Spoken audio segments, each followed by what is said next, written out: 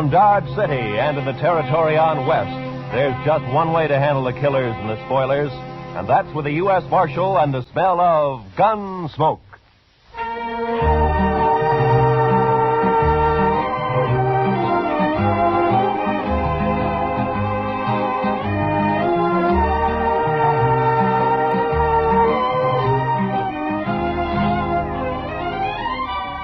Gunsmoke, starring William Conrad.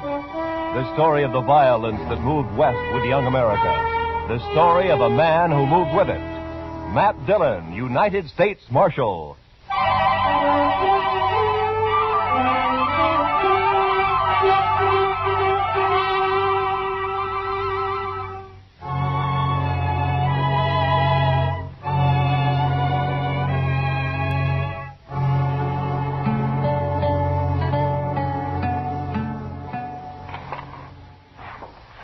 You going out soon, Mr. Dillon? It's a little early yet, Chester. Things seem quiet enough. But why do you ask? Well, sir, I thought I might red this office up a little bit when you go. At night? Night wasn't made just for sleeping. That's what my mother used to tell us. Chester, I'll bet you $1 to a dime it was your father that said that. It was my father who... Well, of course. Did I say my mother? Oh, I sure never meant that. My goodness, no. She didn't believe in doing anything after dark except to read the Bible out loud. Well, that did you no harm. And anyway, you've more than made up for it since. Oh, now, Mr. Dillon, I'm not such a wild one as all that. I don't know, Chester. Every now and then you get a look in your eye that spells trouble for a pretty girl somewhere. That's pure talk. You're just pure talk. Hey, what's that? I don't know, but it's close by. Come on.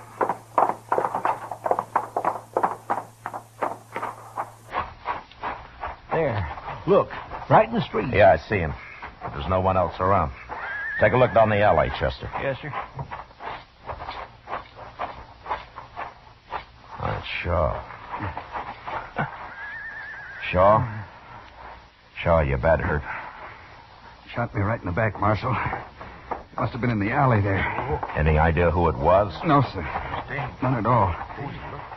I'm bleeding some, Marshal. Yeah, I know. Well, we better get you right up to Doc's. He can work on you better there. All right, a couple of you men, pick him up and follow me, huh? All right, yeah. Take it easy, fella. All right. You go now, please.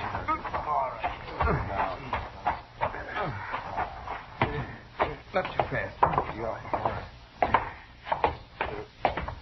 Didn't see a thing, Mr. Dillon. I went right to the end of the alley, but there was nary a soul in sight. Well, there's no use running around in the dark looking for him now. Maybe Shaw can tell us something after we get him in the docks here. Yes, sir. All right, put him on the couch there, huh? Easy with him now. Doc's not here, Mr. Dillon. I just looked out back. All right. You men, will you spread out and see if you can find Doc? Try the Alfraganza first. Yeah, sure.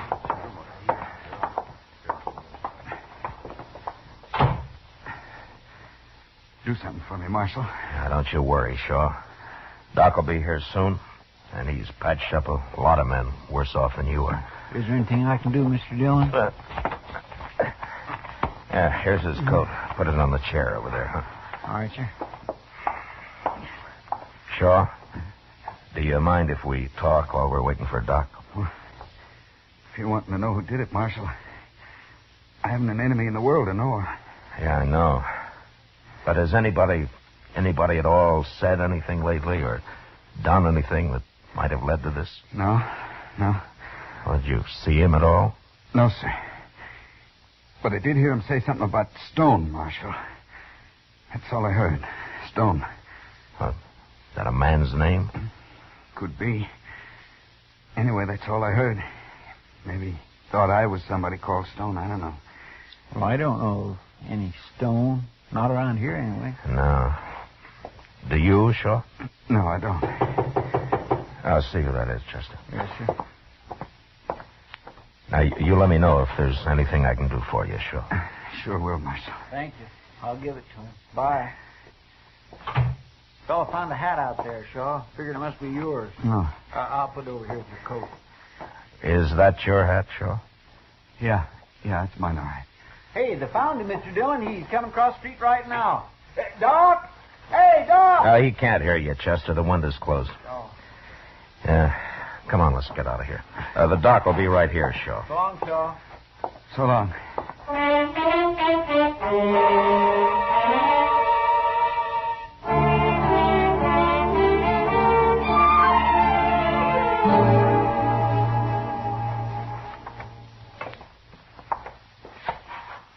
He's such a nice, peaceable fellow.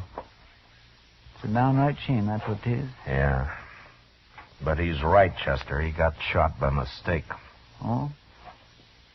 How come you're so sure, Mr. Dillon? His hat, for one thing. His hat? Yeah, it's the same shape and the same color as mine. It is? Yeah. And Shaw and I are built enough alike. We're close enough in size that somebody could possibly make a mistake. Especially at night. Well, maybe. But that's stretching it some, if you ask me, Mr. Dillon. Yeah, except for one thing. I once knew a man named Stone. You knew him? You mean he's dead? Yeah. Well, if he's dead, then it couldn't have been him. Stone had a friend by the name of Danch, Chester. Might have been Danch. But why? Well, they were both cow thieves down in Matagorda County, it was. One day, Danch found his friend Stone hung from a live oak tree. I haven't seen Danch since that event, but I've heard that he's often sworn publicly that he's going to kill me for it. Well, did you? No, Chester. Probably some cattleman caught him using a straight iron and practiced a little quick justice. I wasn't even around. Oh. I don't hang people, Chester. Oh, no, of course not. Anyway, if that was Danch, he's probably still in Dodge. He'd have heard he shot the wrong man soon enough. You gonna go look for him, Mr. Dillon? Well, it's better than letting him look for me, Chester. Especially seeing the way he goes about it. Well, what's he look like? In case I see him first. He's tall, thin. He's got one mark you can't miss. You're standing on his left side, anyway. What's that? He had a fight somewhere, and he got his ear chewed off. Well, unless he's growed another one, that ought to make him easy enough to spot. I might wander down and see if he's been around the Dodge house any, Mr. Dillon. All right, Chester. I'm going to make a round to the saloons. I'll be at the Texas Trail last. Yes, sir.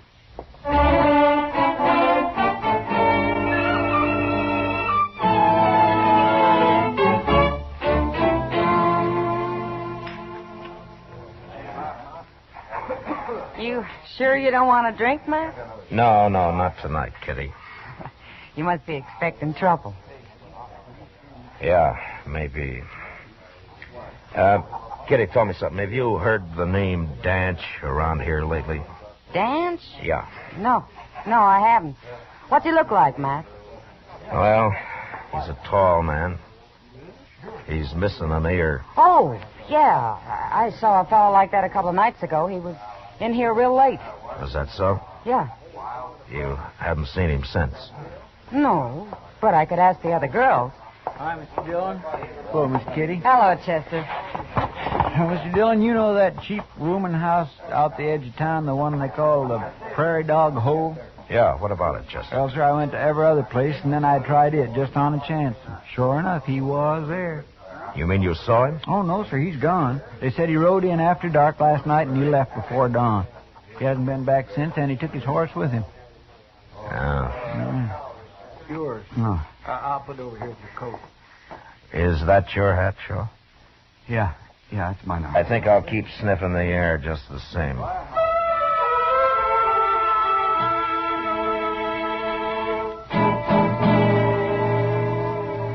The next afternoon, about sundown, Shaw suddenly died.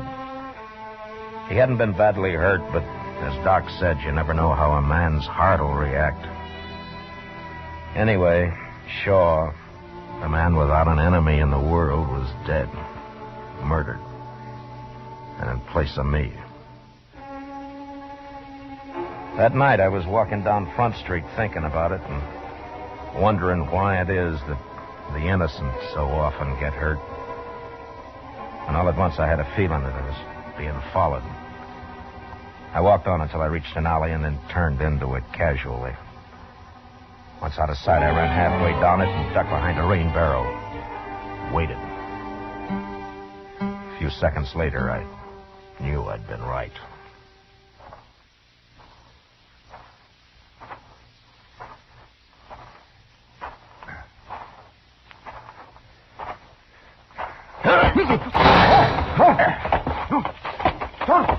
Don't kill me.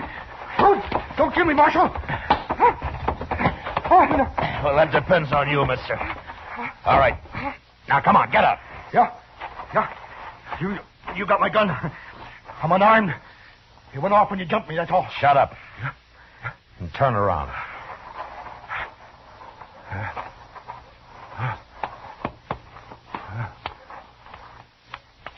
All right. The jail's right around the corner. Walk ahead of me. And walk careful. I will. Sure, I will.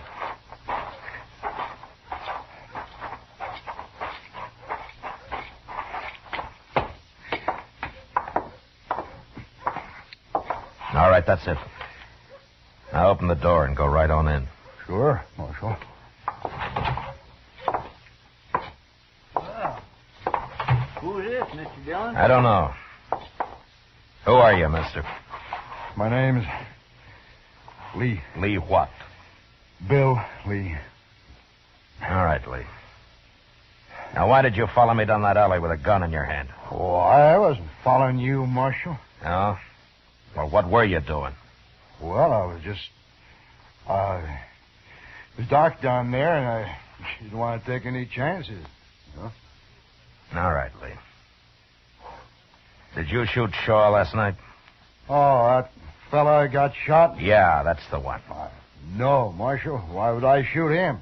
There's no reason. None at all. You made a bad mistake. Look here, Marshal. You can't drag me in here and accuse me. Shut up! Now, all I want out of you is one thing. Did Danch hire you to kill me? You got nothing on me, Marshal. I've never heard of no Danch. No? All right, lock him up, Chester. Lock me up? What for? For lying. Now, wait a minute. That's illegal. It sure is. No, I mean, you can't put me in jail for You show him what we can do, Chester. All right, mister. Right through that door. Go on. I see you tried for this, Marshal. Now, I know my rights. Lee, the only right you got left is to be hung. And I hope it takes place real soon.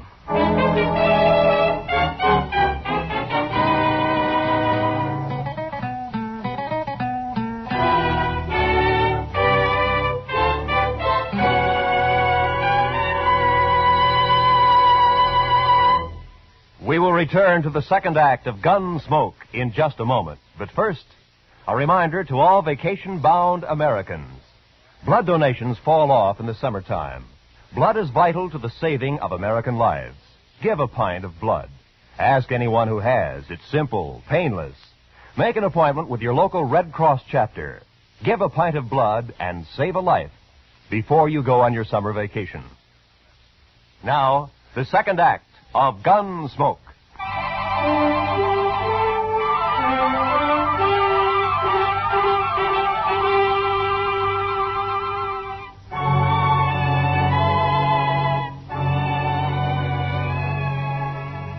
There were a lot of men on the frontier who were bad, and some of them were worse than others.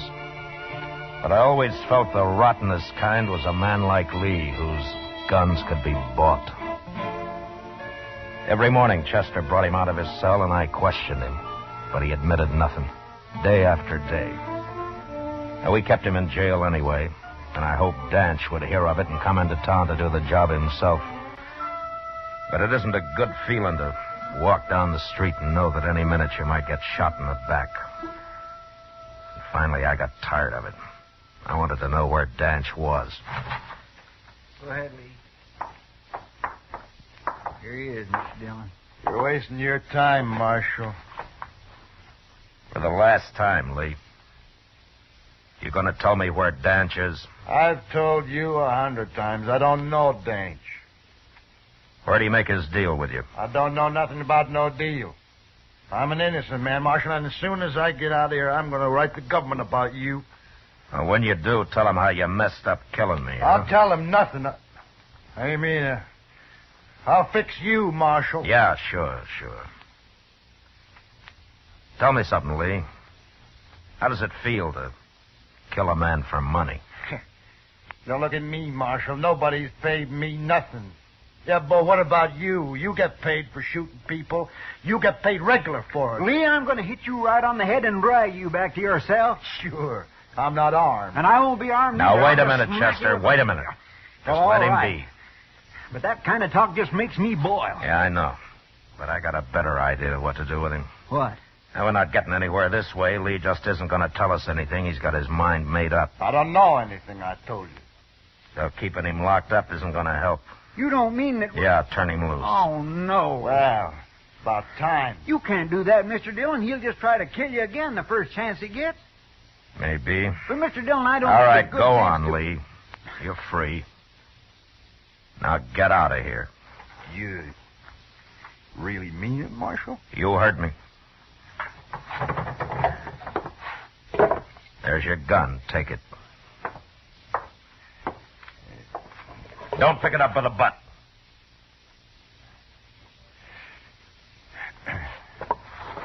That's better. I wouldn't try nothing, Marshal. You'd die if you did. You're not fast enough to kill me face to face. No, I wouldn't try. Well, bye, Marshal, Chester. I'm leaving. I'm taking the next Santa Fe to Abilene. So long. Oh, Lee, Yeah? there's just one thing. What? You said I get paid for shooting people. Oh, now, Marshal, I didn't mean nothing. No, in a way, you're right. Sometimes I have to when there's no other way out. I understand. But I won't get paid for shooting you. What? No. I figure killing you will be part pleasure and part self-defense. What are you talking about, Marshal? Just that. Why would you want to shoot me? I don't like men of your kind. But, Marshal, you can't. I can't let you get any farther than that boardwalk. I'd be a fool if I did. Now, go on, Lee. Go on out the door. And I'm coming right after you. No. I'd No. feel a lot safer with you dead. Go on now. I'm staying right here. All right, then I'll kill you right here. You're armed. No. I'll give you my gun. Don't touch it. Don't kill me, Marshal. Don't kill me. I'll tell you anything you want. It's too late. Oh, no, Marshal. You'll probably lie anyway. No, I won't. Listen to me. Dance is down the Santa Fe Trail about 75 miles across Cimarron, a place called Wagon Bed Springs. He is, huh? Yeah, he's waiting there for me. He's waiting to pay me when When you kill me. Is that right? I'm not going to kill you, Marshal. No. Take his gun, Chester, before he changes his mind. He's a pretty brave man. Sure. Take it here. There. I told you. Now, let me go now, huh? You know, Danch isn't going to like your having killed the wrong man and me still walking around in good health, Lee. I hadn't thought of that. No. And the law wouldn't like it if I turned a murderer loose. So lock him up, Chester. You know the way, Lee.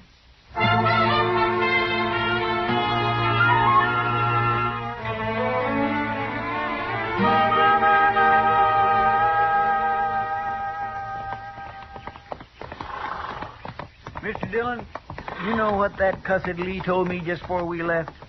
He said Dance had told him to yell lap for stone when he shot you. Well, I figured that. You know, I think he really believed you'd have killed him if he'd walked out of that office. Cowards are easy to bluff, Chester.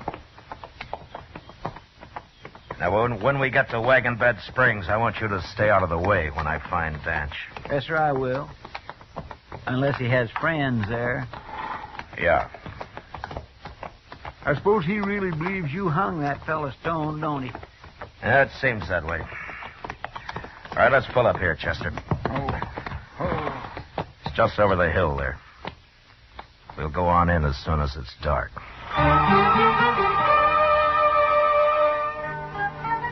Wagon Bed Springs boasted a hotel with half a dozen rooms, a restaurant, and 2 saloons, all built of adobe. We're just a stopping point for bull whackers and mule skinners driving their freight wagons along the Santa Fe Trail. And such men didn't carry much money with them. When night came, Chester and I rode in, found a corral for our horses, and scouted the town. Danch wasn't anywhere in sight, so I decided to begin asking questions.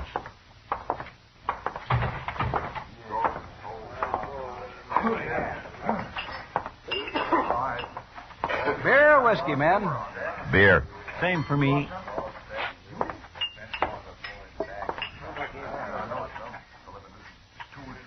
Strangers, ain't you? Yeah, we're supposed to meet a friend here. Well, look around, mister. I have. I can't find him. Yeah. If he's in Wagon Bed Springs, you can find him. There you are. Thank you. This ain't a big town like Dodge and them places. Wished it was. You know, I'd like to see Dodge sometime. Well, that's where my friend may have gone. Maybe you saw him when he passed through here as a tall man, one ear. Oh? Calls himself Danch. Oh, sure. I know him. Yeah, he was here quite a while. But he left. Just yesterday. He's gone to Texas, mister, not Dodge. Oh, is that so? He tell you that? That's what he said when he left. All right. Thanks. Sure. Staying here long? Not long. Here's for the beer. We'll be back as soon as we eat. Good.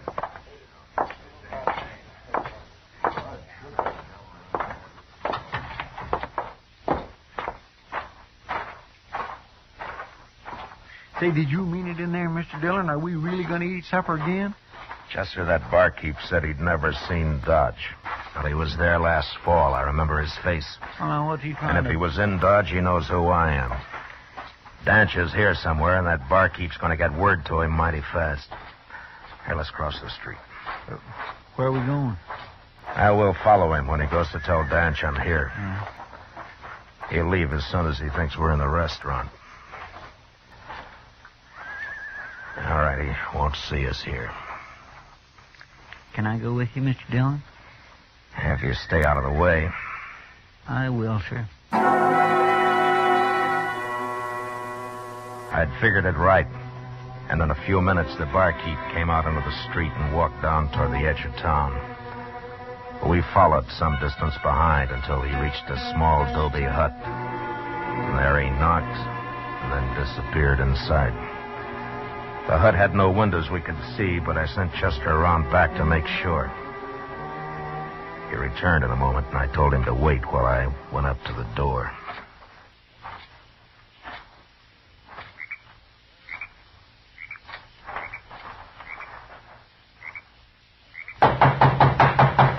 Who's that? You're trapped, Danch. Come out with your hands up. All of you here, you fools. I didn't see him. He said he went to supper. I ought to kick him. I got nothing to do with this. I'm getting out of here. Go ahead, get out. Marshal! Marshal, I'm coming out. I ain't even armed, so don't shoot. Okay. Come on. Go on. You got to open it more than that, Danch. I can't get out. All right, keep your hands up. Chester, I'll take him. keep an eye on him. Come on, you. I won't do anything. He paid me to warn him, that's all. Danch, you're in a bad spot. You can rot in there. I don't suppose you'd give me a fighting chance any more than you gave Stone one, Dillon. I was in Galveston when Stone got hung, Danch. That's a lie. It doesn't matter. How come you hired Lee to shoot me? You lost your nerve? How many cattlemen in Dodge, that's why. Yeah, I forgot your reputation with cows. And I don't care how you die anyway. Yeah, you talk big for a man who's practically buried. I'm coming out, Dillon. And I'm coming with a gun. You better not do it, Danch. I'll have to kill you. I'd hang anyway. And I just might get you. I backed off around the corner of the hut and waited. Danch opened the door wide, and he suddenly sprang out, a gun ready in each hand, expecting to face me. He stood there for a second before he realized that he'd been trapped again. And then he made his choice and started for the corner of the hut where I was.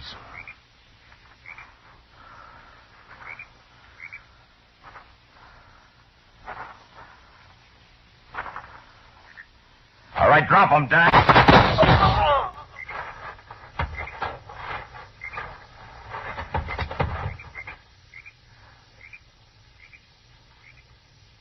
Dillon? Okay, Chester. Is he dead? Yeah. So he tried to kill you, Marshal. It was self-defense, pure and Oh, simple. shut up. What do we do with this man, Mr. Dillon? Let him go, Chester. He's just scum. All right, sir. And you bury him, mister. He paid you. Yes, sir. I'll take care of it. And if I ever see you in Dodge, you'll go to jail. Oh, no, sir. I wouldn't be coming in. Come on, Chester. Let's get out of here.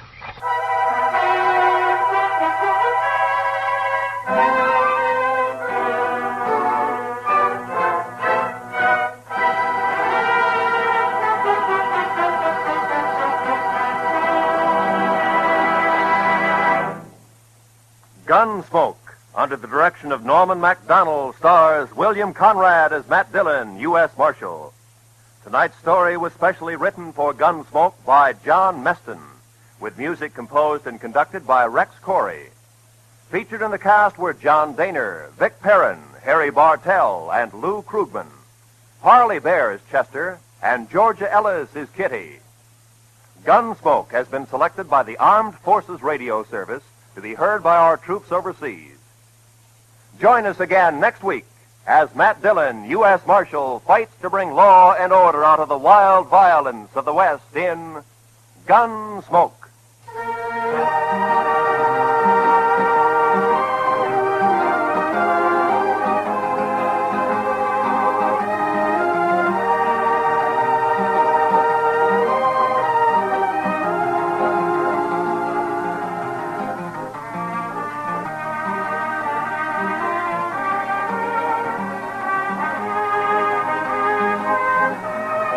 This is the season for people to have letters added to their names as universities award degrees to scholars. Here on CBS Radio, we're having a somewhat similar procedure. This Monday, the letters KQV, WHYN, and KTHS will be added to CBS Radio. Yes, on behalf of our affiliated stations from coast to coast, CBS Radio welcomes to the network where America listens most, Station KQV in Pittsburgh, Station WHYN, serving the greater Springfield Holyoke area, and radio station KTHS, serving Little Rock, Arkansas. This is Roy Rowan speaking over the CBS Radio Network.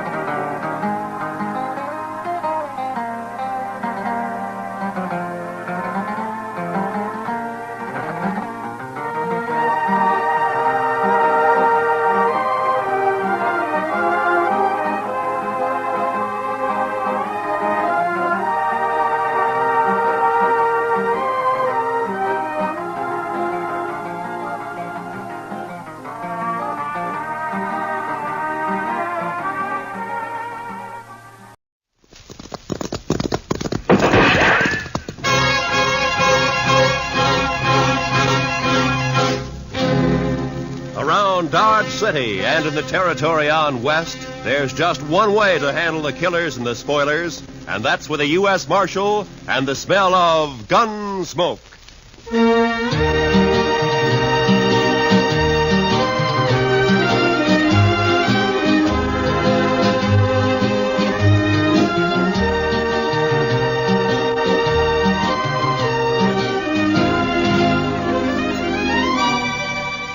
Gunsmoke, starring William Conrad. The story of the violence that moved west with young America. The story of a man who moved with it. Matt Dillon, United States Marshal.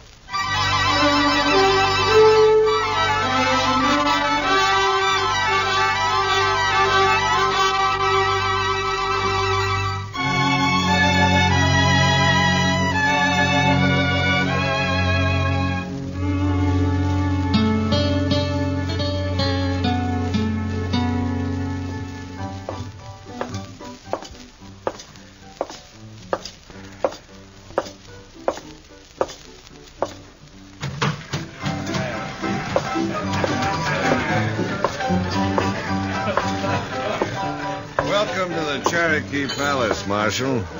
I see you received my complaint. I got it, Mingo. Where's Stanley? Where do you think? Upstairs. Brandy? Naturally. She always does mother him when he's in trouble. Be careful, Marshal. He might be dangerous.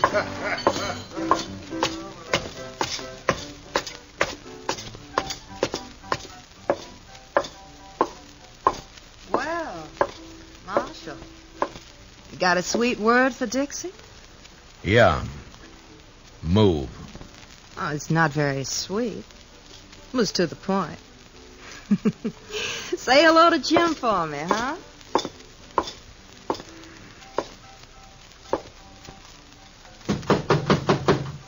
Go away. It's me, Brandy. Matt. Come in, Matt. Join me in a drink?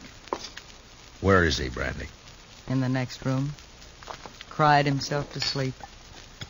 Save it, Brandy. I gotta take him. Oh, why, Matt? Jim Stanley never did a mean thing in his life. He's no bad man. He stole money from Mingo's roulette table, and he threw a bottle at him when he was caught. Mingo's pressing charges. Stanley can clear himself in court. Huh? Against Mingo's witnesses? Do you bring Stanley out, or do I go get him? Go get him. But I wouldn't be proud, Matt. Stick to running dance hall girls, Brandy. Let me run the law, huh?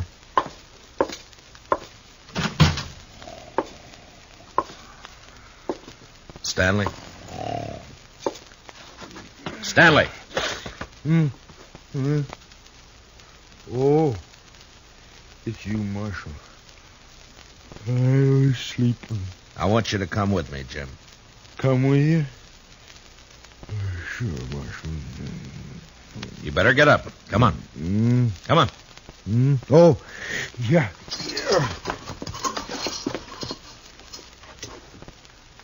Oh, where are we going, Marshal? Would you like to visit my ranch? I got a new colt. The prettiest little sorrel you ever saw. Jim. What? We're going to jail. Jail? Me, Marshal? Do I have to? Yes, Jim. I've never been in a jail. I'm sorry, Jim. No. I can't go in there. Oh, Marshal, I ain't never been locked up before. Please, don't make me. I have to. I didn't mean to do it. Honest. I just lost my head when I realized my money was gone. I wouldn't have kept those chips. I know that. I just grabbed them. I don't know why. They were there, and I just grabbed them, and then Mingo started in on me. He kept saying things, bad things about... Take it easy, Jim. I wouldn't have cared, except that, well, Dixie was there. He kept yelling at me that I was a thief right in front of her. I tried to make him stop, and he wouldn't. And then something happened. The bottle was there. You threw it at Mingo?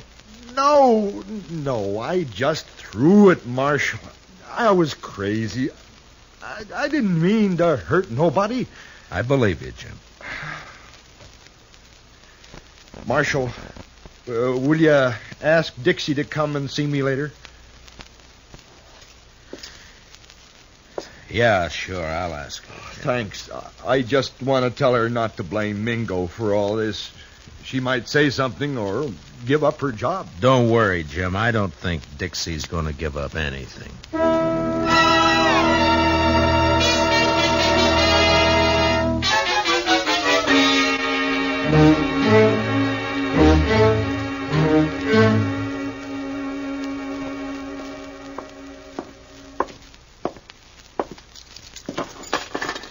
He won't eat his dinner, Mr. Dillon. He just sits there staring. Yeah, poor devil.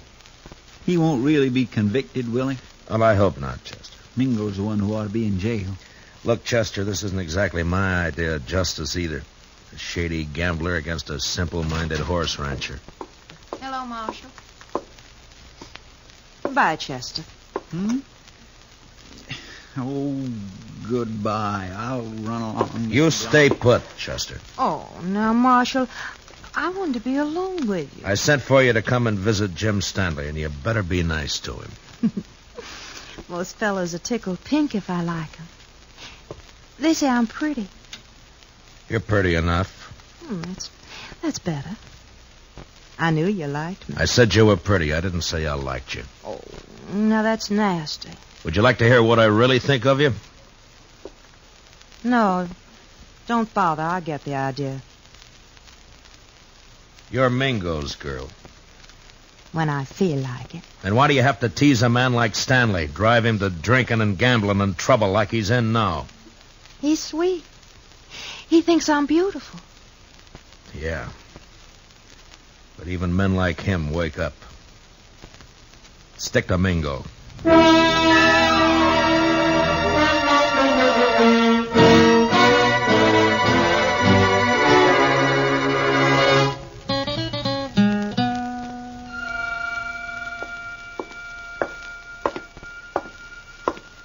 Hello, Marshal. Thought I'd drop in and see if your prisoner was all set for trial tomorrow. Mingo, I want you to withdraw those charges. And let that potential murderer go free? No. You got back the chips Stanley took from your table, and his assaulting a man like you is ridiculous. He doesn't even wear a gun. A bottle constitutes a deadly weapon. Look it up, Marshal. Why you doing this, Mingo? Why pick on a man like Stanley? Let's say I don't like him always slobbering over Dixie. She's private property. For that greedy little vixen, you'd send Stanley to prison knowing that it'll probably crack his mind completely? That's his problem. You don't understand, Mingo. I don't like to see people pushed around. Well, don't cross me, Marshal. I already have. People get dead that way. Yeah, so I've heard. Now, just who are these witnesses of yours against Stanley? Ned Cole, Saginaw Henry. Both on your payroll? Dixie. Some of the other girls. All working for you, huh? Jim Stanley's as good as convicted, Marshal. There's not a thing you can do about it.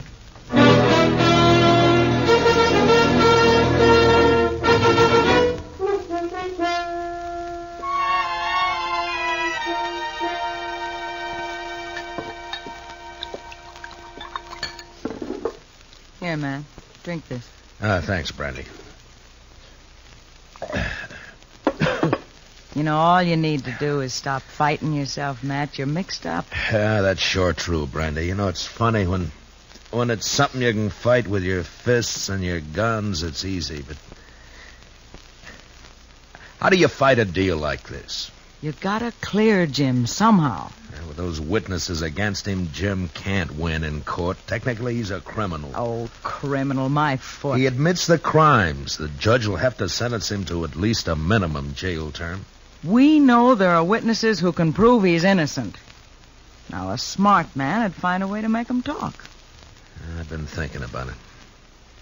Well, I'll tell Jim you were asking after him. I think he'd like that. He's Dixie's. I had me a man once, Matt. I traded him for a bottle of brandy. I paid a stiff price for my name. You're not through yet, Brandy. Oh, sure. I play mother to everybody. Take everybody's troubles on my shoulders. Help salve my conscience. Don't ever hurt a person, Matt. You never get through paying for it. Well, I better be going. Where? To try to get some of those witnesses to talk.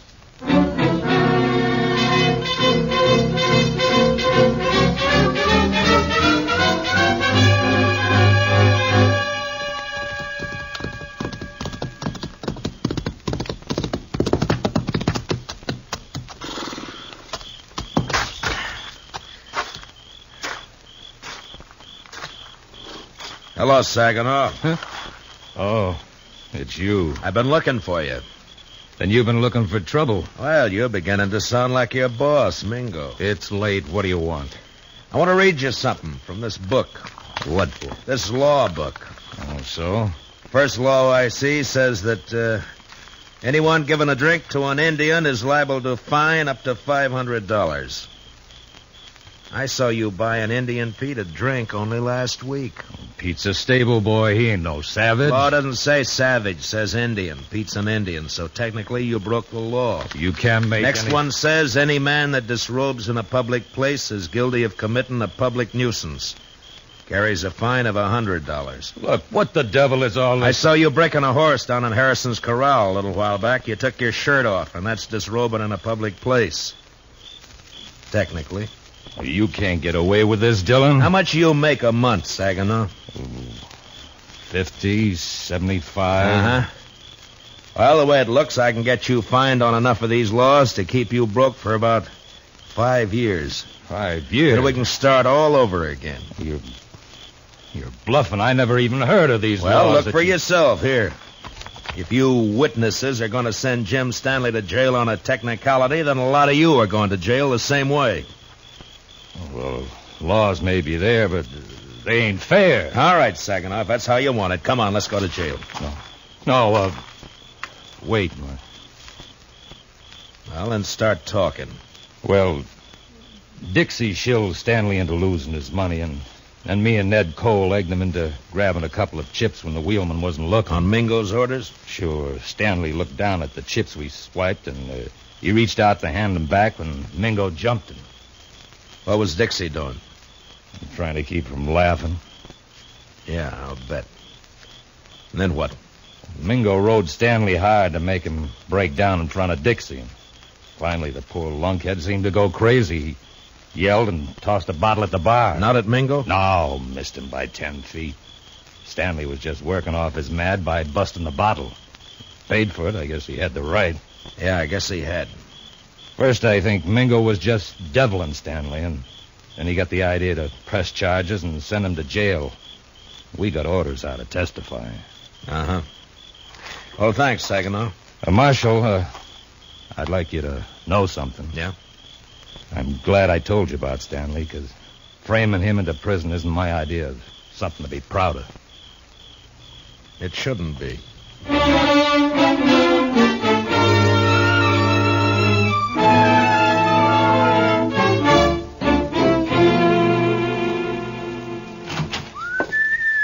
Ah, good evening, Chester.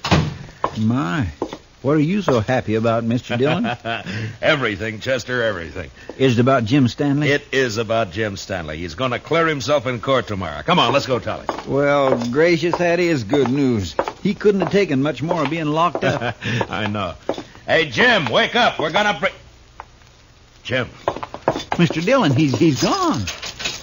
Both window bars are cut. Yeah. And here's what cut him. A hacksaw blade. And look yonder, there's another. Oh, that fool. Why couldn't he have waited one more day and he'd have been free? Jim Stanley didn't have those hacksaw blades on him, Mr. Dillon. I know. I searched him good. You searched Dixie good? Hmm? Oh, mercy, no, Mr. Dillon. She's a girl. He didn't have any other visitors? No, sir. Mingo's going to be awful mad when he finds out his girl helped Jim Stanley get away. Come on. You going to arrest Dixie, Mr. Dillon? I don't know, Chester. First, I got to find her.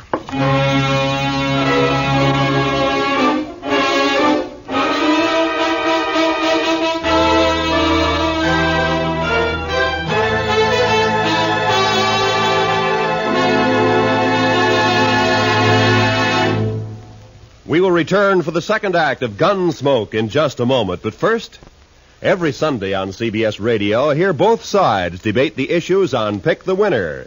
It's a program that brings in the top people from Democratic and Republican camps, standing their ground and delivering their views on the biggest questions of the campaign.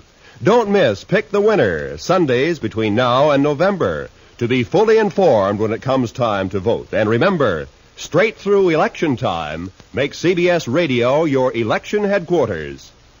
Now, the second act of Gunsmoke.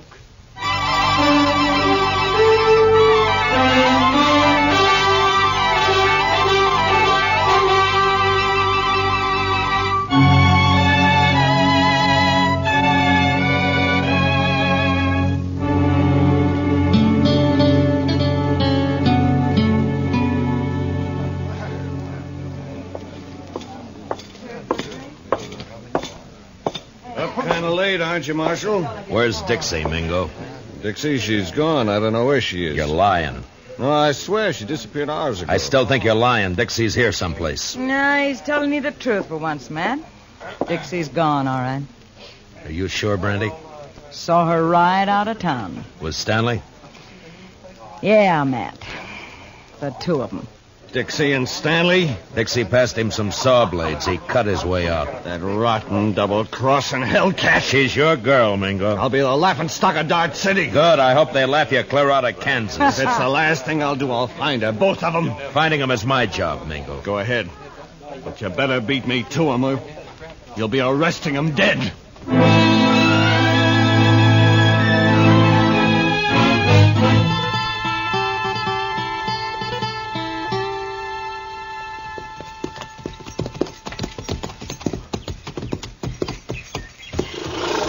Yeah, they stopped here, all right.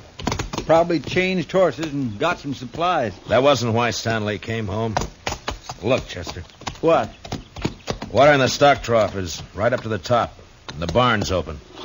Feed pulled out where the stock can reach it. Even scared to death, Jim thought about his animals first. Mr. Dillon, you think Mingo's trailing Stanley and Dixie, too? Perhaps. It's one good reason why we better catch him quick. Come on.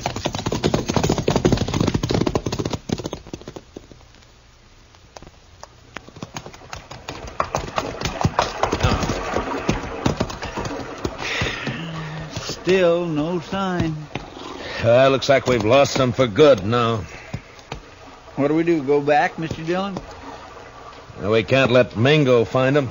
Sure, but the way they've been zigzagging back and forth for the last 4 days, we don't have a chance in 1,000. I'm not so sure, Chester. Hmm? You know, there's a certain pattern about the way Stanley and Dixie have been moving. I don't think they're trying to leave this section at all. Yeah, we have been getting closer and closer to Dodge with every circle lately. And not only to Dodge. Mr. Dillon, you got an idea? Yeah, maybe. Come on, we'll ride back to Stanley's ranch.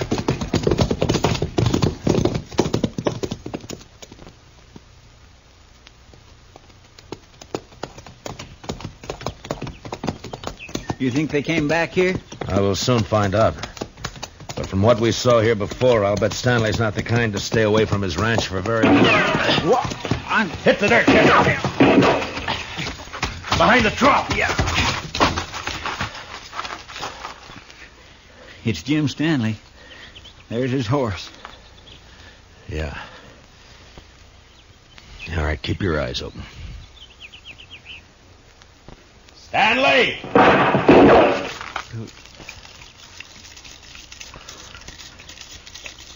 Jim, it's Matt Dillon. Let me talk to you. You go away, Marshal.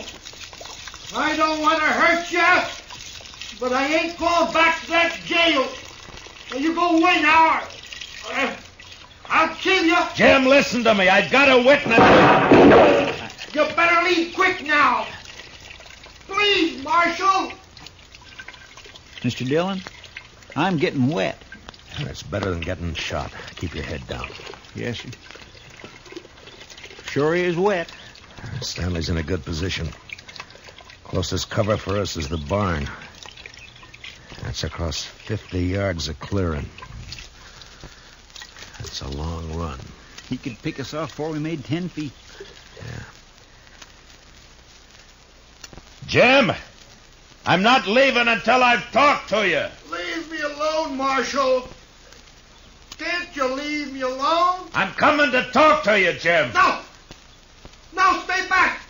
I warn you. Mr. Dillon, don't do it. That's a crazy man. That's a frightened man, Chester. I'm coming unarmed, Jim. I don't think you're a murderer, but if you are, this is your chance.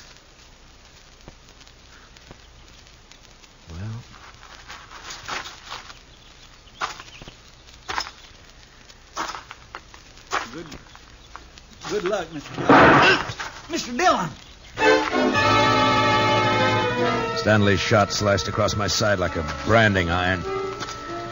It was all I could do to ignore my fear and keep going. But somehow I reached the ranch house alive. And I opened the door.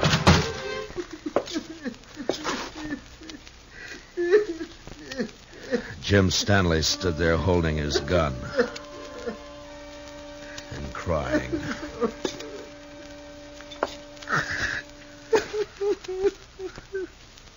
Jim?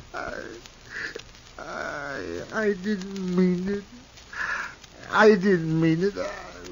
I was only trying to scare you. I'm not a killer.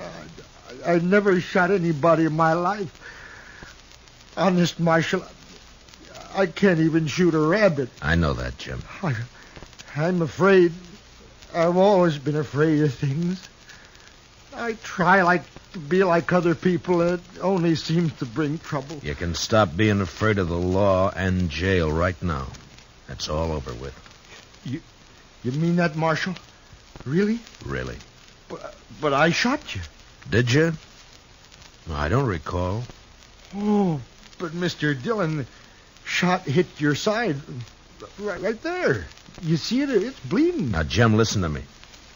You didn't shoot me. Oh. Well, all right, if you say so, Mr. Dillon. I say so. Here, I'll take that rifle. Now, let's go back to town and get this business settled, huh? You've been good to me, Marshal. Forget it, Jim. There is one thing, though. Dixie. Oh, she brought me hacksaw blades. I know that. She said you were going to hang me and that I had to escape. She kept saying that. She was riding with you. Well, where is she now? Oh, she left me last night. I was glad. I was nearly wild listening to her talk about you and prison. I even swore I'd kill myself before I'd go back to jail. I'm glad you didn't mean it. Oh, I meant it at the time. Oh, I was sure scared. You feel better now? Oh, yeah. Yes, I know everything's just going to be fine.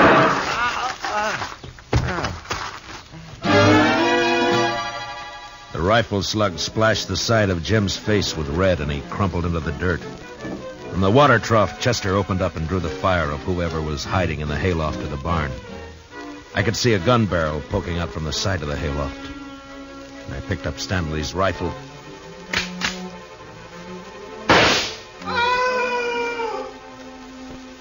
Mingo. Mr. Dillon, are you all right? Yeah, Chester. But Mingo's dead. Well, how about Jim Stanley, Mr. Dillon? Yeah, he was scared more than hurt. He should come to any minute. Well, my goodness. Oh, this looks like a sure enough war's been happening around here. Where have you been, Dixie? Oh, sure now, Marshal. A girl's got a right to look after her investments. My Mingo and Stanley both dead. Well, now that's a real shame. Hmm? Oh, but Jim Stanley's Chester. You said investments. The only investment you've made is prison time for helping Jim escape. Me? Well, how are you going to prove anything, Marshal?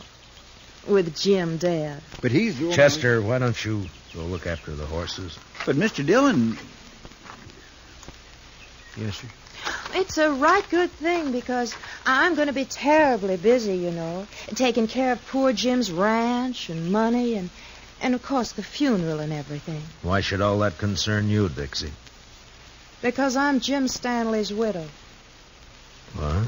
I married him 3 days ago in this city. It was such a sweet wedding. Yeah, I'm sure it was. And now all I have left are some memories. And, of course, this little old ranch and Jim's money. Dixie, there's something you should know. Hmm? You also got a husband. Have you heard enough, Jim? Enough. Jim! When I saw you fall... You're sure bad, Dixie? Oh, Jim, you mustn't pay no mind to what I said. I was upset. Didn't I come back just to be with you? No good, Dixie. Jim's on to you now. Jim, are you going to let him talk to me like that? He's my friend. And I don't like you now, Dixie. Oh, that's too bad. I'm still your wife. Marshal, can she make that stick? Well, by law, you have to support her, Jim. Of course, it don't say how. Marshal, you stop putting ideas And, of course, she has to take care of your house for you, Jim. Clean it, do the chores, cook for you. Cook? Me? Cook for him? He can make you, Dixie. It's his right. All right or not, I'd like to see him try. He can do it, Dixie. Yeah? Well, they can't if I'm not here. And I'm leaving right now.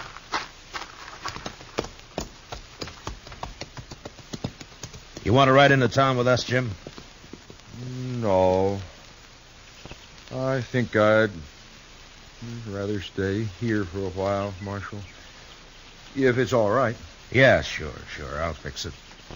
But in a few days, when you feel like it, come in and see me, and we'll help you get that divorce taken care of. Divorce?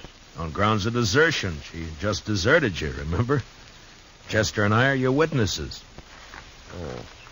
Well, thanks, Marshal. I sure do thank you. So long, Jim. Goodbye, Marshal. Bye. Come on, Chester, let's go. He's had it too rough out here on the frontier, hasn't he, Mr. Dillon? Jim Stanley, I mean. It's addled him, sort of. Yeah, I guess that's it, Chester. Men like him needs looking after. Yeah, we got all kinds out here, Chester. Come on, let's get back to town.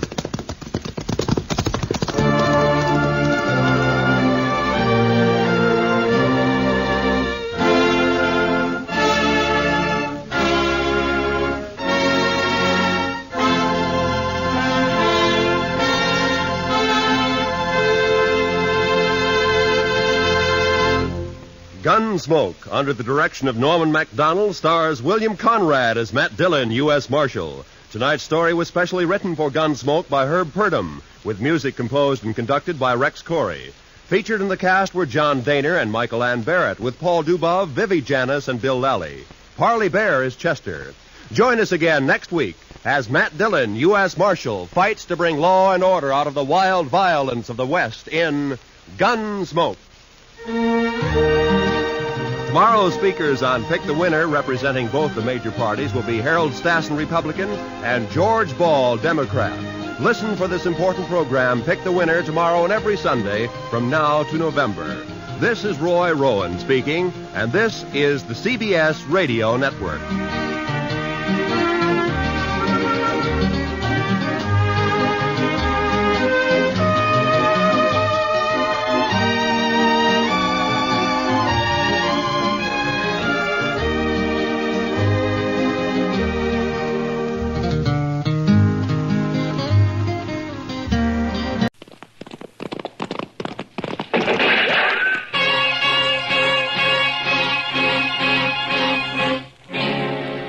Dodge City and in the territory on west, there's just one way to handle the killers and the spoilers, and that's with a U.S. Marshal and the smell of gun smoke.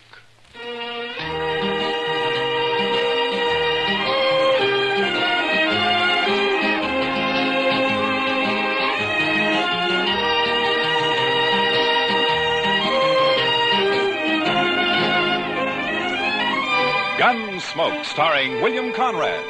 the transcribed story of the violence that moved west with young America. The story of a man who moved with it. Matt Dillon, United States Marshal.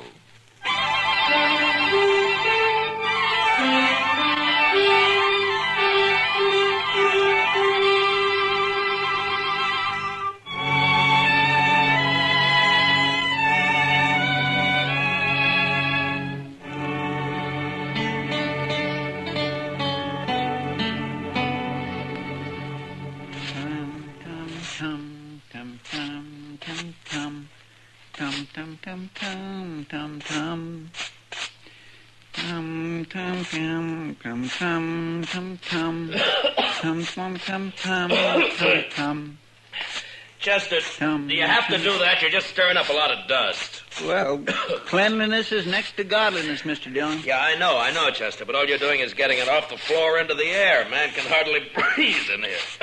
All right, Mr. Dillon. I'll do my sweeping later. Yeah, good. My mother taught me that, Mr. Dillon. Taught you what, Chester? That cleanliness is next to godliness. She was a fine woman, too. Oh, look, Chester, it's a good saying, and it's probably true, and I got nothing against your mother, except that she also should have taught you how to sweep. Well, maybe she just didn't have the time, Mr. Dillon. You see, there was an awful lot of us, and what with chores and... Oh, hello, Doc. Come on, I'll buy you a drink. What? Doc said he'd buy you a drink, Mr. Dillon. He really said that? You coming? Doc, you got to quit throwing your money around the way you do. Maybe you don't need a drink. No, wait a minute, Doc. I'm with you. I'll tell you all about it when I get back, Chester. I'd be mighty interested, Mr. Dillon.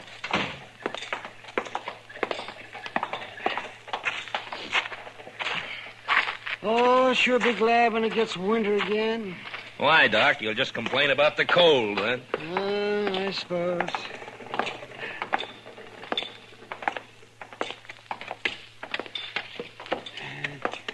You go sit with Kitty, Matt. I'll bring a bottle of Irish over. Okay, Doc.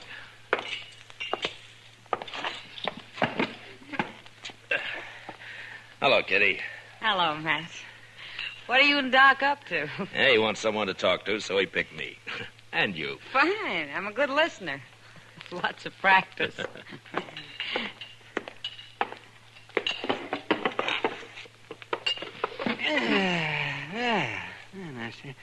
You like Jameson's, don't you, Kitty? Sure, Doc. What are we celebrating? Let's see here. We'll drink to a fella that you don't know. Cain Vestal. Well, here's to him. Yeah? Here's to him. Yes, he'll be dead in a couple of months. What? That's what I told him. What do you mean, Doc? Well, I'm not the only one who's told him that. I'm just the last. Well, who is this Cain Vestal, Doc? Oh, he's just a fella. Came in on the train last night, leaving for Arizona tomorrow. Huh? That's where he's going to die, in Arizona. He's a musician. He plays the guitar, he tells me. Well, how's he going to die? Consumption. He's got it bad. I'm the last doctor who's going to ask about it, he says. Poor fella. Yeah, the climate out there keep him going for a little while longer. I don't know. He's such a sad man for some reason. Well, who wouldn't be, Doc? No, Kitty. I think Cain's been sad for a long, long time. He's a very nice fellow, too. Nothing can help him, huh? No, nothing. You know, it's a funny thing, Doc. I'm just sitting here thinking. Sometimes you have to tell men they're going to die. Sometimes I have to. Yeah, that's right, man. Oh, say, there he is. See that fellow with the car there? He just came in. No. Yeah, I don't think he knows anyone around here. You mind if I ask him over? Well, sure. Your party, Doc. Oh, good. Cain? Cain? Over here?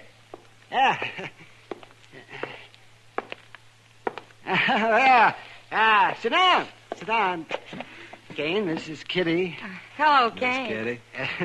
This is Marshal Dillon. Hello, Marshal. Pleasure to meet you. He's doing it, yeah. There we are. Have a drink. Well, thank you, Doc. This your first trip west, Kane? Yes, Marshal, it is. Well, where are you from? Why, no place in particular, Miss Kitty. I seem to spend most of my life on the Mississippi River.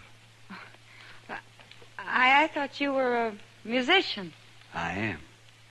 I was hired to ride the river boats and play my guitar for the passengers. Oh. Well, at least you've had a constant change of scenery.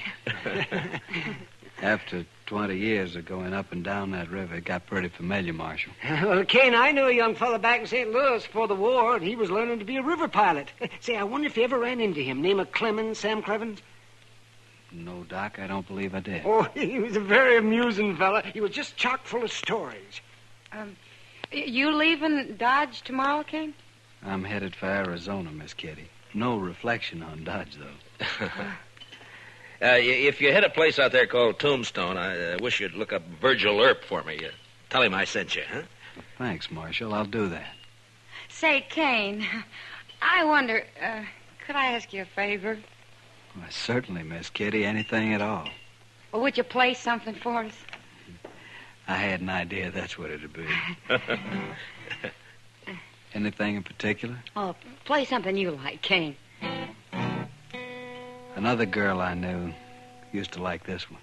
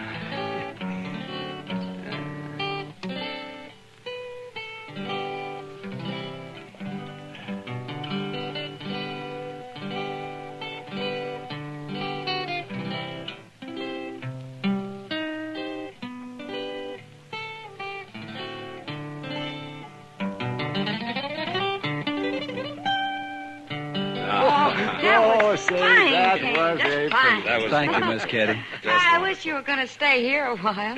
Maybe you could teach me to play like that, huh? It'd be a pleasure, Miss Kitty. But I'm afraid I won't be around for long.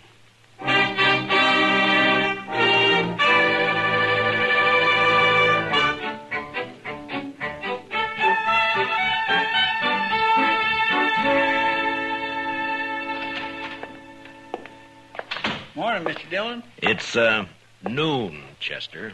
Yes, sir, I know, but you went off with Doc yesterday, so I figured I had a little time coming today. Well, that depends on how you spent it. Now, if you've been gambling, Now, Mr. Dillon, you know I never gamble. No, sir. I was out helping a fellow learn to shoot a 6-gun, that's all. No? You mean there's a man in Dodge who doesn't know how? This fellow don't. Never had one in his hand before. He's a musician. What? Plays the guitar, he told me. You mean Kane? Kane Vestal? Yes, sir, that's his name. Nice a fellow as you'd ever want to meet. Yeah. But he was supposed to leave on the stage this morning.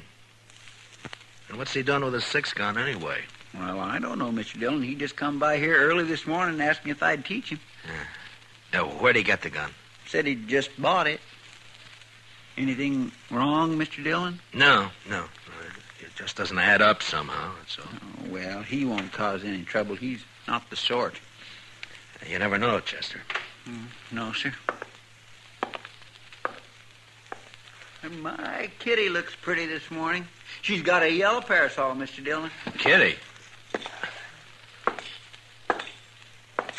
I think I'll go see her for a minute. I'll be right back, Chester. Yes, sir, Mr. Dillon.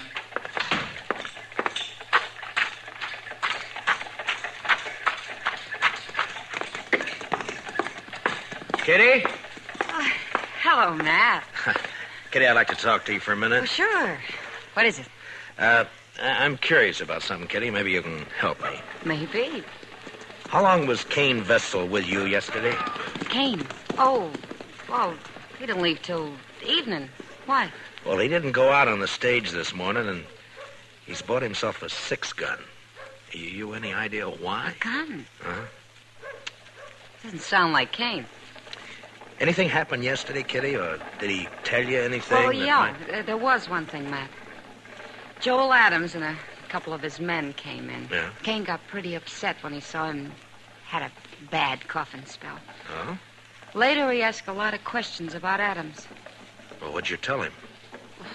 Just that Adams is a big landowner around here, that nobody who isn't working for him likes him very much. That's all I know, anyway. Yeah. They didn't talk, Adams and Kane. No. I don't think they even know each other. Well, anyway, he sure isn't the sort to be packing a gun. Oh, you'll just get into trouble, Matt. Yeah. Where's he staying, did he say? Dodge House, I think. Yeah. Thanks, Kitty. I'll see you later.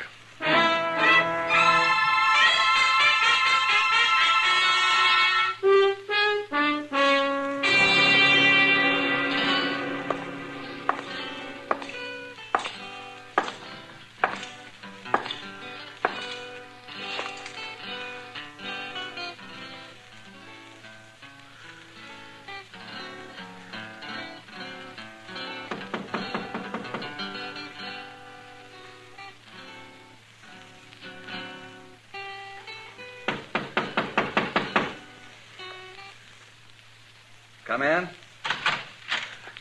Hello, Kane. Why, Marshal Dillon. Come in, come in. Thank you. What can I do for you, Marshal? I thought you were leaving Dodge on the stage this morning. Well, I was, Marshal, but I changed my mind. You know how it is. Sure, Kane, sure. Now, we're glad to have you around. I'm just curious, though. Your staying have anything to do with that gun you bought this morning? Oh, Chester told you. I thought he would. He's a good teacher, Marshal. Yeah. But that doesn't answer my question. Do I have to answer it? I'm just trying to help you, that's all. Yeah, I appreciate that, Marshal, but I'm afraid there's nothing you can do. Look, Kane, you're new in this country. A man like you just can't pick up a 6-gun and call himself a fighting man. Not and expect to live through it. I certainly lay no claim to be a fighting man. Then why did you buy that gun?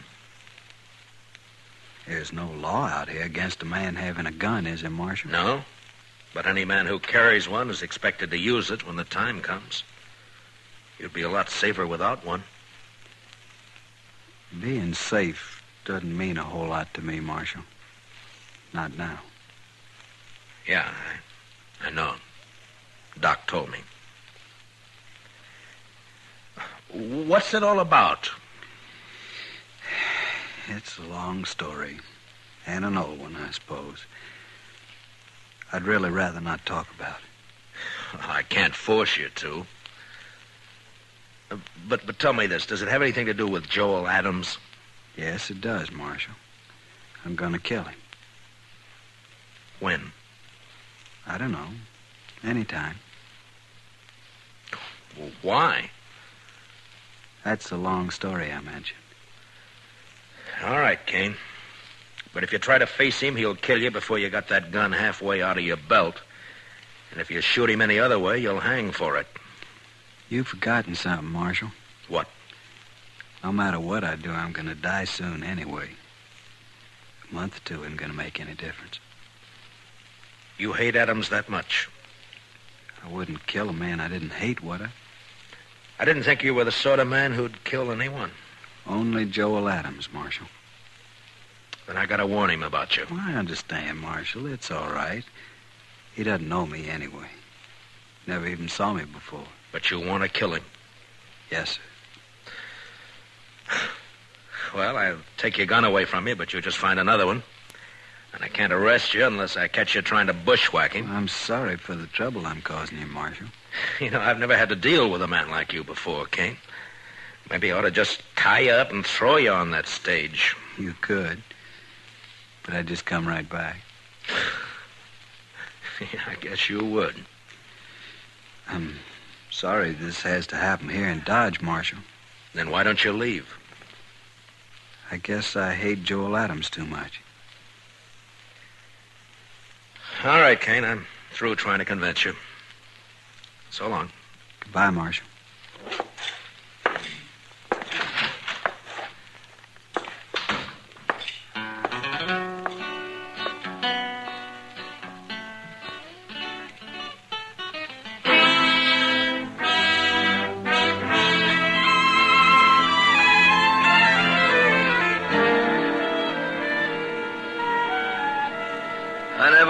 Kane Vestal, Marshal. I never saw him before last night. You must have known him somewhere, Adams. You're trying to make me out a liar, Marshal. I'm trying to save Kane's life and yours, maybe. Oh, he ain't gonna shoot me. I'll kill him first time he looks sidewise. Maybe you won't see him. Oh? Shoot me in the back, eh? Well, in that case... In that case, what? Why, nothing, Dillon, nothing. Forget it. If Kane's shot in the back, you'll be the first man I take in, Adams. I don't even know him. Why should I shoot him? I'm only warning you. Well, just leave me be, Marshal. I can take care of myself. See that you do, Adams, and only yourself. Why, sure, Marshal. Only I don't much like the idea of some stranger gunning for me. Makes me sort of uneasy. There must be some reason for it. Don't start it again, Marshal. Ain't no reason. I know. You've led a blameless life. You never hurt anyone. I told you twice. There are now, men around here who'd shoot you on sight if they thought they could get by with it. I don't think you were ever any good, Adams, so don't tell me Kane's got no reason. I don't believe it. You're pushing me now, I'm Marshal. tired of your talk, that's all. Maybe it's true you don't know him, but he sure knows something about you. Well, then he'll wish you didn't. That's all I got to say. Well, just keep out of his way. Give it a little time, and maybe there won't be any killing at all. Why, sure. All the time in the world. All right, Adams. I've done all I can. Just don't worry about me. I'm not. Then goodbye, Marshal. Goodbye.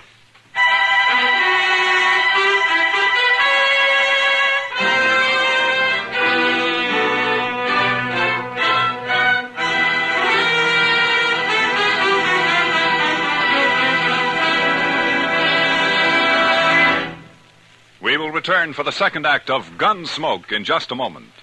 But first, back tomorrow night. Pull up your chair, or better still, roll back your rug. It's the Vaughn Monroe Show returning to the Star's Address. Listen for Vaughn, the Moon Maids, the Moon Men, in their wonderful way with popular music and songs. Once again at their old familiar Saturday night time on CBS Radio. Remember, they're coming back tomorrow night. You and the whole family are invited to this season's scintillating premiere of the Vaughn Monroe Show on most of these same stations. Now, the second act of Gunsmoke.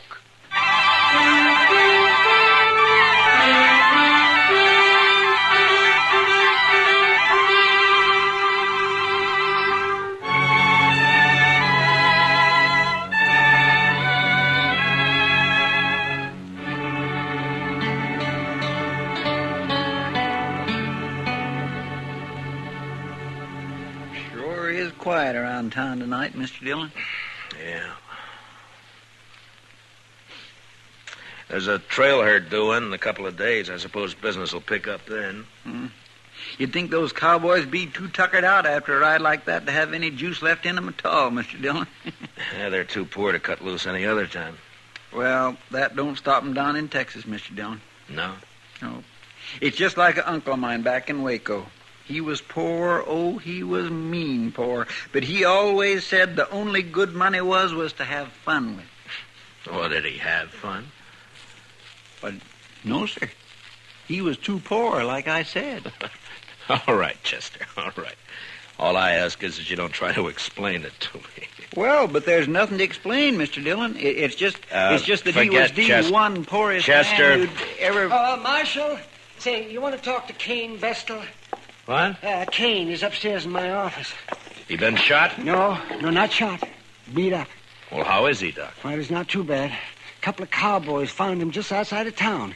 they heard a shot and said 2 men rode off before they could stop them. Yeah? And I guess whoever it was, they didn't have time to finish the job. They just got started working on him. So Adams made the first move, huh? I'll be back soon, Chester. Yes, sir, Mr. Dillon. They hit him on the head with a gun butt. Scratched him up some. Outside of that, he's fine. It's still assault, even if they didn't kill him, Doc. Yeah, I suppose it is. Anyway, they took a shot at him when they heard those riders coming along. Went right through his coat. Yeah. They probably think he's dead. So that's where you went, Doc. I might have known. Didn't even give you a chance to use that gun, did he, Kane? I didn't have a gun on me, Marshal, but it wasn't he. It was they. Huh? Did you recognize them? Well, I don't know many people around here. You know Joel Adams, so you told me. It wasn't Adam. Could you pick him out if you saw him again? No, Marshal, I don't believe I could. Where were you when they grabbed you, Kane? End of Front Street. I was taking a walk after supper. They rode up behind me, one on each side, lifted me up, and carried me out of town a ways. You must have got a good look at them, at least when they got off their horses. It was too dark, Marshal. Yeah. Doc, how long's he been here? Oh, about half an hour, Marshal. Why? Those cowboys who saw you, Kane, they brought you right in here, didn't they? Yes. So it was maybe an hour ago when those 2 men hauled you out of town? It was plenty light enough then. Was it, Marshal? You're gonna fight it yourself, aren't you? Yes, Marshal. It's my affair. It was, Kane, but you've been assaulted and shot at, so it's the law's business now. I won't prefer any charges, Marshal. You don't have to. I've seen you, and I know who did it, or who hired it done, as well as you do. Please, Marshal. I got to handle this my own way. There's a law that says you can't murder a man, Kane, and the same law says he can't murder you. Are you so full of hate you can't get that through your head? I guess that's it, Marshal. All right, Kane. You do what you have to do. So will I.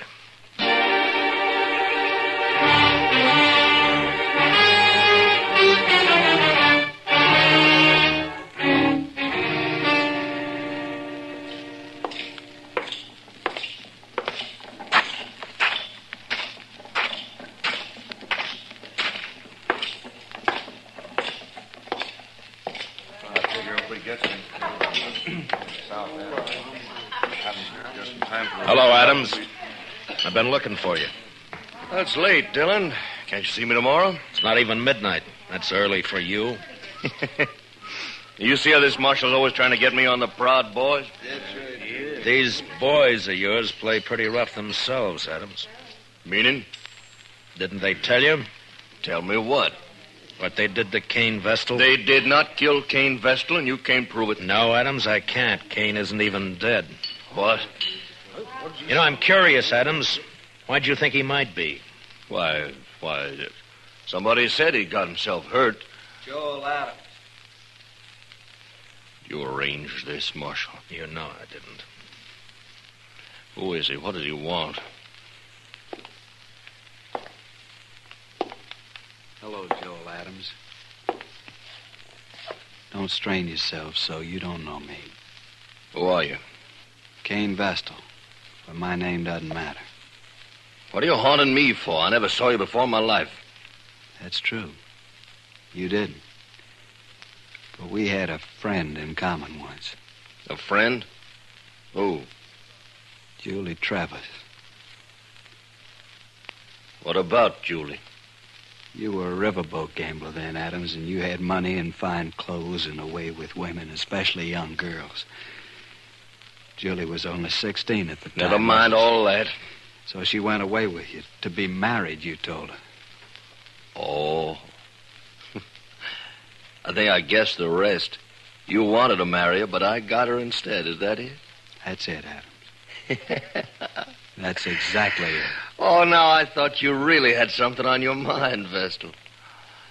Well, all right, why don't you get out of here and quit bothering people while you can still walk? Julie killed herself, Adams. She committed suicide.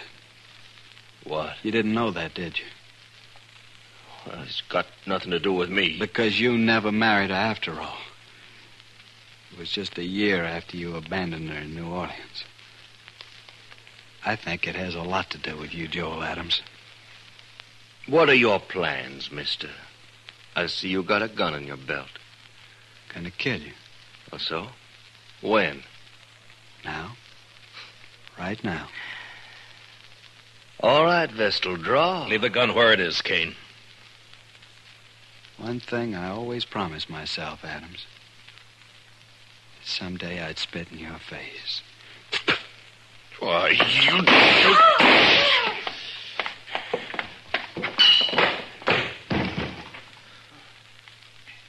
Give me the gun, Adams. There. He's dead. Well, he was going to kill me. You heard him. He wanted you dead, Adams, any way he could manage. I know it. That's what I say. You're under arrest for murder. What? It was a gunfight. Kane never even moved for his gun. Well, then I'll hang for this. He couldn't have got me any other way. No, don't suppose he could have. I remember the river gamblers used to say, don't matter how you win so long as you win. That Kane should have been a gambler. Maybe he was. Come on, let's go.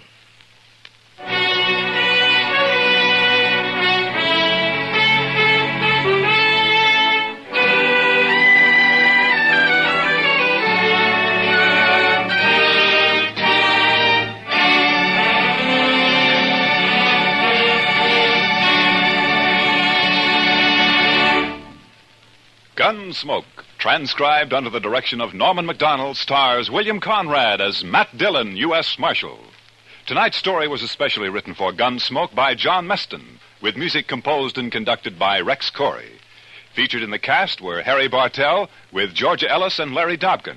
Parley Bayer is Chester, Howard McNear is Doc. Clancy Cassell speaking. Join us again next week as Matt Dillon, U.S. Marshal, fights to bring law and order out of the wild violence of the West in Gunsmoke.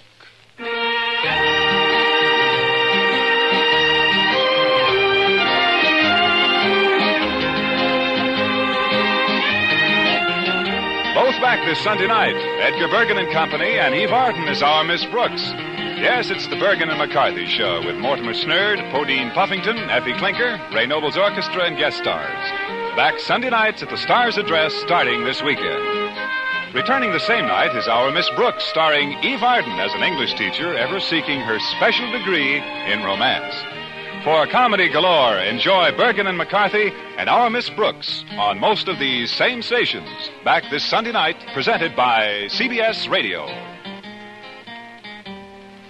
This is Amos, but my real name is Freeman Gosden. I urge you to vote. And as Amos would say, follow the election returns on the CBS Radio Network.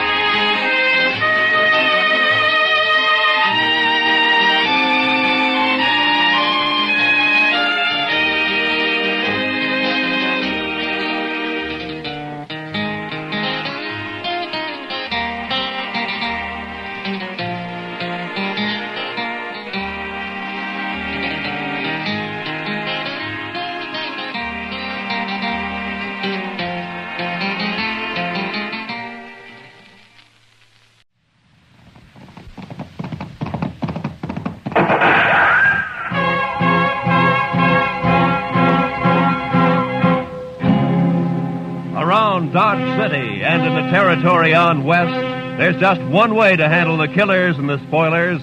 That's with a U.S. Marshal and the smell of Gunsmoke.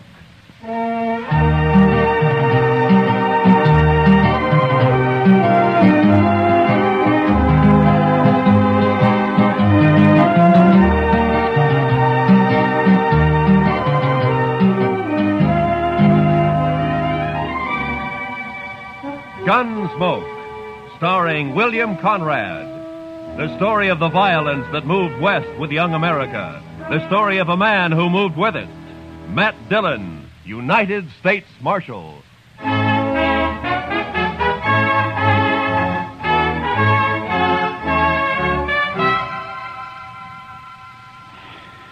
Sure is hot today, Mr. Dillon. Yeah. Used to get hotter in Sweetwater, though. Texas? Yes, sir. But I wasn't there very long. No. What'd you do there, Chester? Oh, I was a salesman, Mr. Dillon. Salesman? Well, what'd you sell? Lightning rods. Lightning? Oh. Well, now, they're good things to have, Mr. Dillon. Why, I had a line of Well, now, lightning rods don't explain it to me, Chester. Too hot. Well, I'll go get us some beer. Maybe that'll help. I don't think I want any beer, Chester. Well, then, why don't you just go take a siesta, Mr. Dillon? I'll stay here in the office. Why don't you just leave me alone, huh? All right, Mr. Dillon.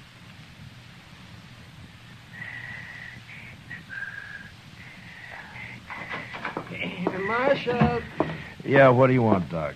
a couple of cowboys been feeling their liquor over at the Texas Trail. That's what saloons are for, isn't it? And they were giving Kitty a bad time. Oh? She got rid of them now.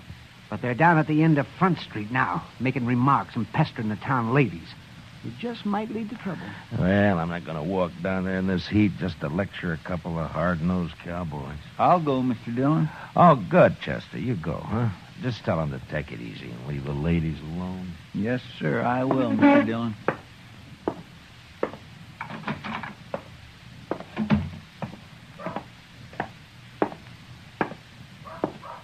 Hey, lady, you ever been to Texas? Real men down there. Not like these short grass Kansas. All right, boys. Now, that's enough. Who's this? The preacher, maybe. Boys, Marshal Dillon sent me down here. And we're going to send you right back, fella. Mr. Dillon said you can have all the fun you like, but to leave the ladies alone. That's the whole dang trouble with these Dodge ladies. They've been left alone too long. Yeah, what they need is a couple of big-handed Texas men. Look, now, why don't you go over there to the Alfaganza? I'll buy you both a beer. You will, huh? Well, that's mighty thoughty of you, mister. We just don't want any trouble, that's all. Sure we don't. And I got an idea how we won't have any. Wait till I get on my horse here. Stay with our friend a minute, Trevor. Hey, mister, I'll make a bet. What kind of bet? What do you mean? Any kind. You name it. Come on. Well, but I don't. I got him! He spilled his gun, Trevor. Pick it up and grab your horse. Get this rope off of me. Maybe it'll wear off, mister. You're going for a ride. Drag him, Stobo, drag him. Let's go.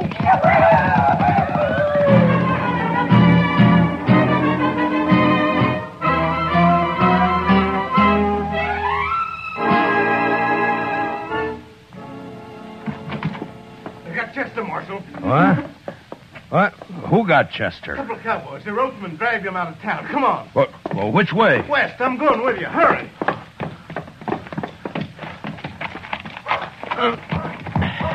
Come on.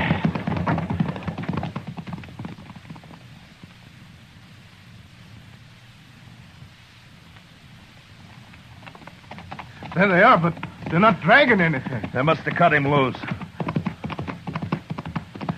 There he is, by that sagebrush there.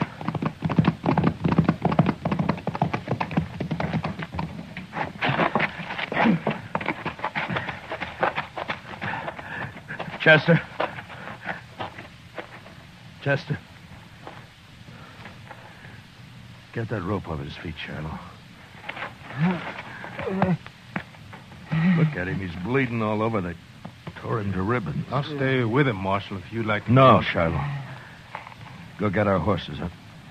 Want to get him back to the dock right away. All right, Marshal. It's all over, Chester. I got you now. We'll be at the docks soon. Easy, Chester. Easy, fella. Easy now. I'll carry him when you get tired, Marshal. I won't get tired, Shiloh. Not for a long time.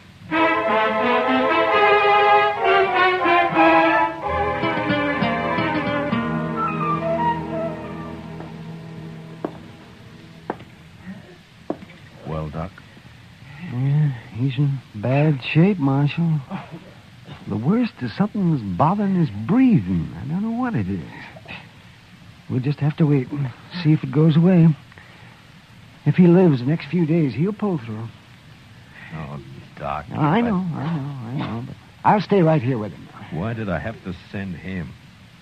Why didn't I go? Oh, and I don't blame yourself, I Marshal. told him to go, didn't I? Yes, but... Doc, can I talk to him? No, Marshal, no. Not for a while. All right, then. Would you tell him this for me? I'm going after those men. I'm going to bring them back. Alive. Or at least half alive.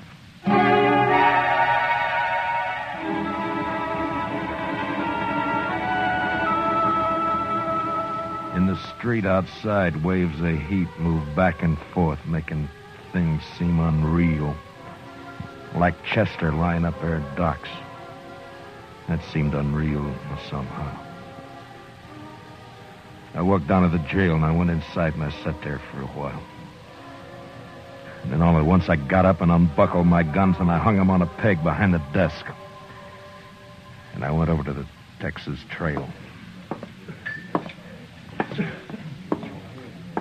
I'm over here, Matt. Sit down. Matt, I heard about Chester. How is he?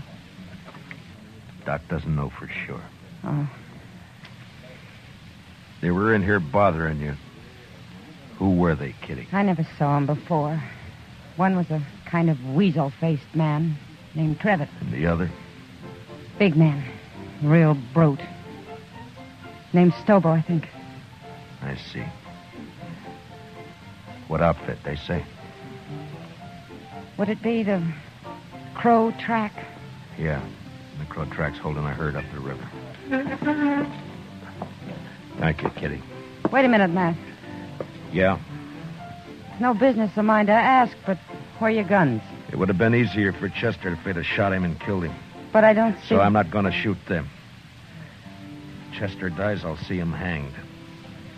Otherwise... Otherwise what, Matt? I don't know. But I'm going to bring him back and we'll wait and see. You're taking an awful chance. Maybe. Oh, Matt. Please be careful. Sure. Kitty? Yeah, Matt. Look in on Chester once in a while, will you? Maybe Oh, of course I will. Don't worry about him. Thank you, Kitty.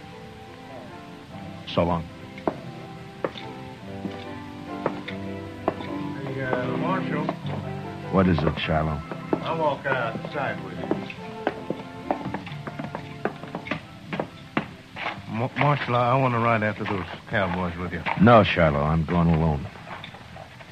But we could use you here at the jail. Here? I'm going to take 2 prisoners. I don't know when or how, but I need a jailer when they come in. So I'll bring them in with you, and then I'll... No.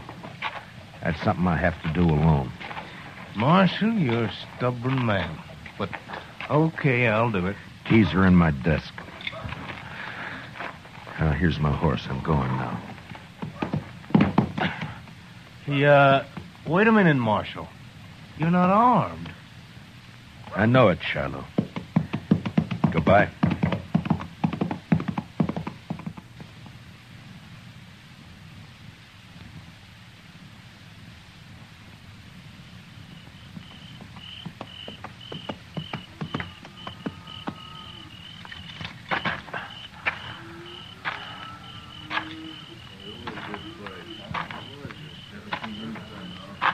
Who's the trail boss here? Where is he? Here I am, and I don't need any rider. Maybe not, but you got 2 riders I need. How's that? Just what do you want, mister? That's the Crow Track outfit, isn't it? That's right. I'm looking for a couple of your men called Stobo and Trevitt. They ain't here, mister. And where are they? They come back this afternoon, picked up the gatherings, and left. Didn't even wait to get paid off. Now, I'm telling you this just because they're no good, and I'm glad they're gone. Which way'd they go? I wouldn't tell you if I knew, mister. I didn't think you would. Who are you, anyway? I'm a U.S. Marshal out of Dodge. That's so? Well, I don't know what you want them for, and I don't care, but how you going to take them, Marshal? Put salt on her tail? You ought to at least take a club if you're going after that Stobo. He's mean, he's big. Besides being a Texan. We've hung Texans up here before, mister.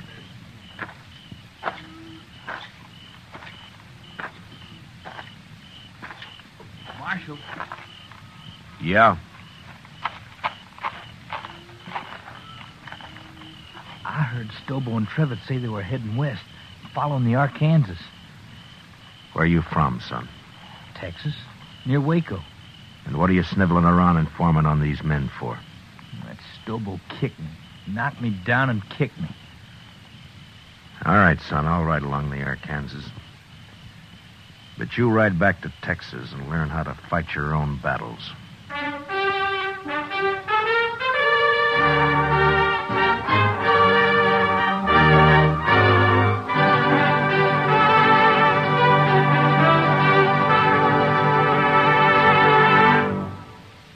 We will return for the second act of Gunsmoke in just a moment. But first, the conventions start next Monday when the Republican Party takes over Chicago. CBS Radio's greatest reporting names and a corps of technical experts manning mobile units and studios covering the convention floor and corridors are all set to bring you history as never before. Whatever happens, wherever it happens, you'll miss nothing when you tune in the conventions on CBS Radio starting next Monday. Now, the second act of Gunsmoke.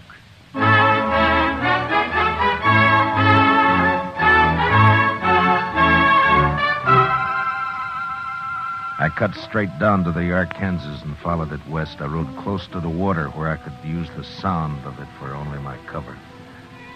After an hour or two, I spotted a hobbled horse alone. Stobo and Trevitt must have separated. I got down and followed the animal's tracks as best I could in the moonlight until I caught the dying coals of a campfire on the bank ahead. To one side, I could make out the huddled figure of a man asleep in his blanket. It took a long time to crawl to his head where I saw the weasel face of the man Trevitt. His gun belt lay on a saddle blanket in easy reach. I stood up and heaved it out into the river. And as Trevitt sat up with a snap, I kicked him back. Don't shoot! Don't shoot! You sit up again and I'll smash your skull, Trevitt. Don't kill me! Don't kill me! Shut up. Now, where's your rope? I told you to lie down. Now, where's your rope? Under my saddle there. You gonna lynch me? No. But you may hang legally if you live that long. Now, keep your arms in that blanket and lie still while I get you roped up here. Who are you, mister? Yeah, that'll do it. Let's just say I'm a good friend of a man you dragged out of Dodge this morning. Stobo was in on that, too. It was his idea. He did it. Don't worry. I'll find Stobo. You ain't gonna leave me like this? I'll be back.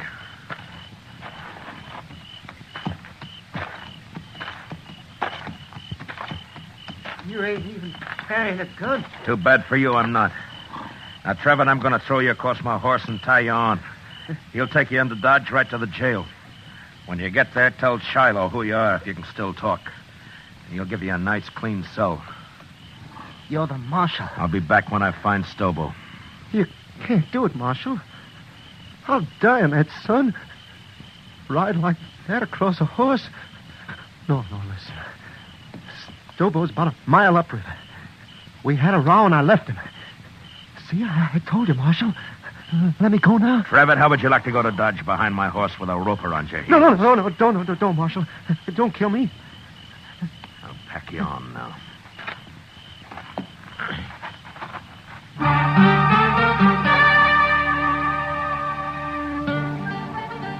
tied Trevor across my horse and started him off in the direction of Dodge, and then I forgot about him. Stobo was next. I rode west on Trevitt's horse. Dawn was just breaking when I saw him, crouched behind a campfire, cooking breakfast. His horse was saddled and stood nearby. I rode straight up, got down, and walked over.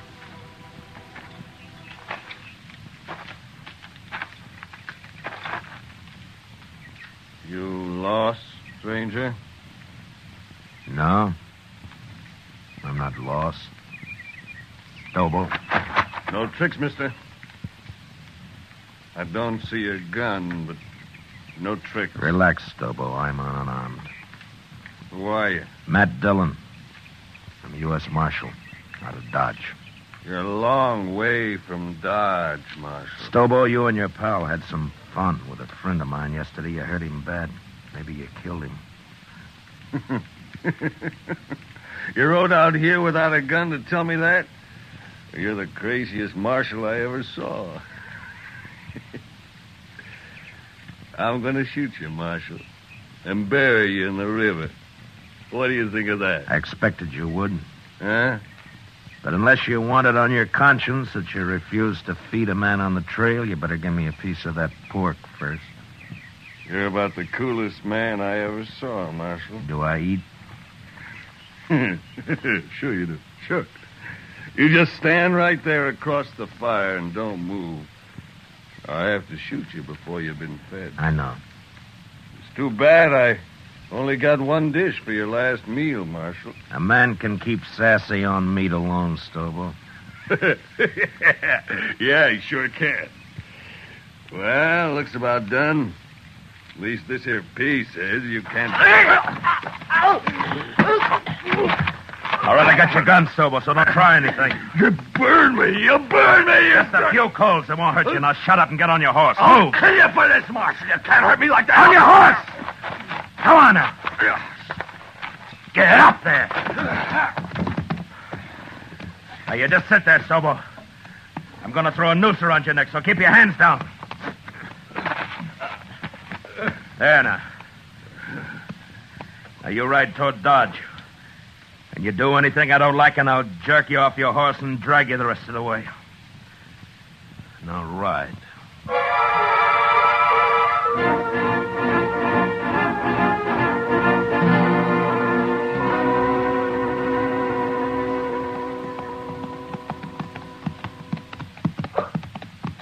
Jail's on the left. You see it? I see it. All right, pull up. Shiloh! Shiloh! Well, hello, Marshal.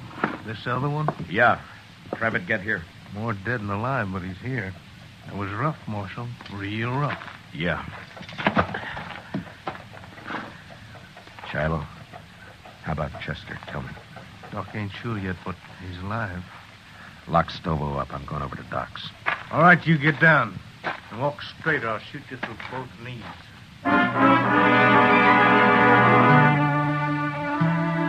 Chester was asleep, but the doc let me take a look at him. Seemed to me he had more trouble breathing than before. But the doc said another day might see him out of it. And there was nothing I could do. So I went up for a steak and some sleep. And the next morning I went back to the jail.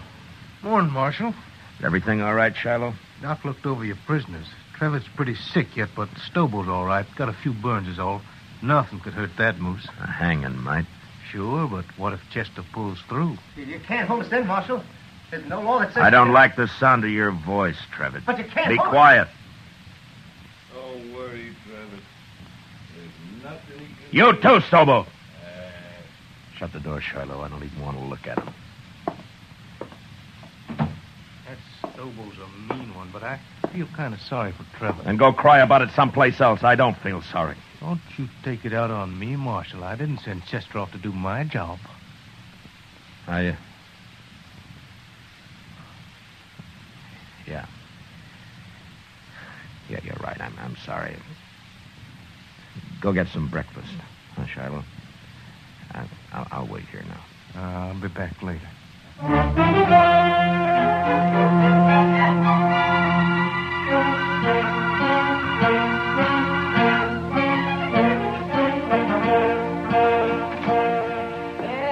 Hello, Marshal. Doc? What is the doc coming? Chester, he's going to be all right. You sure? Why, of course, Marshal. His breathing suddenly changed. The pressure's off somewhere. Oh, he's going to be fine. That's good.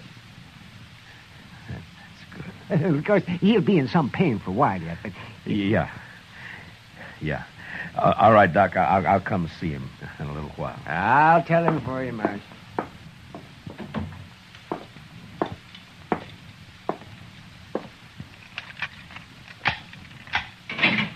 All right, come on, Trevor. Where to? Come on, I said. What's up, Marshal? I'll be back for you, Stobo. Now get going. Come on.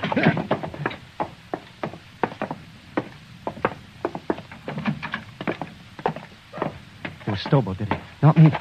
You can't do anything to me. Shut up. Trevitt, your horse is down at the National. Go get on it. You turning me loose? Get your horse and ride, and don't ever come back to Dodge, not while I'm alive. Now go on before I change my mind. Yeah, sure, I'll go.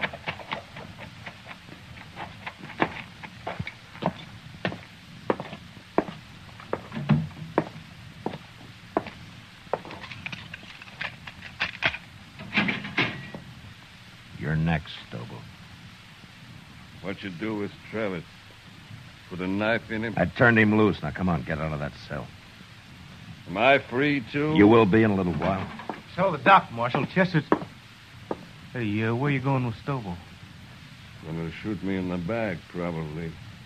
That right, Marshal? I'm gonna do what I should have done 3 days ago when I sent Chester after you. Bring him outside, Shiloh.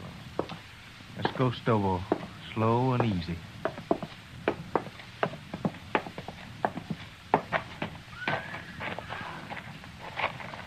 Bring him over here, Shiloh. You're gonna drag me, is that it? You try that. That's what now. you do, isn't it, Stobo? Don't try. Never mind.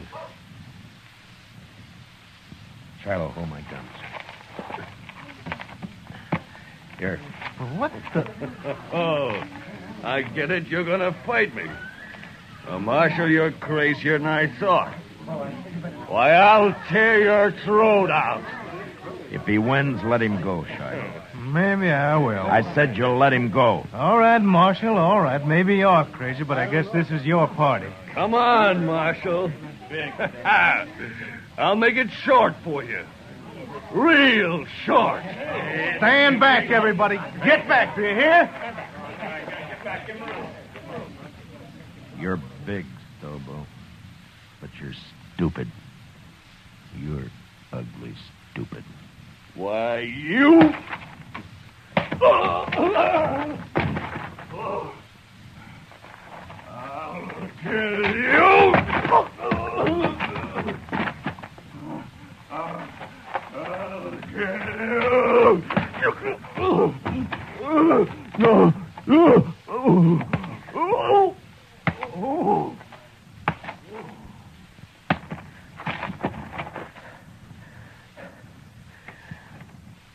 Give me my guns, Shiloh. Here.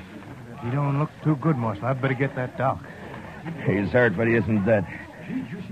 If he can't ride, throw him on the stage, but get him out of here. If I see him again, I'll shoot him.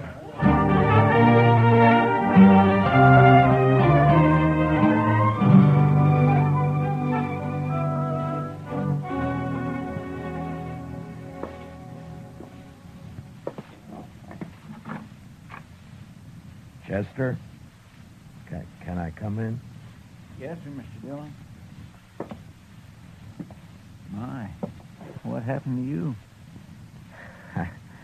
I've been lecturing a couple of hard-nosed cowboys. One in particular.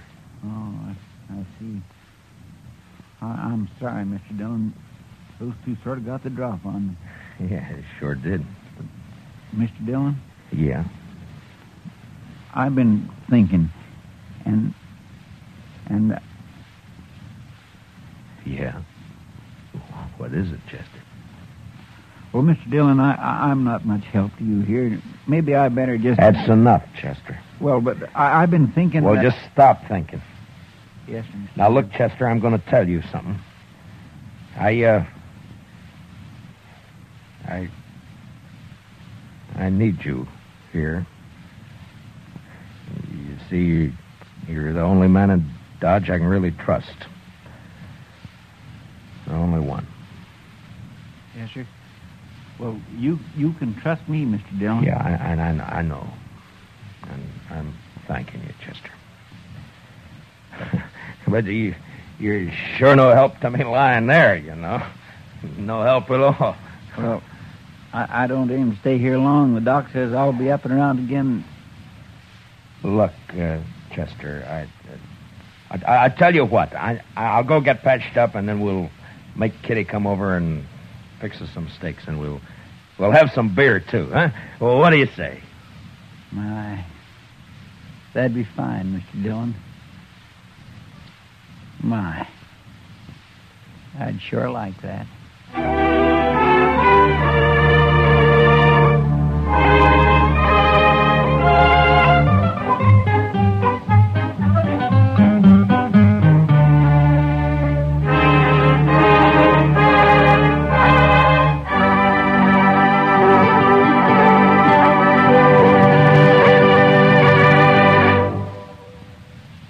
Gunsmoke, transcribed under the direction of Norman MacDonald, stars William Conrad as Matt Dillon, U.S. Marshal.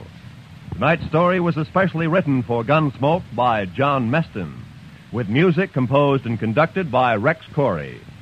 Featured in tonight's cast were Paul Dubov, Lou Krugman, and Georgia Ellis, with Don Diamond, Gil Stratton, and Jack Crucian. Parley Bear is Chester, and Howard McNear is Doc. Join us again next week as Matt Dillon, U.S. Marshal, fights to bring law and order out of the wild violence of the West in Gunsmoke.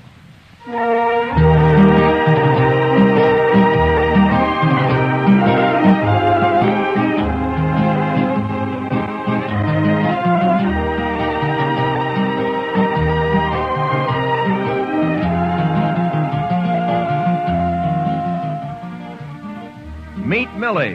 This delightfully funny little secretary is heard from every Sunday evening here on CBS Radio.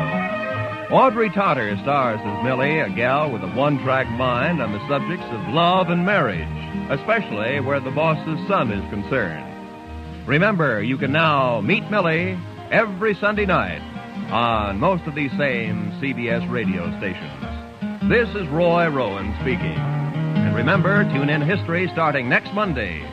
Hear the Republican Convention on the CBS Radio Network.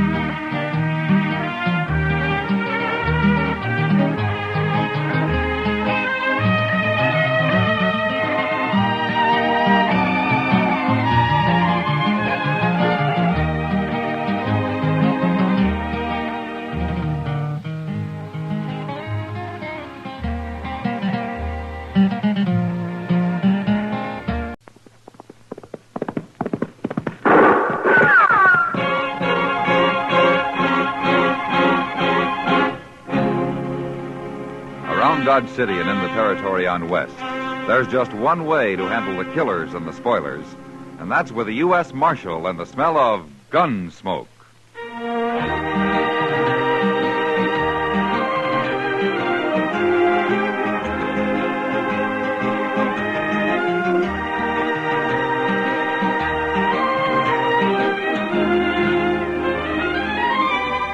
Gunsmoke, starring William Conrad. The story of the violence that moved west with young America. The story of a man who moved with it. Matt Dillon, United States Marshal.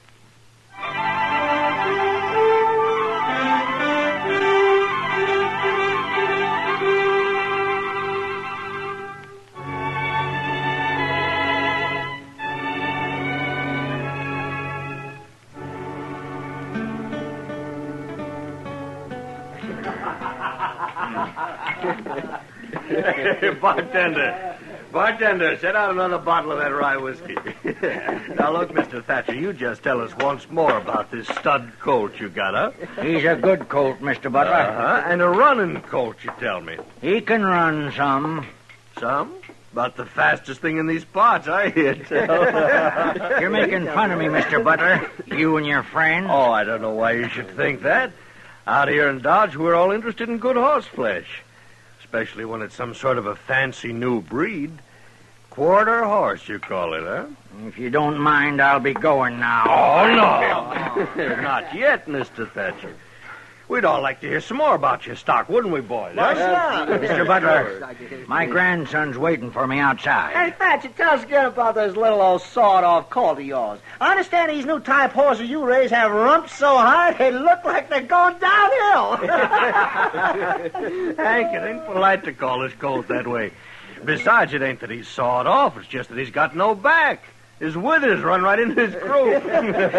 He's quarter horse and 3/4 what else? I guess this is all fun for you, but you got no call. Oh, now, boys, I do believe Thatcher's upset. Here, let me pour you another drink. No, thanks. I'll be going. No, that just ain't sociable. Here, have a drink. I said no, Mr. Butler. Drink it. I'm old enough to be your father, Mr. Butler, and I'll drink when I want and with who I want. You ornery old goat, I'll pour this whole stinking bottle down your throat. All right, Butler. That's enough. Evening, Marshal Dillon. Mr. Thatcher, your grandson's waiting outside in the buckboard. You better get along home, huh? Yeah. Thank you, Marshal. Thank you very much. Old fool. Bragging on the quarter colt he's so proud of. Well, buy a drink, Marshal. No, thank you. You just missed the fun. We were having old Thatcher on about his stock. He's not young anymore, Mr. Butler. But let me warn you about something. Sometime you may push him too far. Oh, we were just hurrahing him a bit. We didn't do any harm. Thatcher and his grandson are new out here. You find your fun somewhere else, Butler. Why don't you leave him be? Matt? You know, when you torment an old man like that, it makes you cheap. Real cheap. Matt?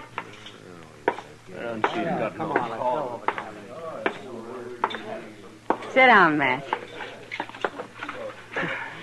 You could buy me a drink if you wanted. Yeah, sure. Sam, send over a drink for Miss Kitty, will you? I have to drink alone. Usually my partner drinks with me. Not tonight, Kitty. You mad about something, Matt? No. Tired, maybe. I saw you talking with Ed Butler over there. He say something to set you off? Yeah, maybe that's it, Kitty. I don't know. Oh, thanks, Sam. There you are. That was old man Thatcher over there, wasn't it? Yeah. Whenever he comes in here, Butler gets him started on this new breed of horse Thatcher's got. Is that what it was tonight? Yeah, that's what it was. Happens every time he comes to town, Matt. He's an old man, Kitty. There's no way he can fight back. Well, Matt, it's not your worry. You can't keep Butler off his back any more than I can. They're like vultures circling a buffalo that's hurt, just waiting for the time when he finally goes down so they can settle for a meal. Matt. I'm thirsty after all. I think I will have that drink, Kitty. Sam!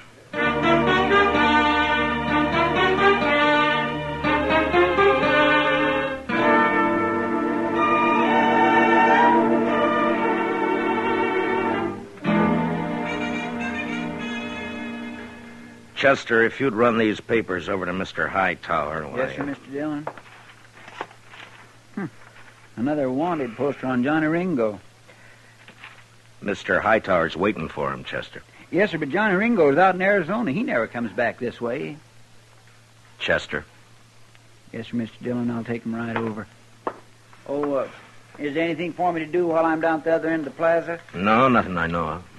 Well, then I'll just wait around down at the depot then, Mr. Dillon, if it's all right. The morning train's due in from St. Louis in half hour. All right, Chester. Marshal Dillon? Oh, good morning, Mr. Thatcher. Got a minute to spare? I have a favor to ask. Yeah, certainly. Come on in. Mr. Hightower's waiting, Chester. Yes, sir. Well, sit down, Mr. Thatcher. First of all, Marshal, I want to thank you for what you did last night over at the Texas Trail. Oh, Butler and his crowd just had too much to drink, that's all. Well, maybe I did, too. Once I start, it's hard to stop. Then I get to arguing. I'm too old to argue that way. Well, maybe you shouldn't go to the Texas Trail. Seems every time you do, Butler takes his pleasure riding you. Well, it's that I wanted to talk to you about. No? Well, go on. Well, Ed Butler's always said he's got the best horses around Dodge or anywhere else. Well, maybe he does, Mr. Thatcher. Mine are better. Well, I don't know anything about your stock. Marshal Dillon, Ed Butler's having breakfast right down the street at the Dodge House. I want you to walk down there with me. Now, look, Mr. Thatcher, I don't want to mix up in any personal problems between you and Ed. Well, this ain't completely personal, Marshal. Oh, save maybe in a way. I come to you because I figure you're the one man in Dodge with nothing to gain. And you'll be honest. I got something here. I want you to take it. No? It's the deed to my ranch. Why are you giving it to me? I want you to hold that deed and come with me to meet Ed Butler. I'm going to challenge him to a grudge race. My quarter coat against the best horse he's got. You mean you're putting up your ranch on this race? Yes, sir. And I want you to hold the stakes. Look, it's no business of mine, but you could lose, you know. No, sir. I don't figure I can. Mr. Thatcher, you and your grandson have been over here from Missouri better than a year now. Now, you know how these people are, men such as Butler and the rest. There's nothing more fun than ragging somebody. Somebody who fights back but isn't too strong. You're trying to lecture me, Marshal. Well, it's because you're new here that they're making it rough for you. You just don't know the ways yet. No, it's no good, Marshal. Look, Mr. Thatcher, you're putting up everything you got on this race. Now, what makes you so sure you can win? What's so special about this stud colt that you've raised? He's a little special in most every way, Marshal. His daddy was Cold Deck, and his mother was the best mare in Missouri. Oh, I know why Butler and the others laugh at him. Compared to some horses, he looks like a bulldog beside a greyhound. His head's short, and he carries it too low. He's built too close to the ground, with bulging muscles and short legs. But I'll tell you one thing. He's just gone 4, and as he stands now, he's the most horse west of St. Louis. And there are some like him in Texas now. And if I have any say, one day quarter horses will be all over the West. When a man gets to be my age, Marshal Dillon, he's got to stand behind what he believes. And I believe in this little horse. He's sleepy and he's quiet, but he can unwind like lightning. Yeah, you got a feel for horses, haven't you, Mr. Thatcher? It ain't much of a man talks one way and thinks another. Will you walk with me down to the Dodge House? Yeah. Yeah, I'll walk with you.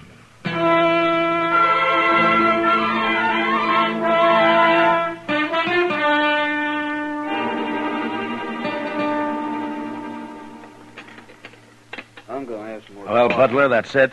And Mr. Thatcher here has asked that I hold the purse. Couldn't ask for anything more fair than that. Then you race? Why, sure I'll race. You name the day and the time, I'll be there. This afternoon, then, across the river. Good enough for me. All right, we'll make it at 2 o'clock. I'll have Doc Adams there to look over the horses. They'll both be sound or there'll be no race. Is that agreed? That's good. And they'll run the way they are, shod or not shod. And Mr. Thatcher has suggested a distance of 400 yards. That's right. 400 yards. Hardly worth running, but I'm willing. All right, since you accept the match, Mr. Butler, you'd best to come to some agreement on the bet with Mr. Thatcher here. What do you figure your ranch with everything on it's worth, Thatcher? Oh, maybe $4,000? That's high for just 500-600 acres, a few outbuildings, and a couple of old milk cows. I'll put $4,000 against your deed. Marshal, I'll give it to Hank here. He'll bring it over to your office. All right, if you'll have it there by noon.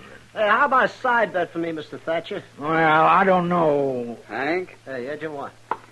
I seen a quarter mare named Belle run down Galveston last July. And I seen Thatcher's colt run little. I'll take you a side bet. Name it. 400. Double that, it's a bet. Good enough. Then it's 800, and I'll bet the quarter coat. Well, now, Mr. Thatcher. Seems Jim Bales here don't have no more sense than you. Well, at least you're not alone. All right, then. Everything's settled. Just one last thing, gentlemen. This is going to be a fair race. Well, no need to worry, Marshal. Ain't no reason to press my luck. Not against a jug-headed cayuse like Thatcher. Why, you know... All right, that's enough. Now, come on, Mr. Thatcher. Let's get out of here, huh?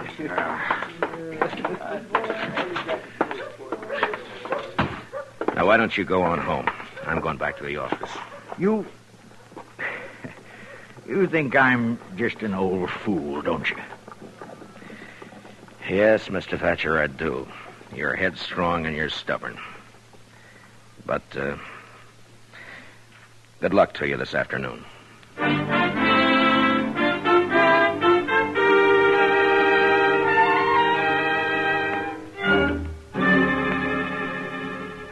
You know, Matt, there have been horse races in Dodge before, lots of times. But I've never seen one where so many people got concerned. Why, the whole town's in on it. Everybody's betting one way or another. Yeah, I know. And I don't like it, Doc. Well, there's nothing wrong with that, is there? People lack an excuse to celebrate. And this afternoon there'll be whiskey running to help them. Whiskey and horses don't mix when there's money changing hands. Matt, are you worried about Thatcher putting his ranch up on the race? He could lose his ranch, Doc. Oh, no. Well, doesn't he have a chance? I don't know. I don't think so. Mr. Dillon? Yeah, what is it, Chester? Oh, hello, Doc. Well, Chester, huh? Say, I was down at the bridge a few minutes back watching for Butler to take his horse across. I wanted to know which one he was running. Well? And I didn't recognize the horse. I thought probably it'd be his sorrel, but it wasn't. It was a horse I ain't never seen before. What horse is it, Chester? Ed Butler ain't putting in no cow pony, Mr. Dillon. He's running a thoroughbred. Well, he's got no chance at all now. Is that it, man? Mr. Thatcher's betting everything he has on this quarter horse of his to beat a cow pony. Now Butler's running a pure racing horse, a thoroughbred. Well, it's past 1. Let's get over to the other side of the river.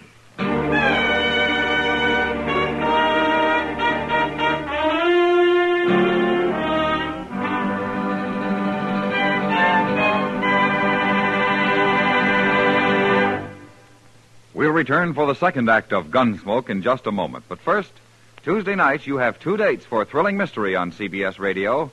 One's with Pam and Jerry North. The other's with yours truly, Johnny Dollar. Remember, next Tuesday and every Tuesday on most of these same stations, enjoy John Lund as yours truly, Johnny Dollar, and Mr. and Mrs. North, both presented by CBS Radio. Now the second act of Gunsmoke.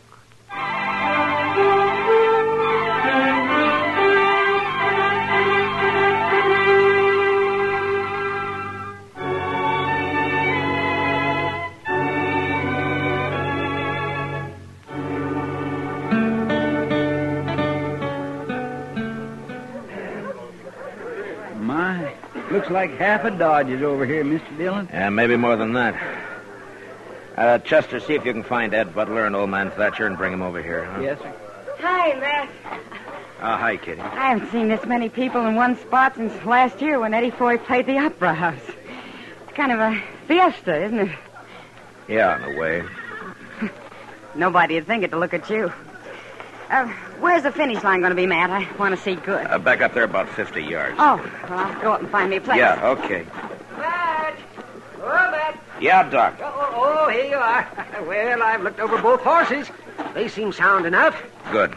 I don't get much call to check horses anymore. Mostly it's babies these days. Or maybe a gunshot wound. Doc, who's going to ride for Butler and Thatcher, you know? Well, Butler's got Hank Thomas, and I think Thatcher's grandson's going to ride for him. Well, I hope the boy knows what he's doing. I think he does, Matt. He's got spurs and a switch. Well, that'll help. See, Matt, Thatcher's getting all liquored up. Well, that's his affair, isn't it, Doc? Yeah, but he's got a skin full. You know how edgy he gets when he's that way? I sent Chester for him. He should be along any minute. The whole crowd seems kind of excited and nervy. Maybe I'll pick up some business out there, huh? That's not funny, Doc. I'm sorry, Matt. Mr. Dillon, I found Mr. Butler, but I couldn't... Marshal. Where's Thatcher? Oh, I wouldn't know. Last time I saw him, he was pouring down some red-eye. Preparing for the loss, maybe. Well, Mr. Hightower and Doc here are going to act as judges along with me. Chester will fire the starting gun. It's all terrible fancy for just a whim of that old fool Thatcher's, ain't it? You may call me an old fool now, Butler, but it'll be different after the race. You're drunk, Thatcher. Any law say a man can't win a horse race if he's drunk? Oh, what's the matter? Need courage to bring your horse out here to the flat? All right, stay out of it, Butler. Mr. Thatcher, is your grandson all set? Yes, sir, Marshal. How about you, Butler? We're ready. All right, then tell your riders to take their horses down to those 2 buckboards down there. That'll be the starting line. You thought you'd fool me, didn't you, Butler? Bringing out that thoroughbred to run. Well, I don't care. I can still beat you. You're talking an awful lot for a man who ain't worried. Don't ride me, Butler. I've had enough. Oh, listen to me, Thatcher. I put up with your chatter long enough. Why you... All right, that's enough. You just see to it you win, Thatcher. I'll have your ranch and that colt you think so much of. Oh. What did you say? You heard me. Just make sure you win, if you can. Oh. What did you say about my colt? What did you mean? Well, if my bay mare wins, I get your ranch and everything on it. That includes your colt. No, that isn't right. Well, what about it, Marshal? You're holding the purse and drawing up all the rules, it seems. What about it? Butler's right, Mr. Thatcher. That's the way you made the bet. You're no good, Butler. No good at all. I didn't make the bet. All right, both of you move your horses down to the starting line. It's 2:00. Hank, move that bay down those marks. Well, go on down, Mr. Thatcher. Yes, sir, yes. Chester, you walk with him. Give him 5 minutes, and then you can start him off. 5 minutes. Yes, Mr. Dillon. Well, I was right. Wasn't I, Mac? Thatcher's been drinking some. Yeah. Come on, Doc. We'll look up Mr. Hightower. All right. You know, Matt, this is like a holiday. It's like a fiesta. Yeah, that's what Kitty said. Ooh, she's out here, too, huh? Yeah, well, I guess maybe outside of Mr. Thatcher, the only person not enjoying himself is you. Do I have to enjoy it, Doc? I'm sorry, Matt. What's up? Come on, Doc, run. Wait a minute. Wait. Mr. Dillon, it's Mr. Thatcher. He's been shot. Shot? Where is he, Chester? Right over there, laying on the ground. His boy's with him. All right. Let me through. Let me through. I'm the doctor. Let me through here. Oh, here now, just a minute. No. It's not much use looking, Doc. I know where it is. He's bad, Matt. What happened, Mr. Thatcher? And now I won't see him run. Mr. Thatcher, listen to me. Now I'll never know for sure if my colt could...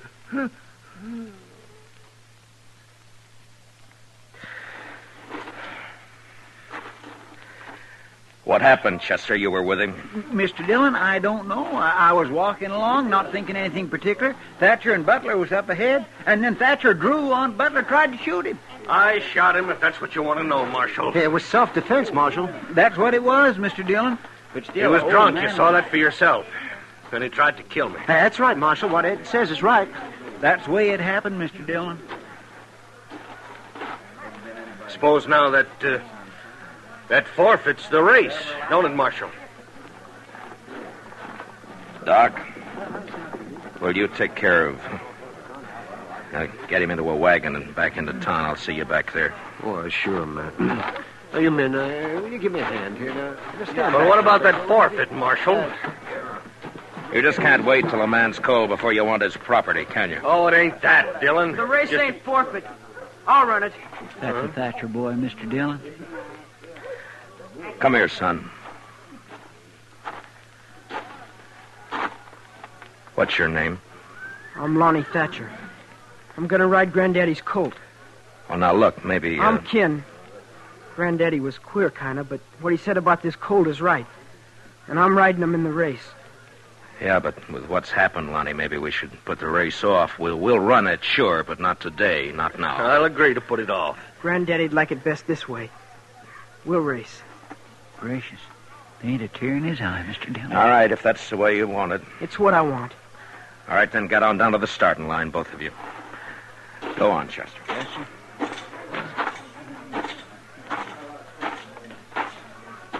I was looking for you, Marshal. Are we going to have the race?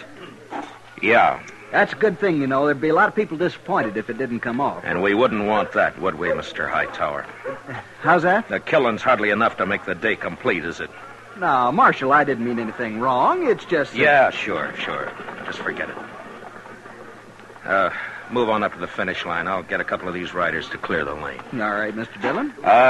You there, would you ride down toward the start and make everybody move back and clear a lane, huh? All right, everybody, will you get back, please? Oh, would you clear the lane, please? Please move back. All you people there. Move back. That's it. Well, it's time, Marshal. Yeah. What's Chester waiting for? It looks like the colt's acting up. I've never seen two different breed of horses run against each other. And that colt's kicking up a storm. Could make a good column for the paper, maybe. Come on. Get a hold of him, kid. Don't you think it'd make a good column, Marshal? There they go, Matt. Look at that boy ride, Matt. Come on, kid. Come on, kid.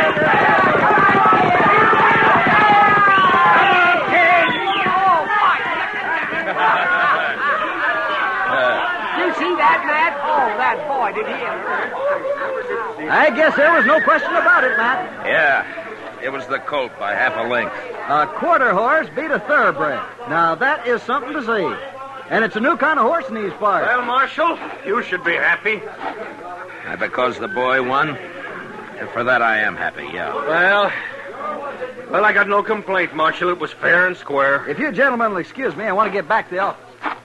Sure, Mr. Hightower. Marshal. Yeah? Look, Marshal, about what happened this afternoon. About Thatcher. I didn't really hold anything against the old man. I'm sorry it happened. I told you sometime you'd push him too far. Now he's dead. Well, after all, Marshal, he drew first. Oh, I'm not saying you're a murderer, Butler. But you're small inside. The only feeling I got for you is contempt. You're responsible for the death of that man today, and yet there's nothing I can do about it. You're blaming me for everything? It's not you. I guess it's just people. Good day, Mr. Butler.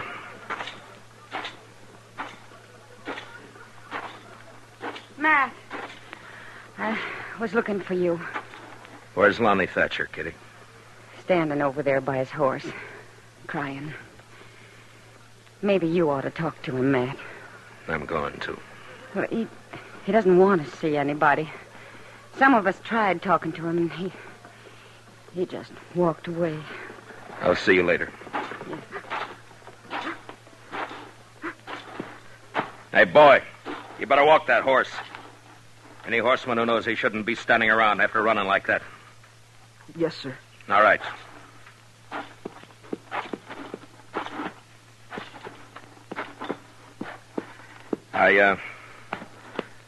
I got $4,000 for you, Lonnie. You want to take it, or shall I give it to Banker Hodgson? I'll take it. It might be better to leave it in the bank. I said I'll take it. All right, son. Here. Thank you, Marshal Dillon. Lonnie, you got any plans? Yes, sir. What?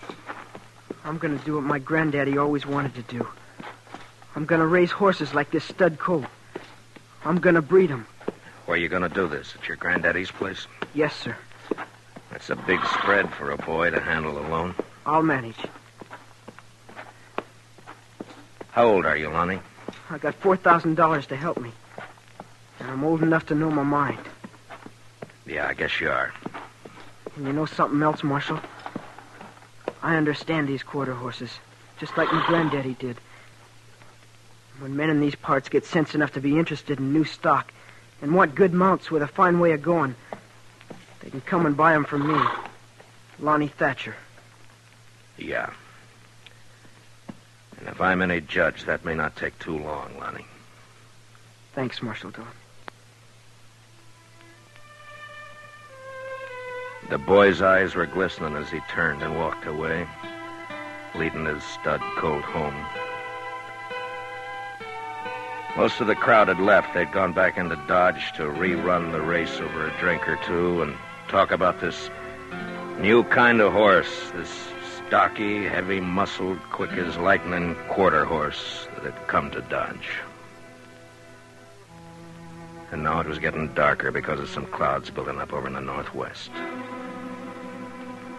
And when I looked again, the boy and his horse had almost vanished from sight.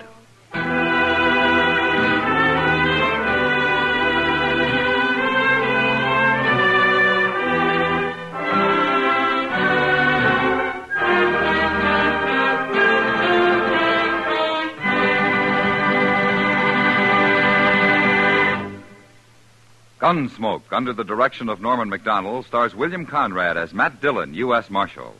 The special music is composed and conducted by Rex Corey.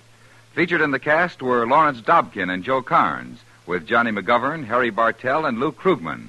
Parley Bear is Chester, Howard McNear is Doc, and Georgia Ellis is Kitty.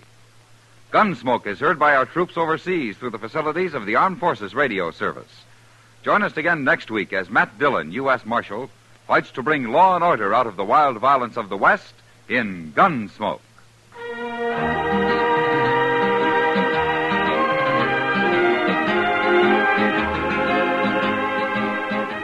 Tomorrow night, that great thespian Jack Benny attempts to show Tyrone Power how it should have been done, playing the Power role in his own version of the movie Mississippi Gambler. Also tomorrow night, don't miss the latest laughs with Eve Arden as our Miss Brooks of Merry Madcap Madison High. George Walsh speaking. And remember, Edgar Bergen and Charlie McCarthy open fire on your funny bone Sunday nights on the CBS Radio Network.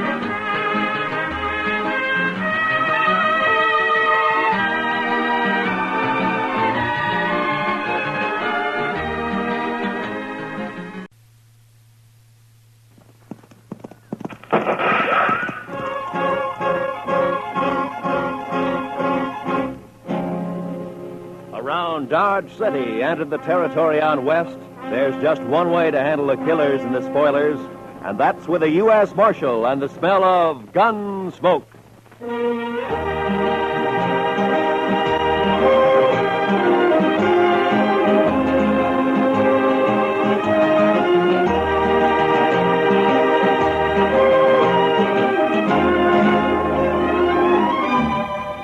Gunsmoke, starring William Conrad.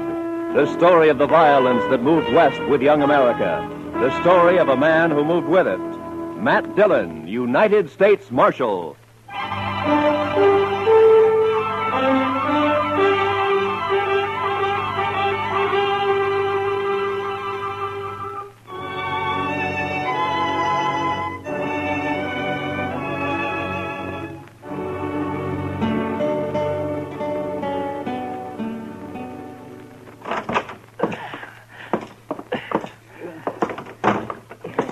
Is he heavy, Matt? Oh, somehow it was easier carrying him up to your office and back down, Doc.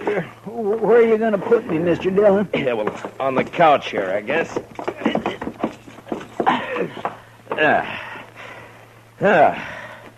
You be all right there, Chester? Oh, yes, sir. This'll be fine. Good. I'm sure sorry I'm so much trouble. Chester, next time, try to land on just one foot. Even if you break a leg. I know. A man's in a terrible fix when he sprains both ankles. He sure is, Doc. I don't know what I'm going to do. I know what you're going to do. You're going to stay right there on that couch, and you're going to sleep there, too. Maybe Doc and I'll bring you in something to eat every day or two. Oh, no. It's better than you deserve. I know.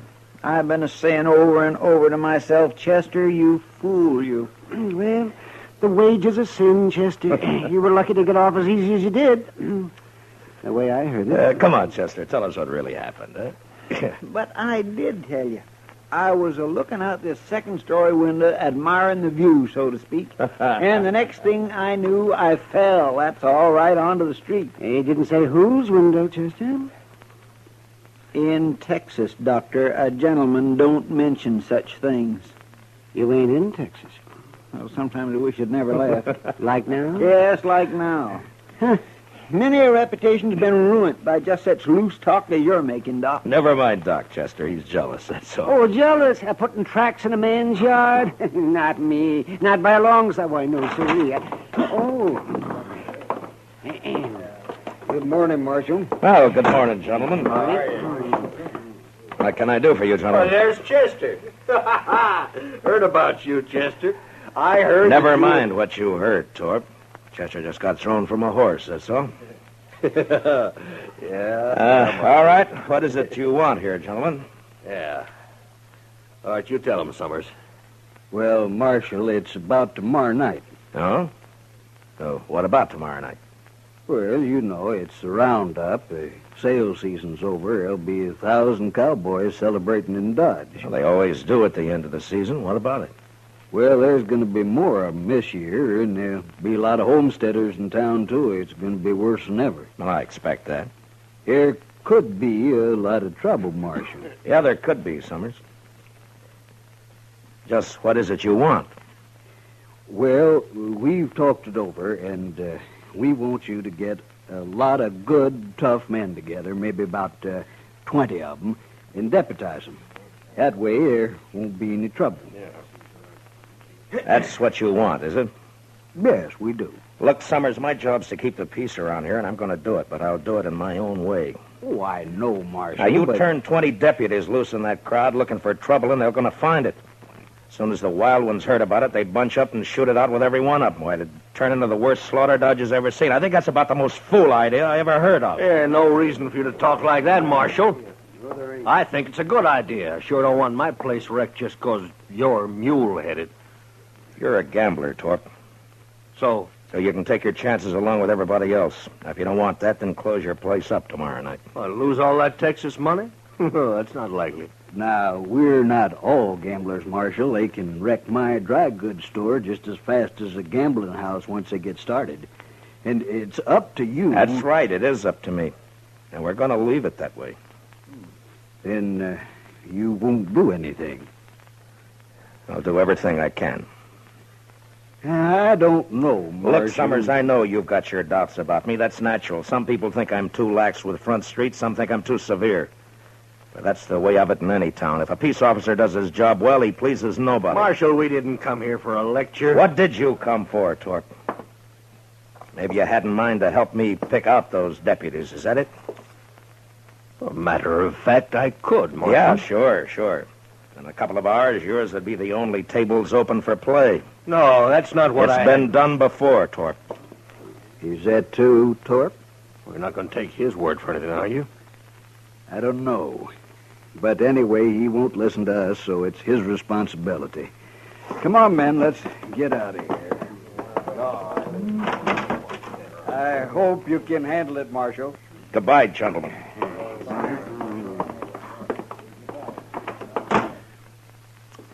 That Torp is no good.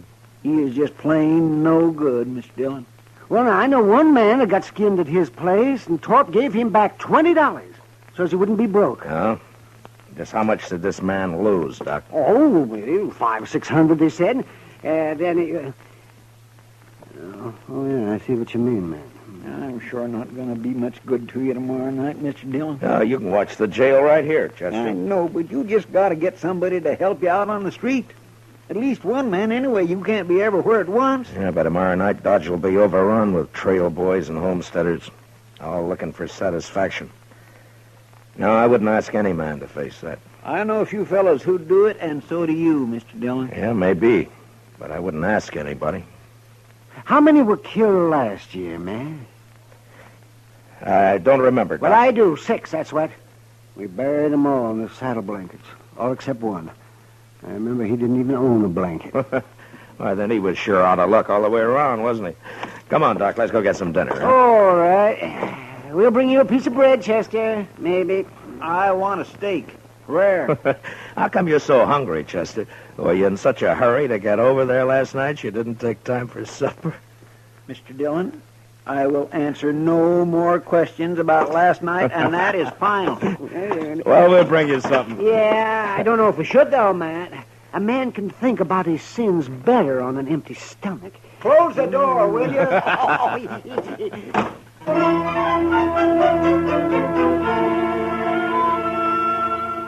The next morning, I had Mr. Hightower print up some signs for me with a few rules that I made up for the roundup. They were fair and reasonable, and I hoped they'd be accepted without question. The principal restrictions were that there was to be no shooting and no reckless riding in the streets. That afternoon, I went from saloon to saloon and left a sign at each one. The Texas Trail was my last stop, and there I sat down with Kitty for a short beer.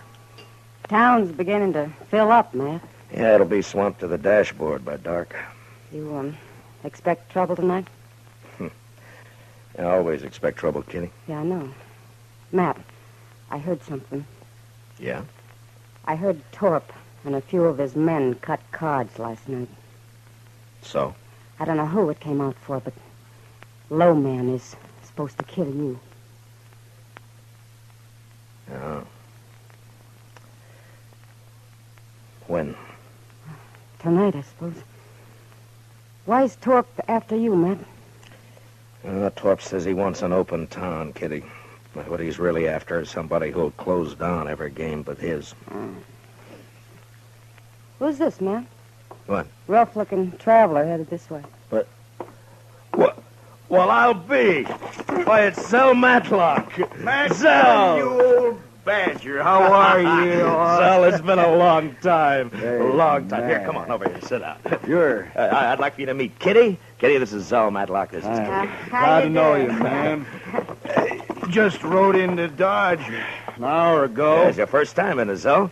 Hey, would you like a beer? Huh? Don't mind. Good. I aimed to get drunk tonight, but before I got started, I thought I'd look up the peace officer and shoot him. I'd be sure to tangle with him before the night's out. I always figure it's safer to do it sober. So he half means that, Kitty. So I asked around and found out the man's name is Matt Dillon, United States Marshal. I've seen it all now. Well, I hope you're not disappointed. I'll tell you, Miss Kitty, I knew Matt Dillon before he got civilized. Why, we had to tie his leg up to give him a haircut when he came to town. Don't you believe a word that he says, Kitty. Yeah, the wilder the coat, the better the horse, Matt. Mm-hmm. But you was all right. The only trouble with you was that fool honest streak you always had. Are you rich now, Zell? Ah, nobody's rich on the Mexican border. Land of sunshine and pinto beans.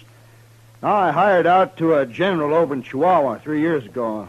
I lost 20 pounds and was lucky to get back at all. Well, haven't you learned to stay out of Mexico yet? No, I met the man he wanted me to shoot and turned out to be a better fellow than the general. So I told him I'd been hired to kill him and then rode for the border. The general lost 3 soldiers who tried to stop me from swimming the Rio Bravo.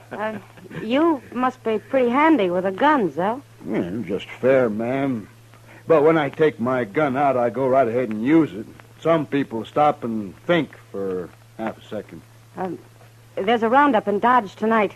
Matt's handling it alone. Kitty, what? Yeah, no, hold it, man. I heard about it. I heard all about it, and that's why I'm here. To say hello and sign on for a night's pleasure. Give me a star, Matt. I've killed on the side of the law before. I don't believe that, and anyway, I don't want any killings here. No, I was joshing you, Matt. I know what you want. It's true. I was sheriff in Tascosa for 6 months. You what? Yeah, it's in the record. Well, they caught up with me there, but I'd already done such a good job taming the place that the governor pardoned me. I won't kill anybody tonight that don't need killing. All right, I believe you so. But I won't ask any man to come in when it's as rough as this roundup may be. Well, you didn't ask me. Any other objection? Well, the men don't know you around here, Zell. No telling how they'd take to a stranger. First night I ran Tascosa, nobody knew me either. I'm not green at this business. Yeah, but it's man. my job. Why should you get mixed up in it? Well, I also heard somebody's planning a party for you tonight. Oh, you did, huh? I've owed you something for a long time, Matt. Oh, that's got nothing to do with it. It has. You got no right not to let me pay it back a little. Now, there's a chance to. Yeah, you're just as crazy as you ever were. That's better. Well, come on, let's go find me a badge before it gets dark. Sure nice to have met you, Miss Kitty. Well, good luck, Zell. I'll see you later, Matt. Yeah, sure. So long, Kitty.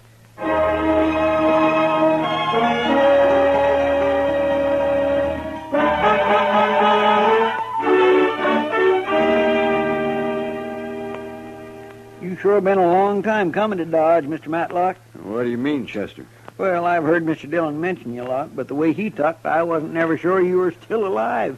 Oh. Well, I was never sure either, Chester. You know, Zell isn't the most cautious man I ever knew. You think being a U.S. Marshal isn't asking for an early grave, man? Oh, maybe. But at least it's a way to do some good before you die. Whether folks think so or not. No, men like Torp, that's all. Oh, no, Chester. Even good men have got a strange twist that makes them suspect any man paid to handle the bad element. Hey, you just can't help thinking that some of its dirt is rubbed off on him. And I never thought about that before, Matt. Sure how it was in Tascosa. They wanted me there all right, but they wanted me to keep my distance, too. It makes a man kind of lonely. They just don't know what's good for him, that's all. Instead of a real lawman, they'd rather hire some killer with a lot of notches carved on his gun. Well, there are plenty of them around. You sure are. Bragging kind. I never did like a man who has to notch his gun to keep his courage up. Yeah. My goodness. Look yonder. The street's about full already and it isn't even dark yet. Yeah. Zell, give me a hand here, will you? We'll move Chester's couch away from the window there. All right. There, that should do it. Yeah, you'll be safer here, Chester, in case somebody gets it in mind to shoot up the jail. Thank you, Mr. Dillon. I can watch both doors from here. Just hand me my gun belt, if you will. Oh, yeah.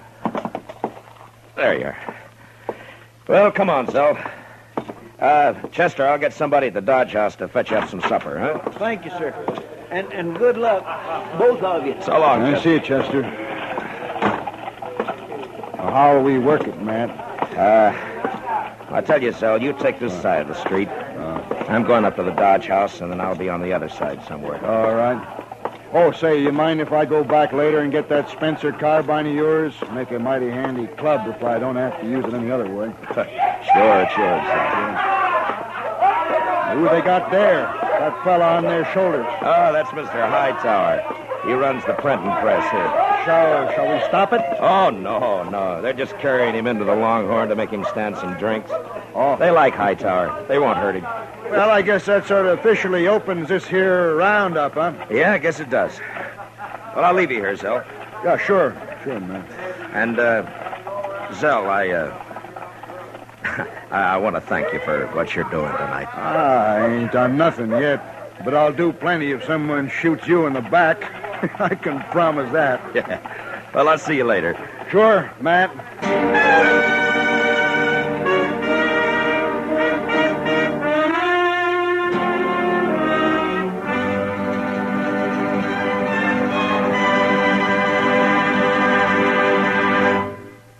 We will return for the second act of Gunsmoke in just a moment. But first, Sunday nights, you are cordially invited to escape via CBS Radio.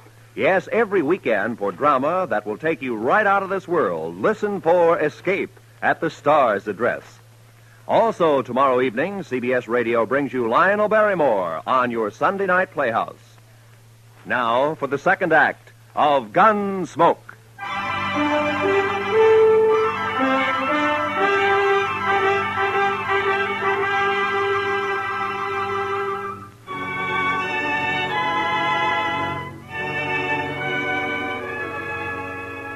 When I came out of the Dodge House, Front Street was so full that if anybody had been shot, the crowd would have carried him along like one of the living.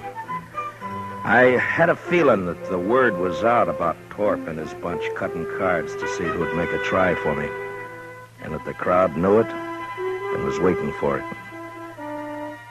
I stood for a while with my back against Summers' dry goods store. Then I left the street and cut down an alley, thinking to change my position with as much irregularity as possible. I was passing the back door of the Texas Trail when I heard the first shot of the night. I entered the saloon from the rear and made my way into the crowd. It's all right, Marshal. There's no fight. It's not all right, Sam. I made a rule that there'd be no shooting for any reason. All right. Who fired that shot? Oh, it's outside. It was Torp, Marshal. He just took a shot at the moon, that's all. Yeah.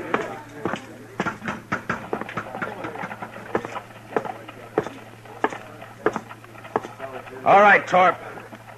Put the gun away and come over here. I'm bothering nobody, Marshal, excepting maybe you. Stand back, everybody. I said that's enough, Torp. No, it ain't, Dillon. This time I got the jump on you. You ain't pushing me no more. Torp's bullet just grazed my arm. Then I put one in his head and another in his chest. And at the same time, out of the corner of my eye, I saw a figure with a gun in each hand move out of the shadow of the alley and turn toward me on the boardwalk. And without really looking, I dropped him with one shot. And then I faced the crowd and waited for the next move. But for some reason, none came. Marshal? Yes, Summers. That man you just shot, Marshal. Torp got what he deserved. Yes, I know. It's the other one that So did he. Marshal, you'd better go take a look at that man. He's dying. Who is he? I don't know him, Marshal, but you do. What? He's wearing a star. No. No.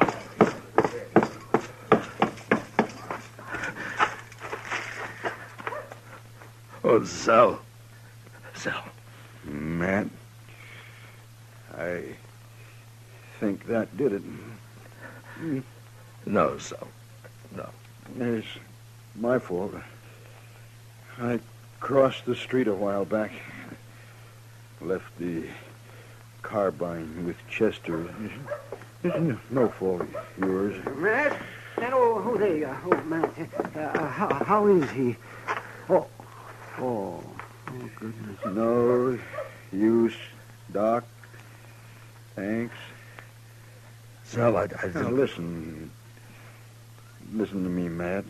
You did right. The only thing you could do. It was my fault. I shouldn't have crossed over and come up behind you. Anyway, Matt, I ain't been living on my own time ever since that day you pulled me out of the mob in Alamogordo. I never thanked you for that. Guess I never will. Now, Matt, so long.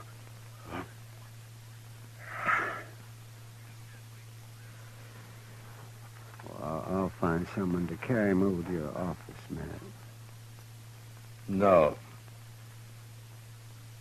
I'll carry him.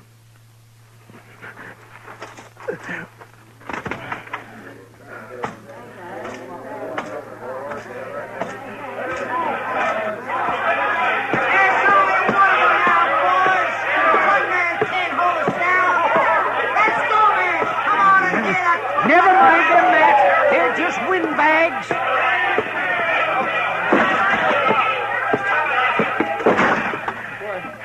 Mr. Dillon, what happened? I heard the shooting. Put a blanket on the floor there, Doc. Yeah, sure. Yeah, spread it out right here. He's dead, Chester. Well, who shot him, sir? I shot him, Chester. I didn't know it was him. I'm sorry, Mr. Dillon. It sounds like they're going to hoorah the town after all, Matt. Sure does. No, they're not. It's going to be kind of hard to stop now, isn't it, Matt? Maybe. You taking a shotgun, Mr. Dillon? Matt, why don't you just let them fight each other? What are you going to do? I'm going to close Front Street. You're going to close... Oh, no, The what? party's over in Dodge. Mr. Dillon, you can't do that. There'll be trouble if I don't. The mob's tasted blood now. They'll shoot you sure as I'm a-laying here. Will they? All right, I can't stop you, but I sure do wish I could go with you. Yeah, Matt, I'll go. Maybe if they see me, they won't be so quick. Thanks, but this isn't your job, either one of you, but thanks.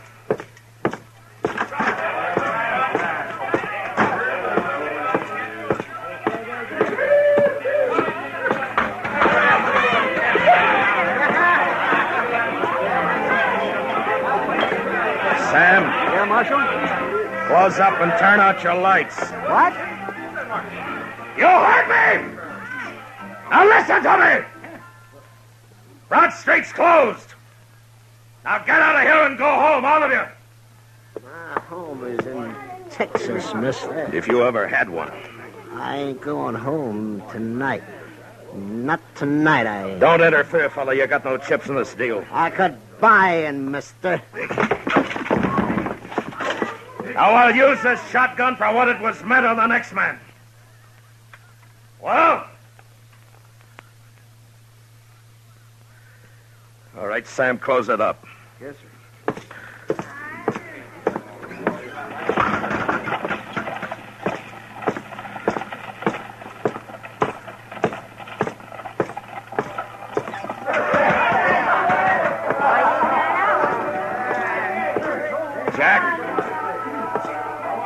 Jack,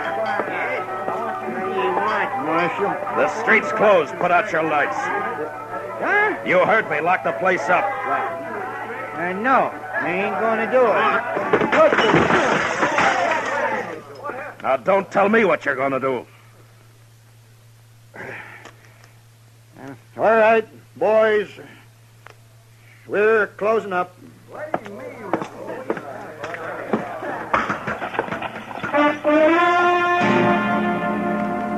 That took care of the Texas Trail and the Longhorn. And I moved on through the Oasis and the Olafraganza, then to the smaller bars that infested the outskirts of town. When I came back up Front Street, the crowd had thinned, its fever broken. I'd left Torp's place for the last, thinking to give his men a chance to get out of town before they faced me. There was a gambling hall on the same side of the street as the jail. And when I reached it and entered, there weren't more than a dozen men there. And most of them stepped quietly past me out into the street. What was left didn't seem to count for much. Looking for somebody, Marshal? You a friend of Torp's? Well, yes, I was. Why? Who else here worked for Torp? Everyone's gone, Marshal. They heard you were all riled up and they left. And you're alone. And still in bad company. I wouldn't ordinarily take that. Well, go ahead, mister. You're calling it. No. Not now. What's stopping you? Oh, if it's the shotgun. Now, does that make it easier for you? I haven't been looking for you, Marshal. You were in on the cut, weren't you? Torp's dead, Marshal. Isn't that enough? Torp! Mister, one of the best men I ever knew died tonight. And I killed him. I'm not a gunman, Marshal. You wouldn't be proud killing me. What does a man like you know about pride? Now, you get out of Dodge, and you get out fast. But I don't... You want to die in this place right now? No, I'm leaving. All right, hurry.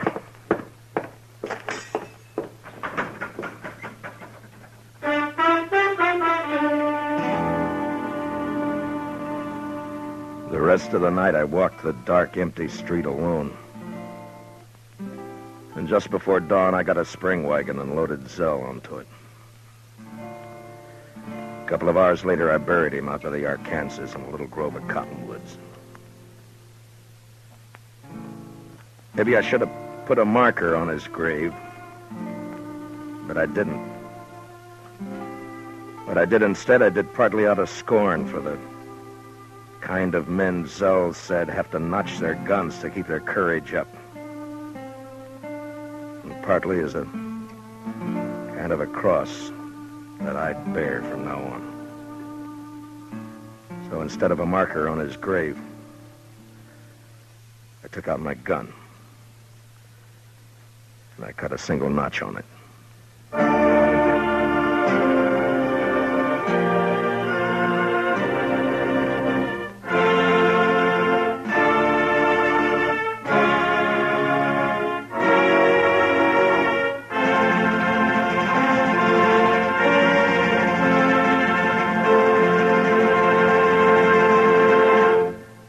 Gunsmoke, under the direction of Norman MacDonald, stars William Conrad as Matt Dillon, U.S. Marshal. Tonight's story was specially written for Gunsmoke by John Meston, with music composed and conducted by Rex Corey. Featured in the cast were John Boehner and Harry Bartell, with Lawrence Dobkin, Lou Krugman, and James Nusser. Parley Bear is Chester, Howard McNear is Doc, and Georgia Ellis is Kitty. Gunsmoke is heard by our troops overseas through the facilities of the Armed Forces Radio Service. Join us again next week as Matt Dillon, U.S. Marshal, fights to bring law and order out of the wild violence of the West in Gunsmoke. Listen to CBS Radio for Spring Byington as December Bride. And say, after you hear December Bride tomorrow night, listen for the important announcement about its new night and time on CBS Radio. This is Roy Rowan speaking. And remember, Amos and Andy are here every Sunday on the CBS Radio Network.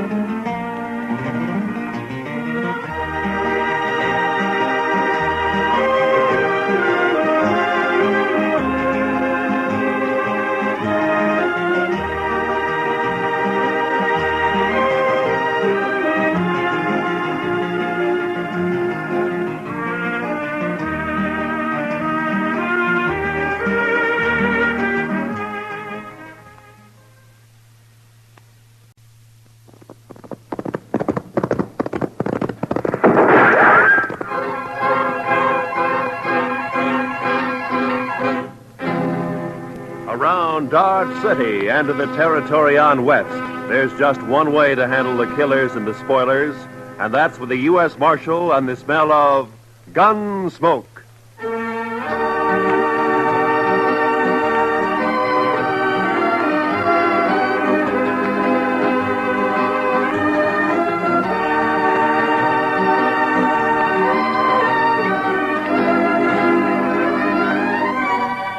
Gunsmoke, starring William Conrad. The story of the violence that moved west with young America. The story of a man who moved with it. Matt Dillon, United States Marshal.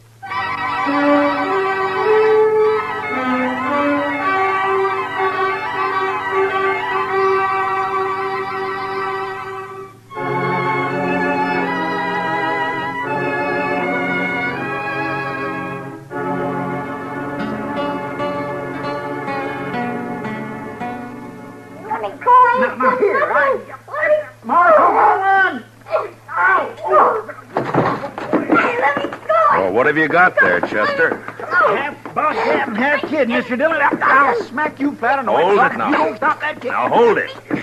You want me to take a strap to you? Now hold it. You best lock him up somewhere, Mr. Dillon. It's safer that way. All right, Chester, just calm down. Now you come over here, son. Sit down. Come on. Look out, Mr. Dillon. He's got a hold of your gun. Okay.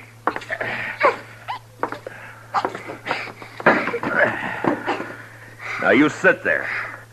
And don't you move an inch. You hear me? Not 1 inch. He is a mean little bug. Now, what's it all about, Chester?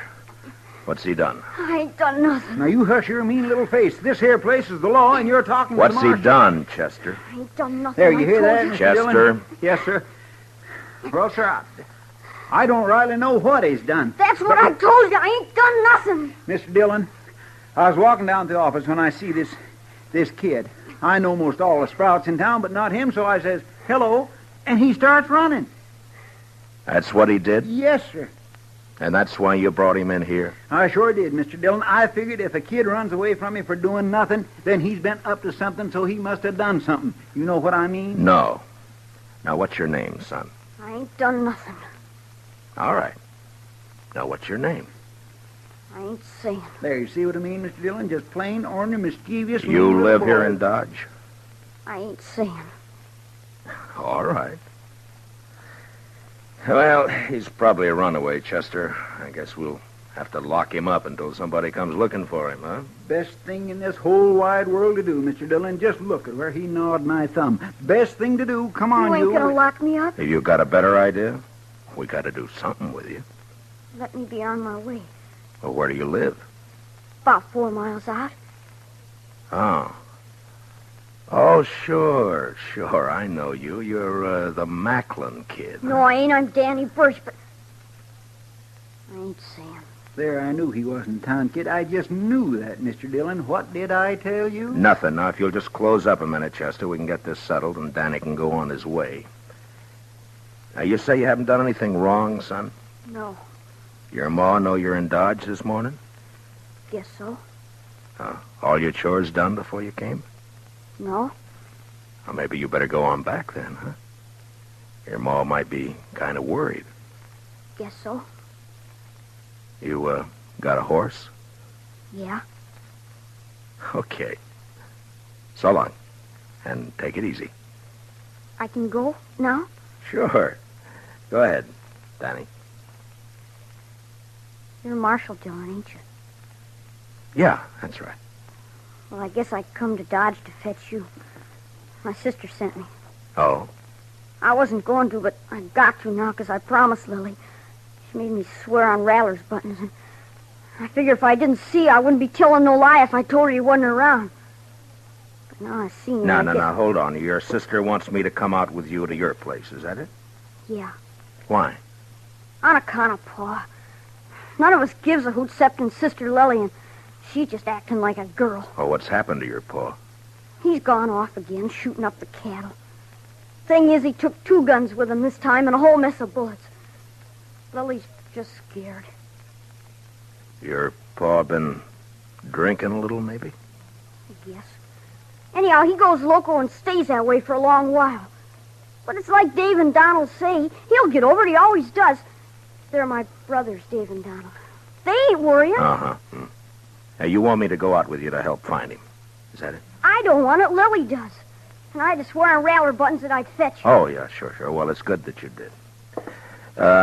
Chester, get your stuff, will you? We'll ride out with Danny.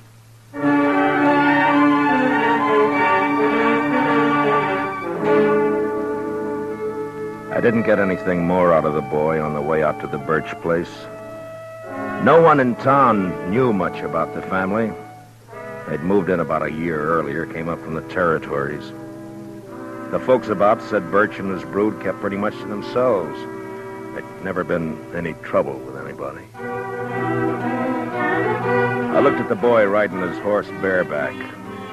He was nice looking enough, but there was something the matter with his mouth.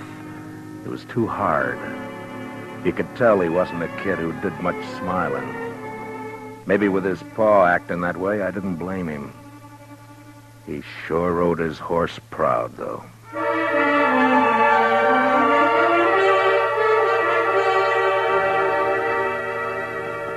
It was hot and dry, and by the time we were inside of the Birch place, the sun was burning down hard.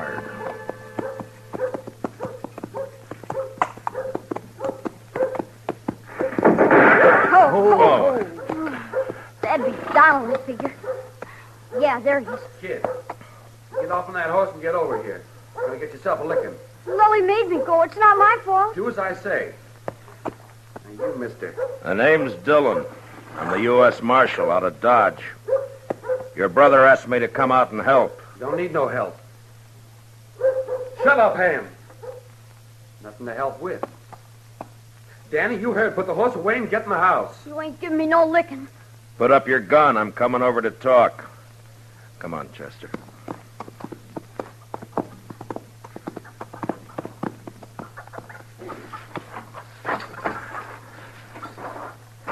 It's against the law to shoot a man in cold blood. You know that? Shucks, I wasn't aiming at you. I was aiming at a rabbit up in the rise there.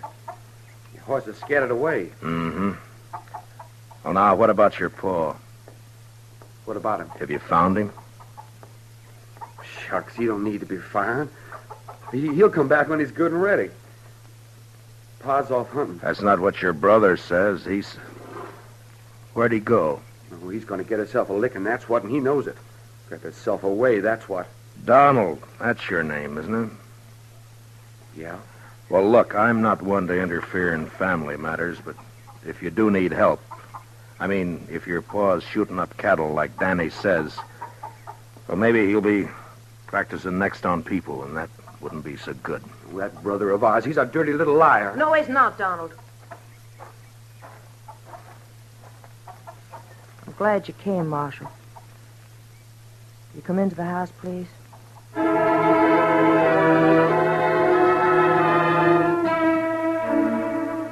Chester and I followed the girl into the house. I knew it was the sister Lily. All the family I'd seen up to then had a great likeness to each other. Donald slouched in behind us and moved around the room, nervous-like. It wasn't by rights a house, and it was too big for a cabin. I had the feeling that they'd put up boards and studs where the fancy took them, and the place just grew another room like a lizard's new tail. I don't know what it was, but I got a funny feeling. It was too hot, and something was wrong. All wrong. And the girl Lily looked square at me with hard eyes.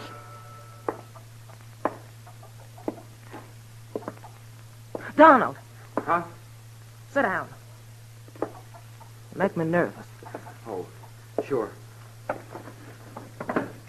Marshal Dillon, I want you to help us find Pa. Oh, Lily, Dave's going to be awful mad. Somebody's got to do something around here. Did your pa take a horse? No. Oh, where do you think he went, Miss Lily? I don't know. Maybe up to Horse Flats. Maybe over by Gorman's Creek. Creek's all dried up. There's got to be no water in there. Did he take a water skin with him? Uh-uh. No, he didn't. Kind of bad wandering around without no water. When did he leave? Yesterday morning. We heard a couple of shots along about noon. Dave found a calf laying dead over in the North Range. You can see it there through the window. Haven't had time to bring it in yet. Was he drunk? Well, sure. Drunk as you can get. Weren't he, Lily? I'm afeard for him, Marshal Dillon. Yeah, I understand. Well, it makes good sense you sent for me. Well, I'll try and find him and bring him back. Well, I ain't gonna do no such thing.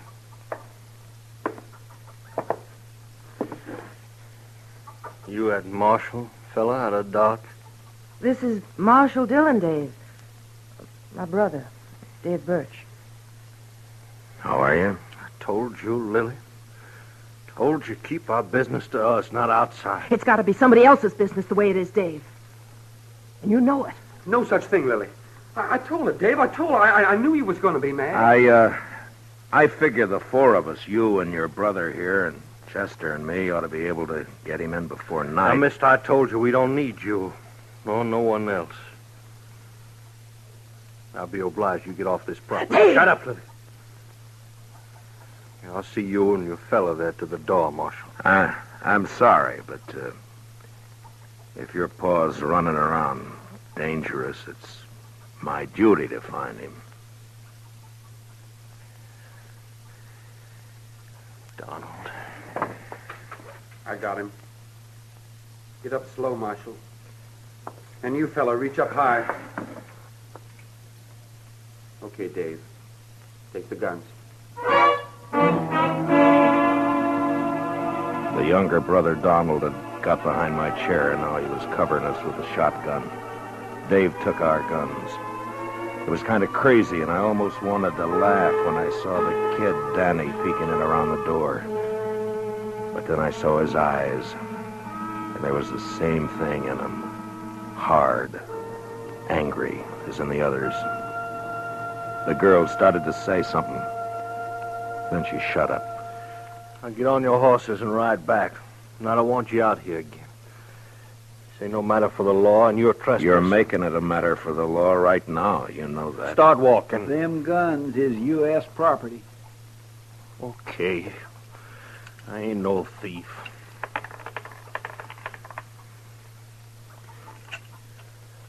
Here, bullets I'm keeping. Figure they're worth about 2 bits. Donald, give him 2 bits. Sure. Here. All right, now here's your guns. Now get out fast. You come snooping back again, me and my brother's gonna be shooting at you.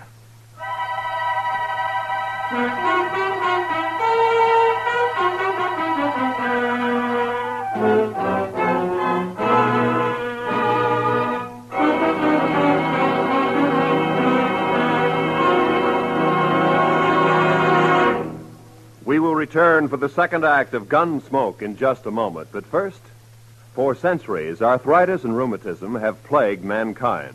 And it's only in the last few years that science has begun to find hopeful avenues to explore toward relief and cure. The Arthritis and Rheumatism Foundation, established in 1948, holds a yearly drive to obtain funds for yet more concentrated research. A contribution to this year's drive, sent simply Arthritis, in care of your local postmaster, will help this fine work to continue for the eventual benefit of everyone.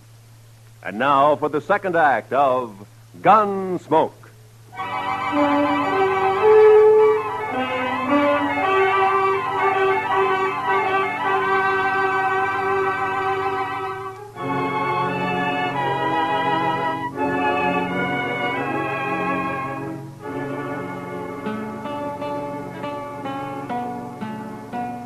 The 2 brothers followed us out and over to the horses. As hot as it was in the house, it was worse in the open. The saddles were burning. There wasn't another word passed between the Birch boys and me. They just stood covering us. And when I looked back 100 yards or more off, they were still there. Well, sir, that's what comes of trying to do a kindness, Mr. Dillon. As far as I'm concerned, they deserve whatever happens. I can't make it out, Chester. You'd think from the way they talk they don't care what happens to their paw. Mean bunch of children. They probably don't. My, Mr. Dillon, you ain't even riled they pulled guns on us. I guess I'm not, Chester. You know, there's something awful wrong back there. Those boys don't look the kind to pull a gun. And the girl wanted to talk, all right, but they wouldn't let her. Just mean, that's all. Oh, you aim to go back, Mr. Dillon? It's like I said, Chester, if it's just a family affair, you and me don't belong in it. But if the old man's as drunk as he sounds, he could make a lot of trouble. No, we're not going back right now. We're going to have a look around this country for a spell.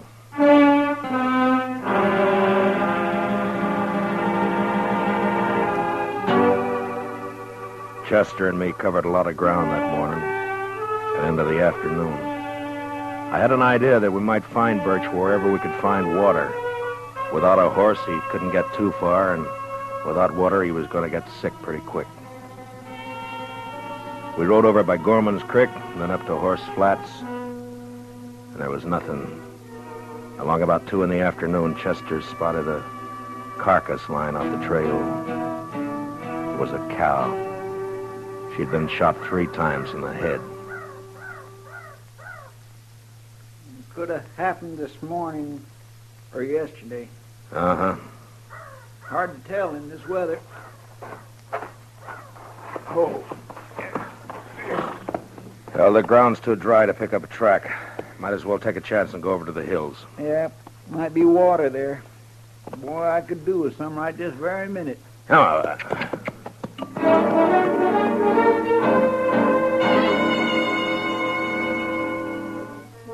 I got a funny taste in my mouth looking at that dead cow.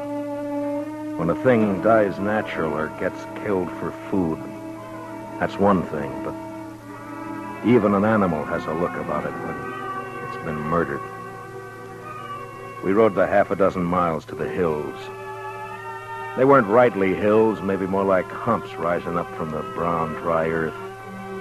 And we could get a good view across the plain. There was a patch or two of wild oats up there, long turned to rust, and foxtails. Maybe it was in our minds, but just those few feet higher made us seem closer to the sun and hotter.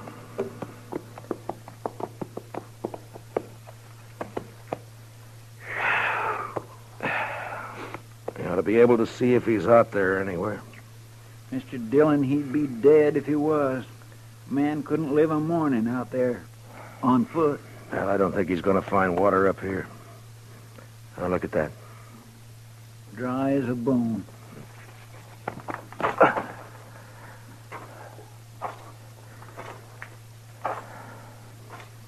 You see something, Mr. Dillon? Yeah, tracks, I think.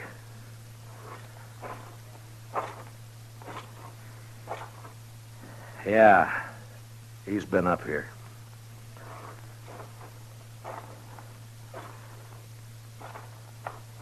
I went down again, though.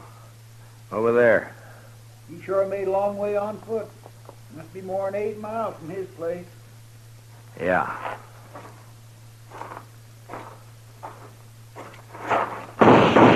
Oh, you darn fool.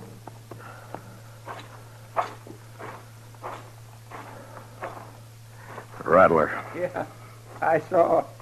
Blew his head clean off. I was afraid you was going to step on him. Well, we'll follow the tracks until they give out. Come on.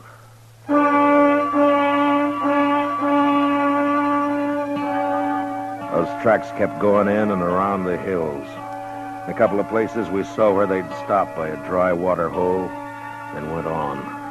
Then as the hills sloped down to the plain again, we lost them.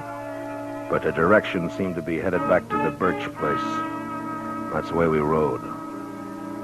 We hadn't gone more than 15 minutes along when we saw the body of a man and a horse some few feet away. They were both dead.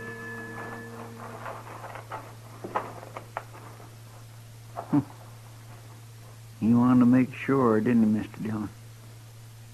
Birch must have emptied his gun. Look at that. Isn't it Jack Mason, one of old man Gorman's hands? Yes, sir. That's who 'tis right enough. Nice fella, too. I knew him a bit. Get him on your horse, will you, Chester, and take him over to Mr. Gorman? Yes, sir, I'll do that. I'm going to go back to the Birch place. I'd rather come with you, Mr. Dillon. No, meet me there, huh? Yes, sir. And if you see Birch on the way, watch your step. Try not to kill him. But don't take any chances. No, sir, I surely won't.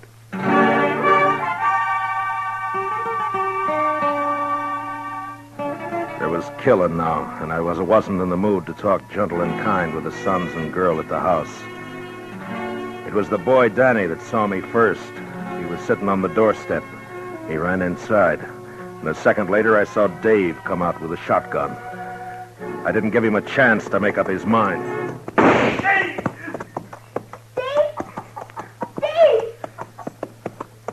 What did you shoot my brother for? What happened to Shut up, kid. Get inside. Ain't nothing. your arms?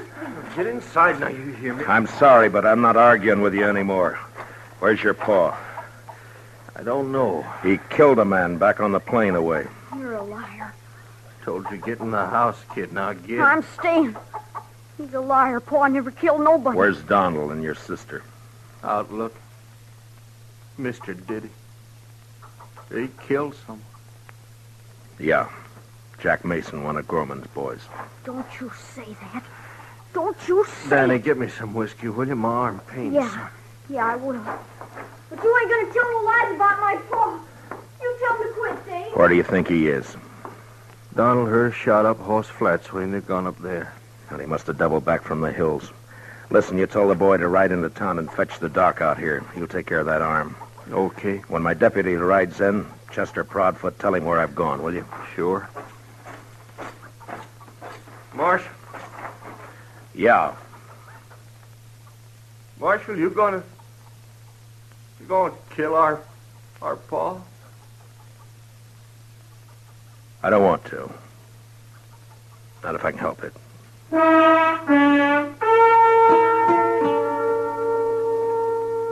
Over at Horse Flats, I caught up with Donald and Lily Birch. I told them about the killing. And a half mile further on, the three of us saw the old man. He was crouched down on his haunches by a parched water hole, stripped naked. He was crying. It was a bad sound. And when I saw his eyes, I knew he wasn't drunk. There was no sign of his guns or his clothes.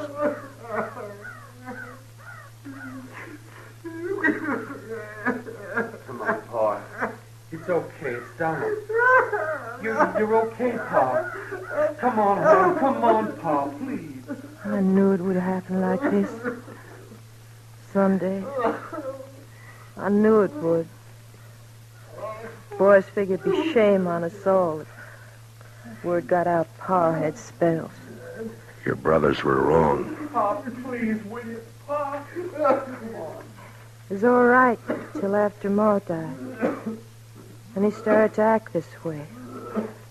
That's why we had to leave our last place. People found out.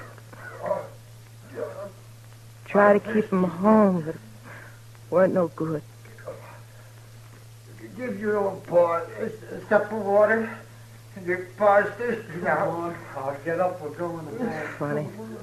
Pa never took a drink in his life. We always said he was drunk when he carried on like this. Oh, People could figure a man drunk. I'm sorry, Miss Lily, but I'm going to have to take him in. Help me now. I got to. What'll they do to him? I don't know. But he's done murder. It's my job to take him in. They'll hang him. I don't know. Maybe not. I don't know.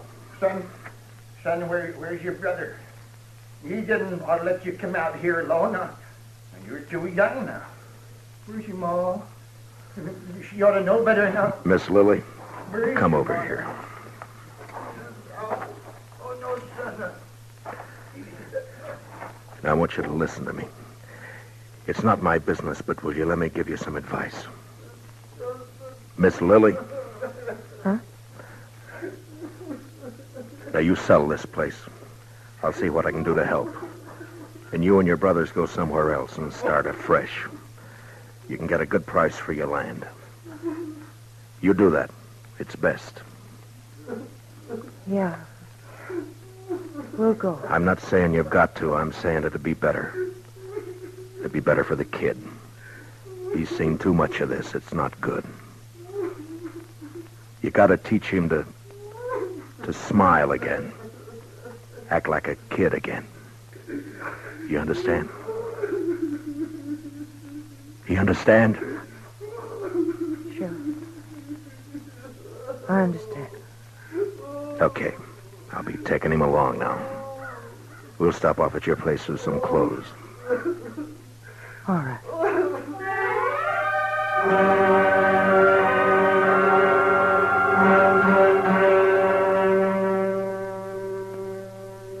We took the old man back to his place.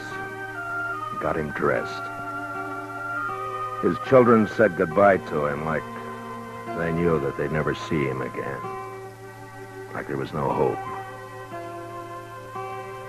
Chester rode in, and the old man seemed real happy to go back with us to Dodge. He didn't know. He didn't care. On the way, we passed the Doc and Danny, riding out to take care of Dave's arm. It's a funny thing, the old man didn't even see the kid. He was prattling to us about the Indian Wars. The last I saw of Danny Birchie, he was looking back over his shoulder at his paw.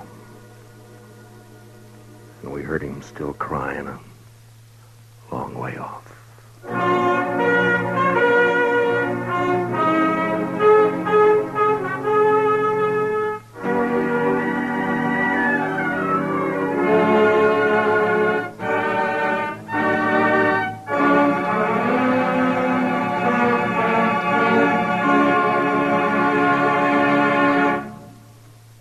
Gunsmoke, under the direction of Norman MacDonald, stars William Conrad as Matt Dillon, U.S. Marshal.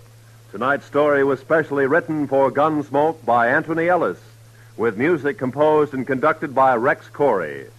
Featured in the cast were Richard Beals as Danny and Michael Ann Barrett as Lily, with Lee Millar, John Boehner, and Lawrence Dobkin. Parley Bear is Chester. Gunsmoke is heard by our troops overseas through the worldwide facilities of the Armed Forces Radio Service. Join us again next week as Matt Dillon, U.S. Marshal, fights to bring law and order out of the wild violence of the West in Gunsmoke.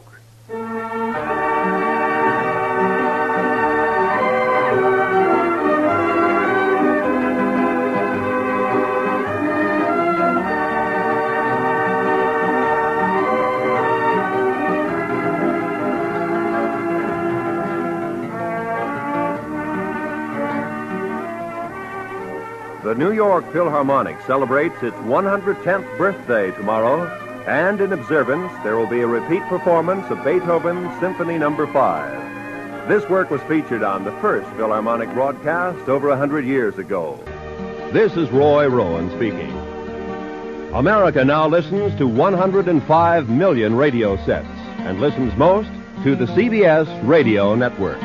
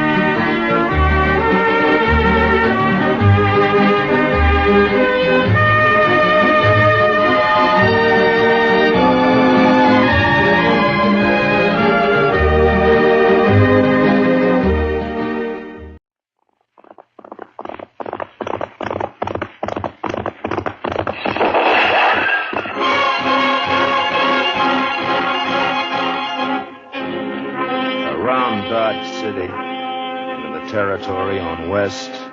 There's just one way to handle the killers and the spoilers, and that's with a U.S. Marshal and the smell of gun smoke.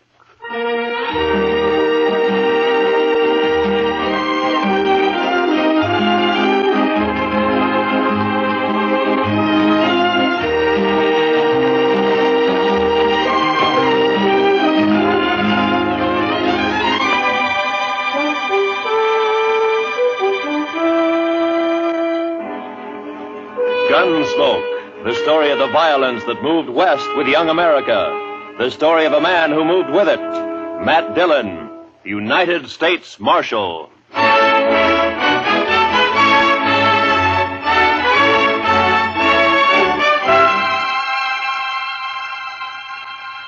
Wanted for murder. Wanted for murder. Clay Richards. Clay Richards. Age 31. 31. Height 6 feet. Eyes brown. Hair red. Eyes brown, hair red.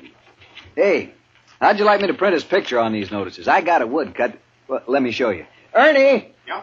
Fetch your Marshal a copy of that front page. Interviewing Clay's wife yesterday, I noticed a tintype on the mantel, their wedding photograph. So, first thing you know, I snitched it. It's very thoughtful. Yeah, I'll take it, Ernie. Here. And then I propped it up in front of me and carved me this woodcut. Ain't she prime? Ain't she just elegant? Real elegant. Good likeness, don't you think? Of course, he was 7 or 8 years younger with the tintype. Yeah, it's a good Cuts likeness. his hair short. And Doesn't show what makes a law-abiding man like him and you try gotta to keep rob in a mind, bank. tintype's a little short of face. Doesn't look like a man who murdered an old No, cashier and a nice Chinese memory. cook who just happened to be Sure sweated there. over it, though. But it's a worth good it. likeness. Yes, sir, it is. A picture like this sure dresses up the front page, don't it? Yeah, it's a little masterpiece, Mr. Hightower, a notable contribution to the culture of Dodge City. Well, thank you, Marshal. Does fetch the eye, don't it? I'm printing an extra 500 copies of the weekly, and I bet I sell 'em all. Too bad the cashier's shot went wild. If he'd managed to kill Clay or even wing him, why, I bet I could sell 1,000 extra copies. We must be thankful for the blessings we do receive, Mr. Hightower. Oh, I am, Marshal, I am. Why, just before it happened yesterday afternoon, I didn't know what I was going to fill my columns with, and then, like manna from heaven, 2 murders and a bank robbery. Attempted bank robbery, Mr. Hightower. He turned and ran before he got his hands on so much as $1. Yes. Still, as you say, like man. Dillon, I'm talking business. What is it, Chester? Well, it can wait, I guess, Mr. Dillon. Yeah, print Clay's picture on those notices, Mr. Hightower. Oh, where were we? Eyes brown, hair red. Oh, yes. Also known as Red, Bricktop, and Sorrel. He didn't answer to no other nicknames, did he? No, that's what they called him. All right, then in big letters, $400 reward. Dead or alive. And at the bottom, apply Matt Dillon, Marshal, Dodge City. Print 200 copies. How soon can I send Chester over for him? This afternoon. Good morning, Mr. Hightower. Chester.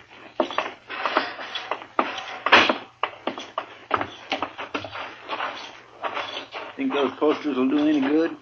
Richards is probably over the line into Oklahoma or Colorado by now. And Strawberry Roan of his is the fastest in the county. He has no money. He panicked and ran out of the bank before he got a penny. I think he'll try to get help from his wife or brother or a friend the first chance he has, maybe tonight.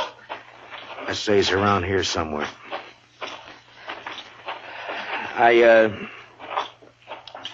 I'm sorry I turned on you like that, Chester. Why, that's all right, Mr. Dillon. Out all night with a posse, no sleep, man's bound to get touchy. No, it's not that. It's the way...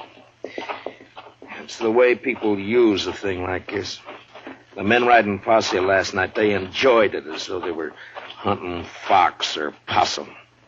Hightower back there, he acts like it was a birthday treat, specially gotten up for him. Everybody finds a way to use it. What was it you wanted to tell me? Oh, I got a kid, a little boy, locked up in the cell. He run away from home back in Cottonwood. Ed Slade turned him over to me when he come through on the stagecoach just now. Kid about 12 years old. Whose is he? Widow woman. Miss Bonnie. She runs a boarding house in Cottonwood. Ed says kid's always running away a little while, I guess. He flagged Ed for a ride on the road halfway between there and here. Soon as Ed seen him stand there with his bundle on his shoulder, he knowed what he was up to. So he told the kid he'd help him and then turn him over to us when he got here. All right, we'll send a telegram to the mother to come fetch you. Well, come on in, Chester, and shut the door. Mr. Dillon? You're letting in every horse fly in Kansas. Mr. Dillon, I think you better cancel the order for them notices. What? The Dutchman's coming up the street, and he's leading a Strawberry Roan, and Clay Richards is draped across his back. Like a sack of wheat across the saddle. Last time I saw him, 2 days ago, he was standing at the bar laughing his head off. A sack of wheat across the saddle. And followed by half the saloon bums and loafers in town. All right, Chester, make him keep back. All right, now stand back, you fellas. Come on now, back. Stand back. Ziegler? How'd it happen, Ziegler? My goat, my old billy goat, he pushes open the fence last night and runs away. Forget your goat. What about Clay? Yeah, I tell you. This morning I go to look for the goat. I walk here, there. Near the river, I see Clay. He sits there. I say, hello, Clay. Wie geht's? You dirty Dutchman. You no good dog. Clay was your best friend. He helped you buy your farm, so you killed him for All Think back, everybody. Clay? Me? No, my brother, he was like... We was in the war together. Peter, listen. You killed him for the reward. Not so. I killed nobody. Not since Gettysburg. Clay is dead already when I find him. I don't even own a pistol. Ziegler, inside, quick. Yeah. Chester, give me a hand with Clay. All right, all of you. Listen up. Shut up! I will not tolerate a disturbance. You know me. I got him, Chester. Take his leg. All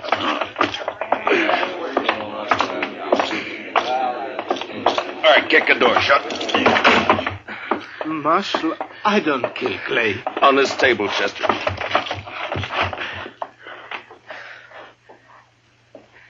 What'd you do with Clay's gun? His holster's empty. Gun? Clay's? I ain't got it. I don't even own one. Chester, see if it slipped out. His holster was empty coming up the street. First thing I noticed. Maybe it's over on the... Another customer? Why, that's 3 in less than a day. Oh, bountiful harvest. My fees this month will keep me in luxury. In luxury. Doc, I want to have an inquest as soon as possible. Well, as soon as I finish the autopsy. Shouldn't take long with the practice I've had this week, huh? No. Late afternoon all right with you? I'll take him up to my office right now. No, thank you, Chester. I can carry him all by myself here. You just open the door there like a good fella and... Yeah, Marshal, tell the city fathers I'd like to make a deal when the corpses are as famous as this one. Back in 53 in San Francisco, a fellow I knew earned a fortune exhibiting the head of Joaquin Murrieta. Tell them if they'll let me keep the remains, I'll do the autopsies for nothing. Shut the door, Chester. Ziegler, where is it you met Clay on the river? By the ford. This side by the ford. Ride out there, Chester, and see if you can find Clay's gun. Maybe he dropped it when he was shot. I did not shoot Clay. Sure. I did not. I had no reason to. I did not. Now, you listen to me. Maybe you think Dodge has got so big I don't know about everything that goes on here. Well, if you do, you're wrong. If you think I don't know about the bank having an overdue mortgage on your farm, you're wrong. $400 is reason enough for a struggling farmer like you. No. Could not do such a thing. I am a human being. To a peace officer, Ziegler, that's enough grounds for suspicion. But whether you did it or not will be decided at your trial. In the meantime, you just stop yammering about it. Trial? Me? Even when I shoot somebody, I stand trial. If they find it's justifiable homicide, and they probably will, Clay being a wanted man, then they'll let you off. And if not... Please, I am permitted to go now. Go. Are you crazy? My farm, the stock, I must look after it. You sit right down. You want to be lynched? You're trying to get yourself murdered? Have you forgotten about Clay's brother, Adam? Adam would not believe I shot him. What difference does it make whether he believes it or not? His brother's been killed. Everybody's looking to him to do something about it, and he knows it. You want me to guess where he is right this minute? He's in one of them saloons, lapping up courage to come in here and ask me to give you to him for a present. You want to know who's with him? Ever loafer, ever bum, ever slob in town. Slapping him on the back and telling him what a shame it is. Egging him on to kill you so that they can have some excitement and some fun. Well, maybe you deserve killing, but it's my job to uphold the law, and I'm not letting you out of here. What? You might spend your time trying to think up a better story. That is, if you intend to stay in this town. All right, now think back. Didn't Clay go for his gun before you shot him? I tell you, I didn't. If I'm not under arrest, you have no right to keep me here. I got to look after my farm. I go. All right, Chester, lock him up. Yes, sir, Mr. Dillon. Come on now, Ziegler. Help me, senor. Help me, senor. Step out, Sonny. This cage is bespoke. Who's in there, Chester? That little old runaway from Cottonwood. Oh. Yeah. Come over here, son. Come over here to me. I know who you are. You do you? You bet. You're Matt Dillon. I'm guilty. I knowed you right off. You just pointed out to me one day back home. Filler says you was the fastest gun thrower in Kansas. Wyatt Earp wouldn't be awful interested to hear that, I'm afraid. Filler says you was faster than Older. Faster than Wild Bill Hickok in Hayes City and Fat Masterson or any of them. How many fellas have you killed? You don't keep score, son. It's something you try to forget. Not me. Someday I'll be famous like you, and for every filler I kill, I'll put a notch on my gun. People will see those notches, and they'll know they better not try. Why'd you run away from home, Bub? Don't you know your mother's likely to worry about you? Oh, she won't worry. She's too busy working. You ain't gonna make me go back, are you? You wouldn't do that, would you? Well... Because it wouldn't stop me for long. I'd only run away again. Oh, where are you off to in such a sweat? Oh, Texas, California, Mexico. Fella can accomplish things there, not like living in old Cottonwood. If you let me go, someday when I'm famous, you can tell people you helped get me started. Well, that's a pretty strong inducement. I'll have to think about it for a while. And, look, while I'm making up my mind, I want you to give me your word. Word of a man who'll be famous someday that he won't try to run away from me. Otherwise, I'll have to have Chester lock you up again. Oh, I'll shake on that. Good. Chester, I want you to go look for Clay's gun. Yes, sir, Mr. Dillon. And on the way, stop off and send that telegram. You know? Hmm? Oh, that telegram. Yes, sir, Mr. Dillon. Where's Ziegler? It's all right, Chester. Go ahead. Yes, sir, Mr. Dillon. Where's that murdering dog? Oh, there you are. You Not a single step further, Adam. I want him, Dillon. He murdered Clay, shot him down without giving him a chance. How do you know? Because Clay wouldn't have let anyone catch him off guard except a friend. A friend. And now, Dillon, give me that Dutchman. Try to take him. It's like that? It's like that. And it's true what the fellas say. You made a deal with the Dutchman to give him the reward and protect him if he'd kill Clay for you. That was the deal, was it? Yeah. The fellas say why I'd make such a deal? Dillon, it ain't no longer a secret around town that you and Francie want each other. But Clay was in the way. You had him killed so you could get his wife. Do you deny it? No. It'll serve as well as any other crazy story to work you up. You think you're safe behind that star, don't you? Well, Clay had friends, lots of them. I'm coming back with them friends, and we'll get the Dutchman and you and anyone else who tries to stop us. All right, Adam. I'll be waiting. Yeah. You wait.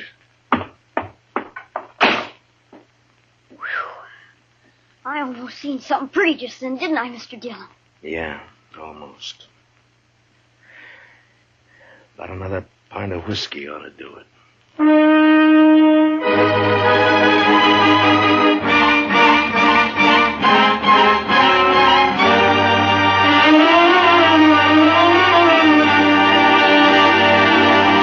We will return for the second act of Gunsmoke in just a moment, but first, many radio shows win high popularity with the prizes and cash they give away, but there's one show that's tops because the head man gives away as little as possible. What other radio program could it be but the Jack Benny Show? So be listening.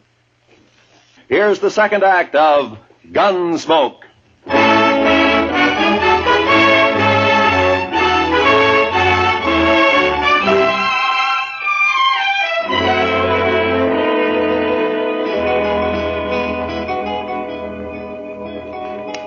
Son?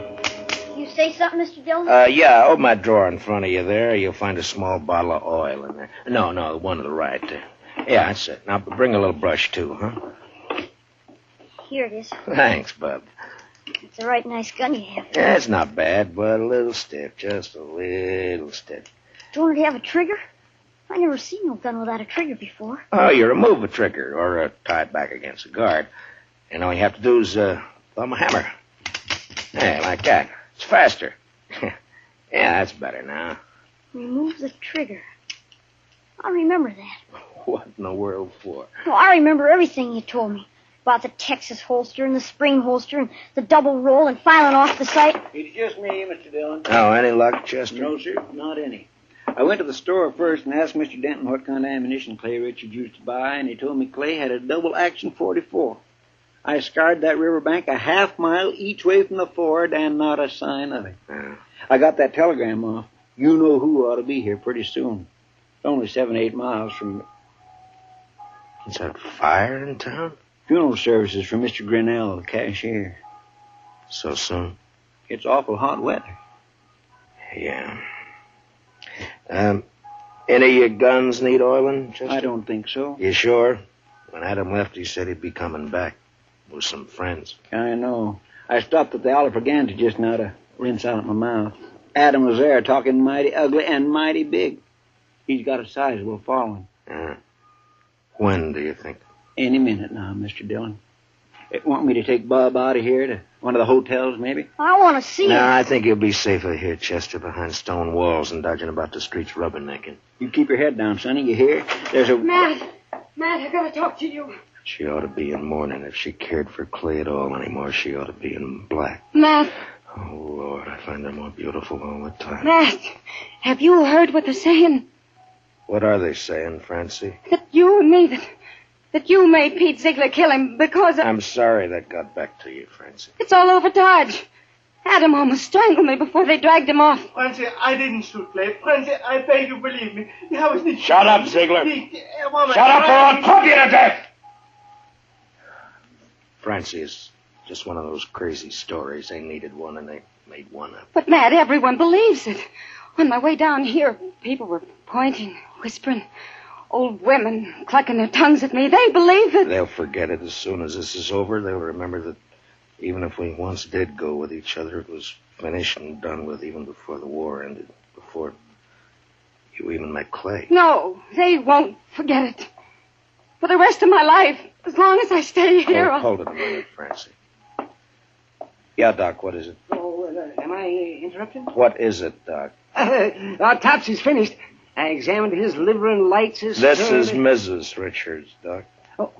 Oh, I beg your pardon, ma'am. I'm sure I meant no disrespect for the departed. Well, Clay was shot all right, but from the nature of the wound and the coagulation of the blood, I'd say it happened sometime yesterday. I'd say the cashier's bullet didn't go wild after all. How could a dead man gallop away? Well, the wound wasn't what killed Clay. The ball hit the rib cage and bounced off. 22 caliber it was. What did kill him was the stab in the back, right through the spine, inflicted sometime this morning. Now, near as I can judge, by a small blade, 2 or 3 inches long. It could have been a Barlow knife. Thanks, Doc. Please accept my condolences, Mr. Richard. You call the inquest anytime you're ready, Marshal. Chester, close the door. You see, I didn't do it. I didn't shoot him. All right, then you stabbed him, maybe. You said you never carried a gun. Look, Francie, go home and give matters a chance to simmer Matt, down. I'm going to ask you for something. Yeah? Turn Pete Ziegler out into the street. What? Francie, they're itching to get their hands on him. Let him have him. It'll prove that story's a lie, that you didn't make a deal with him. Please, Matt, I have to live here. Hear me, I have to live here.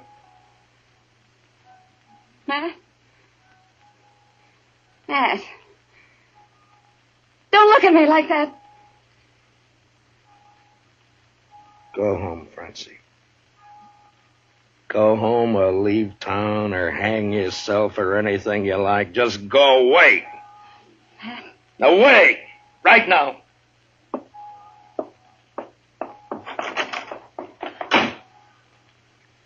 I bought me a bottle at the Olive Organza, Mr. Dillon. Would you care for a drink? No. Guess the funeral's over. There'll be others. Funny. No, I missed that bell. Awful quiet, ain't it? It's just what... Just about on schedule. Are you ready, Chester? Yes, sir, Mr. Dillon. I'd use a shotgun if I were you. It's more effective when there's a mob to be dealt with. Oh, yes, sir, I aim to. Ziegler, and you too, son. If trouble starts, lie down flat on the floor and keep your head down all the time. Don't gawk to see what's happening. You understand me? Yes, sir, Mr. Dillon. All right. Dillon! Come on, Dillon! Come on! Chester, I want you to stand here in the doorway after I go out, where you can cover the back door and me at the same time. Yes, sir, Mr. Dillon. All right, Chester. Open the door. Come on now. It's my duty to warn all of you that you're in the breach of the peace. I've sworn to uphold the law. I've kill men in order to do it, and I'm prepared to do so again. Give us a Dutchman, Dillon. Men! I ask you to be sensible and to leave quietly. But if you refuse to listen to reason, if you insist upon being fools, if you've already decided to act like wolves instead of humans, then there's nothing I can say to make you change your minds. A Dutchman. All right, you want Peter Ziegler? Well, he's not more than 20 feet behind me, so come on and get him, any of you. One at a time or all at once. Come on. Which one of you wants to die first? You? You, Adam? Well, what do you say, Adam? You let him here. Don't let this star on my coat stop you. Come on. There, I'm not wearing it now. Well, come on, draw, Adam, draw.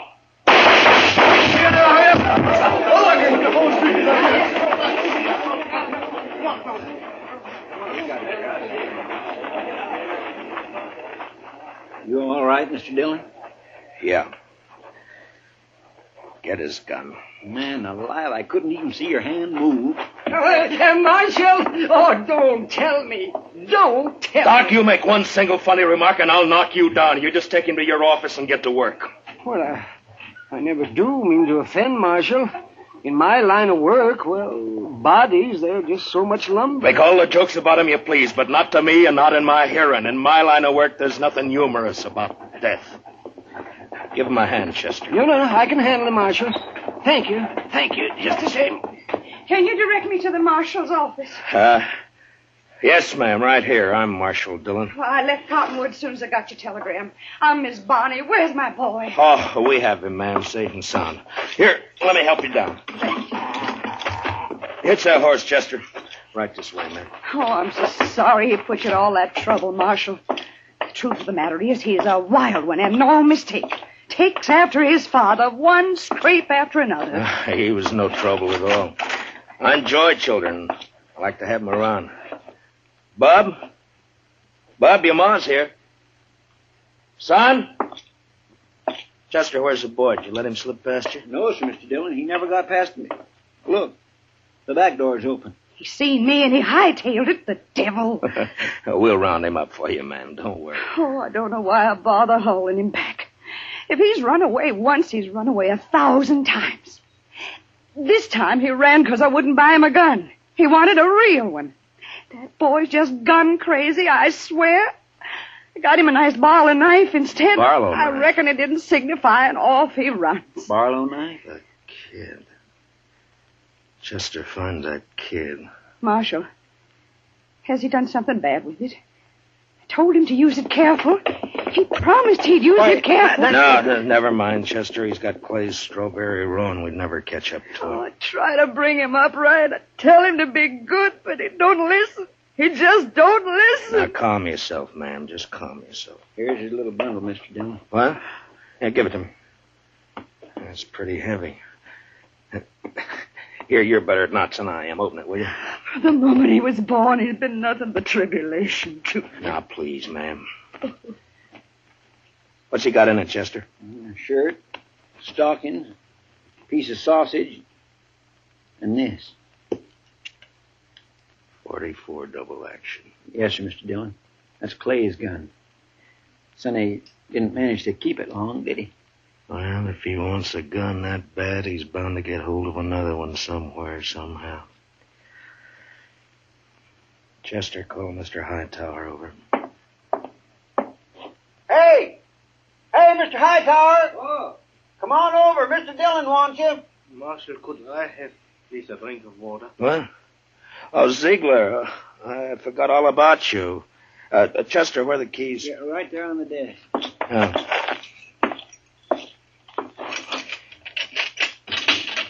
There we are. It'll be safe for you to go home now. I can go back by the farm. Yeah, that's right. I'll send for you for the trial. Oh, danke schön. Danke schön. Watch where you're going, you dumb... Excuse me. Bitte. Yes, Marshal. Mr. Hightower, it appears that we can do business after all. Get some paper and a pencil. I want some notices printed. Fire away. Wanted for murder. Wanted for murder. What's the boy's name? Bonnie. William Bonnie. William Bonney. William Bonney. Age 12. Height about 5 feet. 5 feet. Hair light, eyes blue. I don't suppose he's known by any other name. I know. Everybody just called him Billy. Or the Kid. Also known as Billy. The Kid.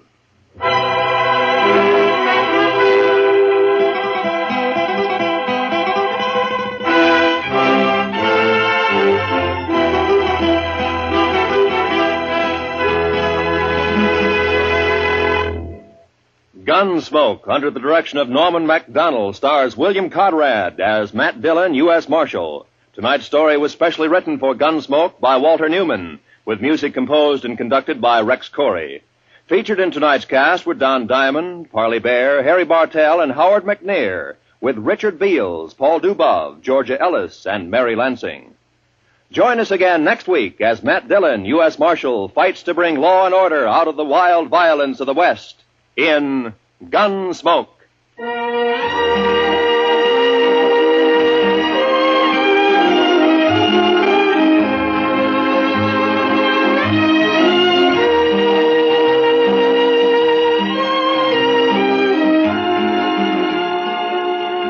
Those longtime favorites, Amos and Andy, are rising to new heights in their CBS radio series on Sunday nights. Heard on most of these same stations, Amos and Andy find trouble as constantly as ever and make it just as funny and as human as they have for more than 20 years. Be sure to hear Amos and Andy this Sunday, won't you? Right after the Jack Benny Show. This is Roy Rowan speaking. And remember, there's fast, funny quizzing on The Bob Hawk Show every Monday evening.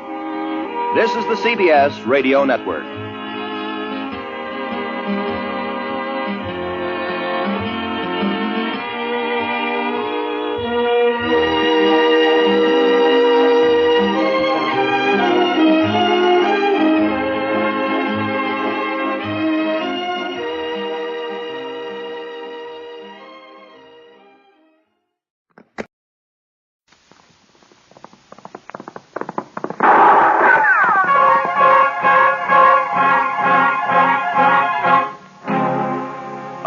Dodge City and in the territory on west, there's just one way to handle the killers and the spoilers, and that's with a U.S. Marshal and the smell of Gunsmoke.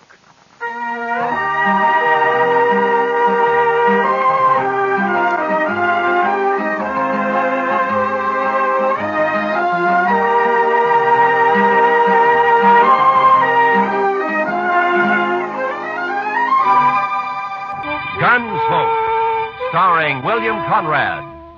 The story of the violence that moved west with young America. The story of a man who moved with it. Matt Dillon, United States Marshal.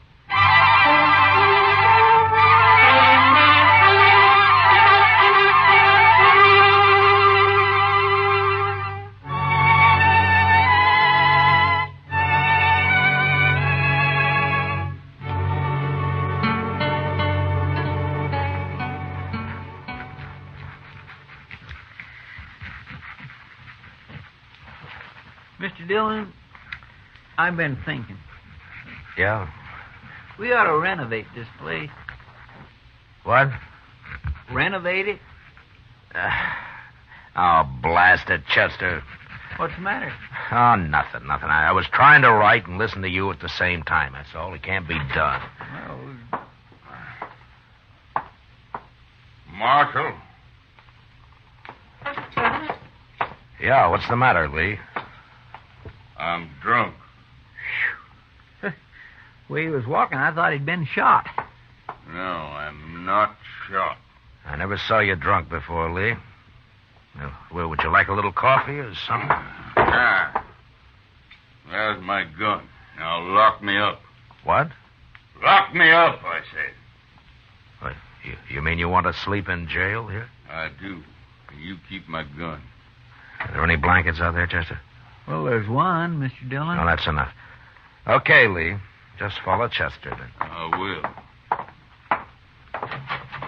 Marshal, I come here to prevent a killing. Oh? I'm drunk enough to want to kill him, and I'm sober enough to know I'm too drunk to kill him. You understand? To kill who, Lee? Jim Salter. That's who. My foreman. Is he in town, too? He is. At the Texas Trail. And let him stay there. Keep him out of here. I'm going to bed. Right in there, Mr. Dargan.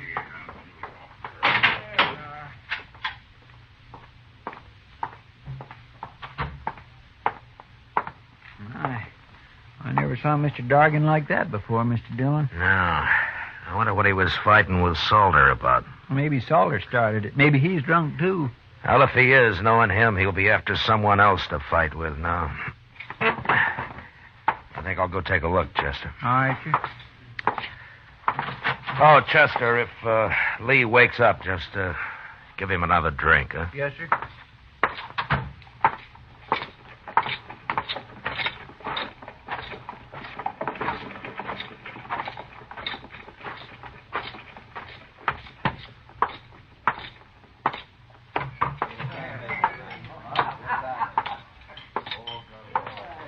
Well, how come you're alone, Kitty?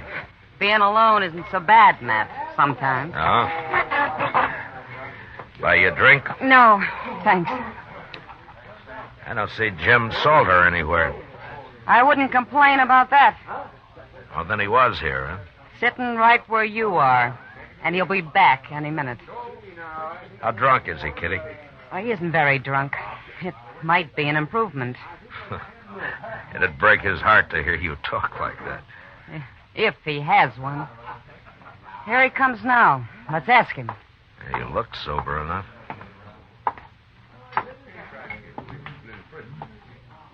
You move in fast, Marshal. Sit down, Salter. Sit down. Seeing as how it's my table, I will. I ran into Lee Dorgan. He was pretty mad about something. That so? Yeah. But it's all right as long as you're not looking for trouble. Me, Marshal? I never look for trouble. Neither does Lee. Now, you know those Southerners, Marshal. They're always getting insulted about something. You've been foreman on Lee's ranch for over a year now, Salter. This the first time he's wanted to kill you? Is that what he said? That's what I heard him say. Oh, yeah. Well, Marshal, Lee's had a little bad luck with his cattle, that's all. When he's had a drink or two, he needs someone to blame it on. You know how it is with these greenhorns. No. How is it? If it weren't for me, he wouldn't have as many cows as he's got. Now he's lost a few strays, he's all upset. Well, as long as it doesn't end in gunplay. Oh, me and Lee get along fine when he's sober. Yeah. You have to leave, Matt? I'm afraid so, Kitty. Then I'm going to bed. Hey, wait a minute. You can't do that. Who says I can't, mister? Good night, Matt. Good night, Kitty. Well, I'll be.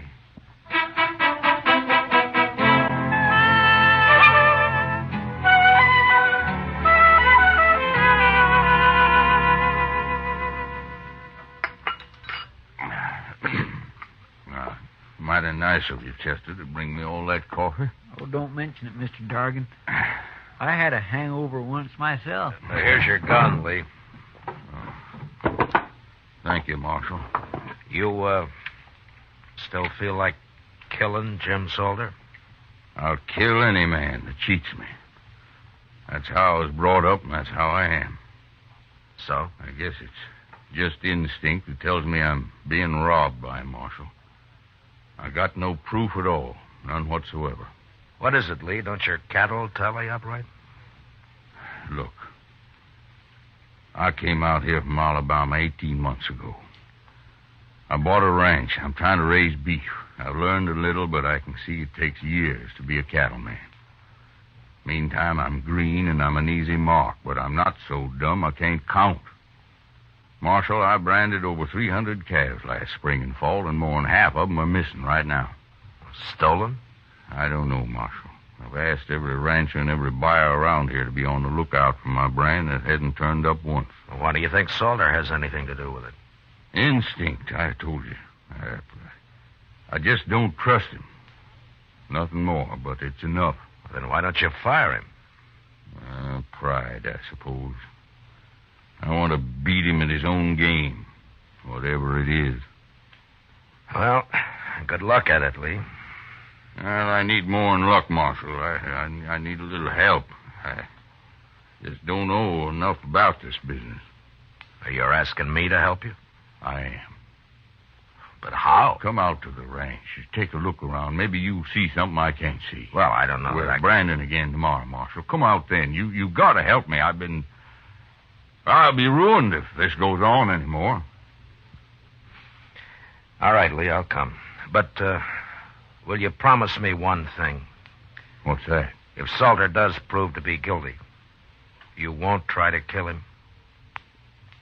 No, I can't promise that. I respect the law, Marshal, but I got my own code, too.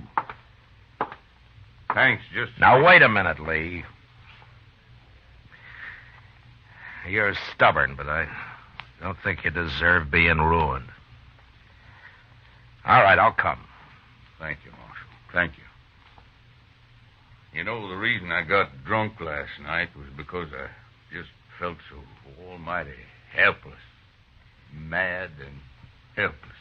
Yeah. I know the feeling. See you tomorrow.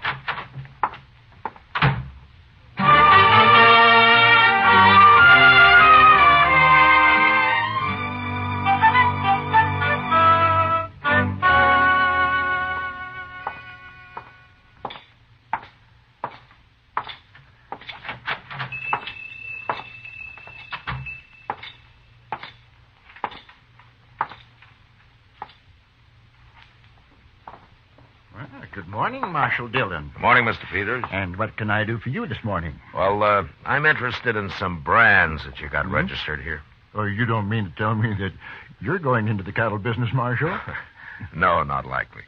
I just want to see what new brands have been registered in the past, 12 or 13 months. Well, certainly, Marshal.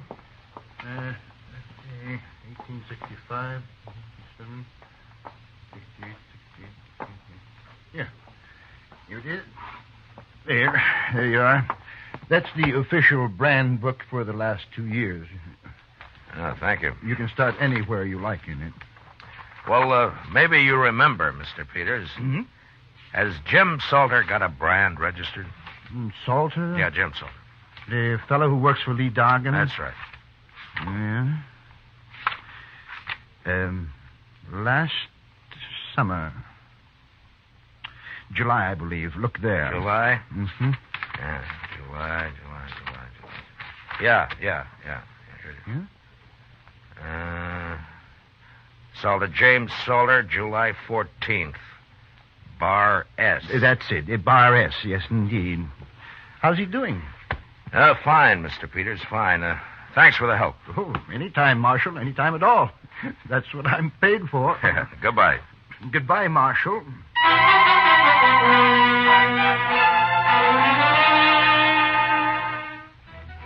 When we weren't working, most of the cattle buyers in town spent their time drinking toddy and telling lies at the Dodge House.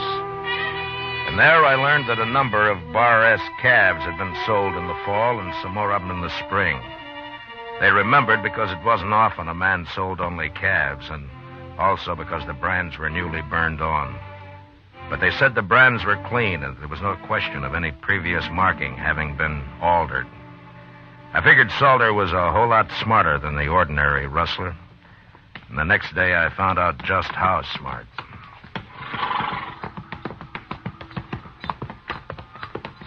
They sure got their branding fire set far enough apart, Mr. Dillon. Yeah, they have.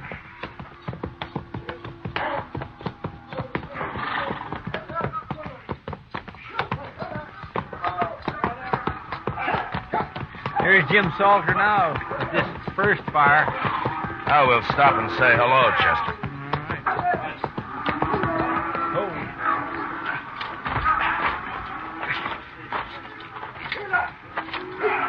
All right, let him go, boys.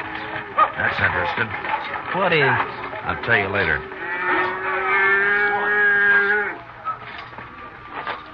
Now, you don't have to stop work just because we're here, Salter. That's all right, Marshal. Yeah, but you didn't brand that one. You just have to cut him out and rope him again. Iron's cold anyway. Oh, you got another iron there in the fire. We'll get him branded, Marshal. What are you doing out there, anyway? Oh, we needed a change of scenery, so we thought we'd pay Lee a visit. Where is he? Working the fire down yonder. You sure do keep your fires separated. Anything else you fellas object to? Well, no, I wasn't objecting. I was just making an entirely impersonal observation, that's all. Well, go do your observing on Lee. You came to see him. Salter, I'd starve plumb to death before I'd ever work around you. You sure would, Chester. On, Jim. Wasting time. See you later, Marshal. Yeah. Okay, Adams, bring another one out. Okay. Yeah.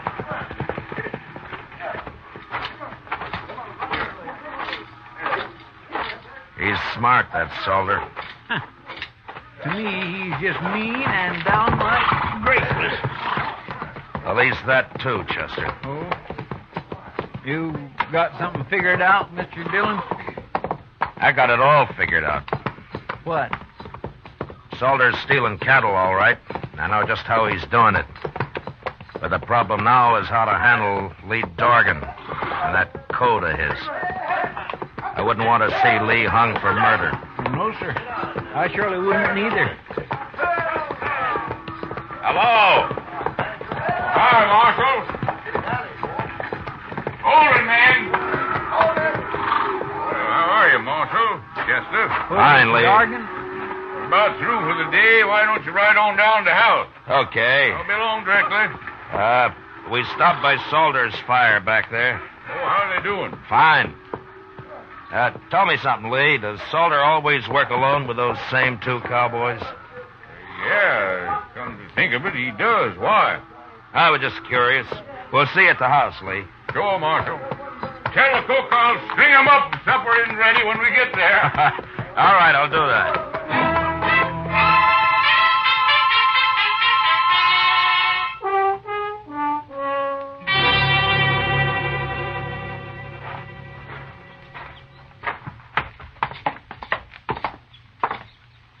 Well, not a bad house Mr. Dorgan's got here, Mr. Dillon. That's fine. Let's sit on the porch here, Chester. They'll be along soon. Yes, sir.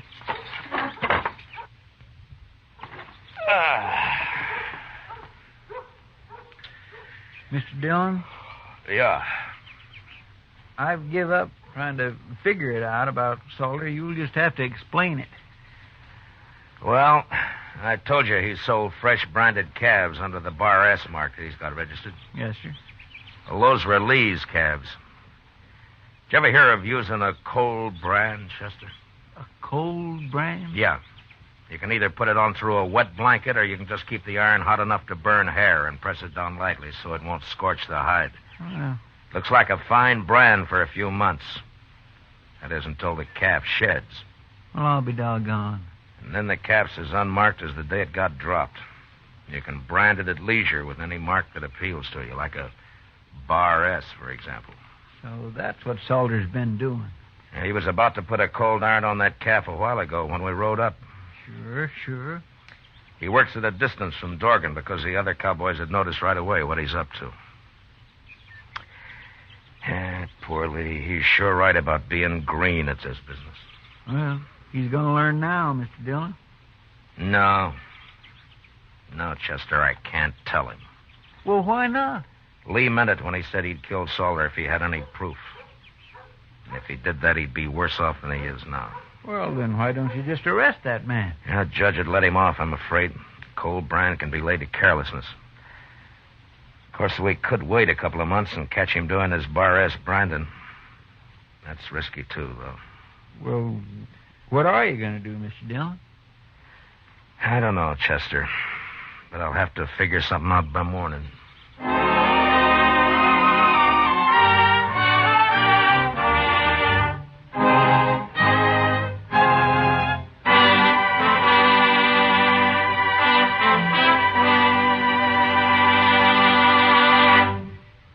We will return to the second act of Gunsmoke in just a moment. But first, there's a lifeline that stretches from here to Korea. A lifeline that you help sustain for our fighting men when you give blood to the Red Cross Blood Donor Program.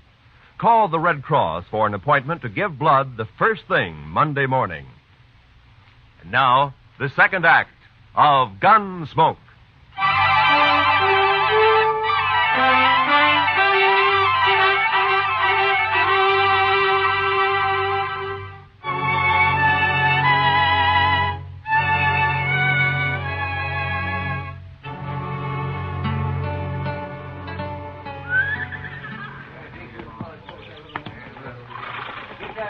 I don't understand it, Marshal. It just doesn't make any sense to me, but I asked for help, so all right, I'll do as you say.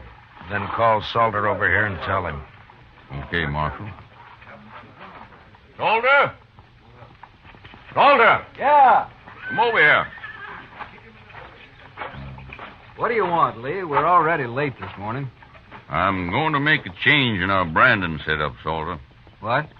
I've decided it'll be faster. From now on, we all work from one fire instead of two. What for? You and Adams and Smith will work alongside the rest of us, that's all. Whose idea is this, anyway? Those are my orders. Oh? You still talk like a Confederate colonel, don't you? That'll do, Salter. Sure. This is for you, Marshal. I never did like you anyway.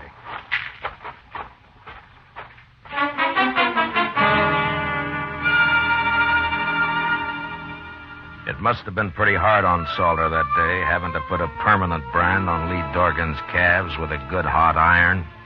But he had no choice, and he did it. About noon, Chester and I said goodbye and rode back to Dodge. I figured that'd be the end of Lee's trouble. But 2 nights later, while Doc and I were taking our ease at the Alfraganza, I found out I was wrong. Yeah, it's like that ignorant cowboy got a letter from his sweet girlfriend in St. Louis, Matt. Well, all right, Doc, what did the letter say? Oh, well, she mentioned that she'd found a nice room with running water. Yeah. Running water. And so this uncivilized son of the prairie wrote her back to get rid of that Indian at once, or our engagement is off. He thought that, you understand that now, don't you, Matt? Because, For that, the next drink's on you, Doc. Sure, Matt, sure. And will you get it? Ask the bartender for a couple of good cigars. As soon as I finish, say that was the fun. Say, I thought you left Lee Dorgan out at his ranch. What? Just came in the door. Must be looking for you. He's coming this way, man. Yeah. What's that under his arm? Oh, looks like a blanket. Hello, Lee. Sit down. Marshal, Doc. Oh, how are you, Lee? What are you doing in town? You all through, Brandon? Yeah, we're through. Well, how'd it go? Yeah. Take a look at this blanket, Marshal. Huh? It's all marked up, isn't it? It sure is. And it's burned with my brand all over. Where'd you find this, Lee? One of my men was riding by the place where Salter and his had his branding fire, Marshal. His horse kicked it up. They'd half buried it there. He showed it to you, is that it? That's it. And he explained all about cold branding to me at the same time. I see. Where's Salter now, Lee? And he got wind I was on to him and left, Marshal. I think he's in Dodge with those two who worked with him, Adams and Smith. And, you're looking for him? And I'm looking for him. But I'm telling you so that you can look, too.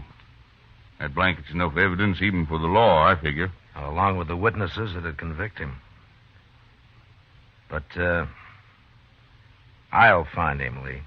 Better hurry, Marshal. I might find him first. Lee, you'll stand trial if you kill him.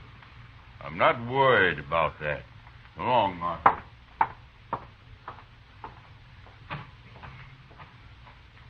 Why didn't you take his gun, Matt? So's he couldn't get in any trouble. You just find another one, Doc. Lee's a mighty determined man. Yes, I can see that. I'll take that drink another time, Doc. I got work to do. Sure, Matt. Oh, do me a favor. Will you drop this blanket off at the office for me? Oh, you bet your life I will. Well, good luck. Yeah, thanks.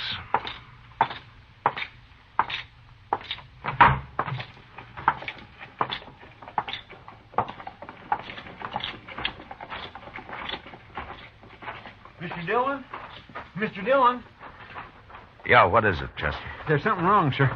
I just saw Salter and 2 men walk up behind Lee Dargan over there and grab his gun. What? Well, where are they? They were headed toward Kelly's stable. I thought I'd better find you first. Come on. What are they doing in Dodge, anyway? Lee's on to him, Chester. He knows the whole story now. And they know he knows it. Well, then somebody's going to get killed, sure. It looks that way. All right. Stay behind me, Chester. That's the only door to the stable. They'll have to come out there, sir. Yeah, I know. But we're going in after them. Easy now. The entrance to Kelly's stable was open, but there was no light showing. Chester and I stepped quickly around the frame of the door, and we stopped just inside, waiting for our eyes to get used to the darkness. We could hear voices in the back where the men were saddling up. And then, suddenly, we both saw it at the same time. The first stall, Mr. Dillon. Look. Yeah. It's Mr. Dargan. They hung him. Yeah, they just did it. He can't be dead yet. Here, take my knife and cut him down. You can climb up on the feed box. I'll cover you from here now. Hurry. Yes, sir, I'll hurry.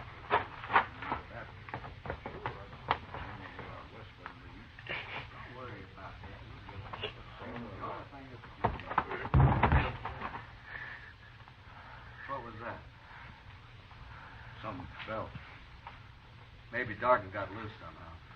Get up front there and take a look, both of you. I'll finish saddling up. Okay, Salter. Come on, Smith. Stay in here, Chester. Don't move. Mr. Dargan's breathing. When they come up, we'll jump them. I'll take Adams. Now, quiet now.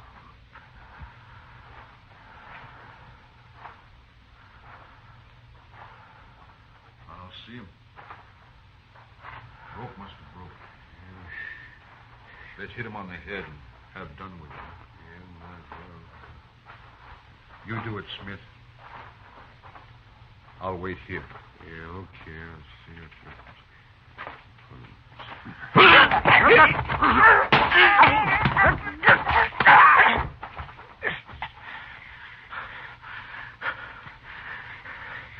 You all right, Chester? Yes, sir. Good. Now keep low. What's going on up there? Adams? Smith? Mr. Dargan's coming to now. He's breathing easier. Keep him quiet. Hold him down if he tries to get up. Salter will be along in a minute. Yes, sir. What are you two doing? Answer me, blast you! Who's in there? Throw down your gun, Salter. Who's that? It's Matt Dillon. Now do as I say.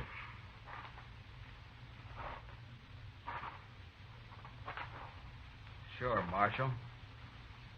Here it is.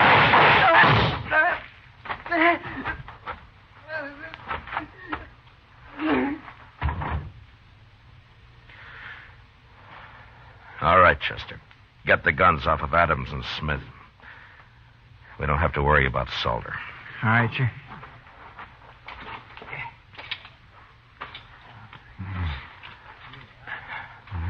Lee? Lee, how are you?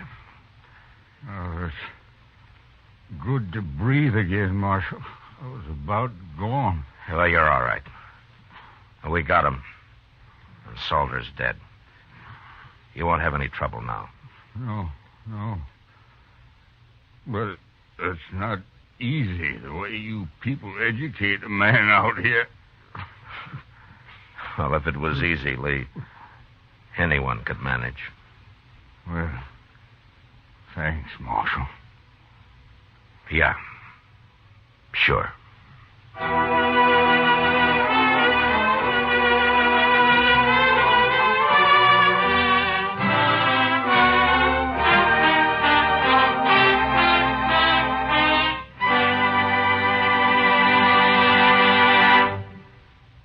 Gunsmoke, under the direction of Norman MacDonald, stars William Conrad as Matt Dillon, U.S. Marshal.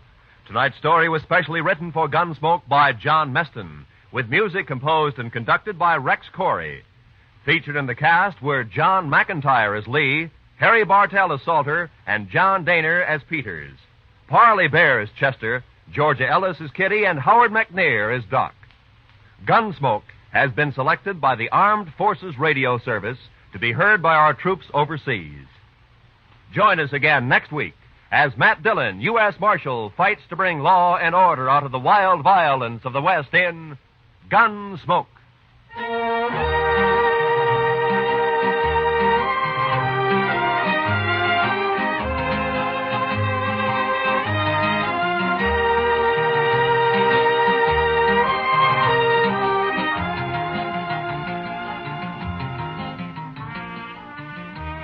A flirtation that leads to a killing interests Mr. and Mrs. North this coming Tuesday night on CBS Radio.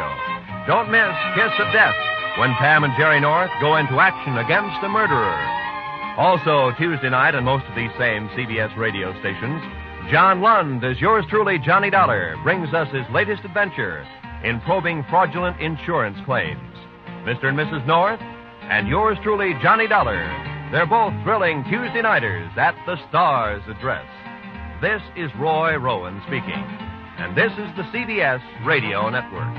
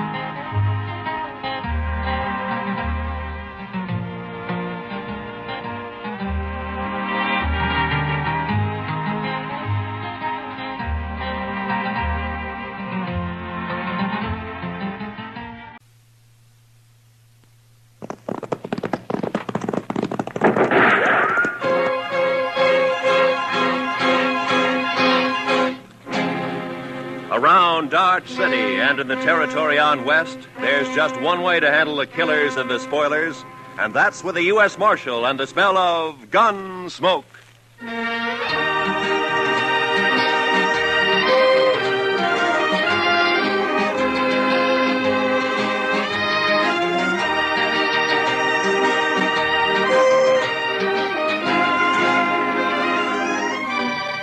Gunsmoke, starring William Conrad. The story of the violence that moved west with young America. The story of a man who moved with it. Matt Dillon, United States Marshal.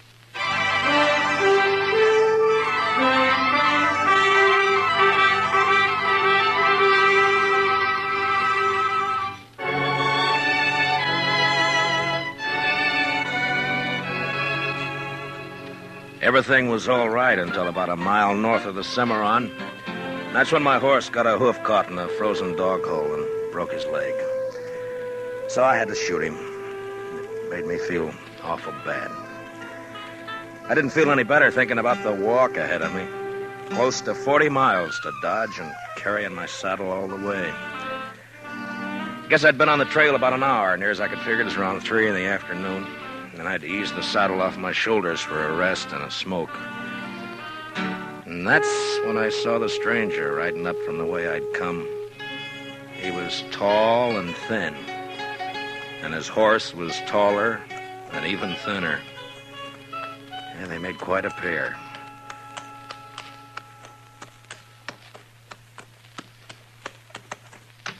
Hi. How are you? You lost? No. My horse busted his leg a way back. I'm on my way to Dodge. Oh, it's your house, huh? I saw it. Yeah. On your way to Dodge, huh? Yeah, that's right. You got any more of that tobacco? Yeah, sure. Here you are. Thanks. Thanks a lot. That's okay. Kind of a big walk you've got ahead, ain't it? Kinda. It's going to be dark soon. You figure making camp? That's the idea. Well, it's too bad. Yeah. Do you need any food? No, thanks. I got enough. Well, I thank you for the tobacco. Sure. Anytime.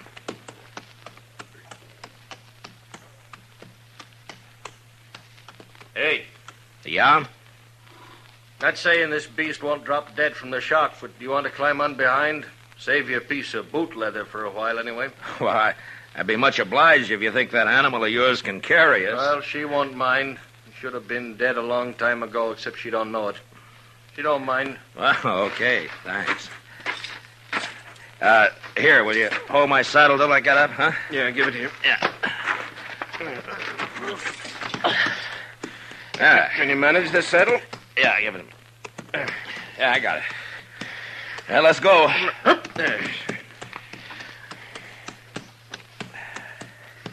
You heading for Dodge, too? Not in particular. Just north. Uh-huh. This beast'll do about 10 knots with the wind behind her, but we ain't gonna get more than 5 with this load. You ain't in no hurry, are you? Well, I was kind of hoping to get back tonight. It's Christmas Eve, you know. Oh, yeah, that's right, ain't it? Yeah. That backbone of hers sticking into you? Oh, no, it's okay. Thanks. Notice that tin do-jigger tied to you. You with the law? Yeah, I'm a U.S. Marshal. My name's Matt Dillon. That's so. I never seen a marshal on foot. Well, it happens sometimes. How is it you're down this way? Ain't it a mite off your course? Hmm? So you marshal down here as well as Dodge? No, I just took a prisoner across the Cimarron into Oklahoma territory. Turned him over to the Army there. Did, huh?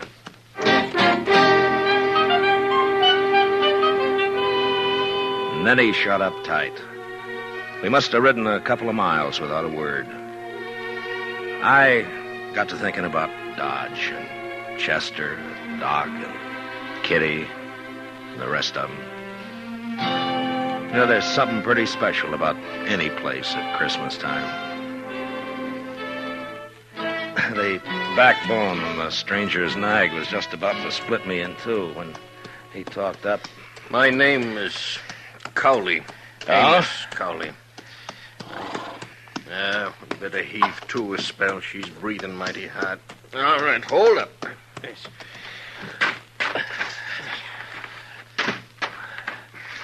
Yeah, it's getting a little chilly, isn't it? Yeah. Could I trouble you for another smoke? Oh, sure. Here you are. I thank you. Say, what's it like in Dodge? What? Dodge. What's it like? Oh, it's like any other town, I guess. Pretty big, huh? Well, yeah, I guess so. Not so big as New York, though. Oh, no, not as big as that.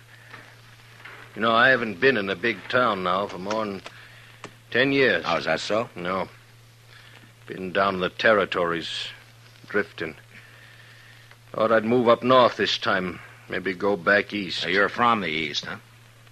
Some time back. Say, what's it like? What? Well, Dodge, any town. At Christmas. Same as it used to be? Well, I guess so. What do you do? Well, the same as most people, I guess. What most people do at Christmas. Well, that ain't saying a lot. What are the folks like? And what does it look like? I just kind of like to know. Well, I don't know. Well, there's Front Street. That's most of Dodge right now. Of course, it's getting bigger all the time. Do you have any kids? No, I'm not married. Yeah. Kids have fun Christmas. Yeah, they do. That's certain. In Dodge, they sometimes have a party for the kids a couple of days before Christmas. Kids like that. And then everybody gets feeling good, looking forward to Christmas Eve. Like last year.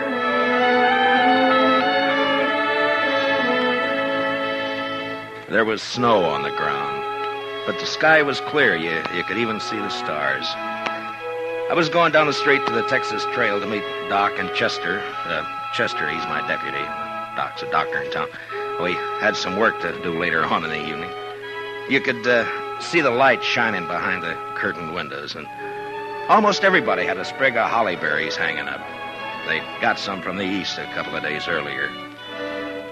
I remember running into John Bumby. He's a kind of general handyman in Dodge. Never says much, but he sure had a lot to say that night. Oh, hello, Marshal. Oh, hi, John. A lovely night for Christmas Eve, isn't it? Yeah, it certainly is, John. Yeah. Pretty fine night. Peace on earth, goodwill to men. Mr. Dillon? Yeah, that's the way it should be, John. You know, Marshal, this is going to be quite a night for me. Yes, sir. Oh, is that so? Oh, yes, sir. Tonight, I'm asking Mrs. McNish to become Mrs. Bumby. What? Mm-hmm. What, John? I didn't know that. Oh, I know it's been a mighty fast secret, but I'm popping the question tonight. Well, I wish you a lot of luck, John. Hey, I'll tell you what. Come by to the Texas Trail later, and we'll have a drink on it. Oh, I will. I really will, Marshal. You're good and kind, Marshal. Good and kind. Merry Christmas, Marshal Dillon. Merry Christmas. Well, the same to you, John.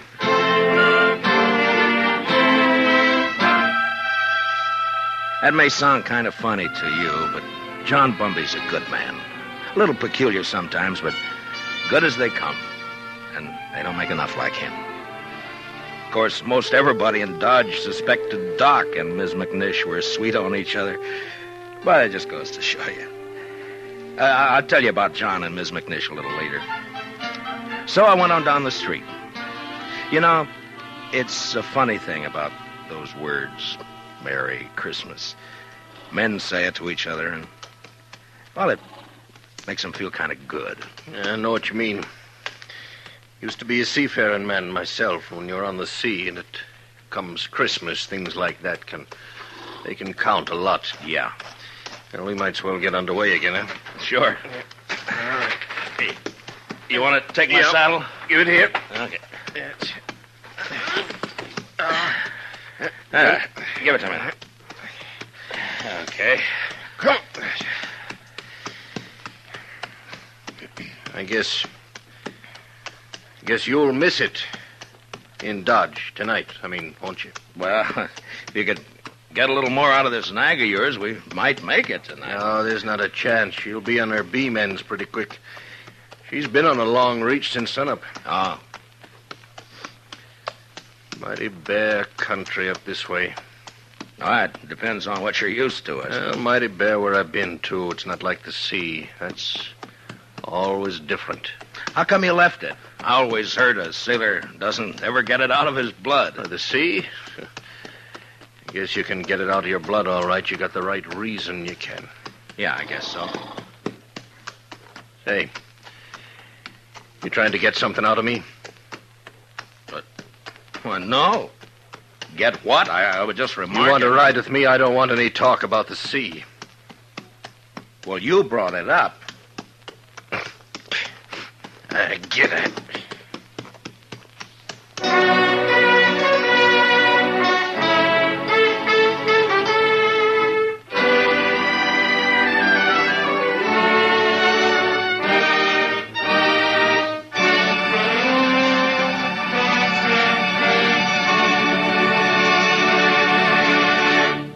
We will return for the second act of Gunsmoke in just a moment. But first, tomorrow night, Jack Benny and his whole fun-making gang make a personal appearance at a Long Beach, California Veterans Hospital.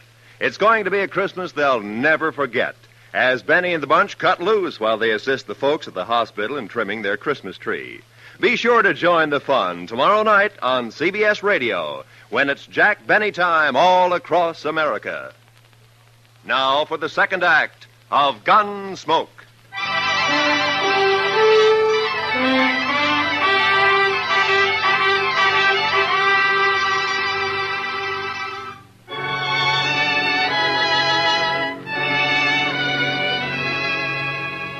Amos Cowley sulked his way along the trail for the next while. And then it was almost like he couldn't stand the quiet.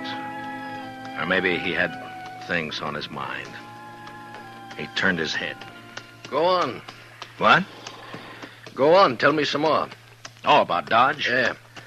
Well, I don't know. Well, you try some more, huh? Well, they got a little pine tree in the Texas Trail. Tree? Yeah, come down a long way from the north. Kitty Russell, she's a hostess in the Texas Trail. Well, she got a lot of ribbon and gewgaws and made it look real nice. That was last Christmas. A star at the top? A star? Yeah. Yeah, I think so. It looked like a star, I guess. It sure looked pretty. And there was a difference in the place that day. Everybody was celebrating and feeling real good. The doors would swing open and somebody would come in and, maybe somebody you just knew to nod at, but because it was Christmas Eve, he'd come right up and say, hello. Oh, maybe that's a good reason, maybe not. I don't know. All right, I'll tell you. Anyhow, it was still kind of early. Just wait your turn. Kitty and Chester were standing off looking at the tree. Hi, Matt. Good evening, Mr. Dillon. Hi, Kitty. Chester. How do you like it, Matt? Christmas tree. Oh, that's real pretty. Only tree but one in the whole town. Yeah, Kate's got one over the Alphaganza. Oh, well, I'll have to see it later. You're next. Where's Sam? I don't know. Maybe he started celebrating too soon. Oh. Doc's taking over the bar. Yeah, that's right. You want a drink, Kitty? Sure. Oh, right away. I'll get you a drink. You haven't forgotten anything, have you, Mr. Dillon? Forgotten? What, Chester? There. What did I tell you, Miss Kitty? I knew just as sure as my nose that you forgot. That. No. I hadn't forgotten. Oh, well, I thought as soon as I get Sam sober enough to take care of the customers, we could go on over to Doc's like we planned. Sure, we'll do that, Chester. Here you are, Matt. Thanks, Doc. Yeah, well, it's still snowing out? No, it's not. Where are you going, Kitty? All right. Just want to look outside.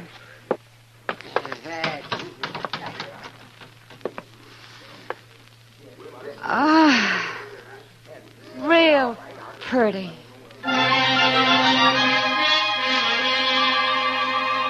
Man thinks of a lot of funny things that don't mean much. Kitty standing at the door, sniffing the cold air, and the warmth inside, and the whiskey in me. It was a good feeling. And then Chester and I decided to take a bottle over to Mr. Hightower. He's the telegraph operator over at the depot. He runs a printing shop on the side. Say, Mr. Dillon? Yeah, Chester. Do you mind if I stop by the church for a minute? Well, no, I don't mind.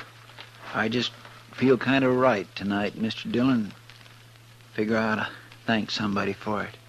Sure.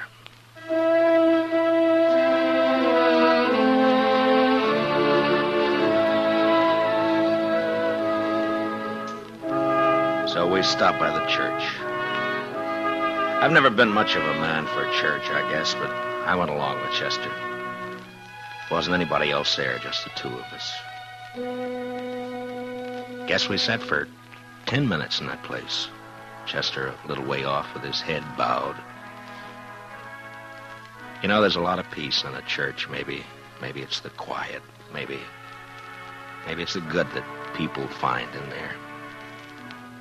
Now, whatever it was, it made a man feel glad about pretty much everything. I haven't been in a church since I don't know when. Oh, is that so? I heaved to. Well, she's becalmed again, mister. Okay.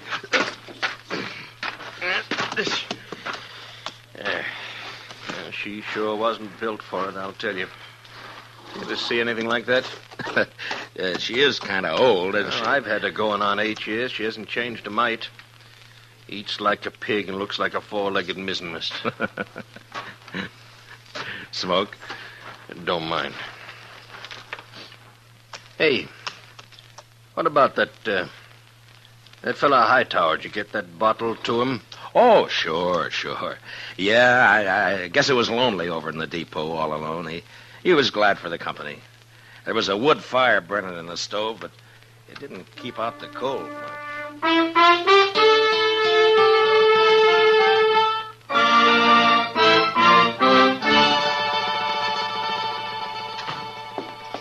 Well, how are you, gents? Merry Christmas. Well, how's it going, Mr. Hightower? Oh, slow, Marshal, slow. Bit of excitement about an hour back, though. That so? Yeah, 9:15 got stuck between here and Hutchison. Lots of snow back there. They getting her out? Oh, sure, they're trying, but I'm sure glad I'm not on it. It's going to be a cold night on that train. Well, it's kind of chilly in here, isn't it, Mr. Hightower? Any warmer, and I'm going to sleep. Well, say, we brought you over a bottle of Irish for company. Jameson's. Well, I declare I was just thinking about a tot before you boys come in. Now, that's real friendly. Will you have a drink with me? We sure will. Let's open her up, huh? A couple of glasses up on the shelf there, Chester. Get them down, will you?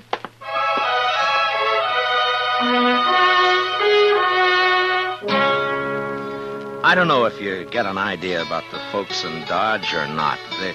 They're not any different than any other people, nor the town either. I guess maybe it's a pretty small place at that.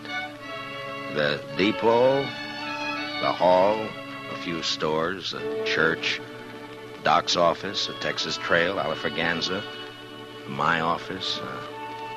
Well, not much, but it's where you live, you know?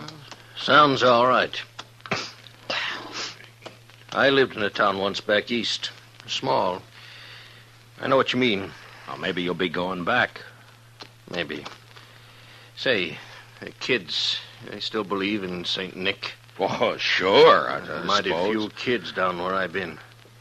Injun kids, they don't believe in St. Nick. No reason they should, I guess. I used to believe in it, you know that? Well, I guess most people did one time or another. Hey, you figure we come maybe 10 miles? Maybe. Yeah, it's getting dark. Yeah. Well, come on. You want to ride the saddle for a bit? Oh, no. That's okay. Well, then, okay. We rode on, and I thought about last year, about Kitty, Doc, and Chester and me going over to Doc's place after Doc got tired at tending bar at the Texas Trail. It was about 1:45, and we stood around and sang Christmas carols. And I remember how it sounded that night, how it looked. The glow in the stove in the middle of the room, and frosty windows. On a cold winter Yeah, it was Christmas Eve, all right. It was so deep. Noel, Noel, Noel, Noel. Born is the King of Israel. Say, that was fine. That was just fine. Yes, it was. Oh, gee. Say, now, what do you say if we... Listen. Huh? Oh. Merry Christmas. Merry Christmas. Merry Christmas. Merry Christmas. You know, I feel sentimental. That's exactly what I feel. I feel sentimental. I know what you mean, Doc. I surely know. Okay, Doc. Bring him out.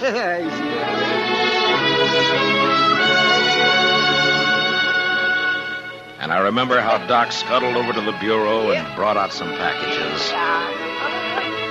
The presents weren't much, but it didn't matter what they were. And when we'd finished opening them, it was Chester who said what we were all thinking. I just want to say, Miss Kitty, Doc, you, Mr. Dillon, I just want to say that this is the best doggone Christmas I ever had. And that's what I want to say.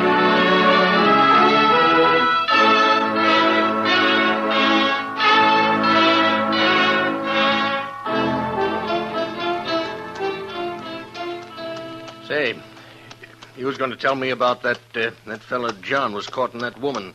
What was her name? Oh, yeah. Miss McNish. That's right. Well, she said yes, and you've never seen two happier people in your whole life. Yeah, she's Miss McNish Bumpy now. Oh, that's good. You know, you might settle for a bit in Dodge, or you could get work there.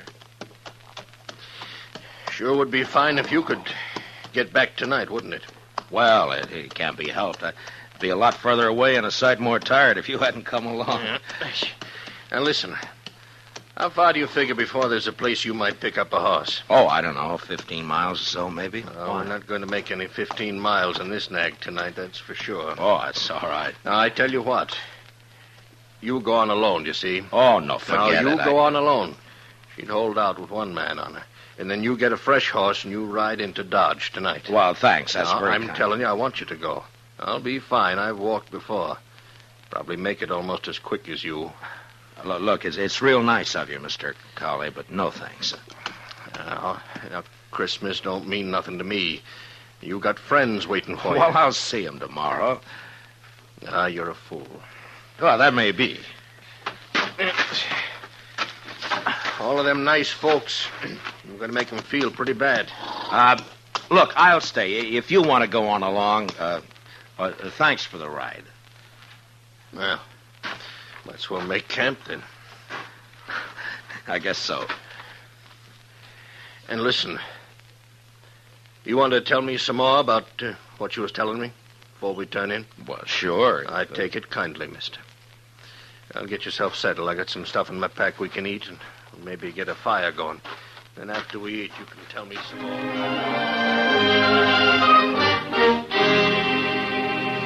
We made a fire and then shared what we had for supper. He seemed to soften up after that, and we talked for a couple or 3 hours. It was like he was starved for news of people, everyday things, and just plain company. And that's how we spent Christmas Eve together out on the plain. And then when the fire was dying down and I was about ready for sleep, he said, Marshal. Yeah? I want to tell you something. I've been needing to tell it for a long time. Do you mind? Well, of course I don't mind. Well, then I'll tell you. A few years ago, I was skipper of a little schooner. I used to sail up and down the East Coast, you know, Boston, New York. Yeah. Well, one night, we hit dirty weather off New Jersey. Real dirty. Blew us off course, and we piled up on the rocks and knocked the bottom out. That's too bad. There was 18 passengers aboard, Marshal. 4 of them was kids. We never saw them again. No. And my own wife and my kid went down, too. I'm sorry. Well, now, something must have happened to me after that. I didn't want nothing to do with ships or the sea, and I started to drift out this way. I couldn't forget, though, do you know? And I didn't want to be near folks, especially kids, to remind me, do you know? Yeah. And that's how come I've been slewing around ever since. Sure, I understand. Just kind of wanted to get it off my chest. Sure. Marshal, I'd like to ride into Dodge with you tomorrow. You think I might meet some of them folks you was telling about? Oh, I don't see why not. That'd be all right. Maybe I wouldn't need to drift no more. Maybe I could drop anchor, do you know? Yeah, you might at that. Yes. Well, good night. Good night. Merry Christmas, Marshal. Merry Christmas, Mr. Cowley.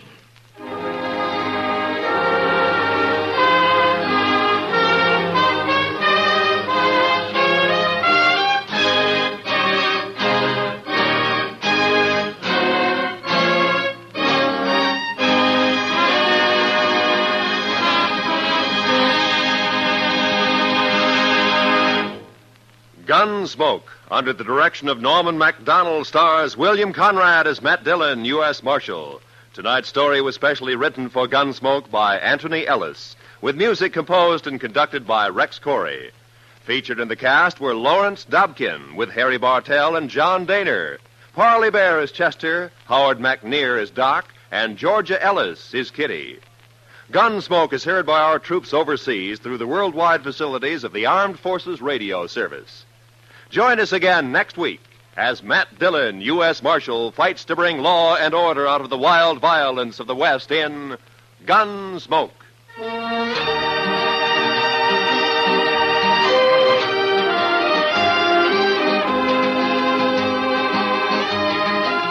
Tomorrow night, Edgar Bergen's real-life daughter, Candy, pays him and you a visit on The Edgar Bergen Show with Charlie McCarthy. Candy and Charlie hit it off fine, but Edgar has cause to regret his hasty decision to invite his 6-year-old daughter into the show, especially when she starts throwing her voice. Sounds like fun tomorrow night on most of these same stations when CBS Radio presents The Edgar Bergen Show with Charlie McCarthy. This is Roy Rowan speaking. And remember, Eve Arden, as our Miss Brooks, teaches you how to laugh every Sunday on the CBS Radio Network.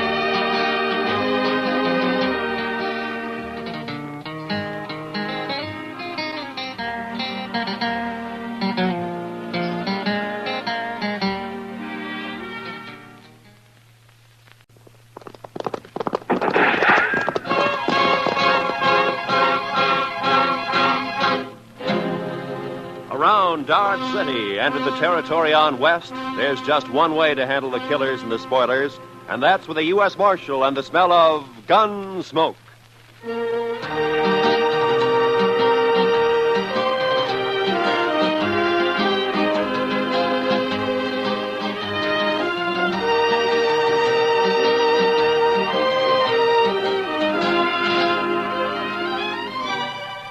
Gunsmoke, starring William Conrad.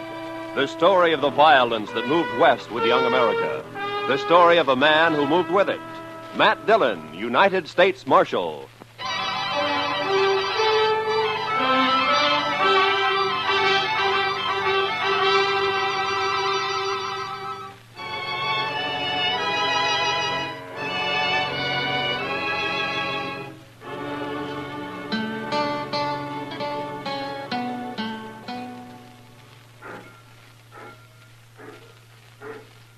Mr. Dillon? Yeah, Chester.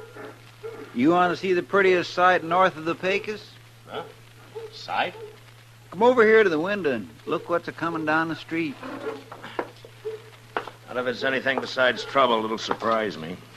She must have come in on the Santa Fe from the east. Wow. Say, I think she's coming here. Yeah, it looks that way. My, I should have shaved this morning.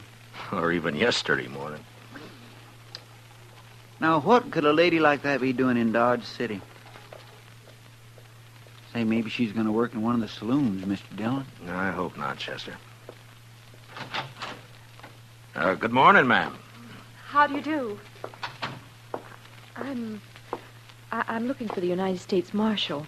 Well, I'm the, my name's Dillon, Matt Dillon. I'm Catherine Blair, Mr. Dillon. Oh, it's a pleasure, Miss Blair.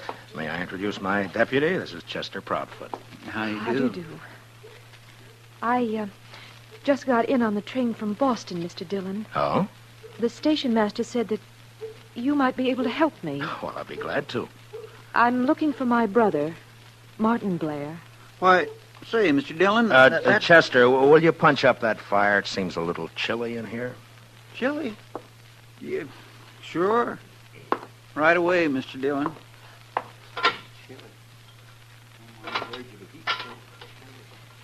Do you happen to know my brother, Mr. Dillon? Yes. Yes, I know him. Oh, good. Then you can tell me where to find him. Well, I'm not too sure that I can. You see, he moves around a lot. Yes, I know. He left home and came out west 2 years ago, and every time he's written us, it's been from a different address. He's always been that way. Restless, I guess you might call it. Yes, I guess you might. Mother's always thinking he might get into trouble out here by himself, but I tell her not to worry. He's young yet. He'll grow out of it. I see. Meanwhile, though, you'll need someplace to stay, I imagine. Well, yes, I suppose there's a hotel. I think the Widow Markham may have an extra room. You'd be better off there than at the hotel. Your baggage at the station? Yes. Chester, will you go to the station with Miss Blair and then take her over to Widow Markham's and get her settled in a room? Sure thing, Mr. Dillon. This is awfully nice of you. Not at all. And, Chester, will you explain the situation to Miss Markham? I mean that we don't know where Miss Blair's brother is at the moment, Chester? Yes, sir. I'll explain it to her, Mr. Dillon. After you, ma'am. Oh, thank you. You're very kind, Mr. Dillon. Goodbye. Goodbye.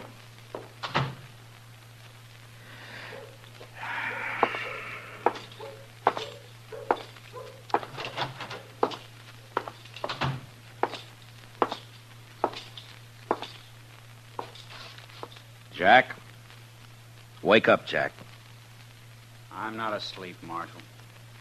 What do you want? The jail cell usually softens a man up. Not this one, Dillon. Not now or 20 years from now. Yeah, I know. You want something, or are you just making conversation? Your sister's in town, Martin. Kathy? Kathy's here in Dodge? She just left the office. She's looking for you. What'd you tell her? Nothing. Yet. Seems like a fine girl. You gotta get her out of here, Dillon. Don't let her find out. Get her on a train and get her out of here. No? Why? Maybe I'm no good, but there's no reason why Kathy should pay for it. It's got nothing to do with me.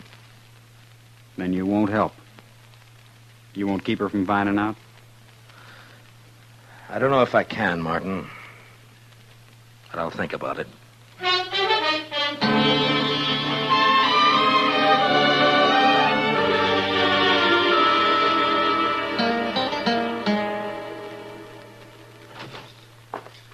Oh. Evening, Mr. Dillon. Hello, Chester. Anything come up?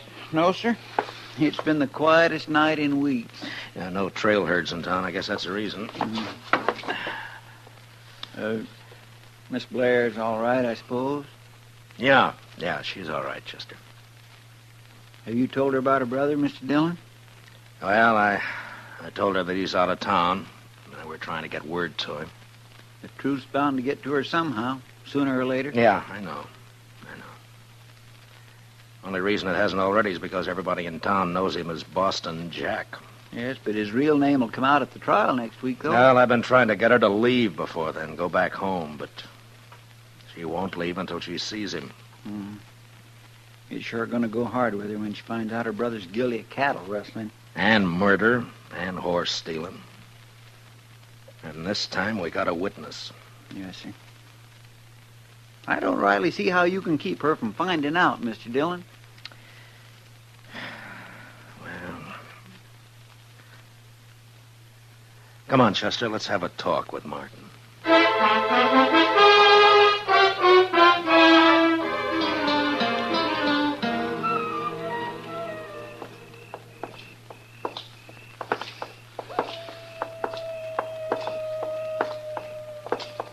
Nice night, Mr. Dillon. Yeah, it's fine. Great night for taking a walk. Don't you think so, Martin? Anything's better than rotting in that cell. Well, where did you expect to end up? All you got is old man Hawk's word against mine. He's lying. The jury will believe him. If he could see me so plain, how come he couldn't tell you who was with me? It was dark. He saw your face in the gun flash when you shot his foreman in the back. That's a lie. As far as that's concerned, I know who was with you, but I haven't got a case against him. Red Poley. Wasn't it? I wouldn't know. I wasn't there. Mm-hmm. Well, suppose we leave it to the jury. Here's the wood of Markham's place, Mr. Dillon. Yeah. All right, Martin, let's get it straight now. You're here because you want to keep your sister from knowing the truth about you. Now, we're going in there and talk to her. Then you're going back to jail. You know the story I'm planning to tell her. I know. I just want to make one thing clear. You are going back to jail. Chester will stay on the front porch and cover you through the window, and I'll be inside with you, also wearing a gun. Don't try anything foolish. I wouldn't want to kill you in front of your sister, but if it comes to it, I'll do it. You understand? Sure. I understand. All right, let's go. I'll be there at the first window, Mr. Dillon. The parlor's on the left. All right, Chester.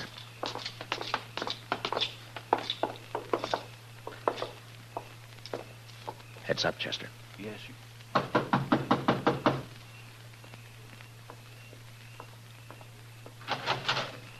Good evening, Miss Blair. Oh, why, Mr. Dillon.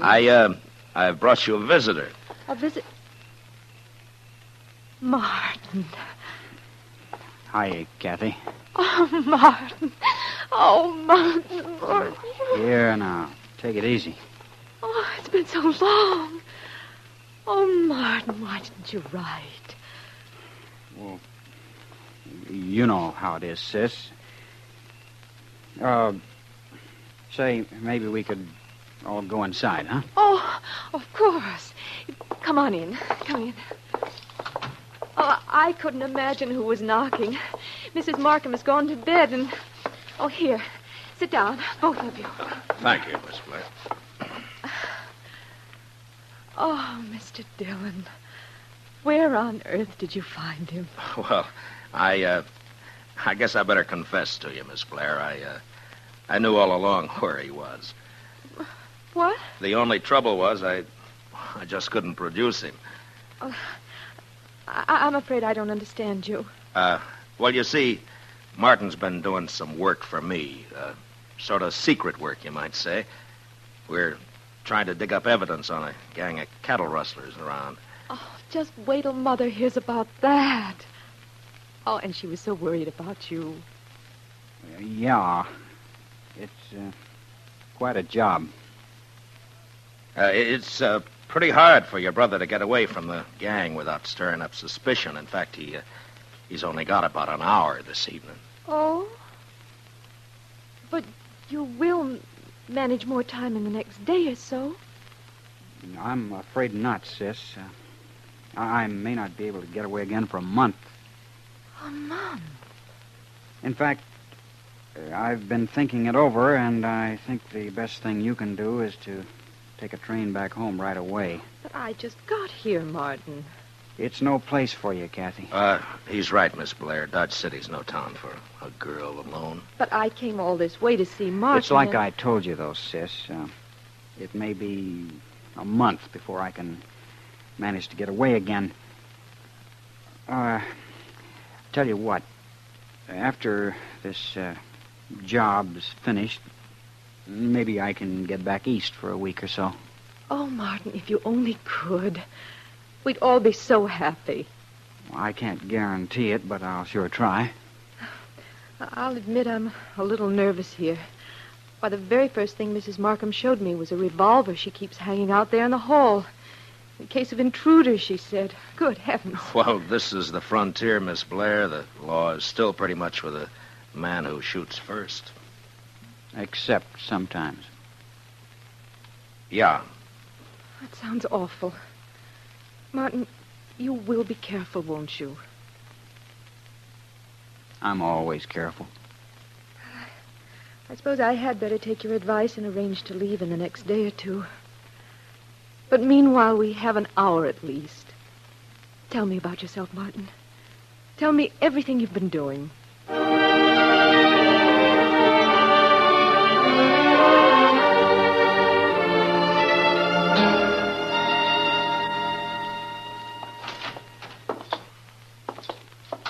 Say, it's cold in here, Mr. Dillon. Yeah, you better get a fire started, Chester. I'll take Martin back and lock him up.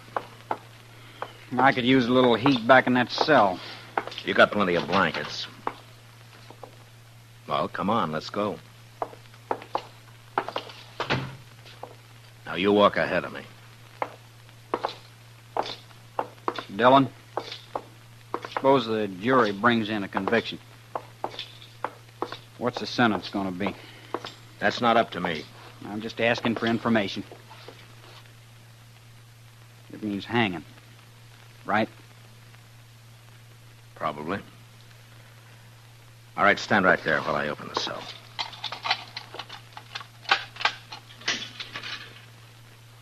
I don't want much to hang, Marshal. Nobody does. All right, Martin, get in. Slow and easy, Dillon. Put your hands up slow. Good. Now keep them that way. Where'd you get the gun? In the hall at Mrs. Markham's. I slipped it under my coat when I was kissing Kathy goodbye. I'll take your gun now, Dillon. Thanks.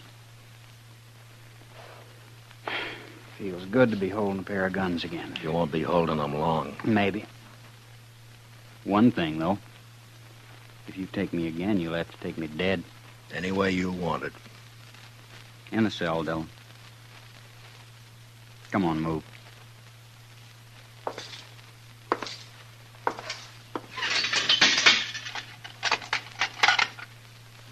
Tell Chester goodbye for me, will you? I think I'll just go on out the back way. What about your sister? I guess she wouldn't want to see me hang either, when you come right down to it. So long, Dillon.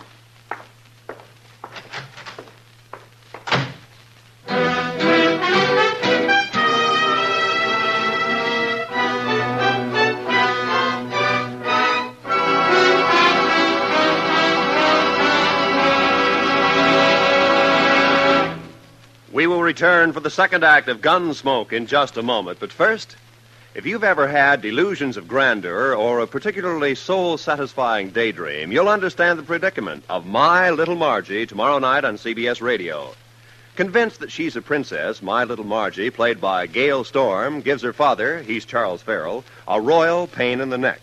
It's another comedy episode of CBS Radio's new Sunday night laugh program, My Little Margie, tomorrow night on most of these same stations. Now for the second act of Gunsmoke.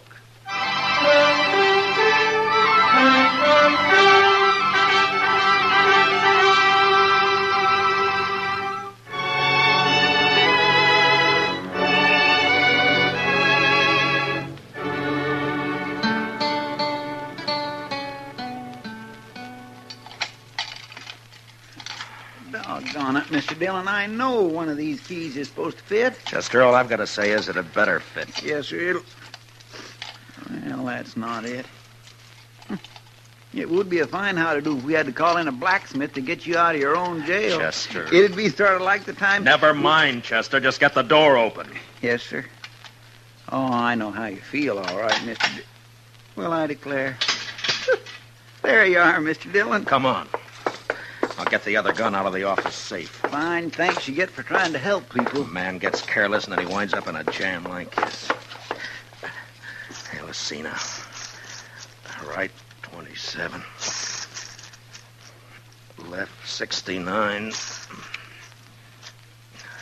Right. It's sure going to be hard to explain why you took Martin out of jail, Mr. Dillon. Yeah, I know. If he gets clean away, we're going to look pretty foolish.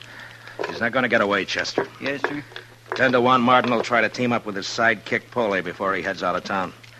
Let's try the saloons first and see if we can pick up his trail. Yes, Mr. Dillon. Martin said we'd never bring him in alive. So don't take any chances.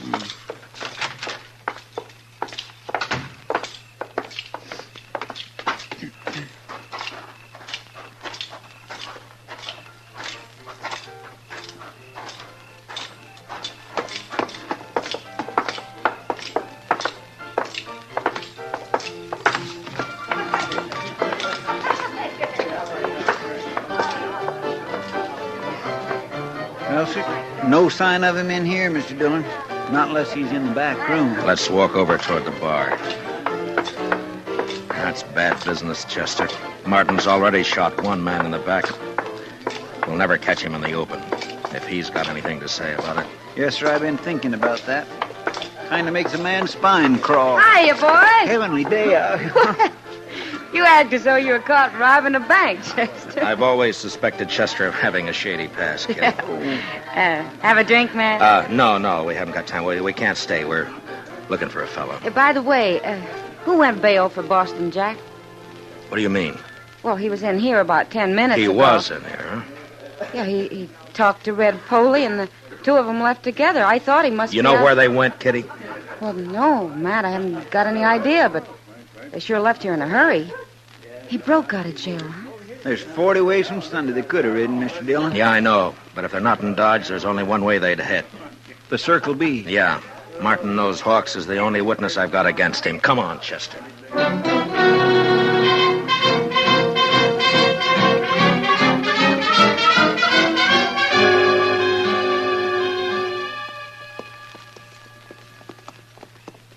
Ranch looks quiet. Yeah. Well, we've been making time. Maybe we outrode them. If they're even headed this way. Now, they better be. Hold it. Who's there? Somebody standing there at the side of the house. Yeah, I see. It's the Marshal, Matt Dillon. Is that you, Ezra? That's right. Come on up, Matt.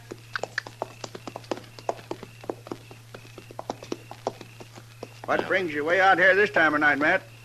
Well, I'm sort of counting on an old acquaintance of yours showing up here sometime tonight. What are you talking about? Boston Jack. Out of jail. Matt, how'd that happen? Well, I doubt if it'd serve any good purpose to go into that right now. He hasn't been here, I take it. No. Matt, he's a mad dog, ought to be shot long time ago. I'd kill him on sight. Well, I came out here to make sure he doesn't kill you. Chester, put our horses in the barn. Get them out of sight, huh? All right, Mr. Dillon. And, you may as well stay there, Chester, and cover the yard. Yes, sir. Well, what about us, Matt? What are we going to do? Go inside the house and put the lights out and wait. That's all, just wait.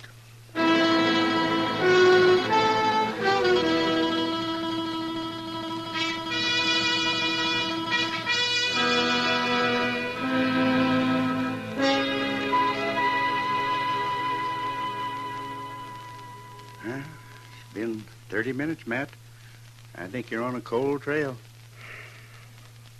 I hope not.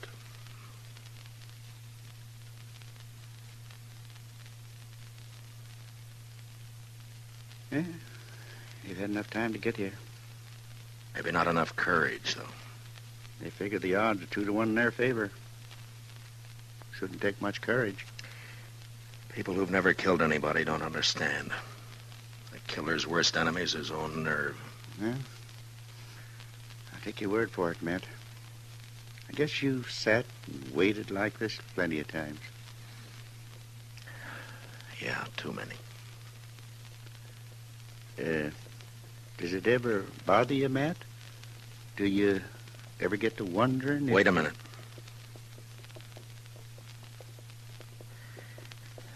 Well, there they are, Ezra. Where, Matt?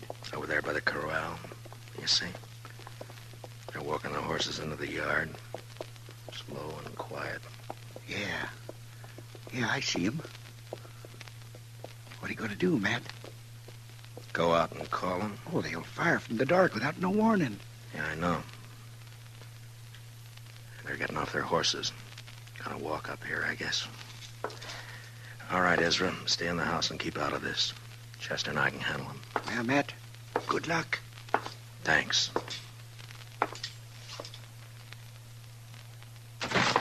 Martin, Polly, you're under arrest. Dillon! Careful, Matt. Heads up, Chester. I dropped Polly. Martin's running into the corral. Yes, sir, I see him, Mr. Dillon. You're trapped, Martin. Now climb out of that corral. I told you how it would be, Dillon. Come on in and get me. Sure, Martin. I'm coming. Mr. Dillon, he's fired the hayrick. We ought to... Look, he's trying to ride the horse out.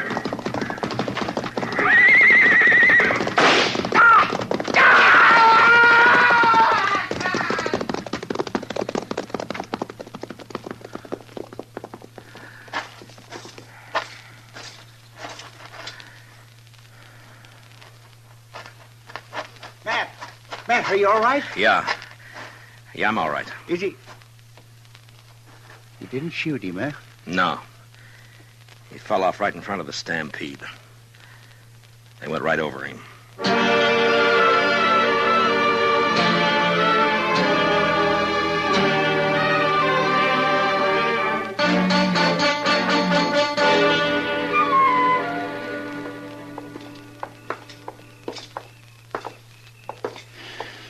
Well, here we are, Mr. Dillon. Yeah. Wait here for me, Chester. I'll go in and tell her. All right, sir. I hope she believes me. Don't worry, Mr. Dillon. She will. I'll be out in a couple of minutes.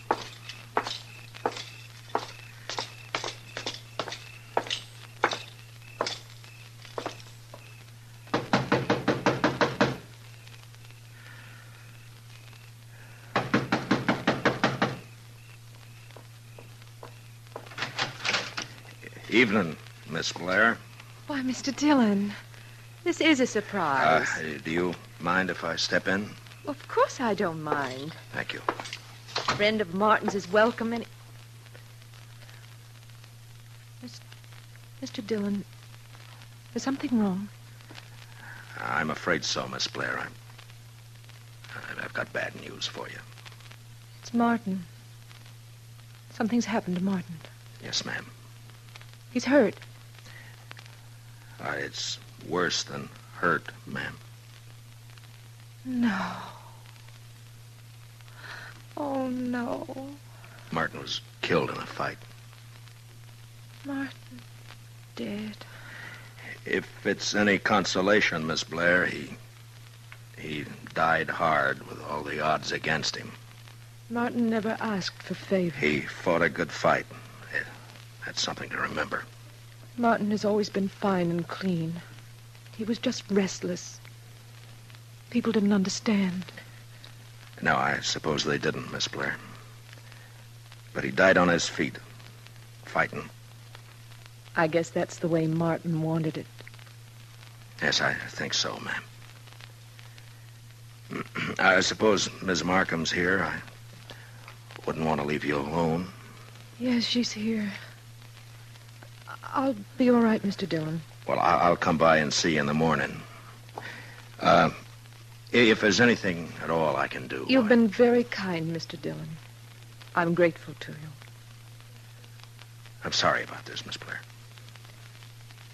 Marshal, I'll be leaving tomorrow. Yes. Goodbye. Goodbye, Miss Blair.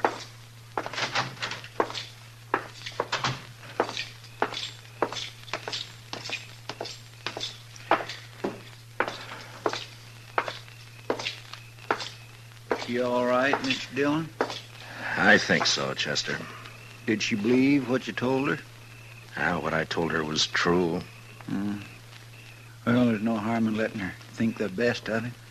Martin paid his debt. No reason his sister should suffer. That's right, Mr. Dillon. Chester, if I remember correctly, Kitty offered us a drink earlier this evening. That's right. Well, let's go.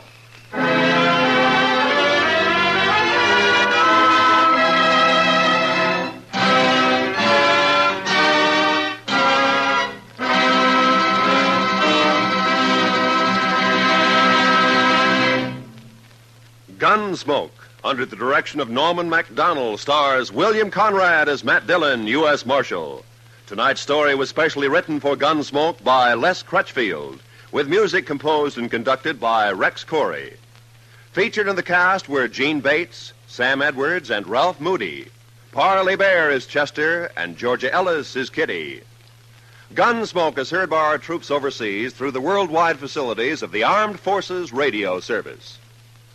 Join us again next week as Matt Dillon, U.S. Marshal, fights to bring law and order out of the wild violence of the West in Gunsmoke.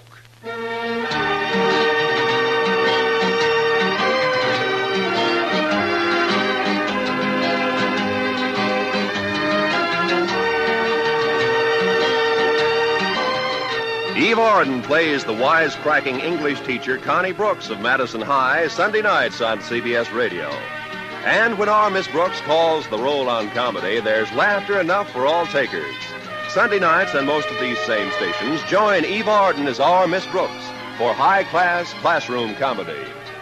This is Roy Rowan speaking. America now listens to 105 million radio sets and listens most to the CBS Radio Network.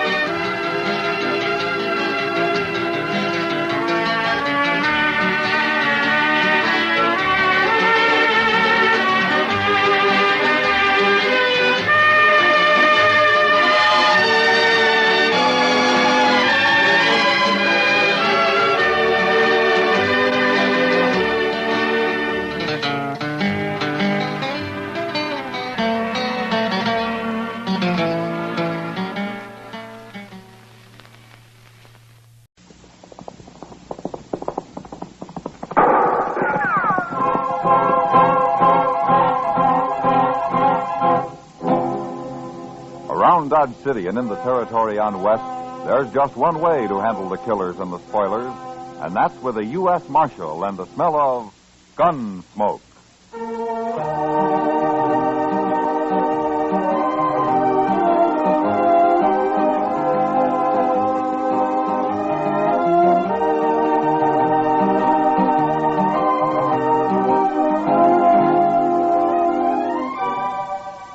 Gunsmoke, starring William Conrad, the transcribed story of the violence that moved west with young America.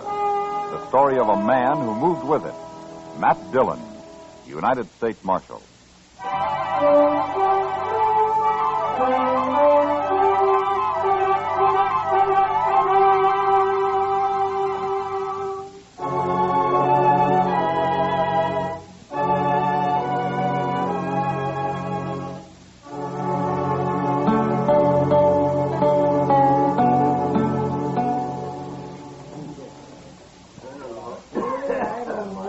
That's Harry Pope over at the bar there, Mr. Dillon.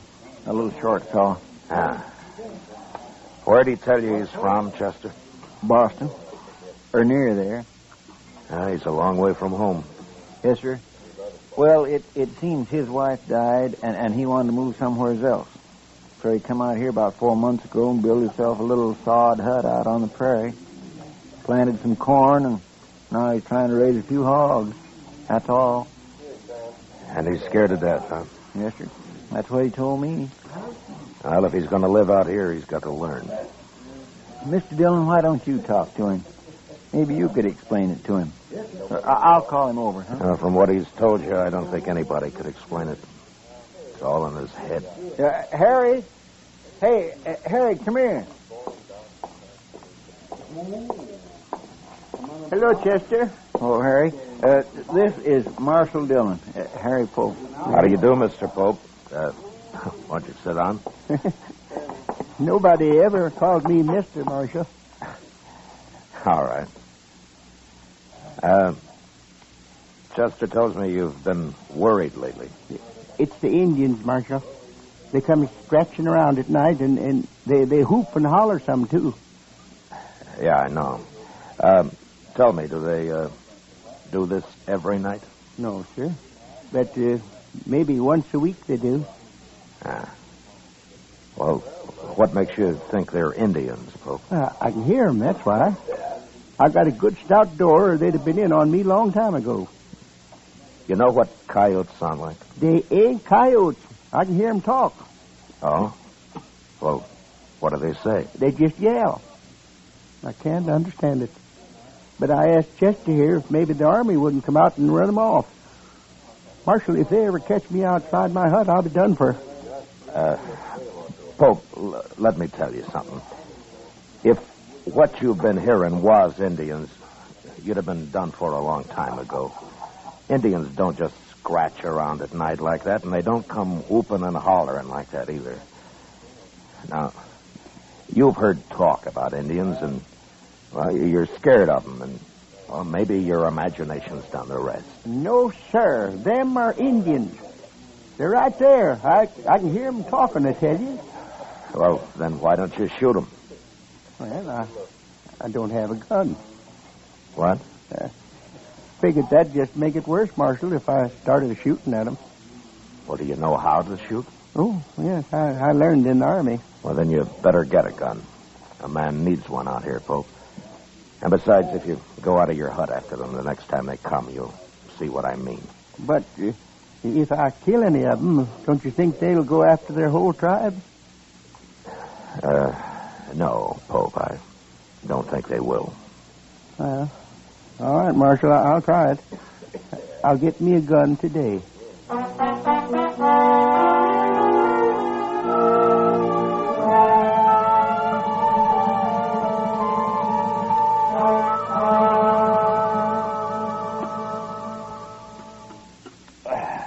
Oh, say, that was good.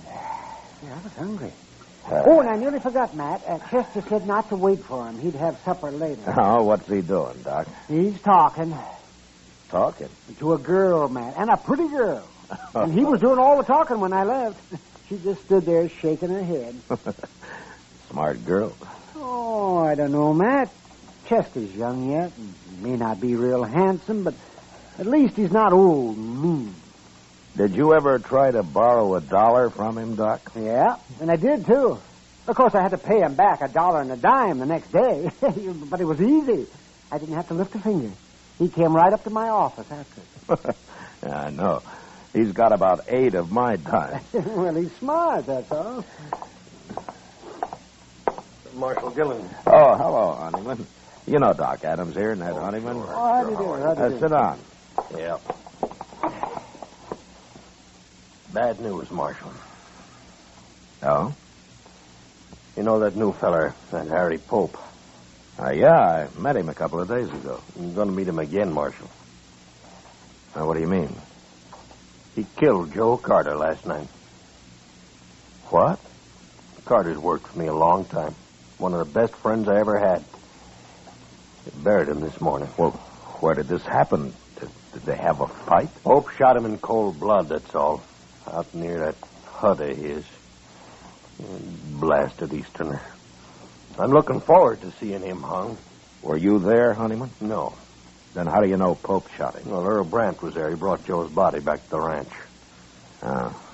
Brandt works for you, too, doesn't he? Yeah, not so long as Joe. Oh, tell me what happened. I did. Pope murdered Joe Carter. They was riding by that dirty little sodbuster's hut last night. He come out and he shot Joe and he killed him. Well, maybe it was a mistake, honey. Oh, you don't kill men by mistake, Marshal. Well, now you going to arrest him? I'll ride out first thing in the morning. He might run. No, he won't run. He wouldn't know how. Yeah, I guess that's right. Okay, Marshal.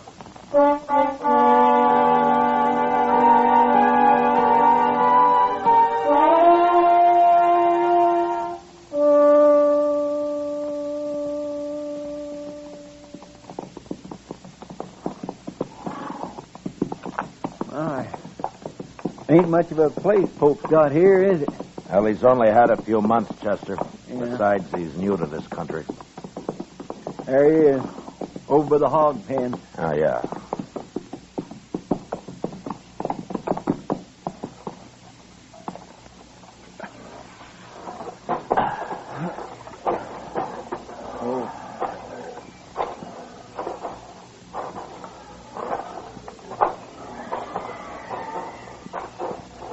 Hello, Marshal.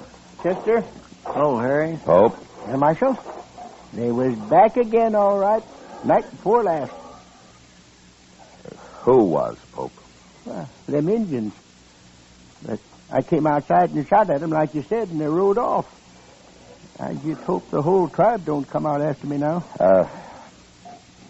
Pope, how many Indians were there? It's just 2. That's all I saw, anyway. You say you shot at them. Did you hit them? Well, I couldn't tell. It was too dark. I tried to, though. Well, tell me what happened, Pope. Well, sir, I heard him just like before. So I got my gun and I loaded it. Then I yelled at them. I don't know if they heard me, but they put a couple of shots into my hut there. Then I opened the door just a little bit, and I heard one of them riding off right over that way. I took a couple of shots at him, and then the other one started shooting at me from somewhere, so I ducked inside again and waited. But they didn't come back. At least not yet, they ain't. No. I sure hope you're right about them not bringing the whole tribe, Marshal. Pope, those weren't Indians. Oh, Marshal, why do you keep saying that? I know better. They were 2 men who worked for Ned Honeyman, and one of them, Joe Carter, you killed. What? Earl Brandt was the other man. He took Carter's body back to the Honeyman Ranch. He did? I'm afraid you made a bad mistake, Pope.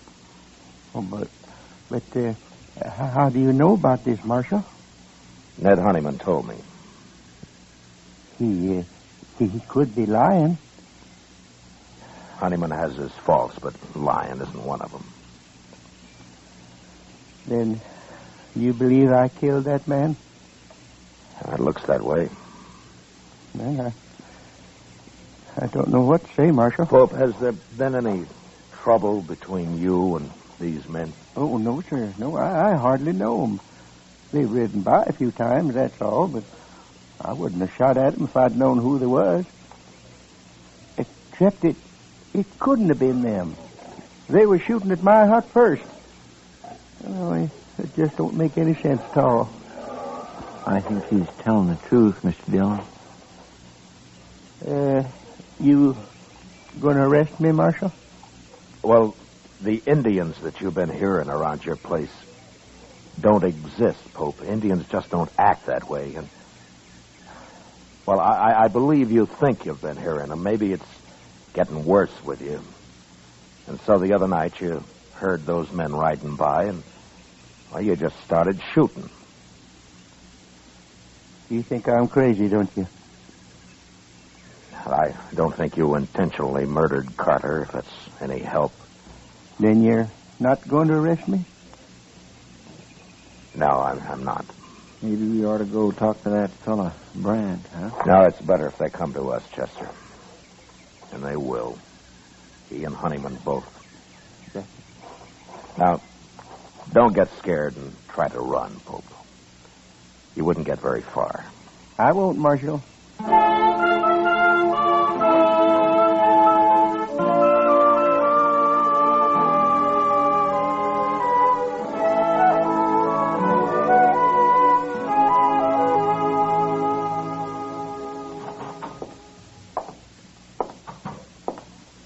Morning, Mr. Dillon. Morning, Chester. You were right. They're in town already. I saw them on the way here. Oh, good. I think Brandt knows something he hasn't told Honeyman, Chester. Maybe we can get it out of him. I hope so. I sure do feel sorry for that poor little fellow, Pope, even if he is crazy. I'm not so sure he's crazy. But anyway, we'll soon find out. Yes, sir. Here they are. Good morning, Marshal. Good morning, Chester. Ned? Morning, Mr. Honeyman. This here's Earl Brand I brought with me. Hi. How do, Earl. Brand? Marshal, I figured you'd want Brandt's report from the tribe. Me and Carter was good friends. I aim to see that Yankee sodbuster hung. All right, Brent. Tell me about it. Nothing to it, Marshal. Me and Carter was riding past his place. He come out and started shooting at us. He killed Carter, and I took a couple of shots at him and drove him back inside that hut of his, and I packed Carter onto the range. Will you swear to that in court, Oh, Brent? of course he will. Well, why shouldn't I, Marshal? That little murderer been telling you something else? Yeah? He thought he was shooting at Indians. What? Oh, that miserable dog. Now, you weren't there, Honeyman. How do you know what happened? Brandt told me what happened. Who else would have shot Carter? Brent, why do you think Pope shot at you? I don't know, Marshal. He's crazy, I guess. Is that all? Well, that's enough, isn't it, Marshal? Look, he killed Joe Carter. Now, what difference it makes? The difference between murder and something else, Honeyman. Well, bring him in here and ask him. I'll beat the truth out of him if he lies. He isn't here. You what? I didn't arrest him. Well, why not, Marshal? He said he thought they were Indians, and I believe him. You mean you ain't going to arrest him at all? Not until I find out what this is all about. Well, I told you what it's all about. Come on, Honeyman, let's get out of here. Oh, wait a minute. Marshal, no man can kill a friend of mine and claim he thought he was shooting Indians. Now, what's the matter with you anyway? You think I'd let anybody get by with that? Carter was my friend, too. If the law won't see justice done, we will. Now, I'm warning you. You try to kill Pope, and I'll arrest you. And if you do kill him, you'll hang for it. Well, I always thought you was a good man, Marshal. And I always respected you. But now I'm... shut up, Ned. Brant, why don't you tell the truth? Whatever it is, why don't you tell it? We're wasting time. All right. My guess is you and Carter have been hounding that man, making him think there have been Indians after him. Now, why? Were you trying to drive him out of the country? Why, Brant? Your talk gets crazier all the time, Marshal. I'm leaving, Honeyman. For the last time, Marshal, you going to do anything about Carter's murder? It wasn't murder, Honeyman. Don't you see that now? He's dead and Pope shot him. That's all I know. That's all I need to know. Come on, Brant.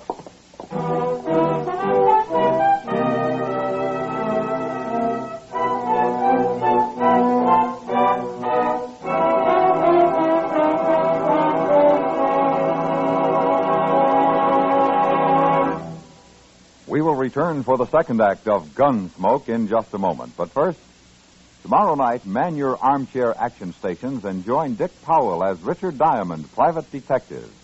There's danger in Dick Diamond's fist, dynamite to blast him through sudden lethal moments in his investigations. When he starts closing in, his enemies fight deadly and dirty. But nothing stops Richard Diamond, private detective. Hear him again tomorrow night on most of these same CBS radio stations. Now the second act of Gunsmoke.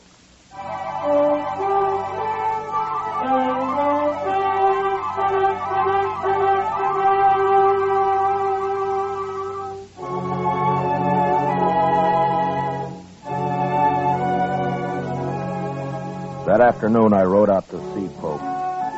It was a bad situation, and I did a lot of thinking about it.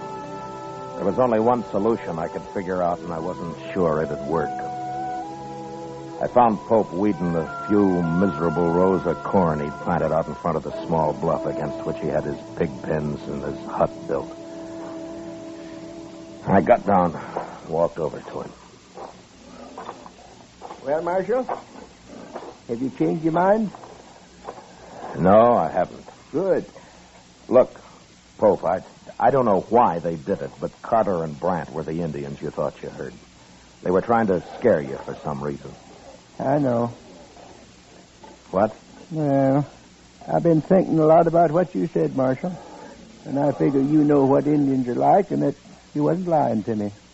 So it must have been Carter and Brant. Well, have you thought of any reason why they were doing it? No, sir. None at all. Honeyman and Brant want you arrested, Pope. You going to do it? I have no reason to. But they're threatening to take it into their own hands. Can't you stop him? I can't arrest him for talk. Listen, Pope. Now, you won't like this, but it'd be better if you left here. Now, it isn't your fault, but you've got enemies now, and you'd be a whole lot safer somewhere else. No. No, I won't leave. Let him come. I'll fight it out with him. Well, it'll just mean more bloodshed. Yeah. Like you said, Marshal, it ain't my fault. And the man's got a right to defend himself. Yes, I know. But you won't have any peace here. You'll start jumping at shadows. I won't leave, Marshal. Well, all right. But think it over anyway. I have. I'm sorry about this, Pope. Thank you, Marshal. So long. Goodbye, Marshal.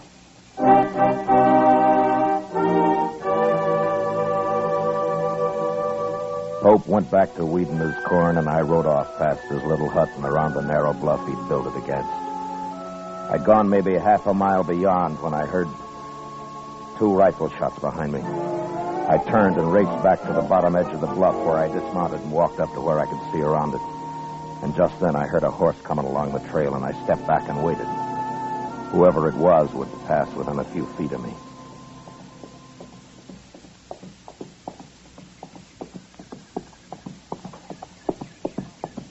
I got the drop on you, Brent. Don't shoot.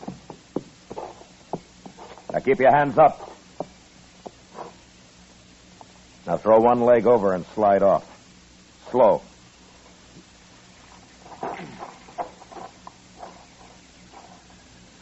How long you been here, Marshal? Turn around.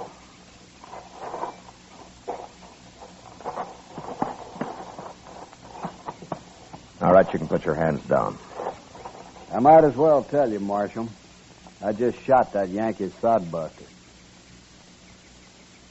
Well, that's something to be real proud of, Brent. He killed a friend of mine. Pope meant no harm to either one of you. What were you trying to do to him, you and Carter? We were just having a little fun, that's all. Fun? There's no use lying now, Marshal. There never was. Well, we'd have a drink or two and ride over now and then, give him a few war whoops. He'd just sit in his hut and shake. One night I sneaked up the door. I could even hear him crying inside. He was sure scared that time. Now, that must have been a lot of fun. Not as much as next day when we'd ride back and hear all about how the Indians were after him. I even wanted the army to come out and run him off. I know. It'd been all right if he hadn't gone and bought himself a gun. I advised him to. You did? I'm sorry if I spoiled your fun, Brent. Carter's dead because of you. Does Honeyman know about this? I told him I was going to get Pope, is all. And he agreed? He just said he sure hoped somebody'd get him. All right, Brent, let's go bury him. I ain't going to bury him. Let him rot. You'll bury him. Or I'll bury both of you. Now, you take your choice. You mean that, Marshal? Get moving. Sure.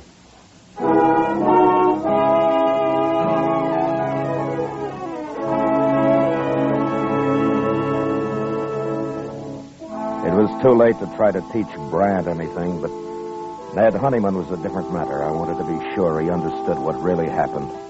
Otherwise, he'd spread the word against me and against the law. And there were a lot of men who'd be glad to listen to him. We buried Pope near his little hut and then rode into Dodge. I kept off Front Street and rode up to the jail from the rear. Chester was waiting inside. My gracious, Mr. Dillon, I thought you'd never get back. Hello, Mr. Brand. Lock him up, Chester. What? He murdered Harry Pope. Then I'll gladly lock him up. Right back through that door, Mr. Brandt. Yeah. He says Honeyman's still in Dodge. Have you seen him, Chester? Well, Doc saw him over at the Alfraganza a little while ago. I'll be over there, then. Yes, sir. All right, Mr. Brandt, you just head on back.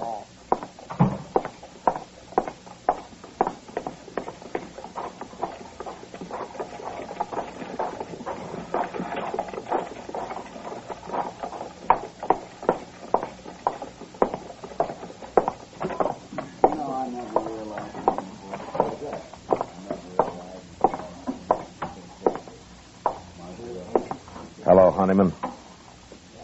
What do you want, Marshal? I want to talk to you. I don't want to hear it. No, I don't think you do. What? I've been talking to Brandt. He's told me the whole story. Where is he, anyway? He told me that he and Carter have been having fun, as they called it, with Pope, making him think they were Indians. Well, you told him that this morning. He admits it now. I don't believe it. And even if they had, is that reason enough to kill a man? Pope was acting in self-defense. He wouldn't have shot Carter otherwise. It was a mistake. But Carter brought it on himself. I don't believe it. Honeyman, do you want the law in this country or not?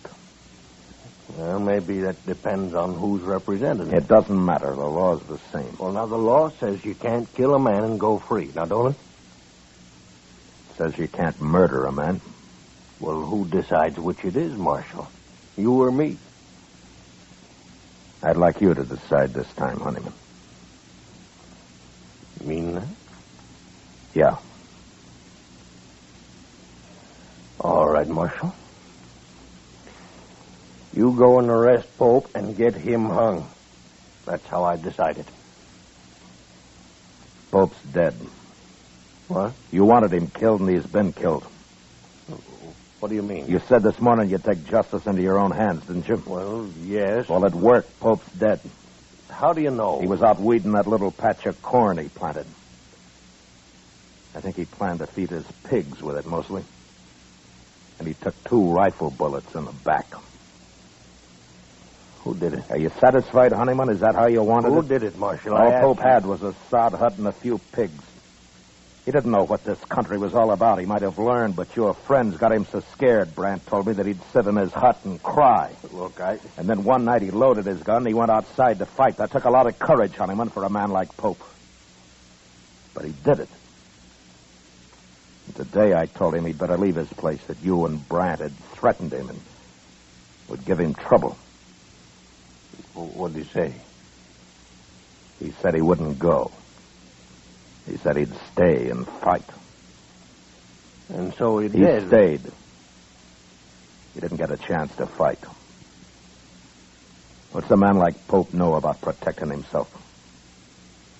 Brandt shot him in the back. Twice. All Pope had in his hands was a hoe. Marshal. Well, I don't know what to say. Brandt's in jail. I'm going to see him tried for murder. And he'll be hung. Yeah, but I guess I'm just as guilty as he is. You could have stopped it.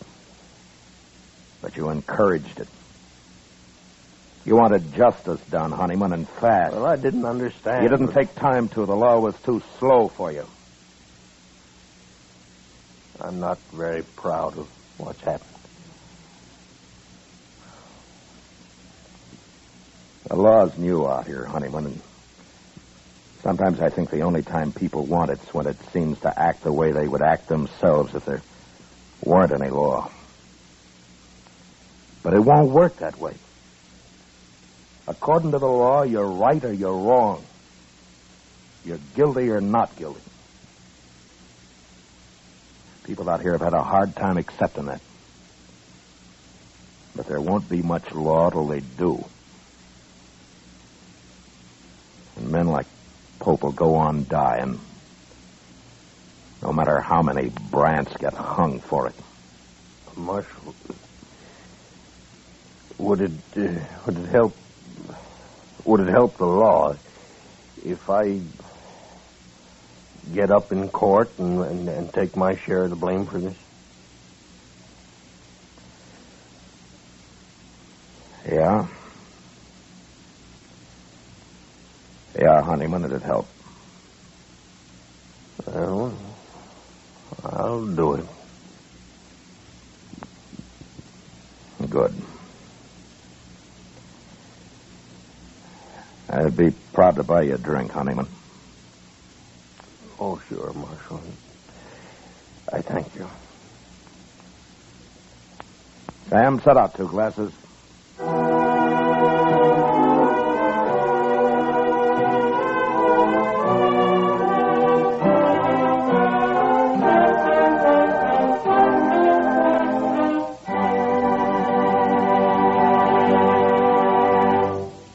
Gunsmoke, transcribed under the direction of Norman MacDonald, stars William Conrad as Matt Dillon, U.S. Marshal. Tonight's story was specially written for Gunsmoke by John Meston, with music composed and conducted by Rex Corey.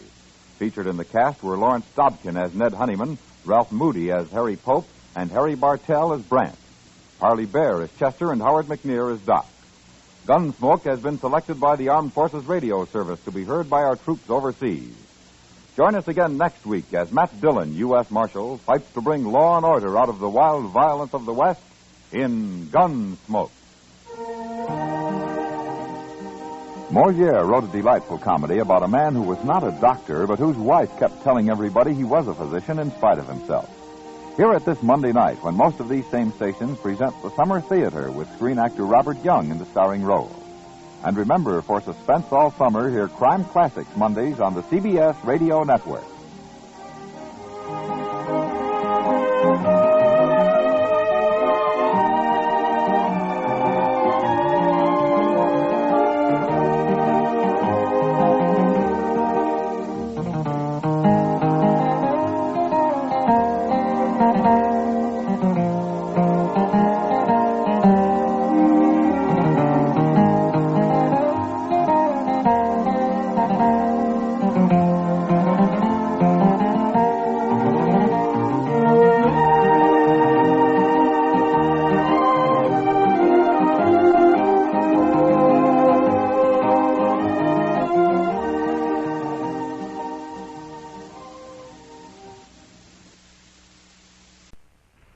Sugar Crinkles, the sugar rice treat that's just right sweet, is proud to present Gunsmoke.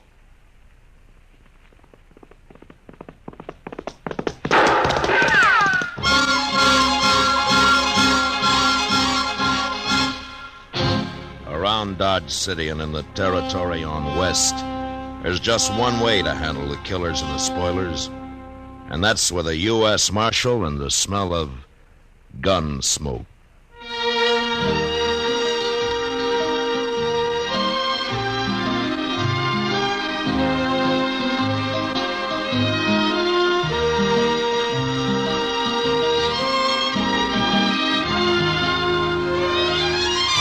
Gunsmoke, the story of the violence that moved west with young America. The story of a man who moved with it. Matt Dillon, United States Marshal.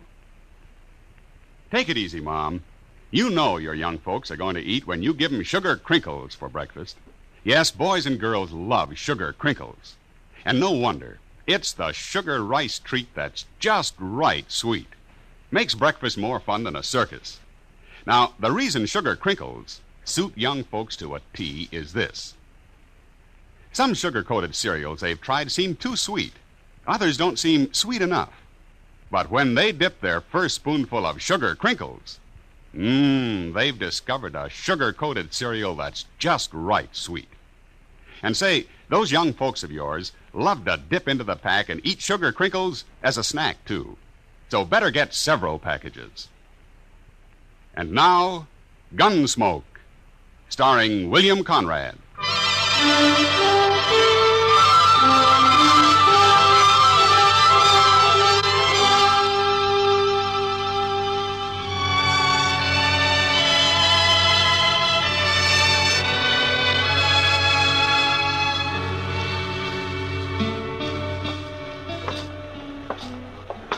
Mr. Dillon, look at those men down there by the jail. Yeah, it's quite a crowd. Well, now, what's so curious about a wagon load of buffalo hides, I wonder? Maybe they got a white one, Chester. They must have something mighty interesting. Yeah. This your wagon, mister? Nope. It's Gatliff's. I skinned for him. What's the crowd for? Just curious.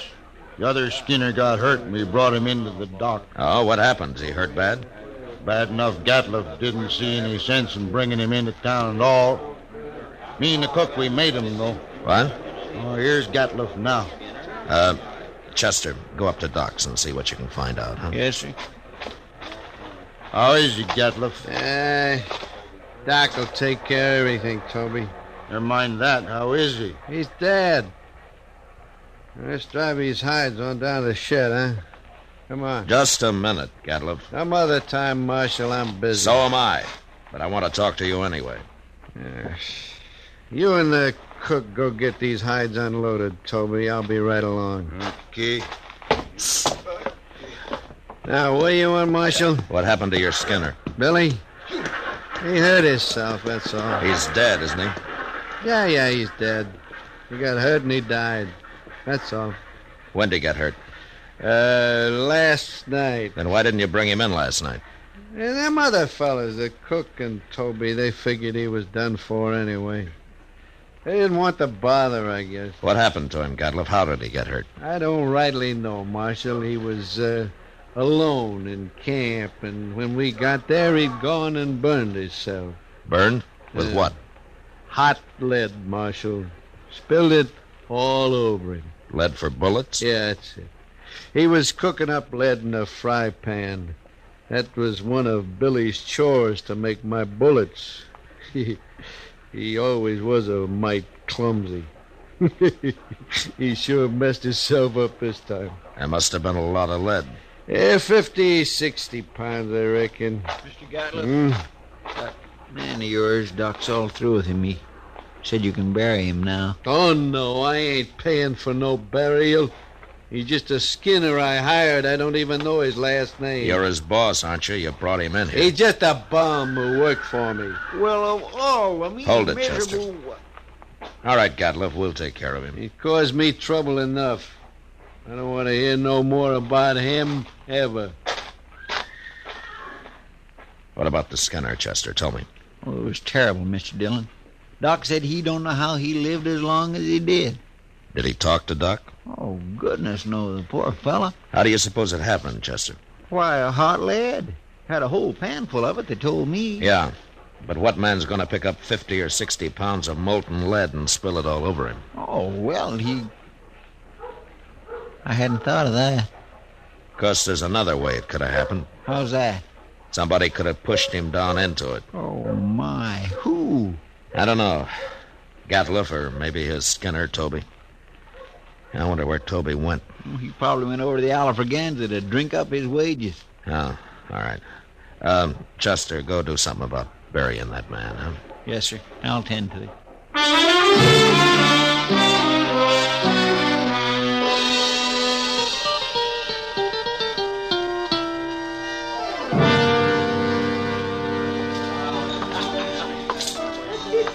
Hello, Toby. Huh? Oh, hello, Marshal. Sam. Yeah? Set out a bottle of rye and another glass, huh? Sure, Marshal. I'll, buy you a drink. You will? Well, sure, Marshal, sure. Well, Toby, here's to your friend, Billy. He was no friend of mine, but he died a bad death. I'll drink to him.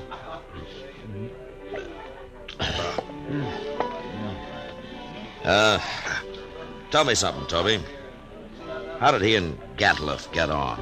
You noticed Gatliff's eyes, Marshal? I did. He got powder specks shot into them. They look like turkey eggs.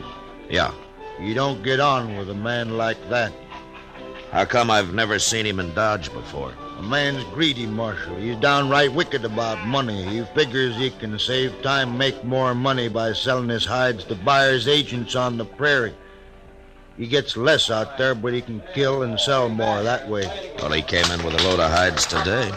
Just 'cause we made him come in with Billy. Oh. Tell me about the accident, Toby, huh? Well, thanks. Billy was melting lead in a fry pan, and the way I figured, he must have tripped somehow and fallen smack into it. When we rode in, we found him rolling around on the ground. That's all I know. When who rode in? Me and the cook. Well, where was Gatliff? Oh, he went in just ahead of us. How long ahead of you? Not long. Maybe 20 minutes. Ah. And then he found Billy first, is that it? Yeah, so he did. I hadn't thought of that before, Marshal. So that's why you've been asking so many questions. Well, I wasn't sure, Toby. But I expect you're telling the truth. The cook could back up your story, I imagine. Sure. I'm telling the truth. So that's what happened. Gatliff killed him. He murdered him. Any idea why he would? Sure I do. He killed Billy so he wouldn't have to pay him his wages due. We've been out 4 months. He must have owed Billy $700-800. Uh-huh. Are you going back out on the prairie with him? I ain't afraid of him. But I'll be sleeping with one eye open from now on. And if you let on you're suspicious, he'll sure try to kill you. Not me. He can do his killing on somebody else. You'll be leaving in the morning, I suppose, huh? About dawn, I reckon, soon as Gatliff hires new Skinner. Uh-huh. Well, the bottle's yours, Toby, and good luck. Oh, I sure do thank you, Marshal.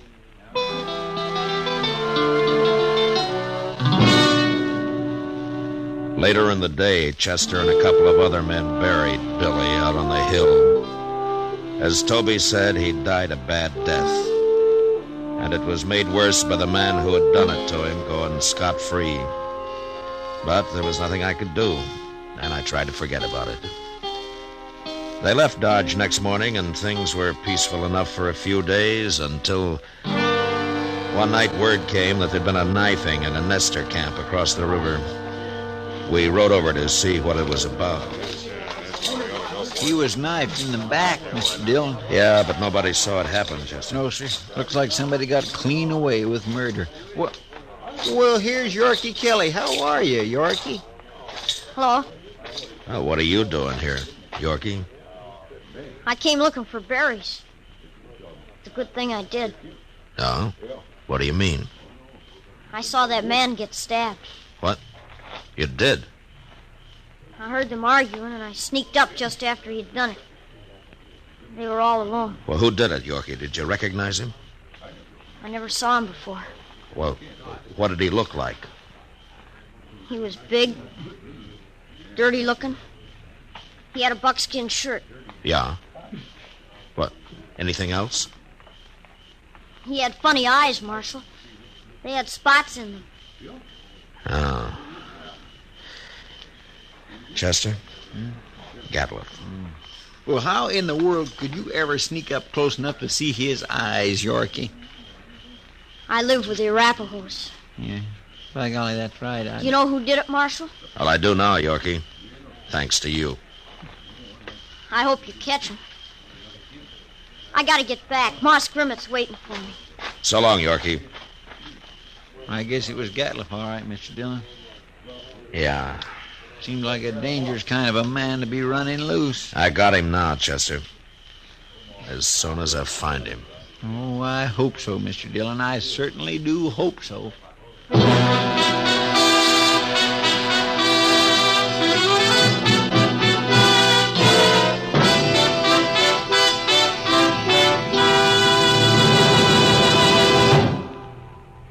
Mother, it does your heart good, I know, when your young folks eat all of their breakfast cereal. And that's why I'm so happy to tell you about new Sugar Crinkles. Sugar Crinkles, you know, is the sugar rice treat that's just right sweet. Crisp golden nuggets of sugar-coated rice. They make breakfast more fun than a circus. Why, young folks love Sugar Crinkles so much, they disappear like magic. Now, you've had experience with sugar-coated cereals that seem too sweet to you, and others that just don't seem sweet enough to the youngsters. Well, what a wonderful surprise Sugar Crinkles will be to your whole family.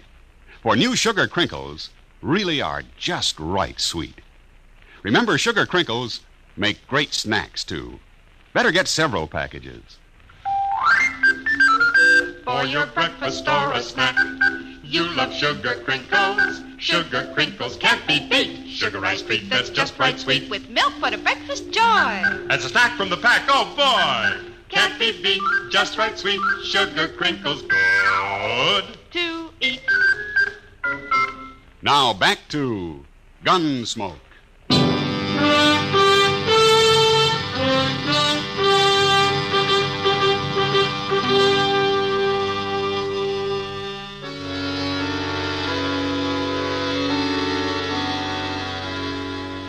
Since Gatliff would figure nobody had seen him, it wasn't likely that he'd run. And anyway, there wasn't much sense in trying to track him down in the dark. So Chester and I didn't start out until the next morning.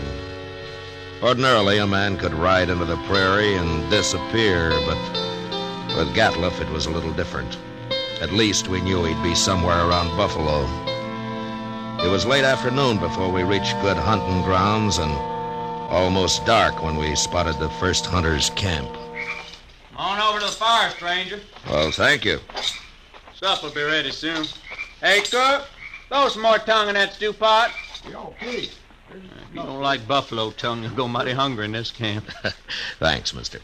Hey, you're a lawman. Matt Dillon, a U.S. Marshal. My name's Tom Mercer. This is Chester Proudfoot. Mr. Mercer. Howdy. Supper'll take a little longer yet.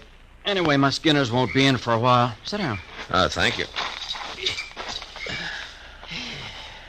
Well, how you doing? Oh, fair, Marshal, fair. I killed over 100 today. Oh? Been here long? About a month. I'll move on a couple of weeks. I don't know, Marshal. I figure this whole southern herd's going to be clean wiped out for long. Next year, I'm going to Dakota. Too many hunters, maybe, huh? That's just it. That's it exactly.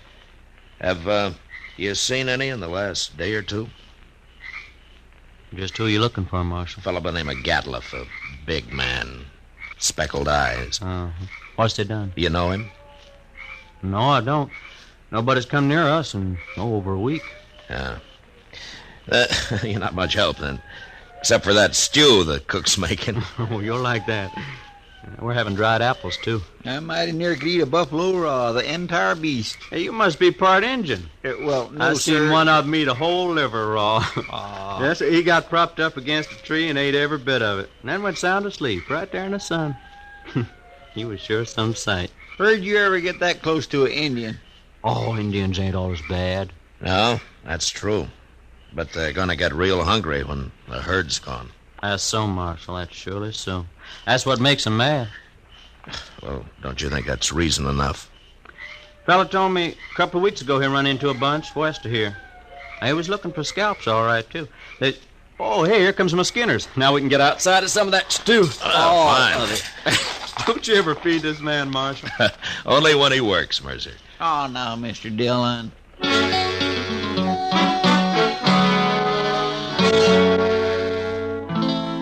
We spent the night in Tom Mercer's camp, and at dawn, just after breakfast, we said goodbye and rode on west. In the next 2 days, we met plenty of hunters, but we didn't find Gatliff. About noon of the third day, we cut the trail of a wagon train and figured it to be that of a hide buyer's agent who had come out into the prairie to do business on the spot. An hour or two later, we saw him. A long string of ox-drawn wagons piled high with hides. There was a man on horseback leading the train. We rode up to him.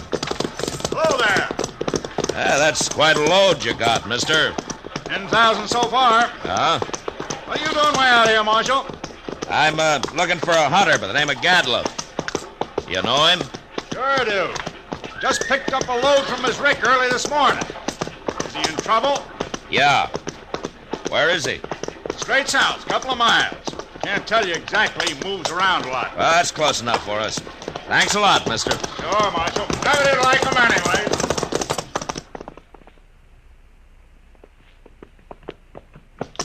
There's an empty rick. That must be it. Yeah.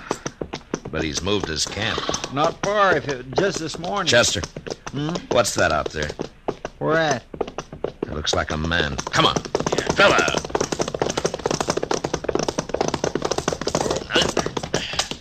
Why, Mr. Dillon, it's that Skinner of his.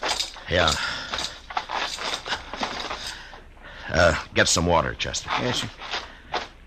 Toby, can you hear me?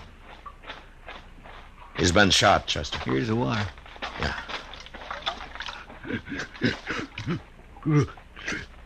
Toby, it's Marshal Dillon. Give me a drink. Yeah, here. He shot me, Marshal. Well, what happened? Where's the rest of the crew? They run off. Took his wagon and the horses. He went kind of crazy when he found out. That's why he shot me. Where is he now? I don't know, Marshal. He shot me, and then he said he was going hunting. He's going loco. Now, take it easy, Toby. Take it easy. You're going to be all right. I could hear him shooting at Sharps a long time. And then he stopped. Where was he? Which way, Toby? Off. Behind me there. I could hear him. Yeah. Chester, stay with him, huh? I'm going after Gatliff. All right, you.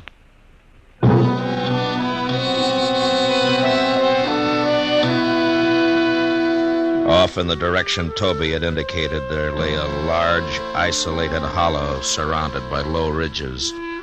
When I reached it, I dismounted and crawled up to where I could look down into it. There was no sign of Gatliff, but lying on the prairie floor were the bodies of countless fresh-killed buffalo. It was a strange sight. The old bulls and the cows and the little calves lying there, blackening the prairie grass. I got up and stood looking at it for a long time. And then suddenly, out in the middle, I thought I saw a slight movement. And a second later, there came the familiar boom of a Sharps 50. And I dropped behind the range and waited. And then Chester rode up. Did you find him, Mr. Dillon? Yeah. I thought I'd better come along. You see... Toby's dead. Is that it? Yes, sir. All right. Well, Gatliff's down there in the middle of the hollow, but we can't get anywhere near him as long as he's got that Sharps rifle. He's killed a small herd of buffalo in there, and now he's lying out in the center of them. Well, that's the darndest thing I ever heard of, Mr. Dillon. He must have gone crazy, just like Toby said. Yeah. What's he shooting at now? Hey, Mr. Dillon, the way he's spacing them shots... Yeah, that's the signal for help, Chester. Come on. Say, maybe it's just a trap. Oh, be ready to take cover behind one of these animals. It might be. Sounds like he's been hurt. Yeah. Just keep your head up. There he is, behind that big bull. Yeah, I see him. Wow. Mr. Dillon, he's all... There have been horses in here, Chester. Indians. Oh, my goodness. Come on.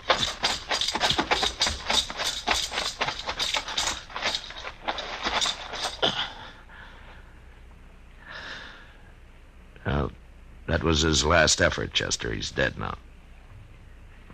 Mr. Dillon, that's awful. Yeah. Come on, Chester, let's get out of here.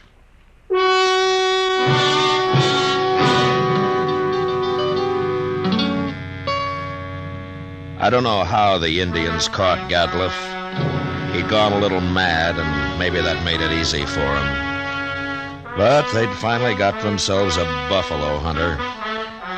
And into their unbelievably savage torture of him had gone all the hatred and desperation of a race being slowly starved and driven from their homeland. And then they'd put him there, surrounded by his own bloody slaughter, and they'd gone off with a gesture of contempt, leaving his rifle and his ammunition by his side. And having seen what they did to him, I'll never know how he managed to fire even one of those shots. For all of his evil, Gatliff had died harder than any man I'd ever seen. Chester and I rode back to Dodge, and it was never mentioned between us again.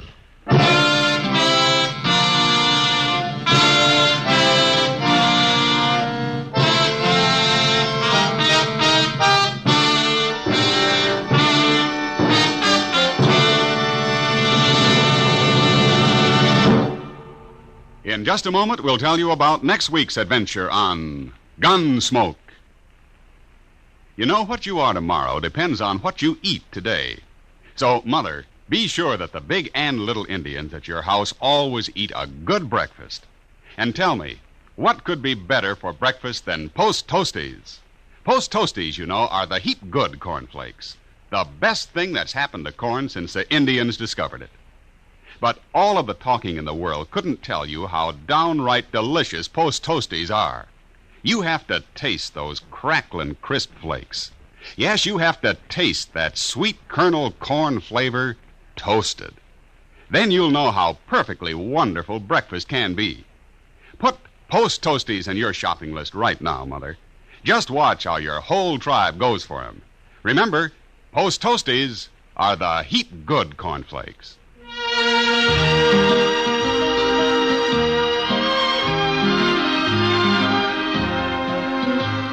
Gunsmoke, under the direction of Norman MacDonald, stars William Conrad as Matt Dillon, U.S. Marshal.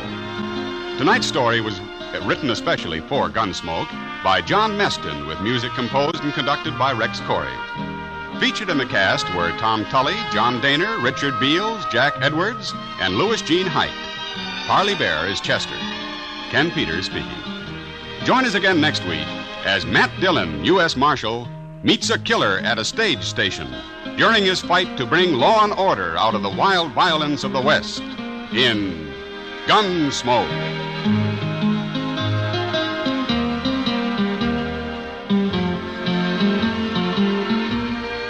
Listen next week at this time when Gunsmoke will be brought to you by Post Toasties, the heap good cornflakes.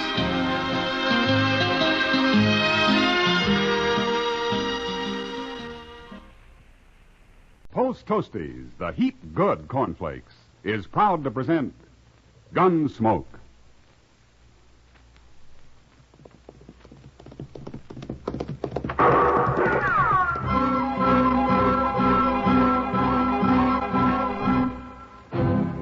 Around Dodge City and in the territory on west, there's just one way to handle the killers and the spoilers, and that's with a U.S. Marshal and the smell of Gunsmoke.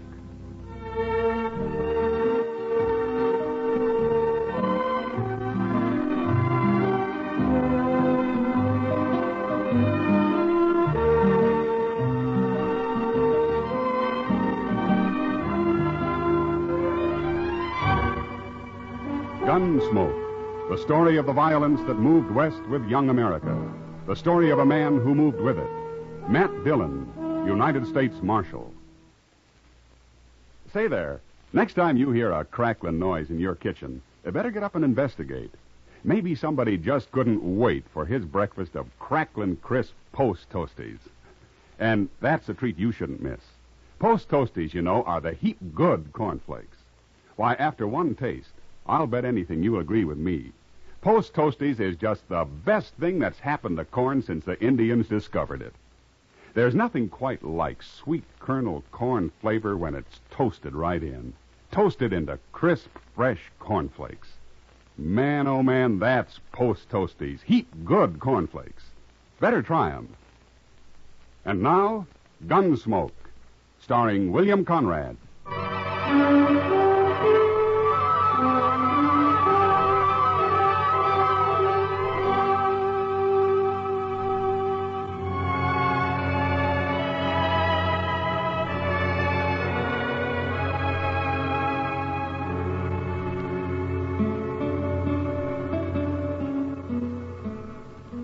This ain't much of a room, Quarter. Take a look out the window. It ain't much of a town. Would need a whole lot more dust down there. You couldn't see Dodge at all. That'd be an improvement. But things will work out. They always have, haven't they? You got a short memory, Quarter. Didn't work out so good up in Deadwood. Well, at least we didn't get shot. Now, things will go better here. I hope so. What kind of lawman they got here, I wonder? Well, we'll soon find out. Ought to be along any minute now. I sent word we'd like to have a talk right away at the hotel here. By the way, Quarter, who's going to do the talking this time? I'll do it. It must be him. You let me handle this now, Duggan. Okay. Come in.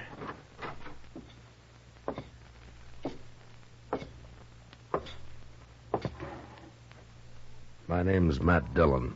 Well, I'm Ben Corder, Marshal. This is my partner, Harry Duggan. Hello. Good night, Marshal. You asked me to come here. You said it was urgent. Oh, it is, Marshal, it is. You see, Duggan and me, we're business partners. And whenever we come to a new town, like Dodge here, we like to get to know whoever's running the place.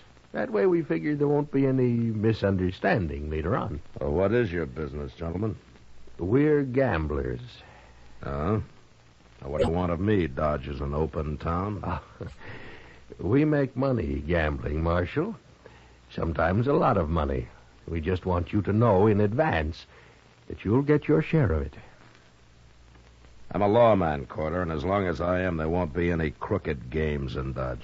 Oh, no, Marshal, you know how sometimes a player will lose a little money and start a fuss over it, and then maybe even go to the law about it. And when he does, he's usually been cheated. Before he gets to the law, there's another killing. Now, you can run your game, Corder, but you keep it straight or out you go. Both of you. That's not friendly, Marshal. You've made one mistake, trying to bribe me. You make another and you're through in Dodge. One of those hard-nosed marshals, huh? You'll find out soon enough, mister. Good day, gentlemen.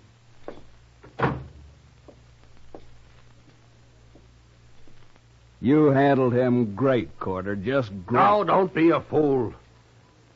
He's no better than anybody else. And I got an idea we can persuade him yet.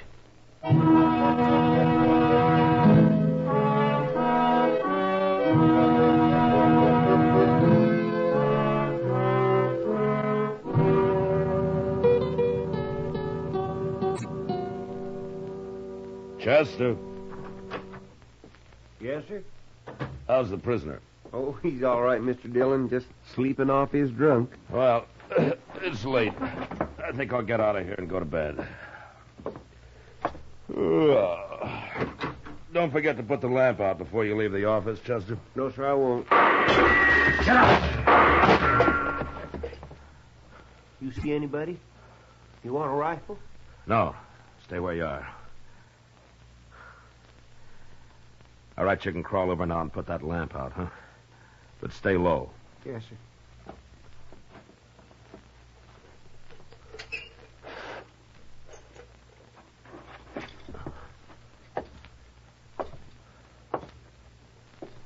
Well, he's through.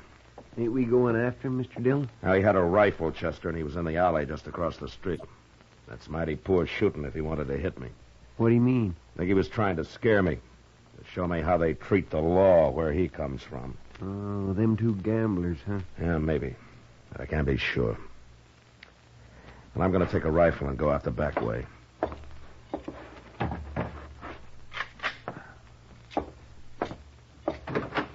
I'll see you tomorrow, Chester. Yes, sir.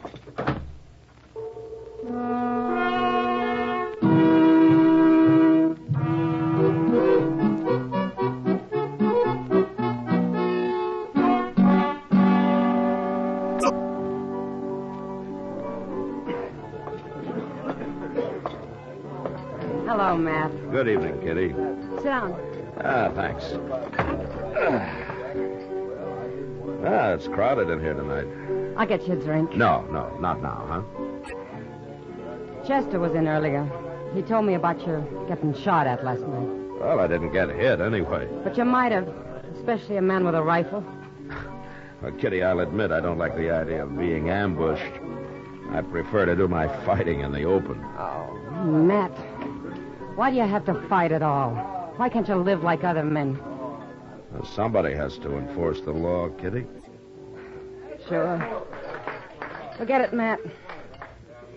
Any idea who was after you last night? Well, might have been one of those two men watching us from the bar over there. Maybe both of them. Oh?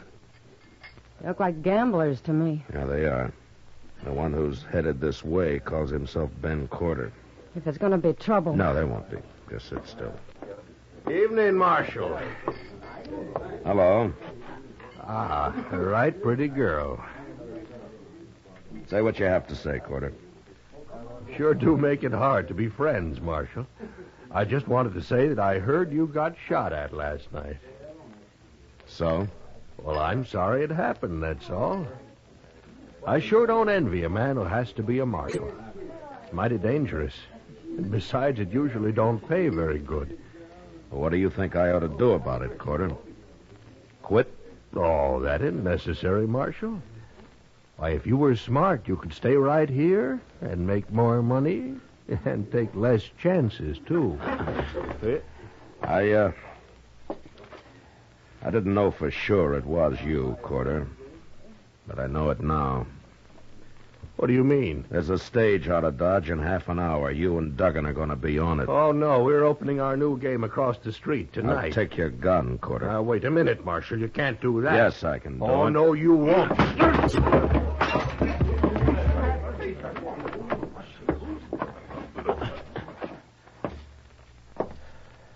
All right, Duggan.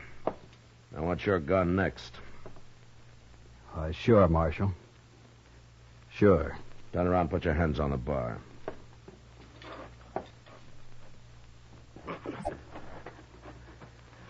All right, now go pick up your partner. You're riding the stage north tonight. Now get going, Duggan, and don't ever come back, either one of you.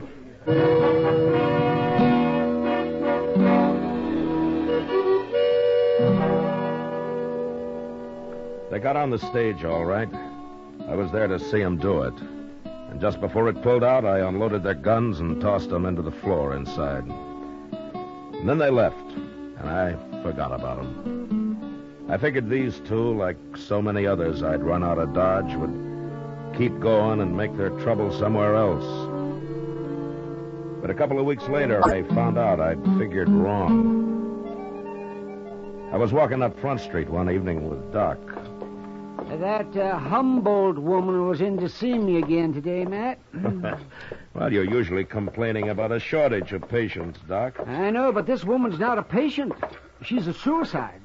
Oh, Doc, that might be said of anybody who comes to you. Eh? Oh, no, I'm going to remember that, ain't I? Mr. Dillon? Oh, hello, Doc. Oh, hello, Chester. Say, they're right inside the Alfreganza there, Mr. Dillon. I just saw them. No? Who'd you see, Chester? Them gamblers, Carter and Duggan, and they got somebody else with them, some stranger. Oh, no. I'll see you later, Doc. Sure, Matt. Yes.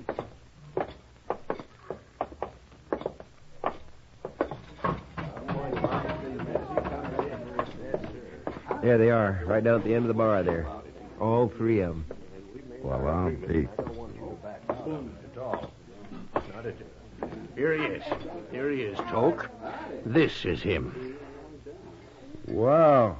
We're back, Marshal. And we brought a man with us to sort of look after our interests. You won't buffalo him so easy. Hello, Toke. You really Marshal here? Yeah? Why didn't they tell you? I didn't mention no names. What are you two talking about? What is this? Toke Marlin and I are old friends, Corder. We worked and rode a long time together. We went through quite a lot, didn't we, Toke? Too much. Remember? Yeah, I remember. You've sold your gun to these two. Is that right? That's right.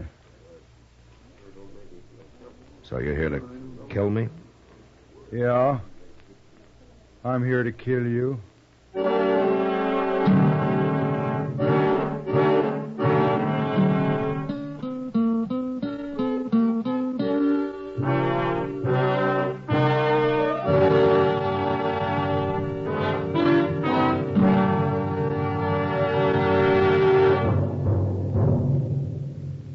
Say, how are morning appetites at your house?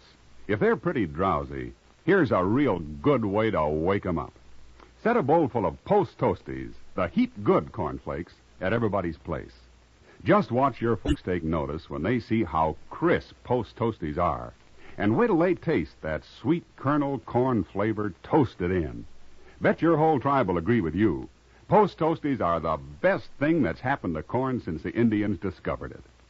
And here's a thought if you'd like to make a good thing even better. Try topping Post Toasties with your favorite fruit.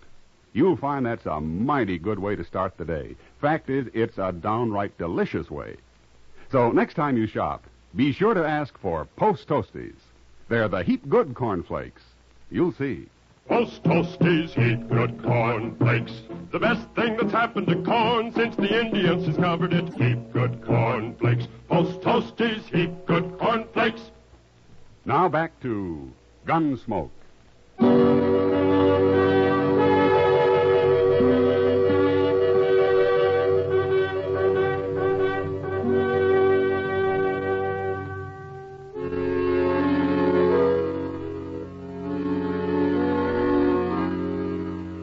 It was a bad feeling to meet Toke Moreland again after some 15 years, and to have him standing at the bar of the Alafraganza, hired by a couple of crooked gamblers to kill me. Toke and I had run horses together over in New Mexico, until the night we rode into Silver City and got taken by a drunken mob and beaten half to death. It didn't matter who they were after or why. The next day, when they found out that we weren't the men they wanted, it was too late. Something had gone wrong inside Toke. And as soon as he was able, he rode off without a word. I never saw him again. Until now. How long you been a marshal? Long time, Toke. I never figured lawman for much. I want to talk to you, Toke. Come on over to the table. Oh, no, you don't, Marshal. Shut up, no, you... Quarter. Come on, Toke. Sit down. Is this your profession now? Shooting people? Oh, I gamble a little. Why do you do it, Toke? I don't like people much. Not after what happened in Silver City. You recovered from that beating? We both did. We were young. That was a long time ago. Maybe my memory is better than yours. No, that isn't it. We both changed after that, Toke. We sure did. But we changed in different ways. You hate everybody. I just hate mobs. I guess that's one reason I became a lawman. There was a lawman helping them that night in Silver City. He was the sheriff. There are good sheriffs and bad. Like marshals. I suppose. It's kind of too bad you're a marshal, Matt. You're going to go through with this anyway, is that it? I'll never back off from a fight. What if I won't fight you? You don't have to. I get paid anyway. But you'll have to leave Dodge.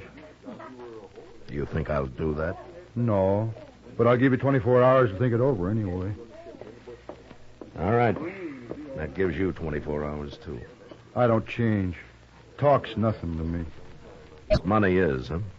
It adds to the pleasure. You'd, enjoy shooting me? You ain't Matt Dillon. You're a U.S. Marshal. No, Toke, you're stupid. You don't think. Maybe, but I'm a pretty good gunman. Yeah, sure. Matt, you can let Corder and Duggan run their game here, or you can quit. It's a crooked game. There'd be fights. Men would die. No, I got a job, too, Toke. 24 hours, Marshal. Okay. 24 hours.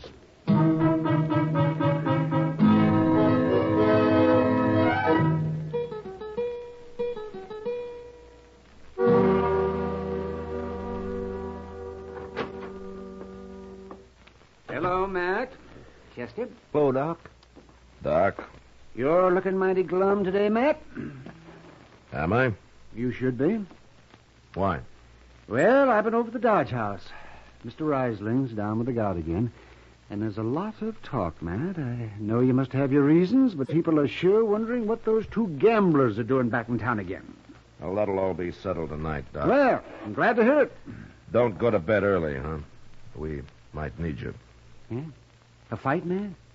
Why, you didn't have any trouble with them before. Why, you... Oh, that other fella they brought with him.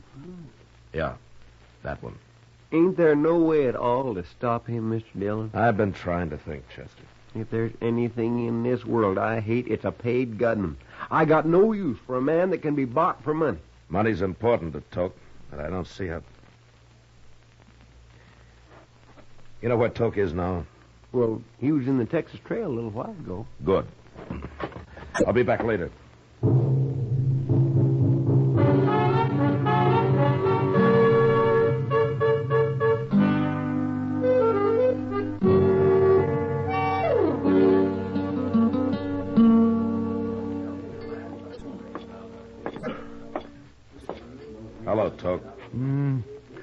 it's Marshal Dillon.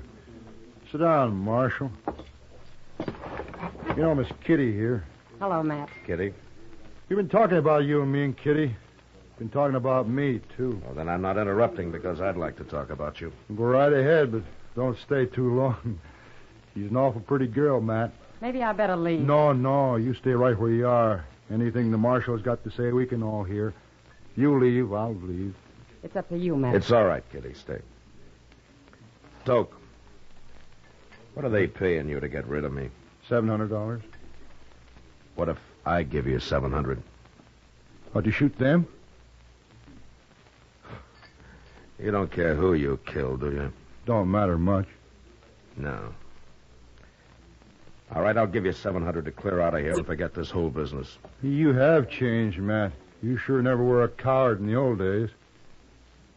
Is that what you think? Well, so does Kitty, don't you, Kitty? Don't tell me what I think, mister. She's full of fire, Matt. She deserves a real man. Ah. No, I think I'll get my money from Corder and Duggan. I don't want to leave Dodge. Not till Kitty and me get a little better acquainted, anyway. Now I am leaving. You're no good, Toke. You're really no good at all anymore. Wait till 8 o'clock, Marshal. We'll see about it then. Sure.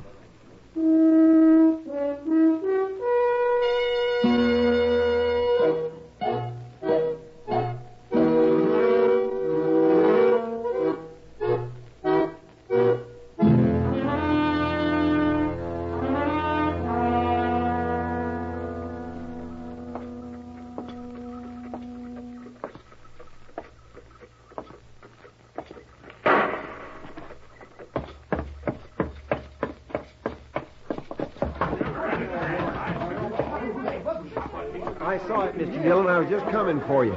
It was Toke Moreland. He just shot a man at the Monte table back there. But the other fellow drawed first. Okay, Chester. Keep an eye on Corder and Duggan. Yes, sir. Toke! Evening, Marshal. You got here just in time.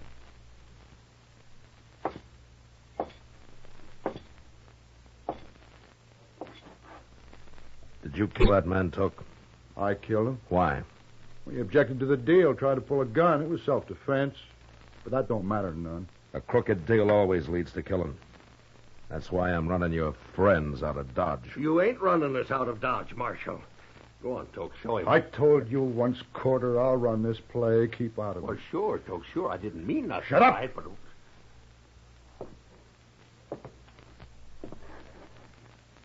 I guess you ain't a coward after all, Matt.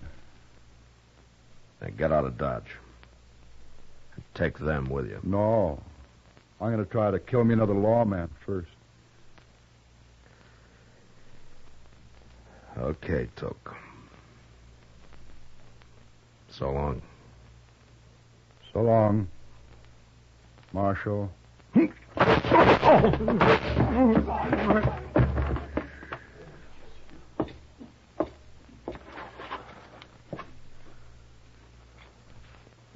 I'm hurt, Matt. Bad. Yeah. You hit me both times. I had to, Toke. It's too late to do anything about it. Yeah. Yeah, it's too late. By heaven, I wish I had last week back again, Matt. Here it is.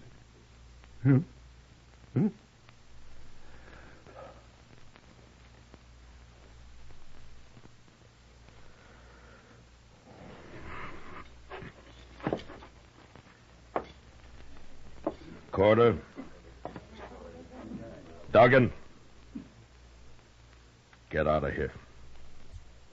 Any way you can, but fast. Sure. And if you come back with another gunman, I won't wait to shoot him. Now get away from me.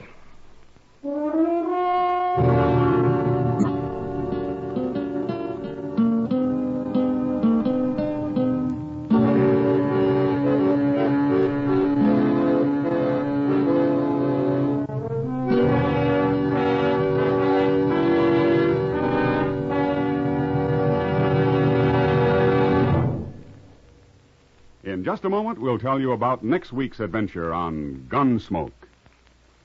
Say, Mother, want to see your small fry eat a better breakfast than ever? Well, may I suggest that you dish him up some sugar crinkles to start with? Sugar crinkles, you know, make breakfast more fun than a circus. Sugar crinkles is the sugar rice treat that's just right sweet. It's high time to forget the sugar-coated cereals that seem too sweet to you and those others that don't seem sweet enough to the kids. Just pour out crisp golden sugar crinkles and see how just right sweet a sugar-coated cereal can be. Just right sweet. Be sure to get several packages of sugar crinkles, because they're great for snacks, too. Kids love them that way. Kids love them anyway.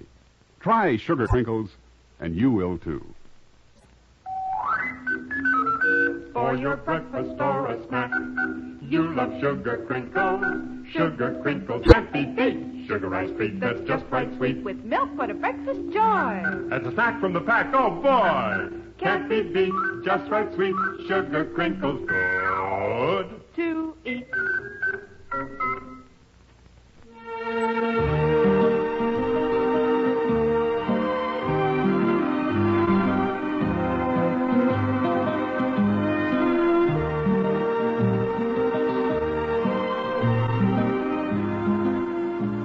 Gunsmoke, under the direction of Norman MacDonald, stars William Conrad as Matt Dillon, U.S. Marshal.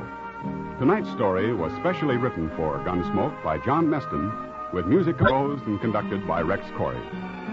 Featured in the cast were John Daner, Harry Bartell, and Lawrence Dobkin. Parley Bear is Chester, Howard McNear is Doc, and Georgia Ellis is Kitty. Ken Peters speaking.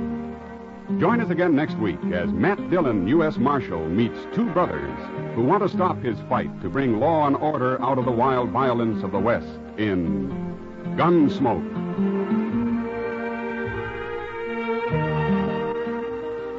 Listen next week at this time when Gunsmoke will be brought to you by Sugar Crinkles, the sugar rice treat that's just right sweet. Sanka Coffee and Instant Sanka, the two delicious coffees that let you sleep, bring you Sanka Salutes. And this is Win Elliott transcribed, saluting our people of the week, the everyday people who help make America an even nicer place in which to live. Your name is Private William Ault of Hyde Park, New York. And though you're home now from Korea, a part of you remains there in the heart and soul of a gentle Korean lad whom you knew only as Kim. You, Private Ault, hardly noticed this young war waif who peeled potatoes and sometimes scrubbed pots at your company mess. But then there was something you did notice. Whenever this scullery boy had time, he was poring over a book, an American book on engineering. Kim had a dream. Korea needed rebuilding, the roads, the bridges, the towns, and he wanted to be a part of it. Though he hadn't a penny, he wanted to scrape up enough money to go to school and to become a civil engineer. And not long after that, you, Private Ault, were ready to go home to America, where the schools are free and the bridges have been built. But you had one beautiful goodbye gift for your little friend Kim. You found a school for him, and you paid the tuition. Thank you, Private Ault, for having been in Korea in the first place, for having understood one little boy's yearnings, for having helped. And in his name, we proudly send you, Private William Ault, this Sanka salute. Say, do you have any idea of what an American ambassador looks like? What do you figure? A fellow in striped pants, a top hat, and maybe a Harvard accent? Well, my favorite American ambassador this week is a New York City taxicab driver, and his name is Joe Burns. Ambassador Joseph Burns, that is. And what kind of an ambassador? We'll take it from the State Department. He's a real 14-carat American ambassador of goodwill. You see, last week, Joe Burns had two young tourists from Venezuela in his cab. They left $280 behind them by mistake. But Joe Burns found them, and he returned the money, and figured that was that. But it wasn't. The story became known down in Venezuela, where some people don't like our country, and where we're sometimes accused of being money grabbers who wouldn't give the other fellow a break. And one newspaper down there was so impressed by Joe Burns' kind deed that, well, they made him a page-one story. And the U.S. Embassy was so grateful to Joe Burns that a letter was sent to him, thanking him for putting our country in the good light it deserves. So fancy hats off to Cabby Joe Burns, the finest ambassador of them all. And to him, with full protocol, this gala Sanka salute. I'll be back in a moment with a story about the latest collegiate style, a brass beanie. But first, folks, if I say to you, here is a coffee with a full, rich-bodied flavor, and here's a coffee that's easy to make, and here's a coffee that lets you sleep, well, you might think I'm talking about 3 different coffees, but I'm not. I'm talking about one coffee, the new Instant Sanka coffee, the only coffee in all the world that gives you all 3 of those advantages. Just taste Instant Sanka, made hot and black and good and strong, and you'll see at once that it's all coffee with the delicious, extra-rich flavor you want. It's a cinch to make Instant Sanka, too, whether you're making 1 cup or a dozen. And, of course, Instant Sanka lets you sleep because 97% of the sleep-disturbing caffeine has been removed. So drink as much as you want, and it won't keep you awake. Oh, and look for Instant Sanka in the new economy size jar, and you'll save money. If your grocer hasn't already got it, he'll have it soon. So drink Instant Sanka, the only coffee that combines extra-rich flavor with instant ease and lets you sleep. Now, here's a memo to the upperclassmen at St. Ambrose College out in Iowa. Go easy on one of the freshmen who's around the campus now wearing one of those beanie caps, fellas. He's a freshman named Vandy Farrell. You see, gentlemen, until freshman Farrell put on a beanie, he wore the hat of a regular Army major. And I don't know how you feel, but I think that 58-year-old freshman Farrell must be quite a guy to begin his Army retirement in this style. So I'll take my hat off to him with this Sanka salute. And I'll be back next week when Sanka Coffee and Instant Sanka, both delicious and both caffeine-free, will again present Sanka salutes. In the meantime, this is Win Elliott suggesting you try Sanka. You love it, and you'll sleep. This is the CBS Radio Network.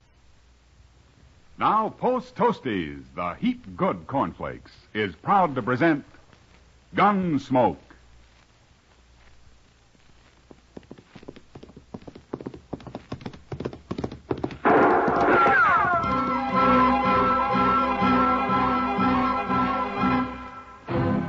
Around Dodge City and in the territory on west, there's just one way to handle the killers and the spoilers, and that's with a U.S. Marshal and the smell of gun smoke.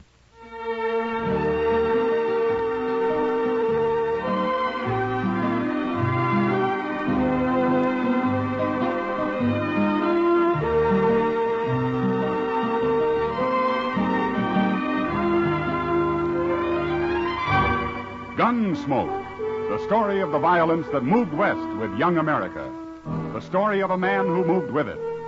Matt Dillon, United States Marshal. It's easy to do your whole tribe a big favor, Mother. Just pour every big and little Indian in your camp a breakfast bowl full of Post Toasties. Post Toasties, you know, are the heat good cornflakes. They're the best thing that's happened to corn since the Indians discovered it. Fresh as fresh can be. Say, Post Toasties are cracklin' crisp. Sweet kernel corn flavor, toasted. That's Post Toasties. Post Toasties are packed with nourishment, too. A bowl of Post Toasties with sugar and milk helps your big braves and little Indians start the day right. Get Post Toasties soon. And now, Gunsmoke, starring William Conrad.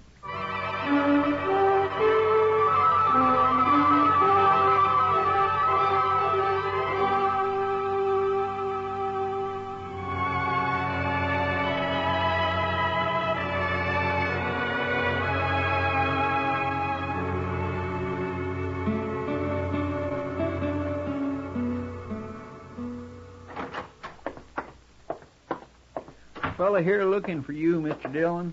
Oh, hello. My name is Brandt, Marshal. I and my son got a ranch up in the South Fork of the Solomon. Oh, what can I do for you, Mr. Brandt? Well, I ain't no ways responsible, you understand. It's been kind of put on me, you might say. Oh? What has? Well, Marshal, the Indians started it. They was riding for horses just a couple of days ago. And they'd have got them and probably me, too, but for this kid they had along. A kid? Yeah. And he tried to come in ahead of the rest of the Indians, and he showed himself too soon as what happened. My son saw him in time to warn me, and we put up a standoff fight, and them Arapahoes didn't get a single horse. Well, what's the trouble, then? We got the kid. He's still there, wilder than a deer. He got shot in the leg a little. We brought him into the house after. I want to know what to do with him, Marshal. Oh. Well, how old's the boy, Mr. Brandt? Hard to say. I bet he's 12 or under. That's pretty young to be on a raiding party. Yeah, it sure is. But he's awful wild. He's tried to kill me twice already. Well, then why don't you turn him over to a reservation somewhere? They'll take care of him. Well, I can't do that, Marshal. They wouldn't have him. Why not? Well, he ain't an Indian. He's a white boy. A white boy? Sure acts like an Indian, though. I think he's been living with them Arapahoes a long time. That's what I think. Well, I don't know what I can do about it, Mr. Brandt. One thing is sure, Marshal. I can't keep him no more. And it don't seem right, for a white boy to go back living among them Arapahoes. No. So you got to come up there with me and do something about him. But Mr. Brandt, I'm a U.S. Marshal. I'm hired to keep the peace, not to play nursemaid to orphans. Yeah. You're the only man I've heard of around here that I thought might help that boy. Well, if you want, you want. I'll just run him off into the prairie, I guess. All right. All right, Mr. Brandt. We'll ride back with you in the morning.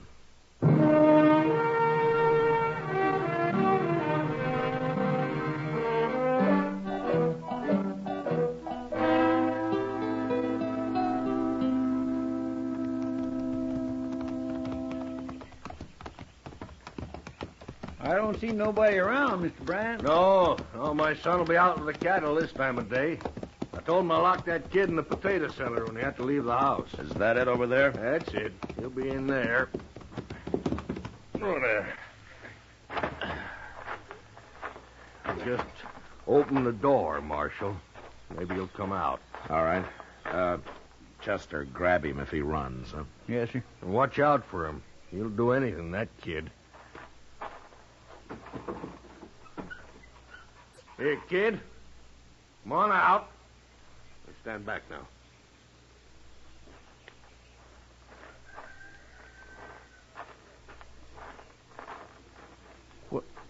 Well, look at him. You'd hardly know he was a white boy, Mr. Dillon. Hello, son. You've come to kill me, haven't you? Oh, my goodness. Nobody's going to kill you, son. We're here to help you, that's all. You look pretty weak to me. Is it that hole in your leg, or haven't they been feeding you? He won't eat, Marshal. At least he wouldn't when I left. You been eating, kid? No. See what I mean? It's easier to be tortured on an empty stomach. Oh, now, son, nobody's going to torture you. Nobody's going to kill you. I'd just like to have a look at that leg, where you got hit. I'm all right. Come on, let's go in the house and see for sure, huh? No. Well, he's fainted. I got him. Oh, the poor little kid. Why haven't you done anything about this bullet in his leg, Brent? I tried, Marshal. He wouldn't let me near it. Tried to bite me. Well, he can't fight now. Come on, show me where to put him.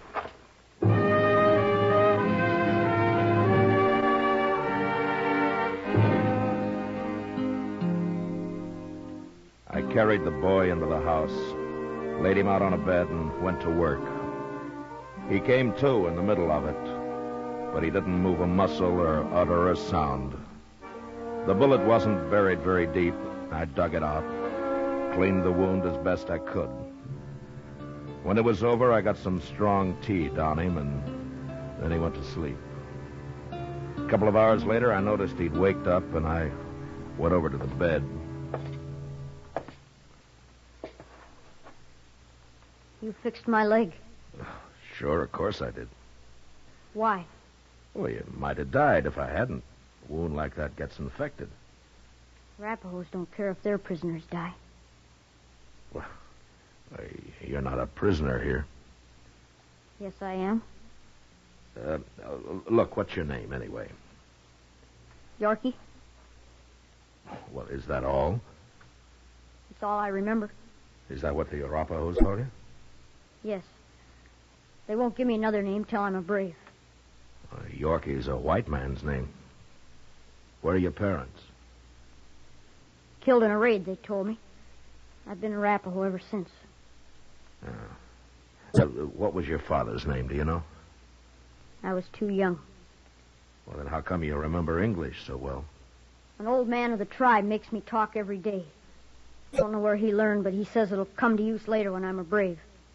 In our wars against the white man. You're a white man, Yorkie. Yes, but I live with the Arapahoes. Well, you did, but you're back among your own people now. You gotta learn to live a different life. No. Wait, you mean you want to go back with the Indians? First, I have to make a big coup. Make a big coup? What for? I'll be killed if I don't. What are you talking about? I allowed myself to be seen and expose the raiding party. So I'll be killed if I don't make a coup and return with a scalp or some horses. You? A kid like you?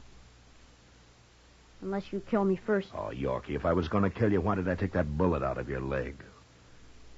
I don't know. Well, nobody's going to kill you. Now, you just get that out of your head. And you're not going to kill anybody either, or steal any horses, so forget about it.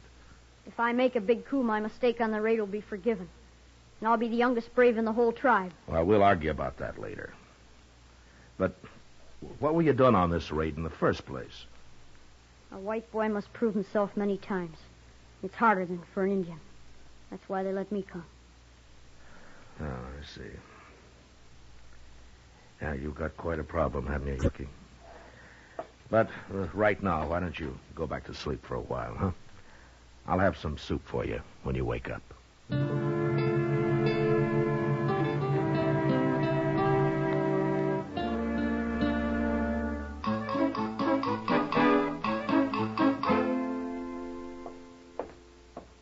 Well, good morning, Mr. Bryant. Good morning, Chester.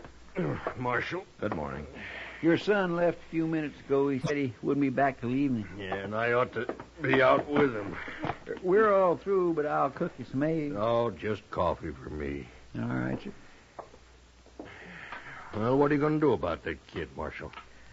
Well, there's not much I can do, Brant. You can't leave him here. Well, I didn't bring him here. Here you are. Marshal, I'm serious. Even if it was an ordinary kid, I got no way to raise him. And this one is bad. I told you, he's been after me twice already. He needs a scalp to take back.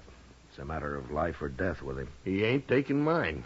You really think he might kill somebody, Mr. Dillon? Well, left alone, yes. But he's so young. Well, I heard Billy the Kid killed a man when he was 12. Age doesn't seem to matter much. Well, can't you talk him out of it? Show him it's wrong? Oh, I've tried, but Yorkie thinks like an Indian. He doesn't know anything about the white man's world. How's he feeling this morning, anyway? Well, I'd hoped his fever would be down, but it isn't. He needs a doctor, that's what. Yeah. By the way, Brant, is this one of your guns? Where'd you get it? Yorkie had it when I went in there this morning, but he was too weak to use it. No, I told you he's a bad one, Marshal. He'll kill someone yet. All Yorkie understands right now is kill or be killed, Brant. If you got a wagon, we'll take him into Dodge.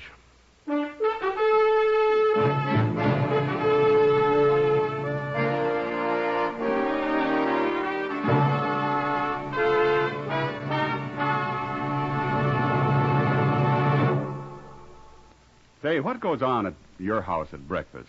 Well, you can take it from me. The best thing that can go on your breakfast table is Post Toasties. Yes, sir, Post Toasties, the heat good cornflakes. Those golden crisp cornflakes are the best thing that's happened to corn since the Indians discovered it. You know how to prove it? Well, just pour out breakfast bowlfuls of Post Toasties for your whole tribe. Then watch how they enjoy 'em. Post Toasties are crisp and tasty. From the first bite down to the last spoonful, that sweet kernel corn flavor makes your breakfast. So always ask for Post Toasties, the heat good cornflakes. Post Toasties, heat good cornflakes. The best thing that's happened to corn since the Indians discovered it. Heat good cornflakes. Post Toasties, heat good cornflakes. Remember, Post Toasties is one of the famous triple wrap Post cereals, guaranteed fresh or triple your money back. Now back to Gunsmoke.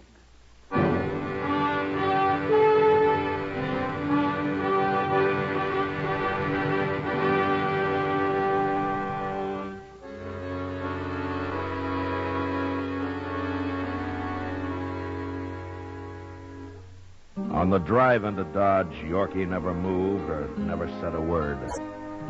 I looked back at him from time to time and tried to put myself in his place.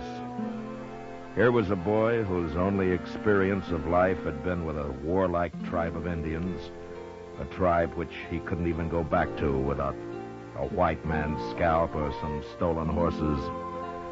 Now, this in itself would be a problem for a grown man. But little Yorkie also felt himself a prisoner, sooner or later to be killed. It was no wonder that during the next few days, as he lay on the couch in Doc's office, he watched us with wild, restless eyes. In spite of his obvious courage, I think he was a little frightened. And when Doc was suddenly called out on a case in the country for several days, I had an idea. And I sent Chester to find Kitty. You want me to nurse him? Is that it, Matt? Well, partly, but also I thought maybe you could talk to him a little. It's hard for him to trust a man. I know. Chester told me about him. Yeah, he'll be well enough pretty soon to get into trouble. Bad trouble. I'll do what I can. Where is he, in the front room? Yeah, on Doc's couch. And, Kitty, try to get him to eat something, huh? I haven't had much luck. All right. But you stay here. Yeah, sure.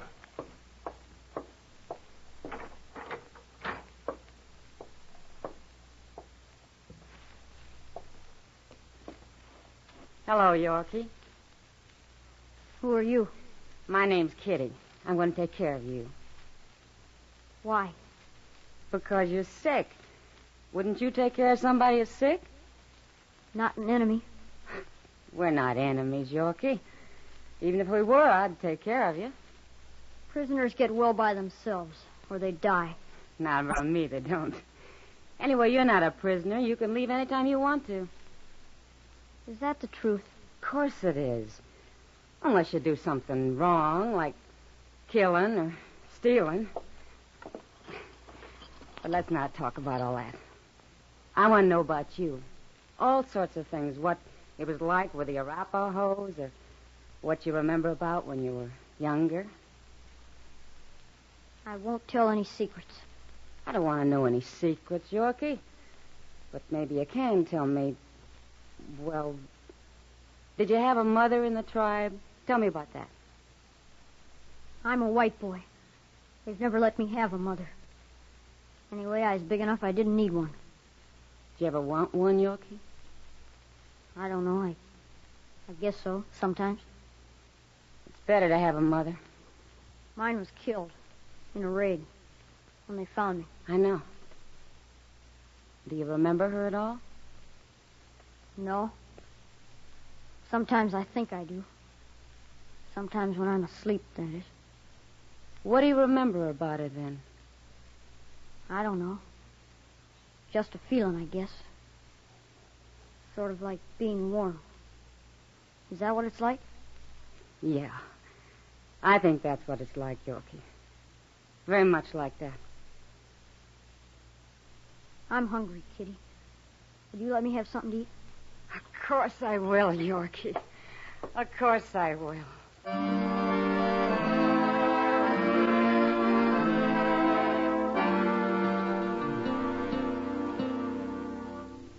Kitty spent as much time with Yorkie as she could manage. And whenever she'd been with him, he always seemed calmer and less frightened.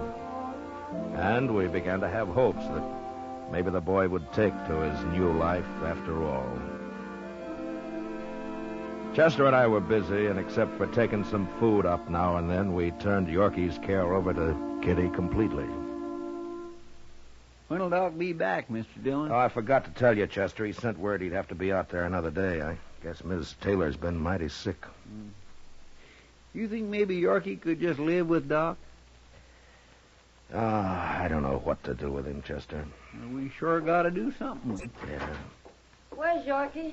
Well, he's upstairs, Kitty. Have you been up there today? Have you seen him? No, I thought you were with him. I couldn't get here till now. Yorkie's gone, Matt. What? I'll go take a look. I've already searched the place. He isn't there. Well, let's look in the street, Chester. Maybe somebody's seen him. You better find him. That's all I can say. Yeah, we'll find him, Kitty. Don't worry. Maybe he's got hold of a gun. I hope not. Anyway, if he's as smart as I think he is, he'll locate a horse to get away on first. Maybe a couple of them. Doggone it. Just when I was beginning to think he was going to settle down a little. You never know. But I still got faith in that kid somehow, Chester. Here, let's cross over to Moss Gremick's stable there, huh? All right, sir.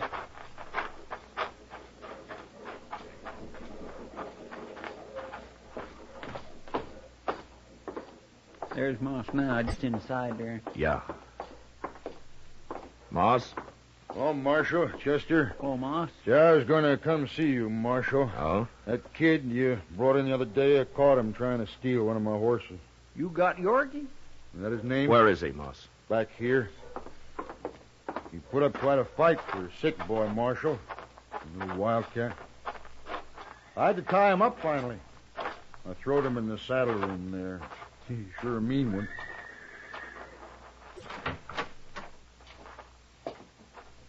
There he is, little devil. He'll hang yet. Give me your knife, Chester. Oh, don't untie him, Marshal. I'll handle him, Moss. Here you are, Mr. Dillon. Yorkie, I'm sorry this happened. I'd have given you a horse if you'd have asked me. There. I wasn't going to steal him. And what was you doing riding him out of that stall, young fellow? Wait a minute, Moss. Yorkie, you say you weren't going to steal him? No. What were you doing then? Kitty didn't come, and I got lonely. I don't know. Well, I think I do, Yorkie. You just wanted to be around something familiar, something you know. Isn't that right? I guess so. And you've lived with horses all your life. You know them pretty well. So you came over here. I wasn't going to steal him. I just wanted to get on him. You know, I half believe the boy, Marshal. He's telling the truth, Moss. Yorkie, I'm sorry I treated you rough. Why'd you tell me? You were going to kill me. Me? Kill anybody? A kid? Guess you don't know me very well. What are you going to do with me now? Well, Doc will be back tomorrow, Yorkie. If he says it's okay for you to stay up, well, you can. Meantime, Kitty will be there. All right. Tell you what, Yorkie, you get well, you come over here. I'll give you a horse to ride. You will? Sure, I got lots of horses. You can take your pick. What if I steal them? I've had horses stole before. I don't understand you. He trusts you, Yorkie. We all do. You shouldn't. You shouldn't trust anybody. Oh, maybe not, but we do anyway. Moss, I got an idea. No? I don't suppose you could use a stable boy around here, huh? Some kid who really knows horses and who's used to hard work. Well, I don't have much money, Marshal. If I could feed him a little and maybe fix him in bed in the saddle room here. Of course, a good boy's like a good horse. There's bound to be some hot blood in him. Try to lift my hair, I'll whop him good. That clear, young fella? You're talking about me? Of course they're talking about you, Yorkie. One thing, I can't hire nobody unless he has a whole name. Well, Yorkie don't know his last name. Well, call him anything. Kelly. Kelly, that's a good name. Yorkie Kelly? Gremick and Kelly. Yeah, sounds all right to me. You people get out of here now. I got work to do. And when Doc says you're fitting Yorkie, you come back. I'll be back, Moss.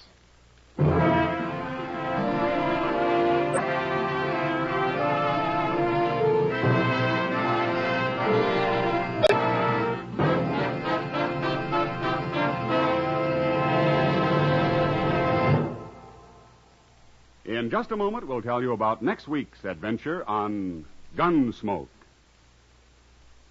Say, exciting things happen to breakfast when there's sugar crinkles at every place.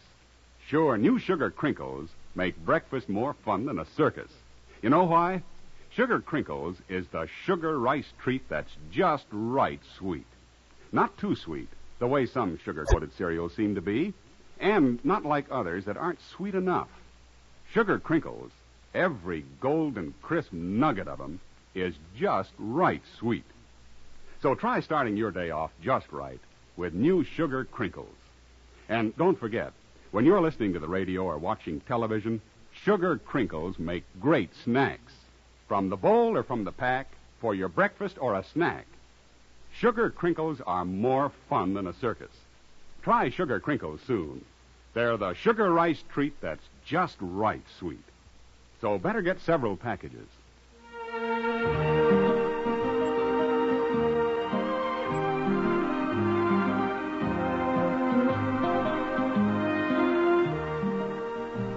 Gunsmoke, under the direction of Norman MacDonald, stars William Conrad as Matt Dillon, U.S. Marshal. Tonight's story was especially written for Gunsmoke by John Meston, with music composed and conducted by Rex Corey. Featured in the cast were Richard Beals, Larry Dobkin, and John Daner. Parley Bear is Chester, and Georgia Ellis is Kitty. Ken Peters speaking. Join us again next week as Matt Dillon, U.S. Marshal, spends some time on a road ranch during his fight to bring law and order out of the wild violence of the West in Gunsmoke.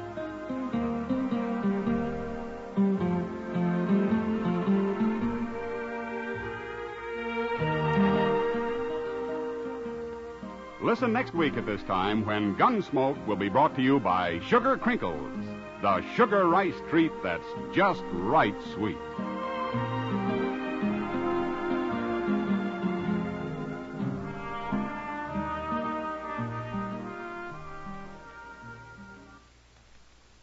Sanka Coffee and Instant Sanka, the two delicious coffees that let you sleep, bring you Sanka Salutes. And this is Win Elliott, transcribed, saluting our people of the week, the everyday people who help make America an even nicer place in which to live. This is for all fathers listening in. Got a question for you, Dad. Suppose you got a hurry call from home saying that a certain stork, which had been hovering around your house for weeks, finally had started coming in for a landing. Can you imagine yourself stopping for anything? No? Well, then you pull up a chair, Dad, and hear all about a Navy vet named Charles Ewell. You see, this week, Charles was rushing home so he could get his wife to the hospital in time to have their very first child. But on the way, Charles saw a terrible thing. A woman had gone off a bridge. A woman was floundering in the freezing water of a New York City river. Well, Charles Ewell knew a thing or two about the horrors of people fighting death in the water.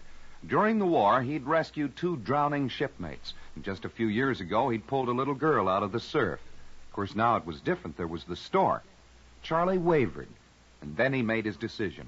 Into the water he dived. He reached the woman. He held her, and he saved her life. And then, of course, the hero dashed home. Well, fortunately, the stork had cooperated, and Daddy was able to greet his first son.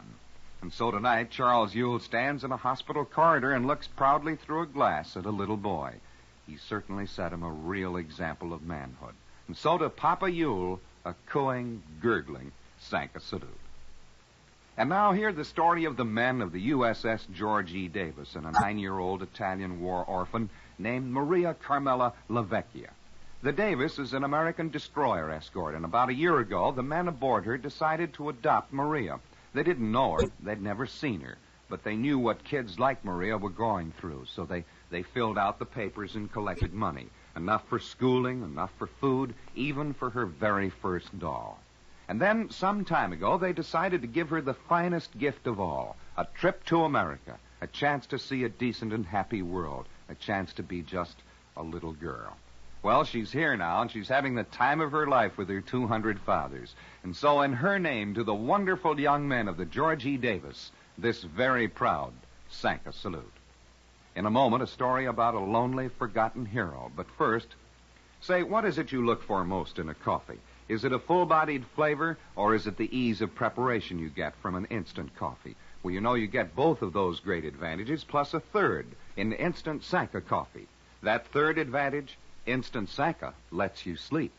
Yes, the only coffee in the world that gives you all 3 advantages is the new Instant Sanka coffee. Taste it made hot and black and good and strong. and you'll know right off it has the extra rich flavor you want. Instant Sanka is made instantly right in the cup, whether you're making 1 cup or a dozen. And it lets you sleep because 97% of the sleep-disturbing caffeine has been removed. Yes, drink Instant Sanka whenever you please, and it won't keep you awake. And now you can buy Instant Sanka in the big new economy size jar and save money. So drink Instant Sanka, the only coffee that combines extra rich flavor with instant ease and lets you sleep. Say, would you have done what Mr. Orville Ratliff did down in Louisville this week, and when it was all over, would you feel the way he does? Well, Mr. Ratliff was a bystander when a car crashed and the gas tank exploded. He didn't know the man inside the car. The whole thing wasn't his affair. But he went into those flames and he pulled out the man and he saved his life. The result, Orville Ratliff went to the hospital severely burned in terrible pain. The other man, fortunately, was hardly hurt at all. And up to the middle of this week, at least, do you know how many visitors this hero has had? 0. Not one. He might be bitter, this brave but lonely man, but he isn't. He says when the pain allows him to talk, I'd do it again. How about somebody going in and saying Orville Ratliff for you and me, and say to him for you and me, here, sir, is a Sanka salute. I'll be back next week when Sanka Coffee and Instant Sanka, both delicious and both caffeine-free, will again present Sanka salutes. In the meantime, this is Win Elliott suggesting you try Sanka. You'll love it, and you'll sleep. This is the CBS Radio Network.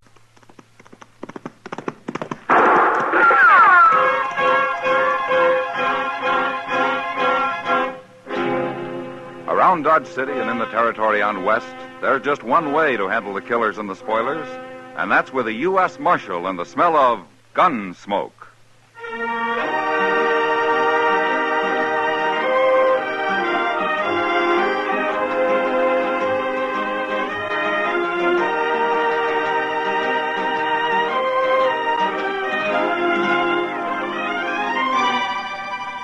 Gunsmoke, starring William Conrad. The story of the violence that moved west with young America.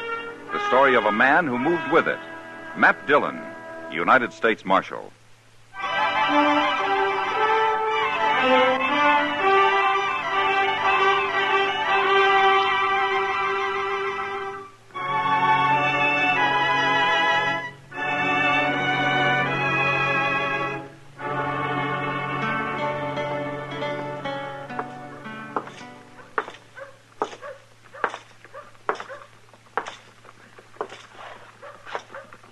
Chester?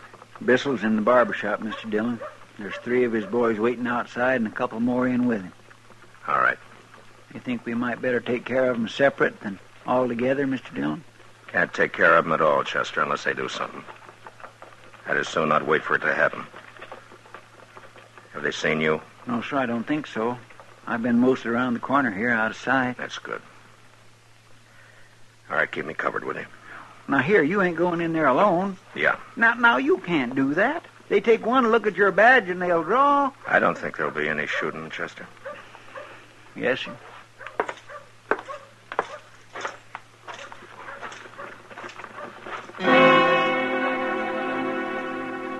I started across the street to Stapley's barber shop, and I saw 3 gunmen lounging outside. They didn't directly look at me, but they knew I was coming over because their hands slipped down and hung an easy distance from their guns. One of them I recognized as Buffalo Mason, a cowboy who found more money working for Frank Bissell as a gunman than driving cattle up from Texas. The other 2 I'd never seen, but I knew the kind. By the time I'd crossed the street, they'd moved and stood on either side of the door. You want something, Marshal? I hear your friend Frank Bissell's inside. He might be.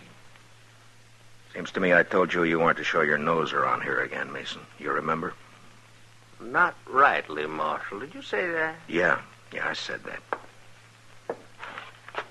Get away from the door. I got a word or 2 to say to Bissell. Well, how's about you tell me the word, Marshal? I'll pass it along. Frank is kind of busy right now. If I wanted to tell you, I wouldn't be needing to tell him, would I? Well, that's so, Marshal. How come you to take all this talk, Buffalo? Why don't you just kick him out in the street? What's your name? Hey, Matt. Jill. All right, you two. Take your pal over to the water barrel there and cool him off. Move. Get his shot, Buffalo.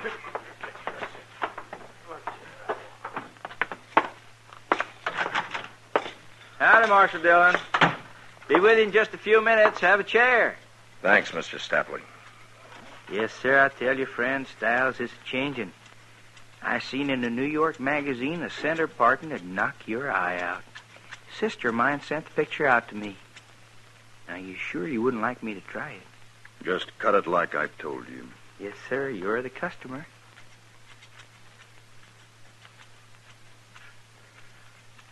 Tom, Yes, Frank? tell Mr. Dillon to step around here where I can see him.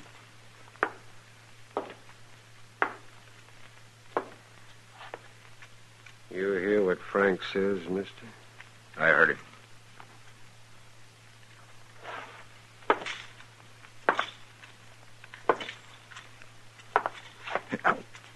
Take it easy, Barber. You're pulling my hair in the back. Oh, I'm sorry, sir.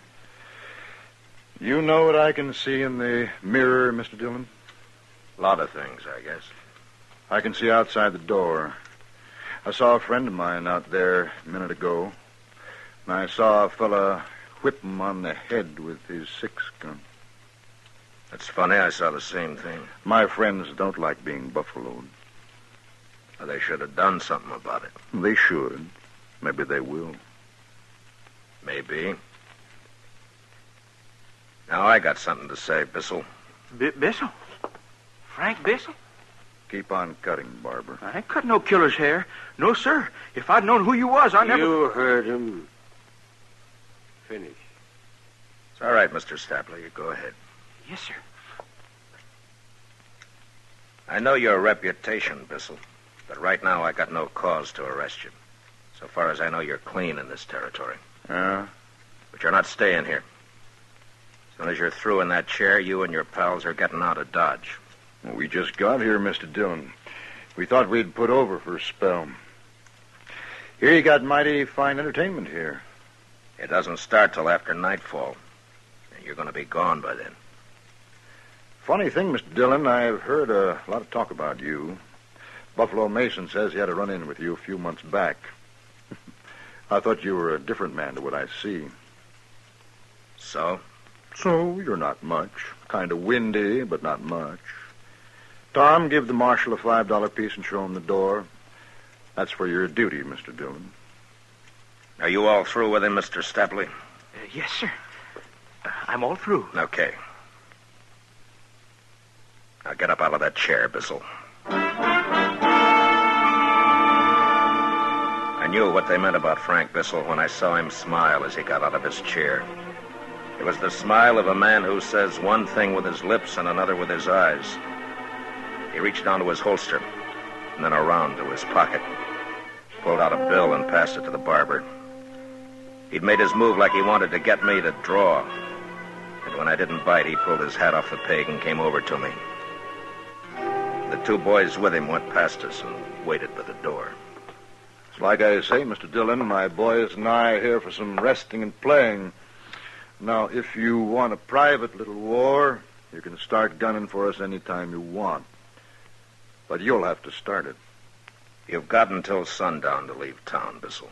Marshal, you didn't hear what I said at all. Sundown. If you're still around after that, you'll all go to jail. We don't want any trouble. We want to take it nice and easy.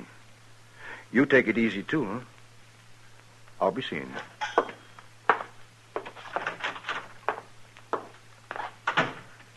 That was him, wasn't it, Marshal? That was Frank Bissell. The Frank Bissell. Oh, Mr. Dillon, if you shot him in here, I could have put up a sign. Yes, sir. I sure could. Frank Bissell, shot and killed here by Marshal... I'm sorry I couldn't oblige you, Mr. Stapley. Good day.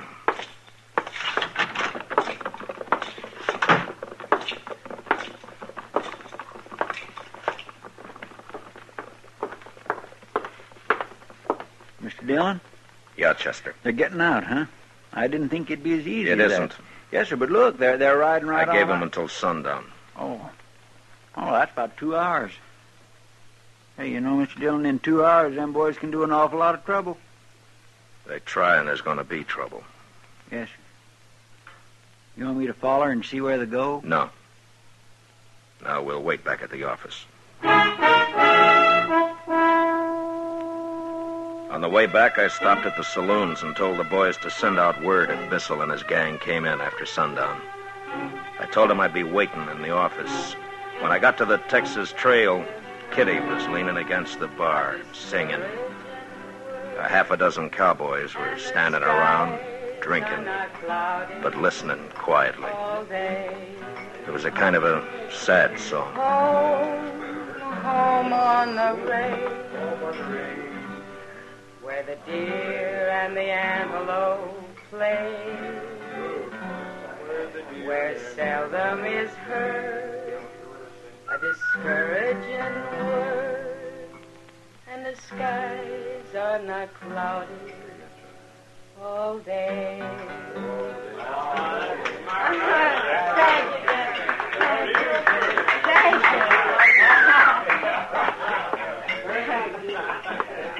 Hi, Matt. Chester. Evening, Miss Kitty. Kitty? Well, never heard that song before. Well, I haven't either. Fellow was in a while back, brought it by. He wrote out the words for me. It's nice, isn't it? Yeah, it's fine. Say, Kitty, there might be a little trouble tonight. Oh? Yeah, Frank Bissell and his boys are in town. I heard. It's all over town. I know. Let me know if they come in, will you? Sure, Matt. Okay. I'll see you. So long. So long.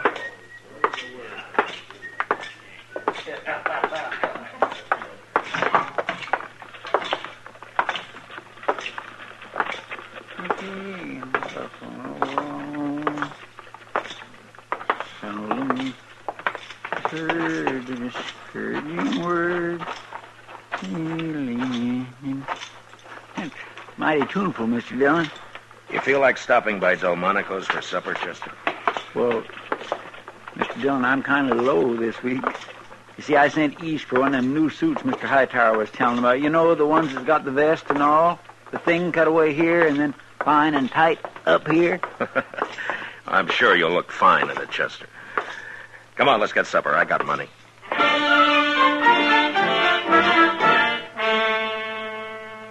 It was about sundown when we got through supper. I'd gone in Delmonico's mostly with the idea that Bissell would head there himself. That way I could get the thing over before it got really started. But he didn't oblige. Not until Chester and I were getting up from the table.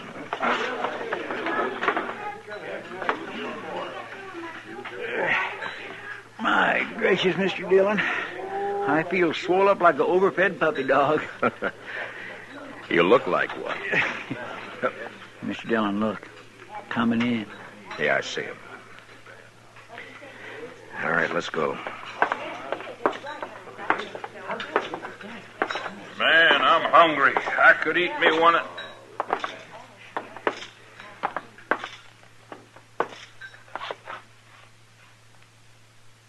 Well, hello, Mr. Dillon. Say, how's the food in here? It's sundown, Mr. Bissell. Yeah, it's late for me to be eating. The boys, too. We're hungry. Come outside. Mr. Dillon, we just came in for a nice, quiet meal. You don't want trouble with all these people in here, Mr. Bissell. Now, you do as I say. Outside, come on, huh? You want to start trouble, Marshal? Buffalo, where are your manners? There's women folk in here that might get hurt if shooting started. Frank, you heard... You heard what I said. Besides, Mr. Dillon isn't going to do anything. He's just got to make noise like he does. So people will think he's doing his job. Well, Mr. Dillon, I sure would like to stay and talk, but... All right. All right, go ahead and eat, Bissell. I'll be waiting for you outside. Sure. You do that, Mr. Dillon. You wait for me outside.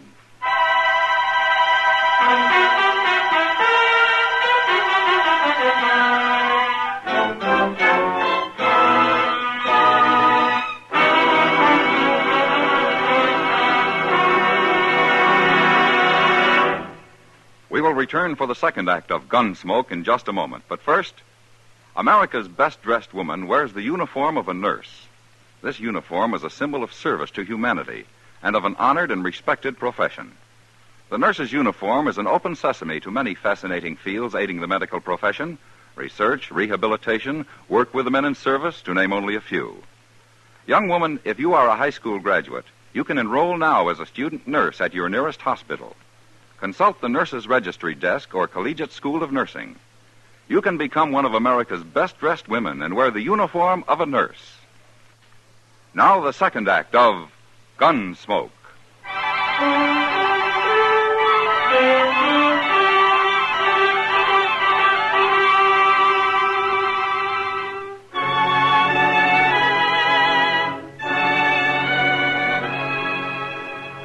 I knew there'd be a lot of talk in Dodge.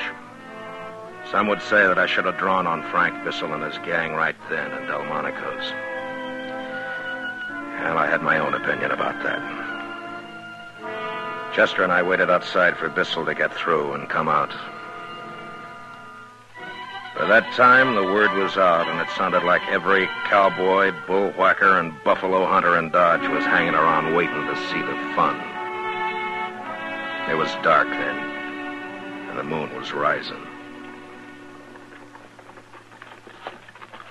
A lot of them boys has come up from the other side of the tracks, Mr. Dillon. I know. You got any tobacco on you, Chester? Yes, sir, right here in my... You want I should tell them to get on back? Here you are, sir. Thanks. Now, I tell you, Chester, most of those men have come to a show. They want to see some shooting, some blood and killing. Well, seeing how long that's what they came for, I don't figure they'll want to be any part of that show. Yes, sir. What are you aiming to do when Bissell comes out? Arrest him. Fine Bissell $100 and the others $25 apiece. Then lock him up for the night. Yes, sir.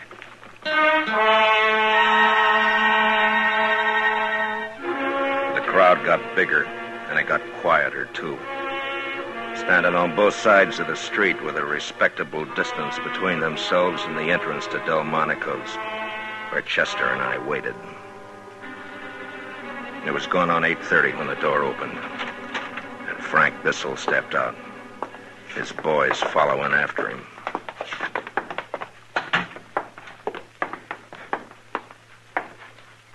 You still waiting, Mr. Dillon? I thought you'd be somewhere rolling drunk by now. You're under arrest, Bissell. And all of you. What have we done? We're real peaceful, you can see that. Come on, Frank. Let's get down to the Opera House. Hand over your guns. Mr. Dillon, I never done that yet. I don't expect I'm going to do it now for you. We're calling your bluff, Dillon. 6 of us. Go ahead and start it. Go ahead.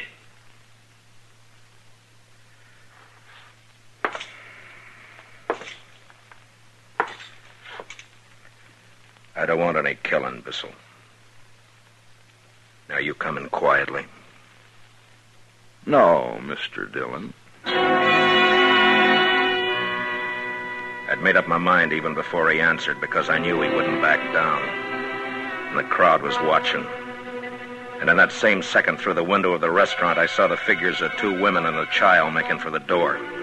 They were right in line with any shooting I might do. Bissell and the others were directly in front of them. And now they had their guns drawn. And mine was still in its holster.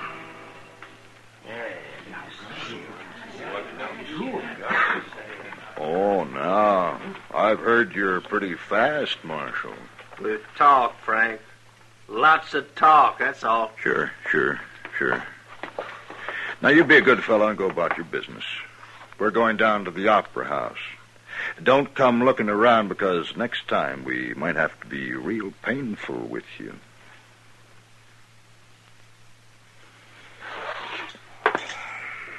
Hey, look at that! Marshal Dillon. You're through. Come on, Chester. Yes, sir, Mr. Dillon.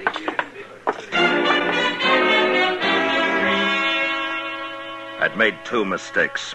First going to Delmonico's and figuring I could bluff him out of town without any shooting. And then not getting Bissell away from the restaurant door before calling him. And it wasn't good. A lot of drifters in Dodge were going to take advantage of the situation before the night was out. Law officers don't live long when they make mistakes. Chester and I headed for the Texas Trail. You going to let them get away with that, Mr. Dillon? For a while. My gracious, Mr. Dillon, they spit right in your eye, every one of them. You ain't going to take it, are you? I made a mistake, Chester. Now I got to make it right. Yes, sir, I know, but this will be all over town. Mr. Dillon, will you tell me why you didn't draw and get it done? I had my reasons, Chester.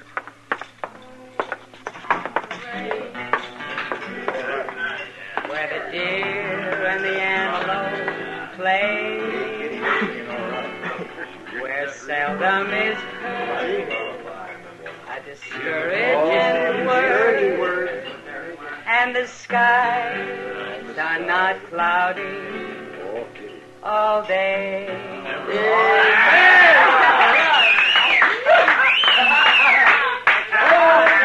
Matt, I heard you were waiting for Bissell over at Delmonico's.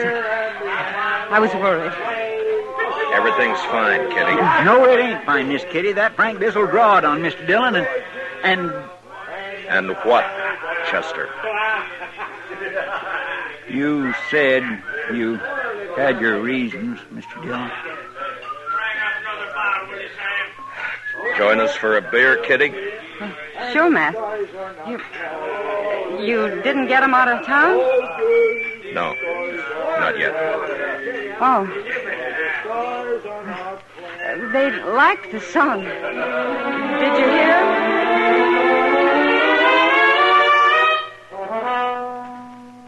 We sat in the Texas Trail.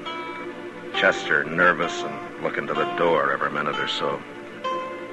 And as a cowboy drifted in, and then another, and a couple more, I could tell that news of what had happened outside Delmonico's had spread. That's the trouble with a reputation.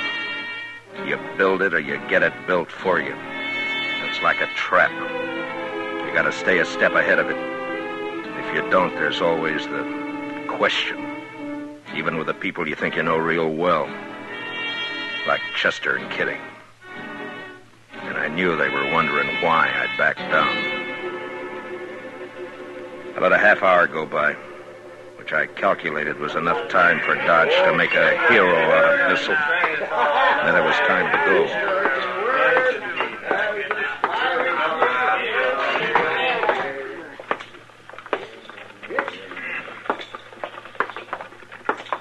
Where are we going, Mr. Dillon? The Opera House. The Opera House. That's where they've gone, ain't it?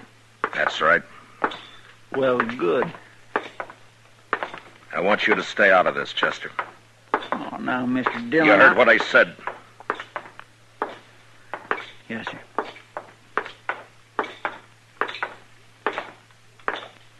Mr. Dillon? Yeah. Nothing.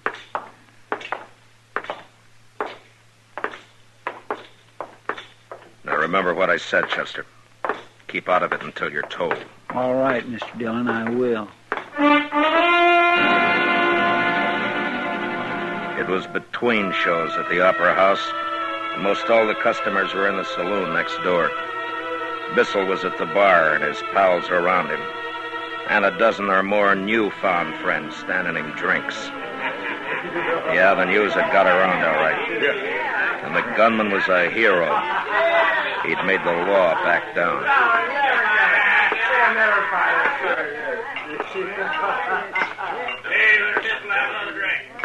Look who's here, boys. Hey, Frank. Look here.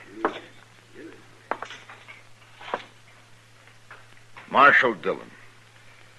Didn't I get through telling you a while back? Are you drunk, Bissell? I never get drunk, Mr. Dillon. Well, I'm glad to hear it. All right, you other men, get away from the bar, quick. You six, stay where you are. I'm telling you. Now, anybody who wants to stay with Bissell and his gang's going to get hurt. Now, you move.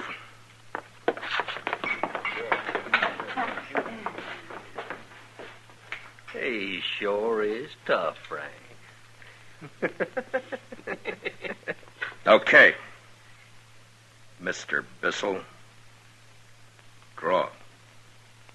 Oh, now, Mr. Dillon, you don't want me to do that. Hey, leave me do it, Frank. I need the practice. No. No, wait a minute. No, I think he means it. Sure, Mr. Dillon. I guess I have been riding you pretty hard. Sure. Anytime you... Well, when are you going to draw, mister?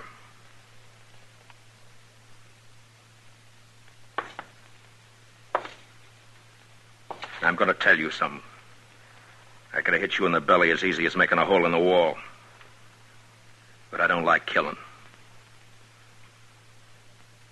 Now, you're under arrest, all of you. Chester. Yes, sir. Keep them with their arms up. Yes, sir. Now, you. Take off your guns, Bissell. I said take off your guns and do it now. All right, put them on the bar.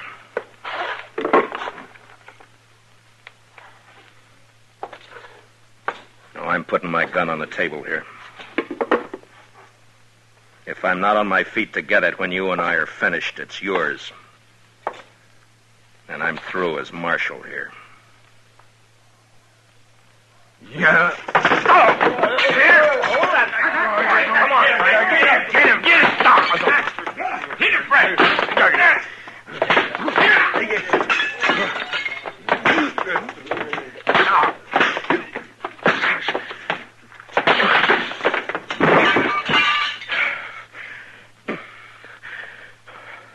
Mason, you pick him up. You help him. We're all going down to the jail. Carry him with you.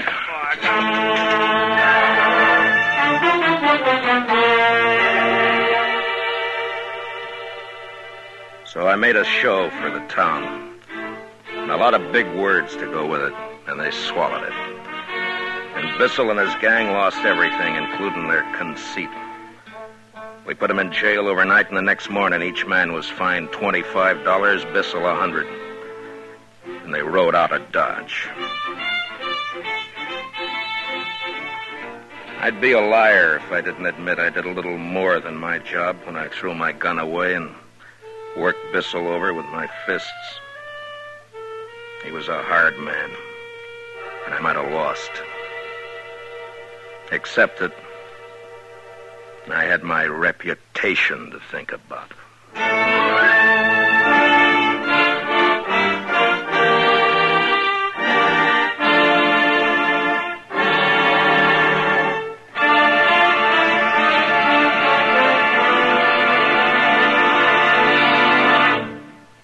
Gunsmoke, under the direction of Norman Macdonnell, stars William Conrad as Matt Dillon, U.S. Marshal. Tonight's story was specially written for Gunsmoke by Anthony Ellis, with music composed and conducted by Rex Corey. Featured in the cast were John Daner, Lawrence Dobkin, Barney Phillips, Jack Crucian, and Howard McNear. Parley Bear is Chester, and Georgia Ellis is Kitty. Gunsmoke is heard by our troops overseas through the facilities of the Armed Forces Radio Service. Join us again next week as Matt Dillon, U.S. Marshal, fights to bring law and order out of the wild violence of the West in Gunsmoke.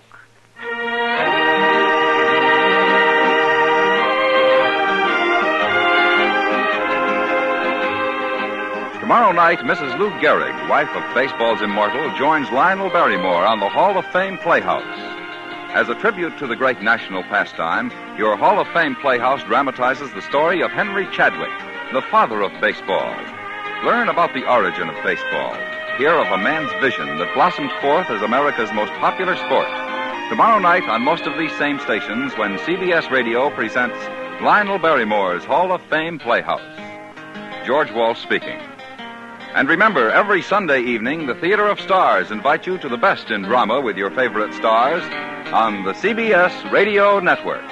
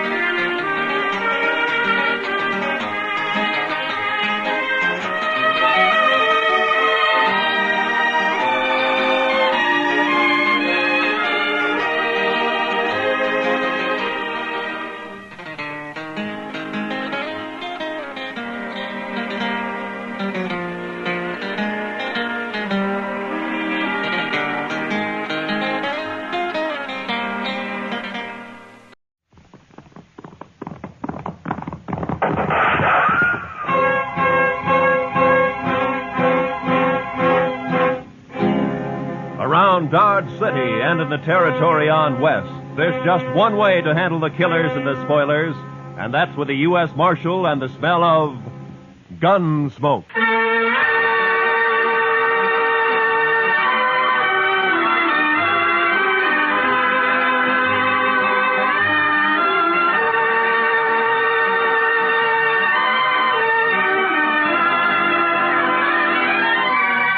Gunsmoke, starring William Conrad. The story of the violence that moved west with young America. The story of a man who moved with it. Matt Dillon, United States Marshal.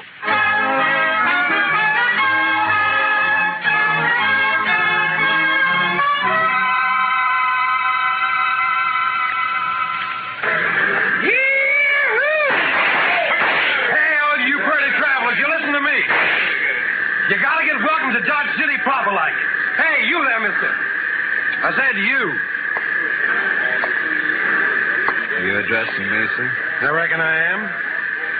You a preacher? Not exactly. You dress like a preacher.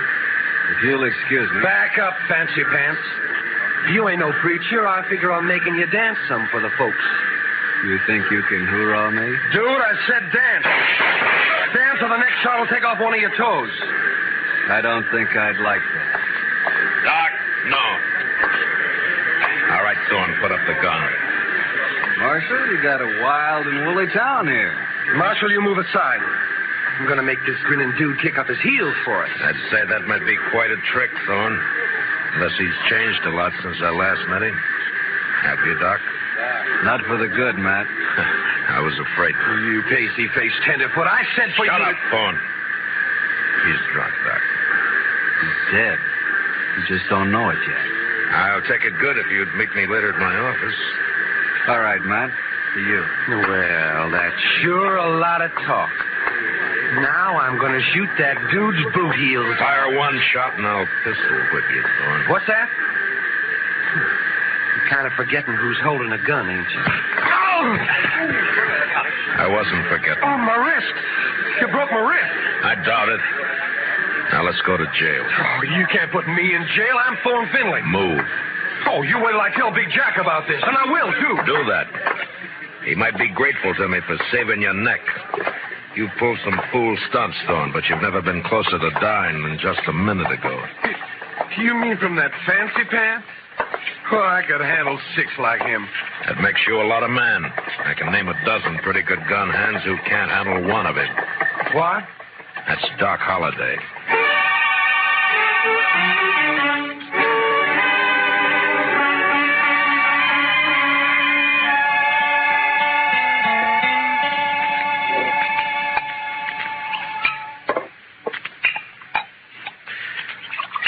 There you are.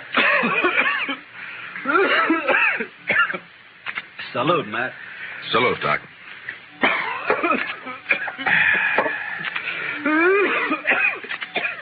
That sounds worse, Doc.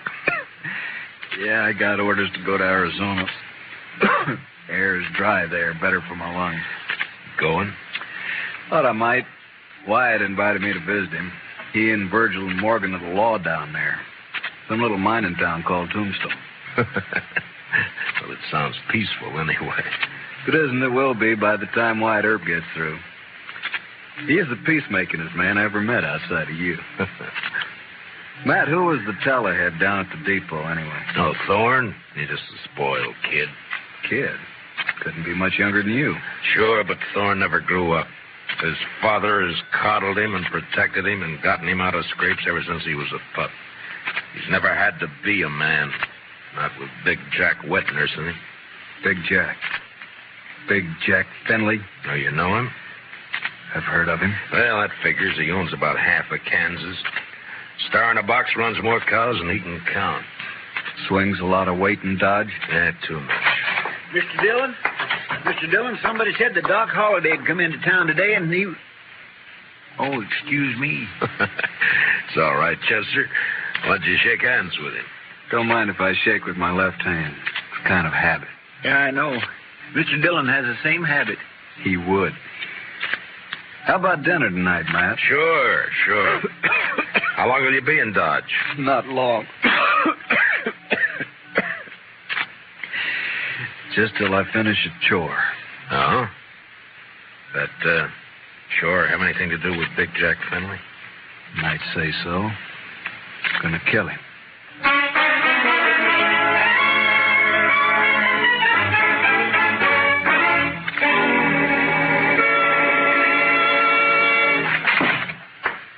All right, Dillon.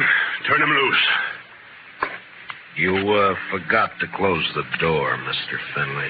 You're going to turn my boy loose? Or I'm going to have to do it for you. You got a writ of habeas corpus? Writ? Thorne didn't commit no crime. The charges are drunken, disorderly, disturbing the peace, and attempted assault with a deadly weapon. Eyewash. You still need a writ. But, man, Judd Nathan does what I say, and you know it.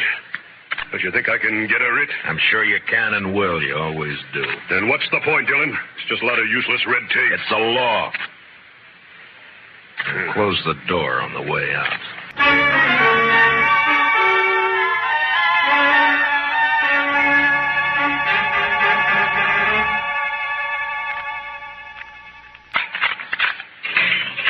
All right, Thorne.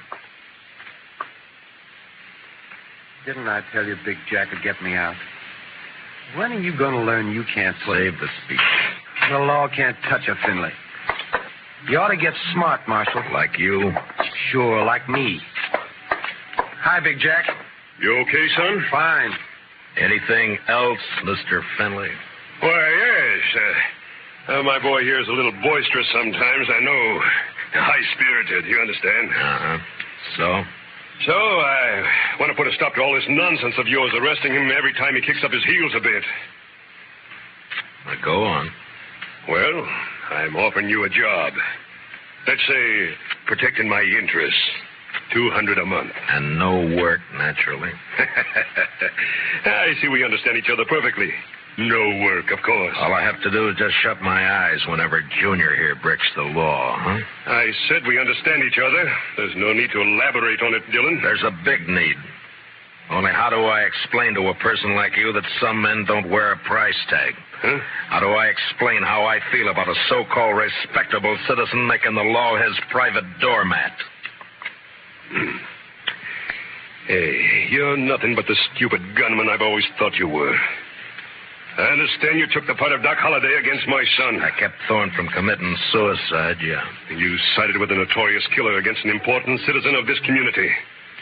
Now I'm telling you, Dillon, Holliday, I don't want him in Dodge tomorrow. Doc may be a gunfighter, but he's clear with the law, Finley, and a better man than your son will ever be. What? Why, That hurts, doesn't it? I'm serving notice, Marshal. You run that killer out of Dodge City, or I'll do it myself.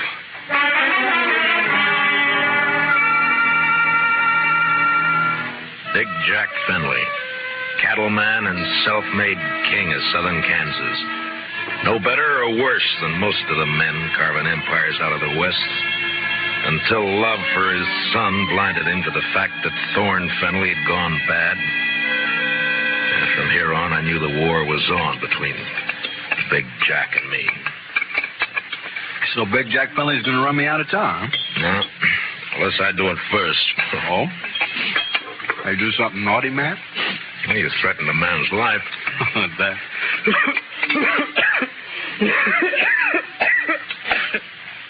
And just between friends, Matt. Anything else, Doc? Not murder. Murder? I can give him an even break. With you, that's still murder. Don't you think you better tell me about it? Mm-hmm. What if I don't tell you? Now, then my job's to warn Finley and try to protect him. You're a tough man to be friends with, Matt. It applies to you, too, doesn't it? Guess maybe it does at that. Didn't realize how I put you on the spot by spouting off my good intentions. Sorry. Forget it. You want to talk to me? All right. Remember a girl named Ruth Davis? Mm-hmm. Died in a riding accident a few months ago. Always wondered if it wasn't suicide. She lost her brother 2 weeks before that. No accident. No suicide. You sure? Sure. You know, Ruth and her brother ran the ranch alone. Mm-hmm. A man started pestering Ruth, and she hated him. Her brother kicked the man off the ranch. This fella dry-gulched Ruth's brother, made it look like a robbery. You have any proof of this? Yeah. Ruth was afraid to go to the law, so she sent a letter to me. Here, read it yourself. She says the man was Finley and says she expects him to try and shut her up for good. Well, that doesn't mean it's Big Jack. I went to see Ruth's folks. They had her belongings. Among them, I found this. Watch chain. Engraved JF on the clasp. Jack Finley. You see why I've got to kill him, Matt? He forced Ruth's horse over that cliff, sure. But do you still think she died accidental? No. But who's responsible is something for a court to decide. Court? With Finley's money and influence, he wouldn't spend 5 days in jail even if he was convicted, which he wouldn't be. He doesn't own the court. Maybe not, but it's still the most powerful man in the state against a dead girl whose only friend is Doc Holliday. How do you think a judge will decide? Doc, I'm going to ask you a favor. Make it one I can give. I got an idea, but you must let me handle it my way. Give the law a chance. All right, Matt, I can wait. Thank you. I'll keep this letter in chain for a while. All right, but if the law fails, I'll brace Big Jack Finley when he walks out of the courthouse. And you'll be bracing 2 men, Doc. Finley and me.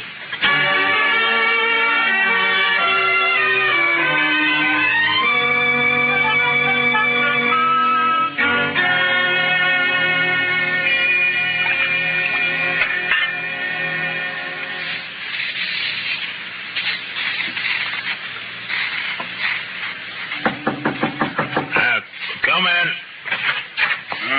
Morning, Marshal. Looks like it'll be a fine day. Well, you're up kind of early just to bring me a weather report, aren't you, Judge Nathan? Huh? Oh, well, I want to see you. Go right ahead. You mind if I finish shaving? No, please do. Just thought I'd chat with you about the... About the Finleys? Yes. It seems that Big Jack's very upset by your attitude. I'm not surprised. Feels you're a little rough on his boy. I am. But then his boy's a little rough. Yeah. Well, perhaps Thorny is high-spirited, like yesterday. Yesterday he was just plain high. Tell me, Judge Nathan, how do you like being on Finley's payroll? What? You know, you used to be a pretty decent person. Oh, you can't talk to me like... Yes, I can. I'm sending a copy of Thorne's record to the governor. Governor? And with it, I'm sending a list of the writs you've issued to get him out of jail and a copy of the court records. I've only tempered my justice with mercy, that's all. Thorne's been arrested for 18 offenses, convicted of 10, spent no time in jail, and paid a total of $15 in fines. I'd say you've been very merciful. You said you were sending this to the governor. You haven't actually mailed it yet? No. You got an out. Not that I don't feel justified in any decisions I've made, but such a report might cause undue talk at the Capitol. And ruin your political hopes. Well, my conditions are simple. Get off Finley's payroll now. Very well. And give me cooperation from here on, no matter who's involved. Do that and I shelve the report. I'll do it. Mr. Dillon, trouble's a-making. What kind of trouble, Chester? It's Big Jack Finley, Mr. Dillon. He's rounding up his crew at the Alfraganza. They're going to ride Doc Holliday out of town on a rail. Did you cut yourself shaving?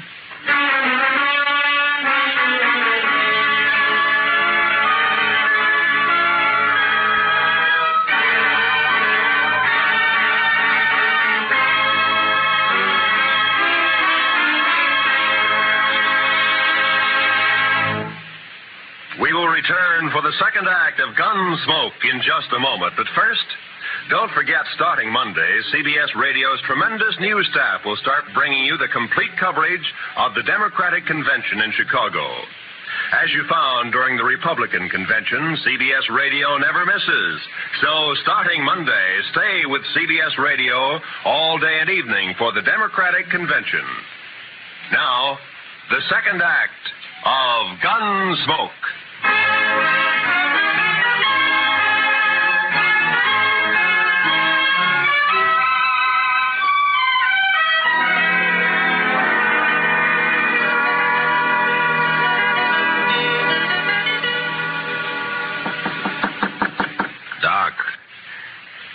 Doc. What? Wake up, Doc. It's Matt. Oh.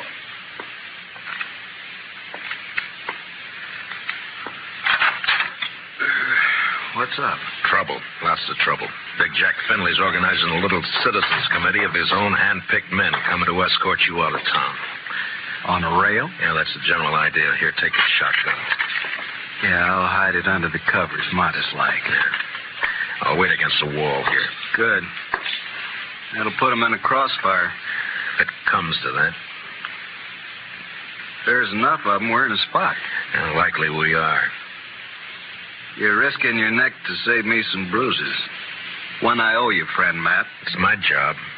Still one I owe you. There he is. Wrap him up. All right, stop right there. I'll shoot the man who takes another step. You think you're going to stop us, Dillon? I think so.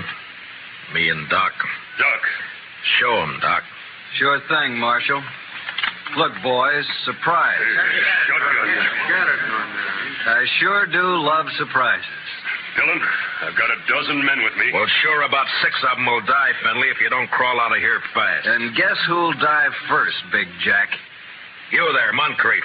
I always figured you for some brains. Get your boss out of here, quick. He's sure talking sense, Big Jack. Shut up, Moncrief. You showing yellow. Oh, but, man, there's nothing here for us to die over. Listen to him, Finley. That greener Doc is holding has 18 buckshot in each barrel. He'll get slaughtered if he triggers that thing. And I'm getting edgy, Finley. And me, if I get a coughing spell, I'm liable to shoot without meaning to. All right. This is twice you have made a Finley back down. You'll never get a third chance. Let's get out of here.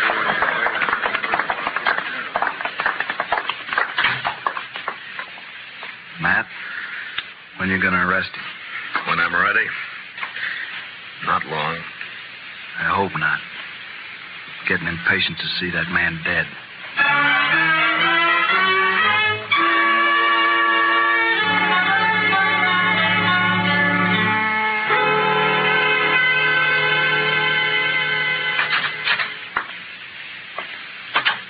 I got your message, Marshal. I hope it's important. It is, Moncrief. How long you been foreman for Big Jack? 15, 16 years. And you know him pretty well. Would he be the kind to kill a girl? No, of course not. Guess he'd kill a man if he got mad enough, but he wouldn't kill no girl, Marshal. Well, I have proof that he did. A girl and her brother, but it doesn't set right. I'm hoping you can help. What's your proof, Marshal? A letter that names Finley as the man. Ruth Davis wrote it before she died. Ruth Davis. And this watch chain was found with her belongings. It's engraved on the back. I know. I was with Big Jack when he bought this chain in Chicago.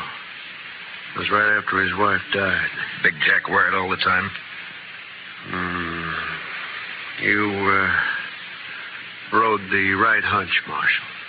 What? Thorne is your man, just like you figured. He had a yen for the Davis girl, but he kept it quiet. Guess he didn't want it known she throwed him over. But the watch chain... Big Jack gave that to Thorne on his 25th birthday. Whole ranch can testify to that. Good. All right, thank you, Moncrief. You, gonna try and arrest Thorne? Why? If Big Jack believes Thorne killed that girl, it'll break his heart. Broke her neck. If he don't believe it, then he'll protect Thorne. And, Marshal, there's not enough lawmen in the state of Kansas to make Big Jack give up his son.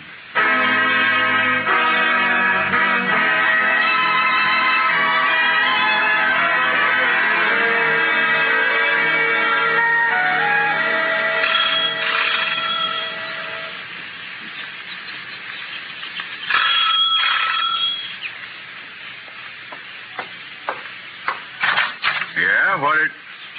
Oh, it's you, Marshal. And, John Holliday. Doc, this is Judge Nathan. Holiday? Oh, yes, I've heard of you. I've heard of you, too, Judge. Wonder which has heard the worst. What's that? Why, Judge, I'm here on business. Oh, of course. Come in, won't you? In my study here, so we won't be disturbed. Now, what is it, Marshal? I want you to swear out a warrant for Thorne Finley's arrest. Charge, murder.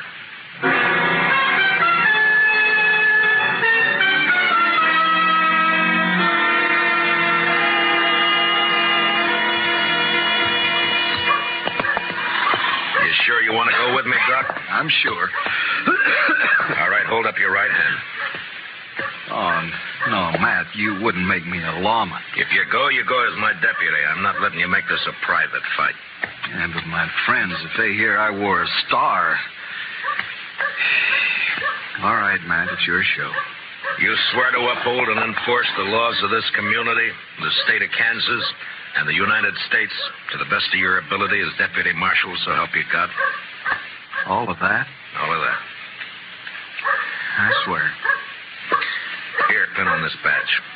All right, man. You know, I'm feeling this badge is going to cramp my style something terrible.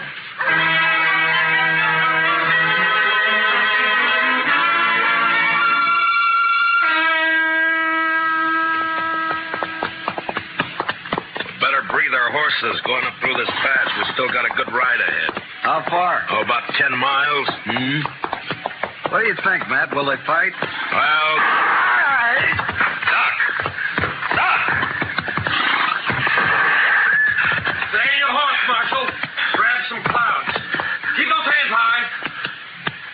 Queen's on the other side of the pass behind you.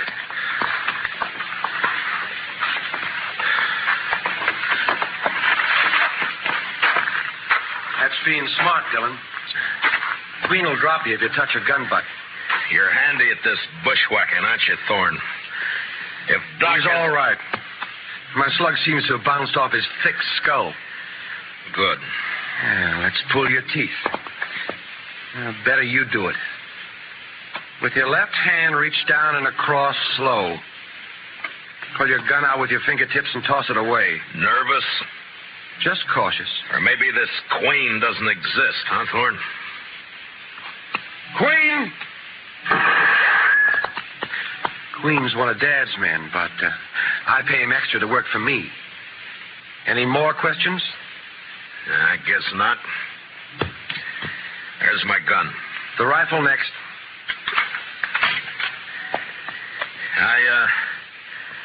I got a penknife in my pants pocket.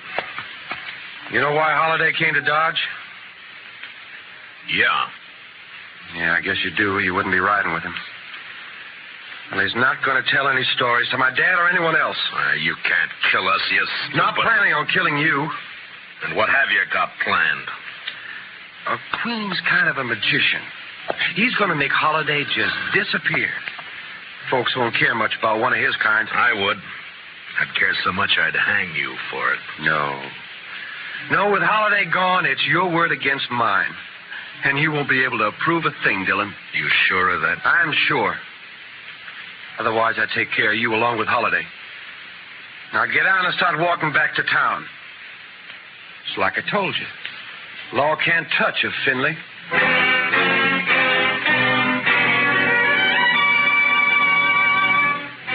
It was no time for heroics, so I walked. When I reached a turn, I cut back through the rocks, but it was too late. They were gone. And with them, the horses, guns, and Doc Holliday. 2 miles up the road, I found my horse turned loose. And with a mind full of cold hate, I raced on to the Star in a box. On the front porch of the ranch house was one of Big Jack's men. Hold it right there. Out of my way, mister. I'm in no mood to shake hands. Where you heading, lawman? You don't hear well.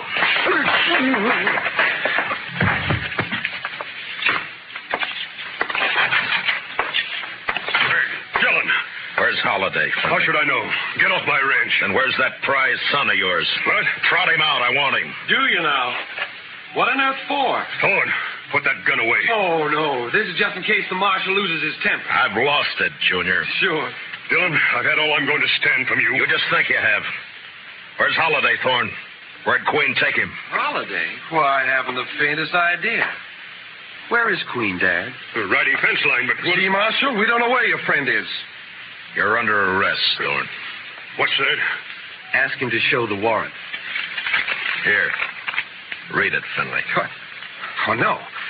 No, that's not possible. The judge wouldn't issue a warrant without proof. He has proof, Thorne. This is a lie. Thorne couldn't be guilty of murder. No. Take a look at his face. Son. Daddy's trying to frame me. Don't let him get away with this. No, I won't. I won't. Get out, Dillon. Man, open your eyes. This is not going to help You heard me. I don't believe you, your warrant, or your proof. I believe my son. So get off this ranch. Get out of the state. You let me see you again, so help me, I'll kill you myself. Forget me. You're bucking the law. You can't I make my own law. So do I. Doc Holliday. But you're supposed to be dead. Queen was supposed to... the one who's dead. I carry a knife in my boot just for men like him. Thorne, God help me. You are guilty. He sure is. And if he knows any prayers, he'd better get them over with. No, Doc. He goes back with us as our prisoner. You're wrong, Marshal. I'll take care of my son. Dad, no. You rotten, lying murderer. Please don't, I Dad. should have strangled you in the cradle when you were... Finley, look out! I threw myself at Finley, and both of us hit the floor, rolling away from Thorne as he raised his gun to fire. Then in the doorway, the blood-stained, terrible figure of Doc Holliday went into action. His pale hands blurred over his holster. Ruth Thorne!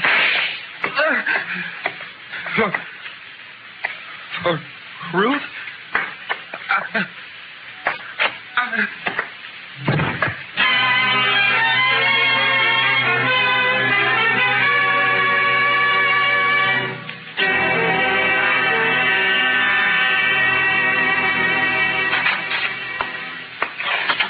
Ready to leave, Mr. Holliday. Thanks, Chester. You sure you want to stay around a while, Doc? Yeah, we're good friends, Matt, but you're a peace officer. I guess I'm not a very peaceful man.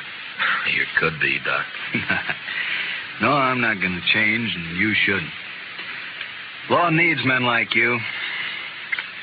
No, if I stayed, there's too good a chance I might cross you. Yeah? Then I'd have to meet you over gun barrels, and it's one thing I'm afraid of. So long, Matt.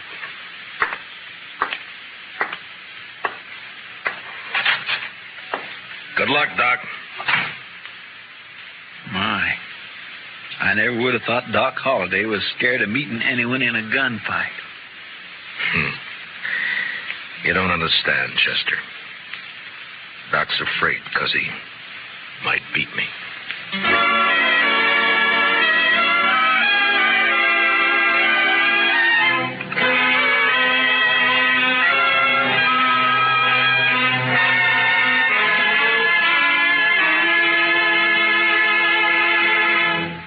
Gunsmoke, under the direction of Norman MacDonald, stars William Conrad as Matt Dillon, U.S. Marshal. Tonight's story was specially written for Gunsmoke by Herb Purdom, with music composed and conducted by Rex Corey. Featured in our cast were Harry Bartell as Doc Holliday, with Lee Millar, Nestor Paiva, Ralph Moody, and Tom Tully. Parley Bear is Chester. Join us again next week as Matt Dillon, U.S. Marshal, fights to bring law and order out of the wild violence of the West in Gunsmoke.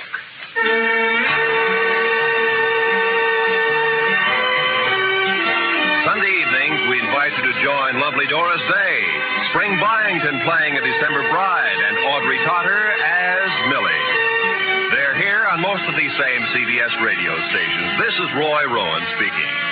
This is the CBS Radio Network.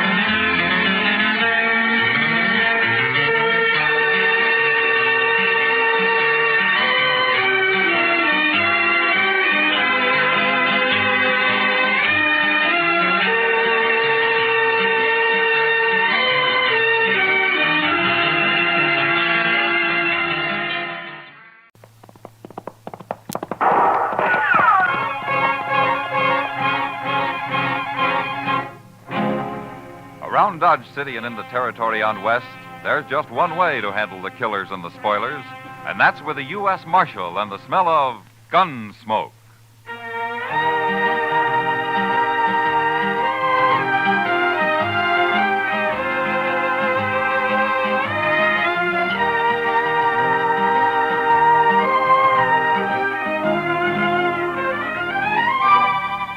Gunsmoke, starring William Conrad. The story of the violence that moved west with young America. The story of a man who moved with it. Matt Dillon, United States Marshal.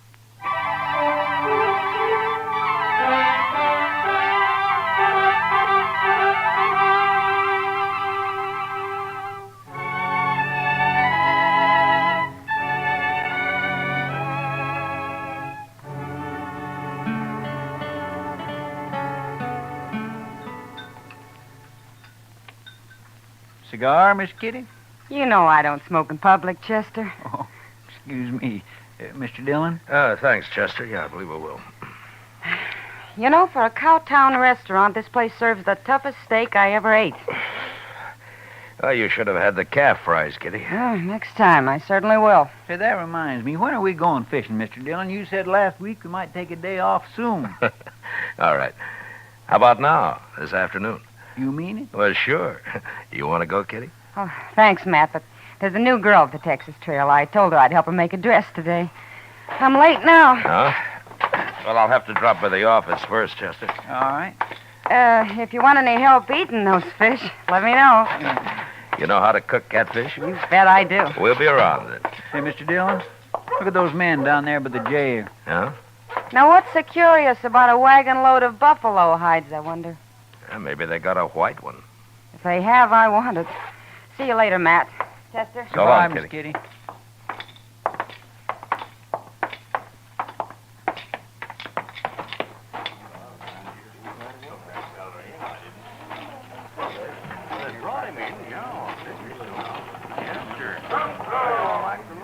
This your wagon, mister?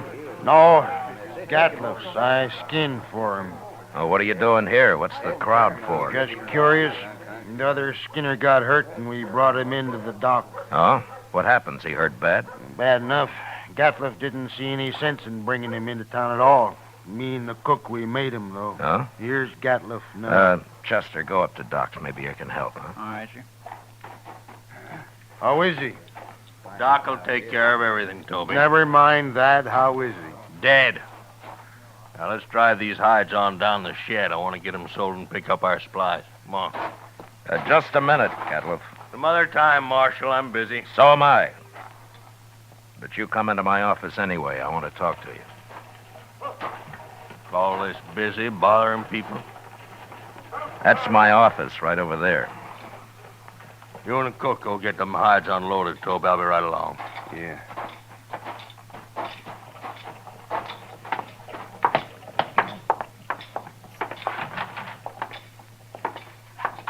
Now, what do you want, Marshal? You new around here, Gadliff? Any log in it? It depends.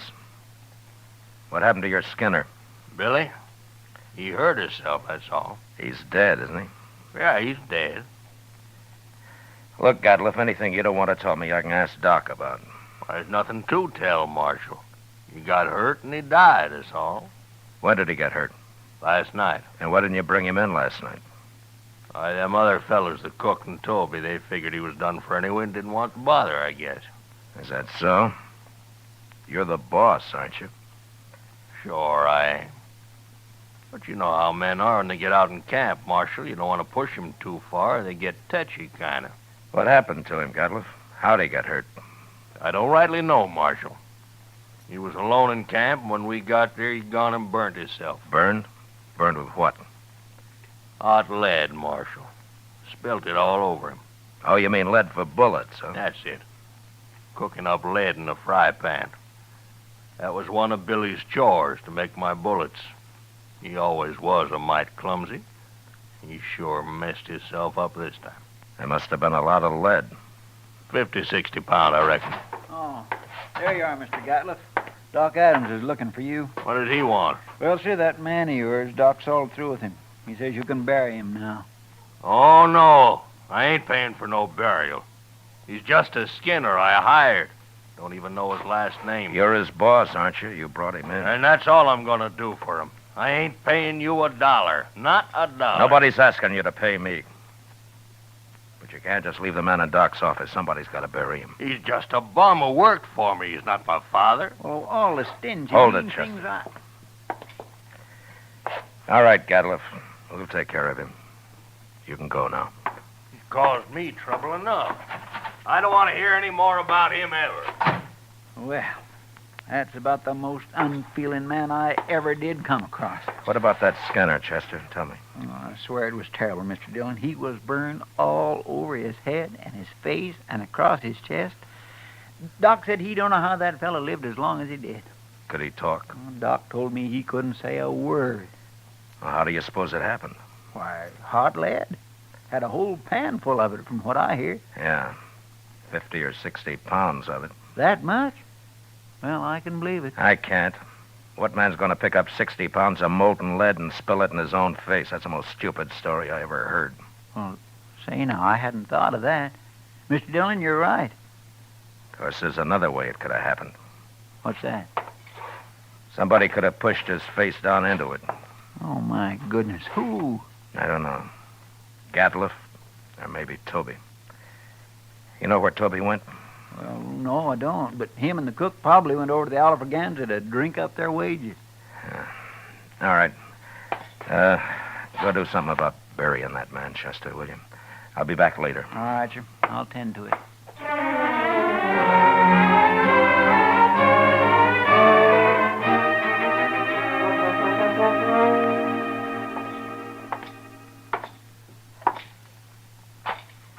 Where's the cook, Toby? Oh, hello, Marshal. Cook, he went to get him some boots while he still had the money. Come on over to a table. I'll buy you a drink. You will? I mean, sure, Marshal, sure. Sam, set out a bottle of rye and another glass, will you? Yes, sir.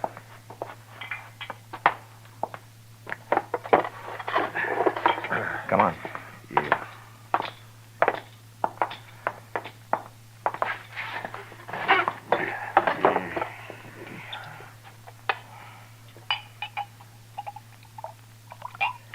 Here you are. Thank you. Well, here's to your friend, Billy. He's no friend of mine, but he died a bad death. I'll drink to him.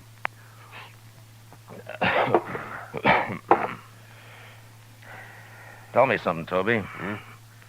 How did he and Gatliff get on? You see Gatliff's eyes, Marshal?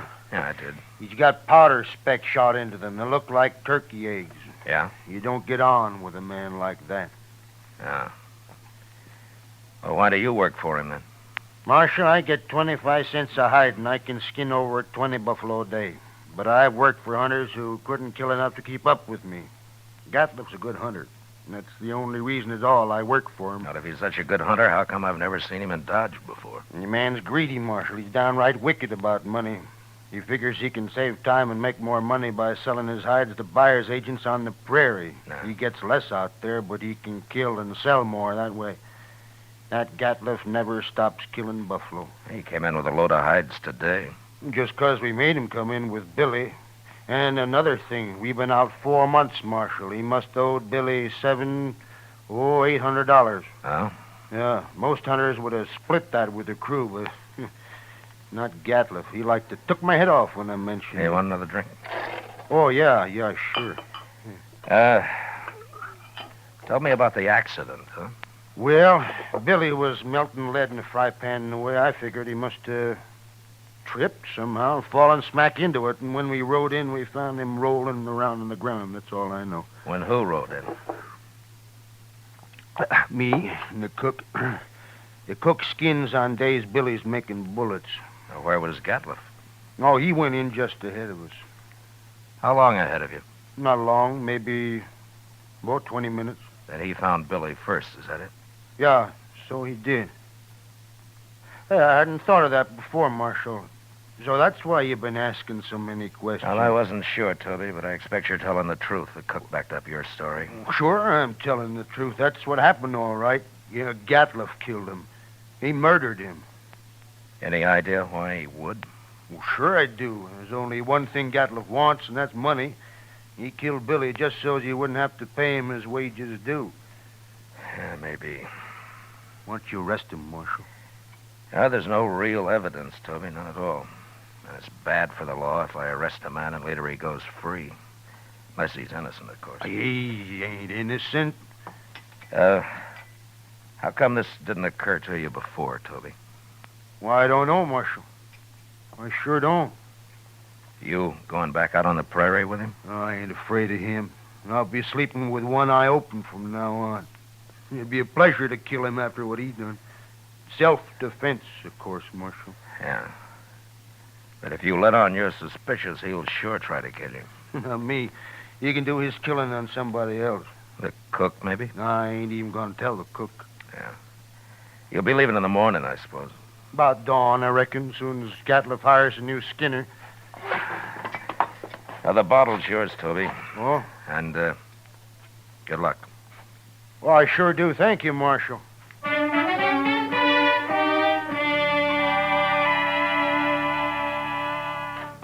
Later in the day, Chester and a couple of other men buried Billy out on the hill. As Toby said, he died a bad death, and it was made worse by the men who'd done it to him, going scot-free. But I figured anybody as greedy as Gatliff would someday overplay his hand, and I hoped I'd be there when he did. The next morning, Chester told me he'd heard that they'd left Dodge. And that afternoon, we went off fishing. When we got back, Kitty cooked up our catch for supper, and she did a real good job of it. That was fine, Miss Kitty, just fine. Anytime, Chester. You catch 'em and I'll cook 'em. Say, do you know how to make antelope stew? I've made it. And sourdough biscuits? Of course. Oh, my goodness. Chester, you sound like you're about to propose. Oh, my gracious. No, Mr. Dillon, my. Why, Chester, I always kind of hoped. Well, I didn't mean... Well, that is... I mean... Well, mercy, well, who'd marry me anyway? You ever ask anyone to, Chester? Well, yes, ma'am, once I did. Well, what'd she say? She said she would. She said, yeah. Oh, what happened? Marshal Dillon here. Yeah, come on in, mister. They sent me after you, Marshal. Nestor camp across the river. Oh? What's the trouble? Man got knifed over there. Killed. Was it just a fight or what? They don't know who knifed him, Marshal. Come on, Chester. Thanks for the supper, Kitty. Sure, Matt.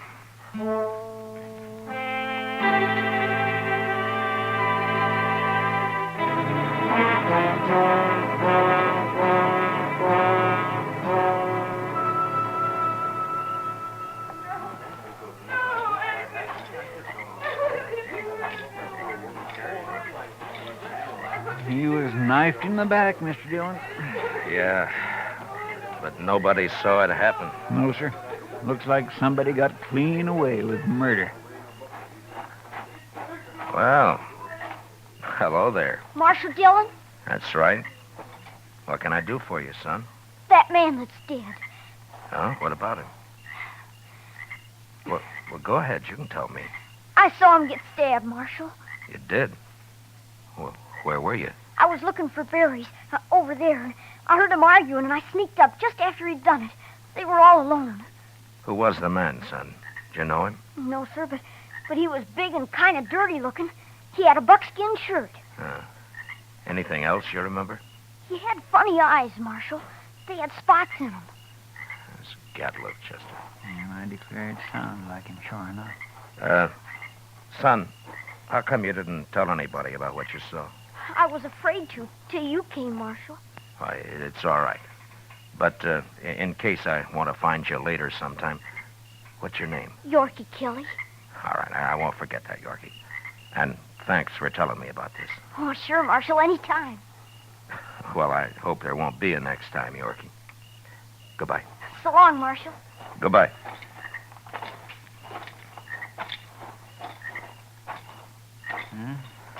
Guess it was Gatliff, all right. Yeah. Seems like a dangerous sort of man to be running loose. No, I got him now, Chester. As soon as I find him. I hope so, Mr. Dillon. I certainly do hope so.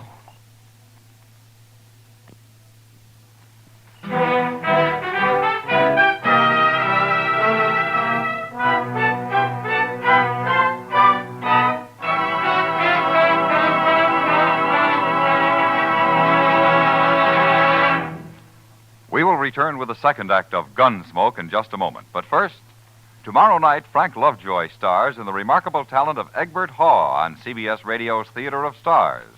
Also tomorrow night, hear Lionel Barrymore on your Hall of Fame Playhouse. Now the second act of Gunsmoke.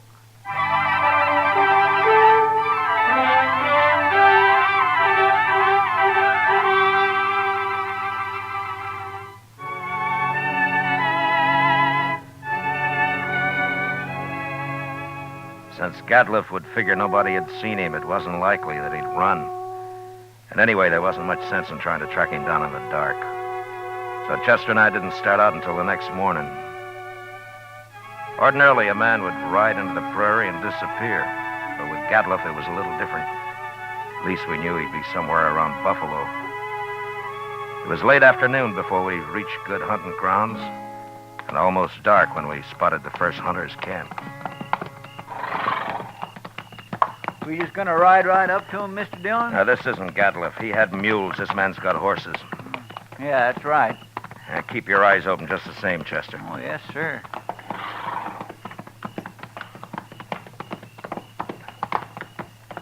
Get down, stranger. Thank you.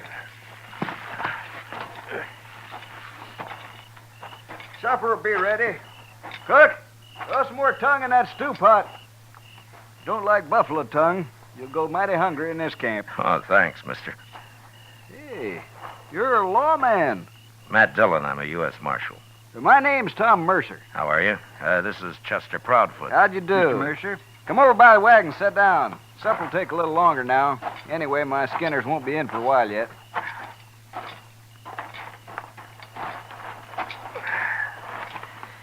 Well, how you doing, Mr. Mercer? Oh, fair, Marshal, fair. Had a stand of about 100 today. Killed every one of them but a couple of old bulls. Oh? That's why the boys are out so late. Have you been here long? About a month. Move on in a couple of weeks. I don't know, Marshal. I think this whole southern herd's going to be clean wiped out for long. Next year I'm going to Dakota. Too many hunters, maybe, huh? That's just it. That's it, exactly. Have you seen any in the last day or two, Mr. Mercer? Just who you looking for, Marshal? Man named Gatliff. Big man. Speckled eyes. What's he done? You know him? No, I don't. Nobody's come near us in over a week. You're not much help. Except for that stew the cook's making. Oh, you like that. We're having dried apples, too. Oh? I mighty near could eat a buffalo raw, the entire beast. You must be part Indian. Well, no, sir. I've seen one of them eat a whole liver raw. Got propped up against a tree and ate every bit of it and then went sound asleep right there in the sun. He was sure some sight. Where'd you ever get that close to an Indian? Oh, Indians ain't always bad. Take last fall, about 20 of them rode right down into our camp. We thought we was done for, sure, but you know what happened? They were looking for meat, that's all. We let them take what they wanted, they rode away. Just as peaceful like as a man could ask. They're going to get real hungry when the herd's gone. That's so, Marshal. That is surely so. That's what makes them mad. Don't you think that's reason enough? Fella told me a couple of weeks ago he run into a bunch west of here. He was looking for scalps, all right, but good buffalo man with his old Sharps 50 can pick off Indians at 1,500 yards. They're no match for him at all. Not unless they stalk him. Oh, they've done that, sure. Hey, here come my skinners.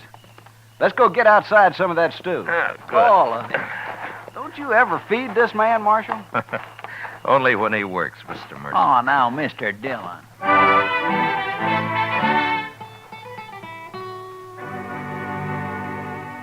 We spent the night in Tom Mercer's camp. And at dawn, just after breakfast, we said goodbye and rode on west. There was a lot of country out there, and all we could do was ride through it till we ran into him. In the next 2 days, we met plenty of hunters, but we didn't find Gatliff. About noon of the third day, we cut the trail of a wagon train and figured that it'd be that of a hide buyer's agent who'd come into the field to do business on the spot. And an hour or two later, we saw him. A long string of ox-drawn wagons piled high with buffalo hides. And there was a man on horseback leading the train. We rode up to him. Hello there. Well, that's quite a load you got, mister. 10,000 so far. But what are you doing way out here, Marshal? I'm looking for a hunter named Gatliff. You know him? Sure I do. Just picked up a load from his rick early this morning. Is he in trouble? Yeah, he sure is. Where is he? Straight south here a couple of miles. Can't tell you exactly. He moves around a lot. Well, that's close enough for us. Thanks a lot, mister. Sure, Marshal. I never did like him anyway.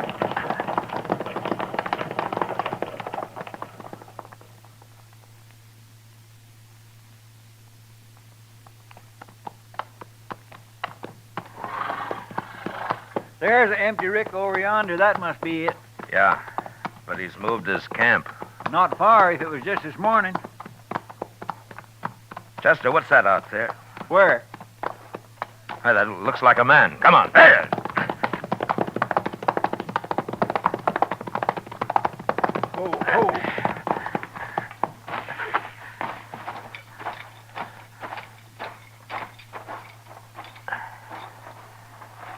Well, Mr. Dillon, it's that Skinner of his. Get some water, Chester. Yes. Toby? Toby, can you hear me? He's been shot. Yes, sir. Here's the water. Yeah. Toby? It's Marshal Dillon. Give me a drink. Here you are.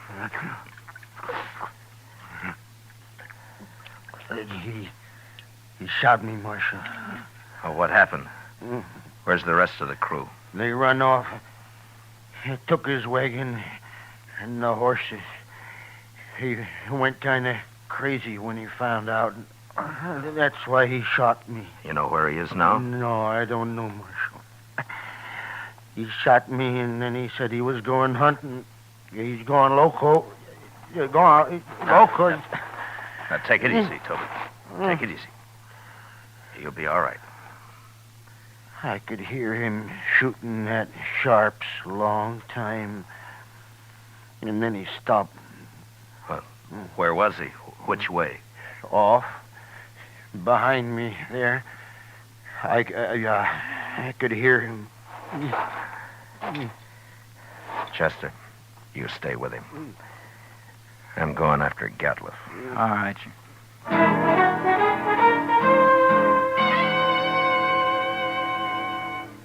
Off in the direction Toby had indicated, there lay a large, isolated hollow surrounded by low ridges. When I reached it, I dismounted, and I crawled up to where I could look down into it. There was no sign of Gatliff, but lying on the prairie floor were the bodies of countless fresh-killed buffalo. It was a strange sight. The old bulls, the cows, the little calves lying there blackening the prairie grass. I got up and stood, looking at it for a long time.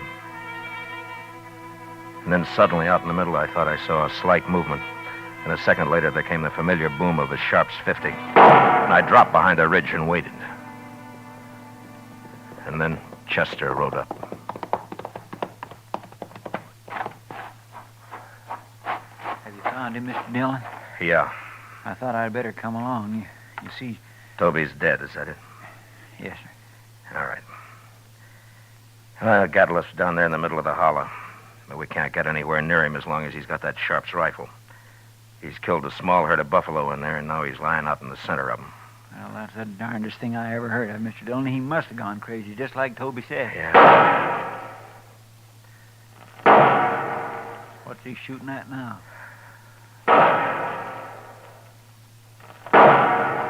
Mr. Dillon, the way he's spacing them shots. Yeah, that's the signal for help, Chester. Come on.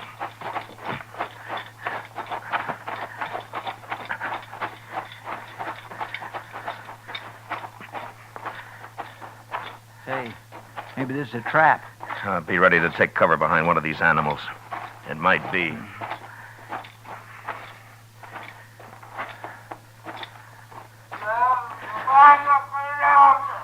Sounds like he's been hurt. Yeah. Keep your head up.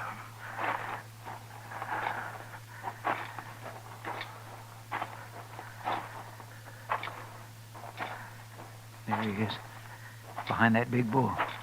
Yeah, I see him. Why, Mr. Dillon, he's all... There have been horses in here. Indians. My goodness. Come on.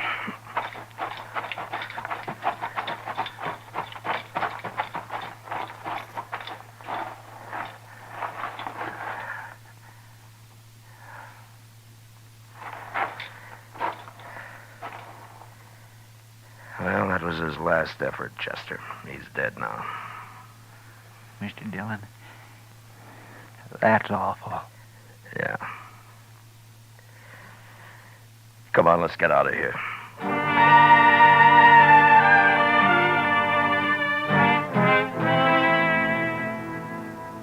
I don't know how the Indians caught Gatliff.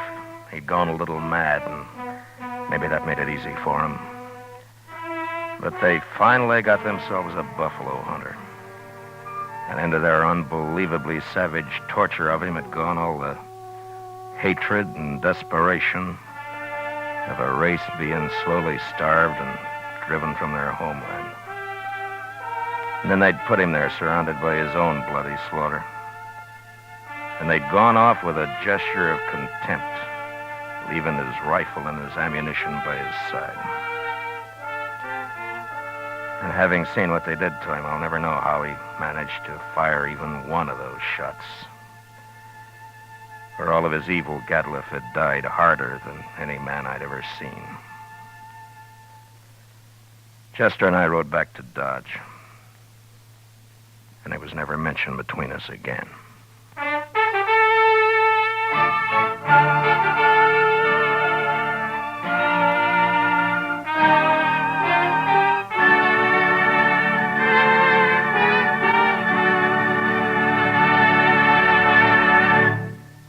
Gunsmoke, under the direction of Norman Macdonnell, stars William Conrad as Matt Dillon, U.S. Marshal. Tonight's story was especially written for Gunsmoke by John Meston, with music composed and conducted by Rex Corey. Featured in the cast were Lawrence Dobkin, John Daner, Harry Bartell, Richard Beals, and William Euler. Parley Bear is Chester, and Georgia Ellis is Kitty. Gunsmoke is heard by our troops overseas through the facilities of the Armed Forces Radio Service. Join us again next week as Matt Dillon, U.S. Marshal, fights to bring law and order out of the wild violence of the West in Gunsmoke.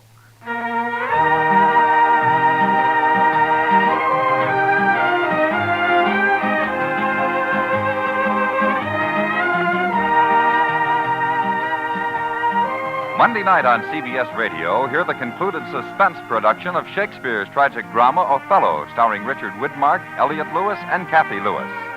Also Monday night, don't miss the Lux Radio Theater's charming excursion into fantasy, The Bishop's Wife, starring Cary Grant and Phyllis Thaxter. George Walsh speaking, and remember, there's fast, funny quizzing on The Bob Hawk Show, Monday evenings on the CBS Radio Network.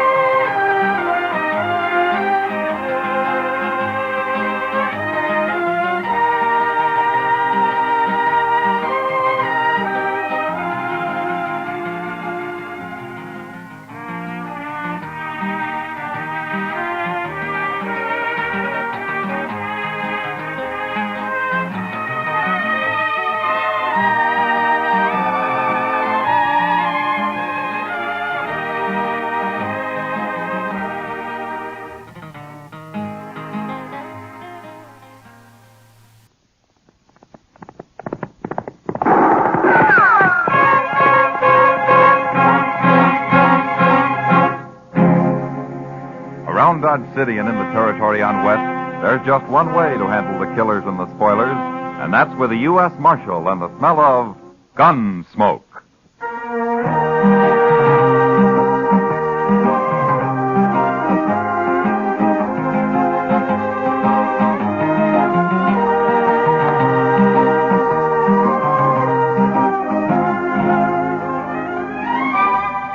Gunsmoke, starring William Conrad.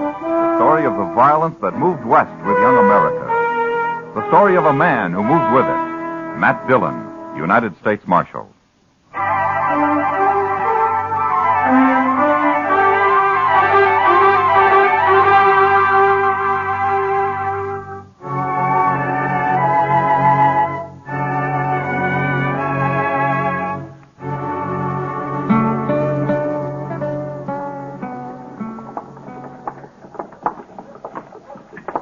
It's a long time since I've been in Dodge, Pa. It's just as well you stay out of Dodge, Will. Man's a whole lot better off on a ranch than in a town. He's a whole lot lonelier, too. Then get married. Place needs a woman anyway. I got my eye on the Sutter girl, Pa. But she won't be old enough for another 2-3 years. You'll settle down, Will. It's your brother Prince worries me. He ain't as steady as you. Prince headstrong, that's all. Now, you go get the wagon and load it up at the store. Our stuff's all ready. I've got a little business here in the lawyer's office, and I'll join you. Okay, Pa. But keep your eyes open with that Rab. I hear he's a sharper. I can handle him. You go along now. Sure, Pa.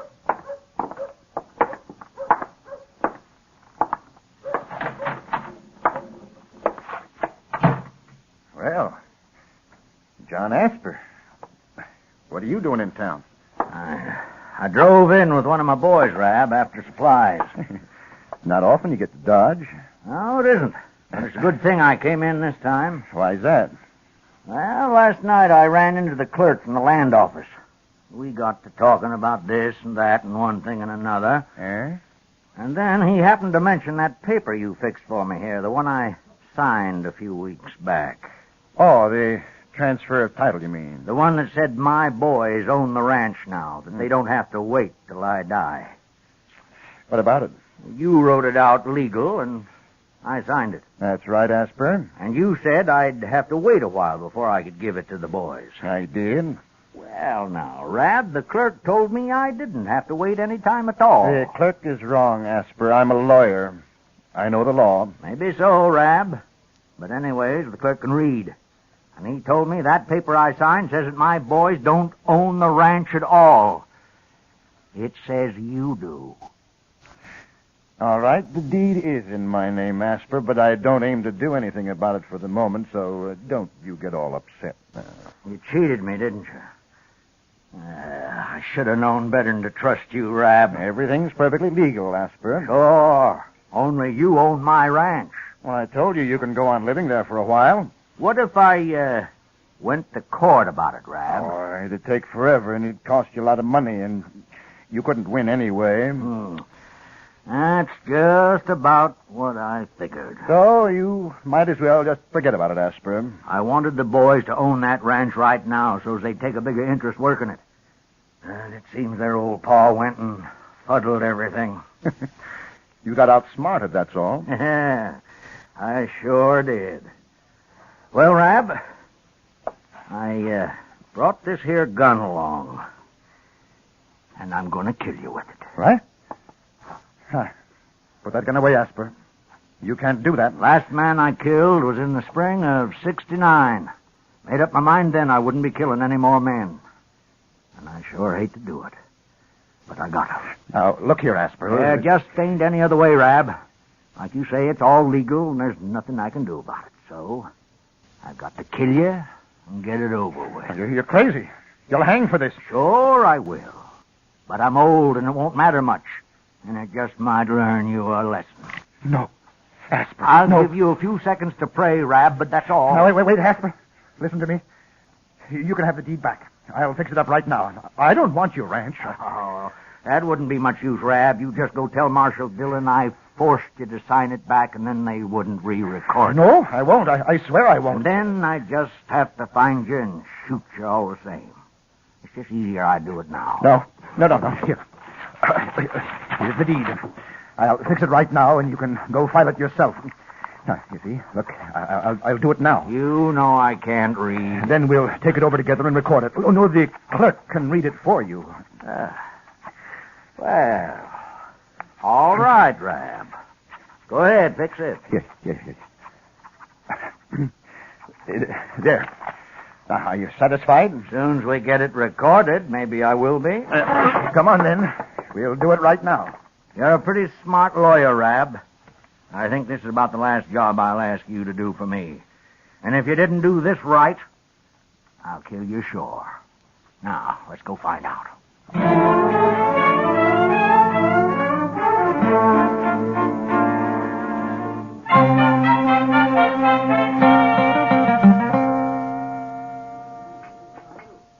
Where have you been all week, Matt? We've missed you around here. Yeah, Dodge's been peaceful enough, Kitty. According to Chester, anyway. Well, at least nobody's been shot, I know of.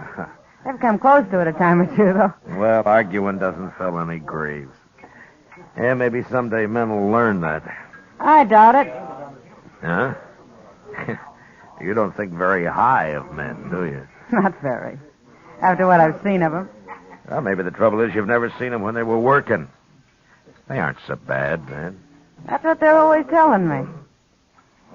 Matt, I'd like to go to St. Louis or somewhere for a while. I need a change. No? Why don't you go? Oh, I don't know. Wouldn't really be any good. Alone. Mr. Dillon? Oh, yeah, Chester. Oh, hello, Miss Kitty. How are you, Chester? Say, I just come from Doc's, Mr. Dillon. You better get over there right away. Rab's been shot. What? Rab, the lawyer? Yes, sir, right in his office.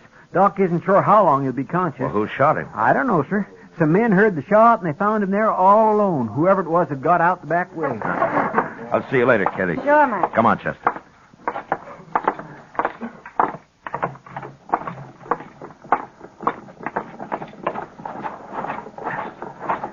Can he talk, Chester? Yes, sir.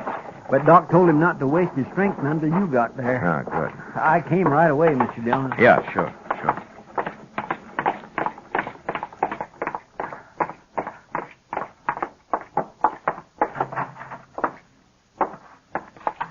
Now, Doc? Doc, how is he? He's alive, Matt, and still conscious. I've done what I can for him.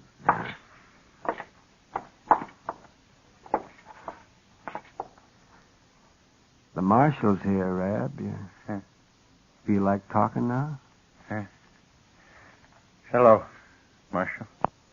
Hello, Rab. Who shot you? Asper. Oh, John Asper shot me. John Asper? What? Did you have a fight with him? He shot me in the back, Marshal. I never even saw him. Well, how do you know who it was if you didn't see him? I was sitting in my office, and he shot me through the window in the back. But how do you know it was Asper? A couple of days ago, he threatened to shoot me. That's why. Oh? He said he'd kill me. Well, why did he threaten you? Well, it was about his ranch, Marshal. I made a little mistake and got the title transfer mixed up. But I fixed that. You can ask the clerk at the land office. Everything was made okay. Asper was right there with me. When was all this? 4 days ago, Marshal. The man's crazy. That's why he shot me. He's gone crazy. No, that's enough. That's enough now, Rab. You better not talk anymore now. Doc, what do you think? How does he look? He might pull through, Matt, but he cannot get excited. Yeah, okay. We'll go. Let me know how he is, will you? Oh, sure, Matt, sure. I'd like to talk to him again when he's able. His story doesn't make much sense so far.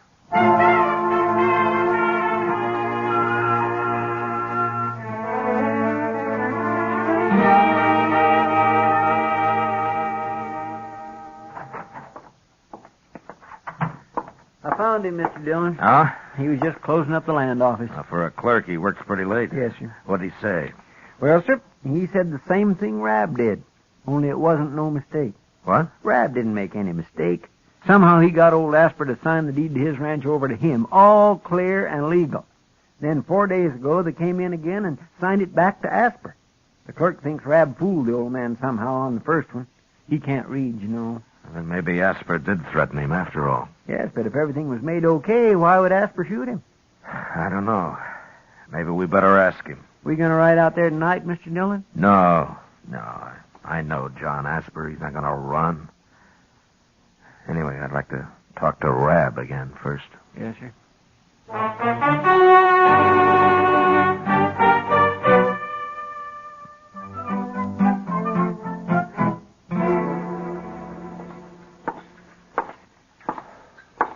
How are the eggs this morning, Chester? They've gone up, both in price and age. How's Rab, Mr. Dillon? Yeah, he's still alive. Couldn't talk very long, though. Did you find out anything? Oh, same story. Oh, say, I nearly forgot. Old man Asper was in here a few minutes ago. Huh? Well, where is he now? He said he'd be right back. I told him you'd like to see him. Yeah, I would. Thanks, Chester. Oh, that's all right, sir. Oh, I ordered some eggs for you, too. Oh, good. And coffee. Here's Asper now. Morning, Marshal. Hello, Asper. You, wanted to see me? Yeah, I did. Won't you sit down? All right. But I can't stay long. I just rode in from Coldwater, and I want to get on out the ranch before noon. No? Then you weren't in Dodge last night? No, I'd had to ride mighty fast to be in Dodge last night, Marshal. Seeing as how I didn't leave Coldwater till after supper. Maybe I should have waited till morning, but I figured it'd be easier on my horse to travel at night in this hot weather. Yeah. Who did you see in Coldwater, Asper? Shanghai Pierce himself. Made a deal with him for some cows, too. When he comes up with his next herd. Won't be for 2-3 months, though. I see. Asper, tell me something. Did you threaten to shoot that lawyer, Rab? How'd you know about that, Marshal? What, did you? Yes, I did. Why? Well, somebody shot him last night. They kill him? No, he's still alive. You got any idea who might have done it? Yeah. I might have. But you didn't. No, but I would have. He's a crook, Marshal.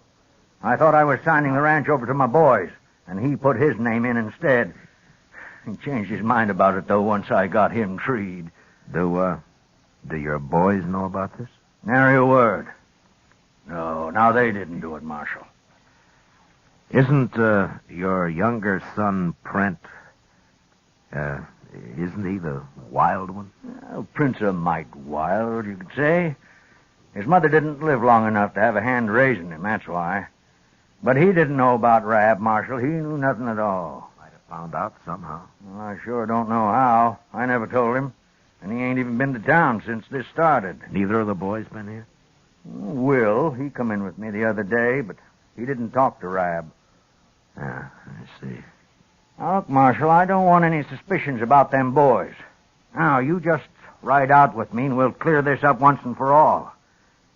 I told Rab I'd kill him, and I would have. And then I'd come down and told you all about it, and you could have got me hung. I expected that.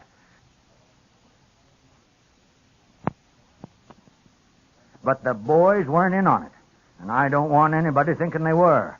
Now, you come talk to them. All right, Asper. All right. I'll ride out with you. Sure you will. And I'll tell you about Rab. If he pulls through this time, somebody'll just shoot him again. That man's no good at all, Marshal.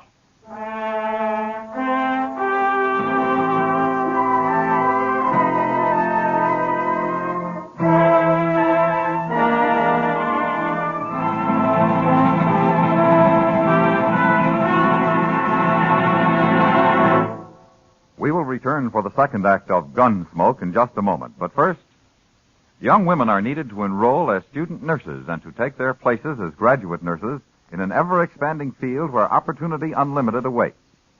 Older women should seek careers as practical nurses, where fine living and fine working conditions are in prospect. Ask at any hospital, at the nurse's registry desk, or at any qualified school of nursing. And now the second act of Gunsmoke.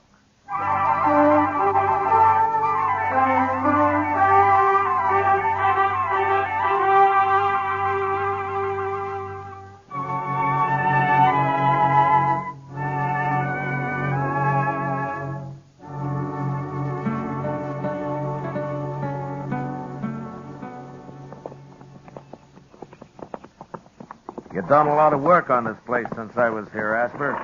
It's coming, Marshal. It's coming. I don't blame you for not wanting to be cheated out of it. Well, life's always uncertain, full of boils, Marshal. Never did have it easy on this ranch. Yeah. Well, I don't see the boys around. Maybe they're in the house. Come on, we'll have a look. All right.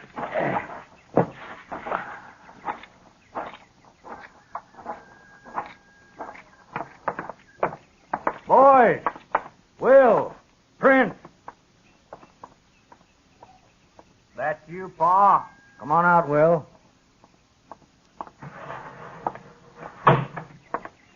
We got company. Hello, Will. Marshal? Where's Print? I want both of you here. He'll be around later, maybe. Well, go get him, Will. I got some coffee on the stove. Would you sit down for a cup, Marshal? Will! Yes, Pa. You know where Print is? No. When did you see him last? Yesterday. Morning. All right, we'll find him later. Will, Rab got shot last night, and the marshal here is looking for the man who shot him. Did you do it? No, I didn't shoot him. You're telling the truth. I ain't been off the ranch. That's the truth. Satisfied, Marshal? Yeah, I'm satisfied. Now, what about Print? Think Print might have done it, Will? Ask him. You know more than you're telling me, don't you? Yeah. Well, I'll be. Now, what do you know about me and Rab? Tell me now, Will. I know what I heard. I was curious, so I went around back and listened at the window while you and Rab was talking. I heard you say you went and fuddled everything, and then I left. I told Print about it, too. And why didn't you listen some more since you were snooping around? I was going to shoot him all right, but he fixed everything up. This is your ranch now, yours and Print's. You understand? That's so? But now it looks like Print got hot-headed and rode to town. Doesn't it, Marshal? That could be. Anyway, I think we better find him. I'll find him. No son of mine's going to go around shooting people. You just said you were going to shoot that lawyer yourself, Pa. Sure I was. It would have been the first time I've killed, but that's different. You boys wasn't raised that way, and you ain't going to start now, do you? Now, wait a minute, Asper. Wait a minute. We don't know that Print did it. I know dang well he did now. But if he shows up, I'd like to talk to him, but I'm not going to go on a hunt for him unless Rab dies. You can find me in Dodge. I'll bring him in if he comes back, Marshal. All right. Well, so long, Will. Bye, Marshal.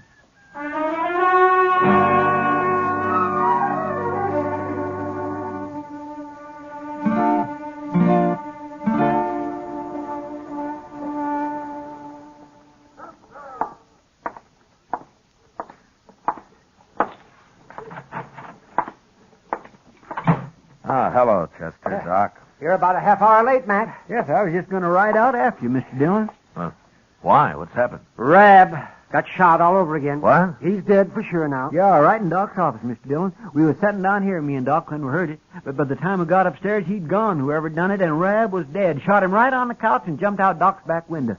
Nobody saw him that I could find. Well, he sure was determined, wasn't he?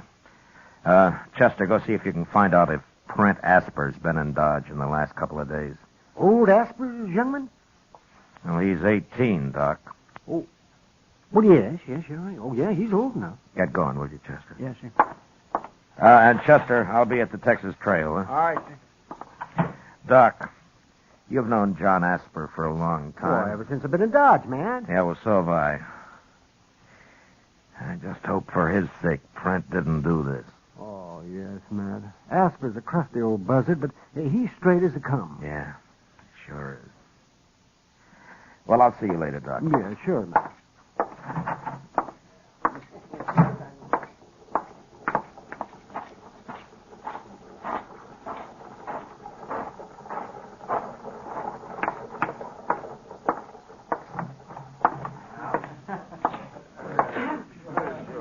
You alone, Kitty? Sure. Sit down, Matt. Thank you. Yeah, the place looks kind of deserted tonight. Oh, surely. Most of the boys haven't slept off last night yet. Kitty, tell me something. Hmm? You know Print Asper? He's been in a couple of times. When? Oh, not for a couple of months, Matt. Why? I'm looking for him, that's all. Is he in trouble? Yeah, I think so. Mr. Dillon? Yeah. Charlie at the stage office saw him this morning. It was the first place he stopped. Was he sure? Yes, sir. He said Print walked right down the street, but wouldn't even say hello to him. Went right past him. All right, Chester. Matt, over there by the door. Isn't that old man Asper? Yeah, it sure is. Here he comes, Mr. Dillon. Doc told me I'd find you here, Marshal. Yeah. He's going to ride out to take care of Will. I want you to go after Print with me. Take care of Will? Well, what's happened? Just about a half hour after you left, Marshal. I was out at the barn, and then I heard Print and Will arguing, and I started for the house. But before I got there, Print pulled a gun on Will and shot him. Then he rode away again. I did what I could for Will, and then I come for the Doc. Well, is Will hurt bad? I don't know, Marshal. But Doc can fix him if anyone can. Let's go now. We'll get fresh horses at the ranch. Yeah, all right. Chester, go get our horses, huh? Yes, sir. I taught Print everything I know about the prairie, Marshal. It's going to be a long ride.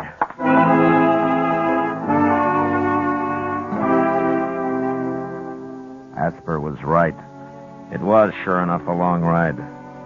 We cut Print's trail just beyond the ranch and followed it west for 2 days. The old man tracked like an Indian. To determine how fresh the trail was, he'd spent a long time at certain places just looking at grass blades or scrutinizing the fine little marks made on bare ground by insects or calculating on the age of a doodlebug hole. He was slow, but as certain as death, and we never lost the trail once. On the 4th day, he announced that the tracks were just a few hours old, and we rode faster. About noon, we stopped behind a small hummock and walked forward to where we could see a cabin 100 or so yards off, surrounded by high brown prairie grass. He's in there, Marshal. Are you sure? Yes. He's decided to make his stand from there. It's a good spot. It sure is. He's got a clear field all the way around. Well, let's surround him and wait it out. Oh, no, that's too slow. And I'm in a hurry to get back to Will. He's still alive. Well, I'll put a couple of shots in there. Maybe he's ready to give up. I doubt it. But go ahead.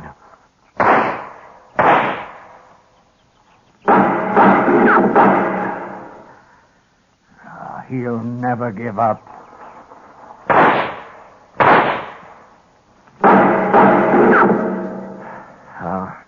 All right. Let's spread out and rush him. Then. No, Marshal. That'd just mean more bloodshed. He'd get one of us sure. I got a better idea. Oh? We'll burn him out. What? Look at that grass. It's as dry as tinder. All we have to do is fire it and take him when he comes out. He'll come out shooting. I know. I'll be waiting. Look, Asper. Chester and I will stay here and starve him out, huh? Oh, why don't you ride on back? No, I don't figure it that way, Marshal. Thank you just the same. All right. Oh, the cabin's downwind. We can fire it from right here. Okay. You and I'll move out a little, Chester. And, let go any time. Yes, sir. Look, Asper. I'll do the shooting, huh? I can knock him down without killing him. He'd only hang. We'll all shoot, Marshal. Okay. I bunched up a handful of brown grass and lit it, and the wind did the rest, and carried the flame springing higher and higher toward the cabin. It started down from Chester, too, and from where the old man lay. It was 4 or 5 feet high when it reached the cabin, which caught fire at once and was soon burning fast. No man could live in there for long. And after a minute or two, Trent ran out the door and came toward us past the flames. Throw down your gun, Trent. You're caught fair.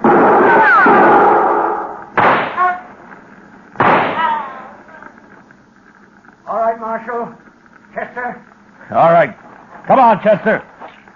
Go watch him. He may not be dead.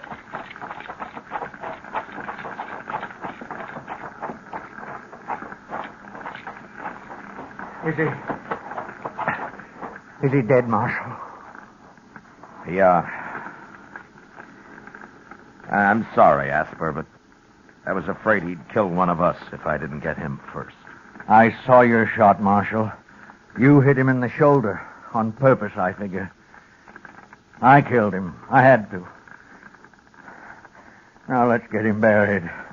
I want to get back to Will.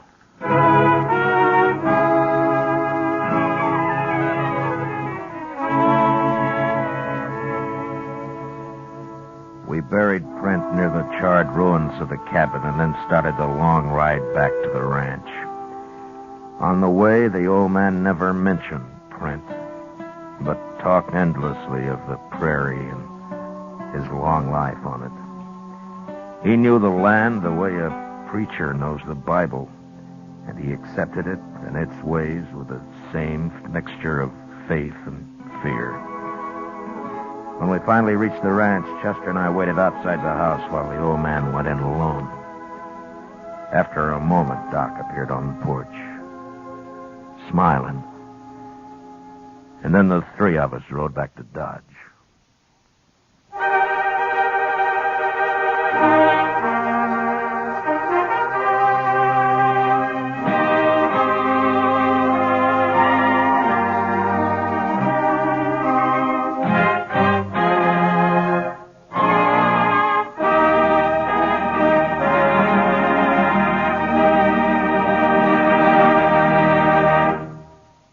Gunsmoke, under the direction of Norman MacDonald, stars William Conrad as Matt Dillon, U.S. Marshal. Tonight's story was especially written for Gunsmoke by John Meston, with the music composed and conducted by Rex Corey. Featured in the cast were Joseph Kearns, John Daner, and Sam Edwards. Harley Bear is Chester, Georgia Ellis is Kitty, and Howard McNear is Doc. Gunsmoke is heard by our troops overseas through the facilities of the Armed Forces Radio Service. Join us again next week when Matt Dillon, U.S. Marshal, fights to bring law and order out of the wild violence of the West in Gunsmoke.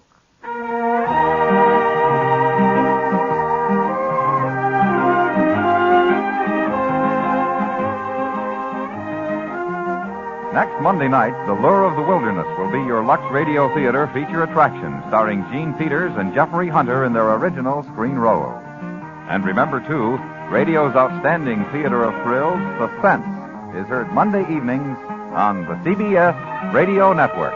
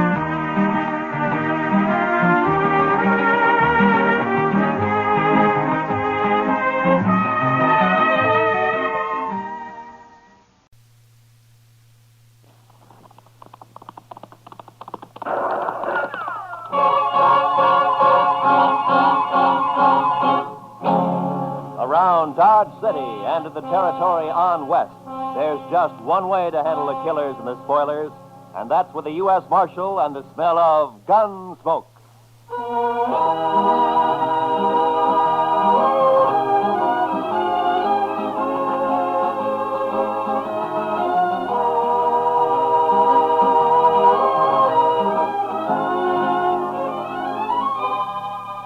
Gunsmoke, starring William Conrad, the transcribed story of the violence that moved west with young America. The story of a man who moved with it. Matt Dillon, United States Marshal.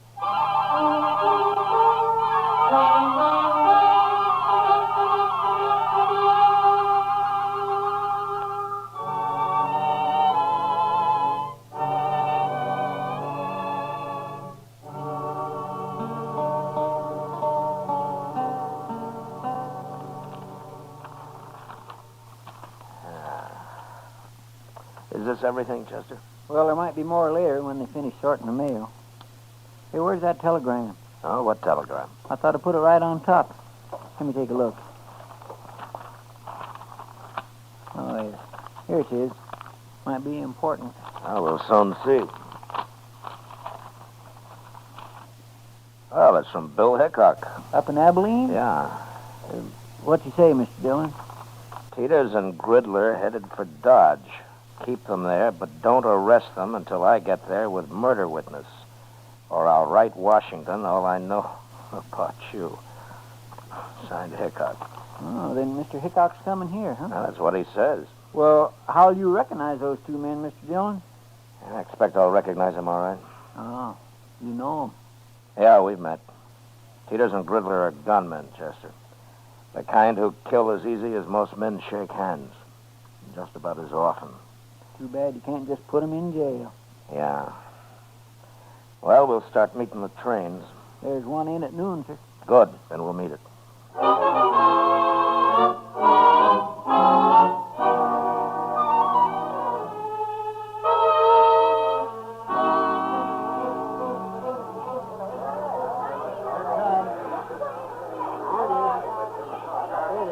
What'll we do if they are on this train, Mr. Dillon? Nothing, Chester. I'll find them later and talk to them, but not in a crowd like this. Yes, sir. You know, every time I see a train, I am just overpowered with the urge to travel. Oh? Where to? Anywhere.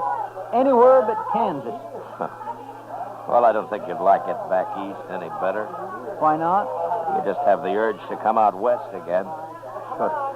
I know your kind. I suppose you're right, sir. But still, it'd be good to walk down a street that wasn't all heat and dust and that wasn't crowded with a lot of grimy men looking for trouble. And I wouldn't mind seeing some women, married women, with kids and parasols and Wait a Bibles minute, and Chester. There they are. Where? They just got off the end car. Those two headed for the depot there. One of them's tall? Yeah. That's Teeters in the black hat. The other's Gridler. I'll just step around the corner here and see which way they head. Yes, sir.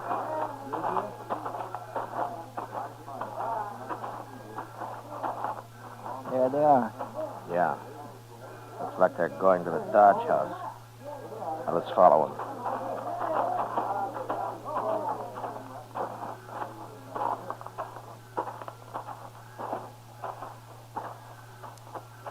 Yep, that's where they're going, all right. Now, let's wait here. Let them get a room, and then I'll go talk to them. But if you can't arrest them, And I'll just try to make them feel welcome to stay in Dodge. when do you think Mr. Hickok will get here? Be a couple of days anyway, Chester. Look, right now, I want you to go back to the depot and ask the ticket agent to let me know if Teeters and Gridler start to leave anytime. You can describe them to him. All right, sir. Then go to the stage office. Yes, sir. And go to all the stables, too. If they rent or buy any horses, I want to know about it right away. I'll tell everybody. Also, tell them to keep quiet about it. I'll be back at the office later, huh? All right, sir.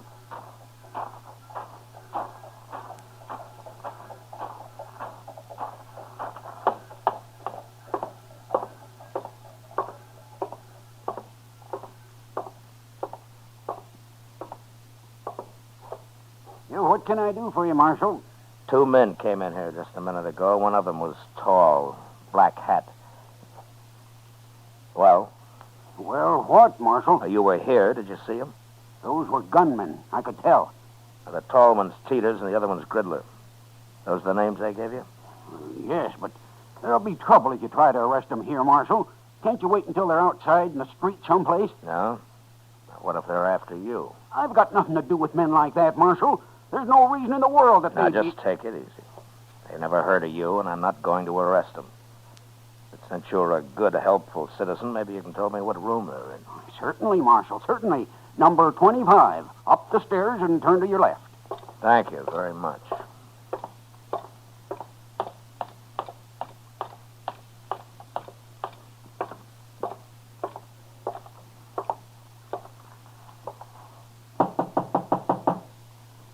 Who is it? Who is it, I said? All right, open it, Gridler.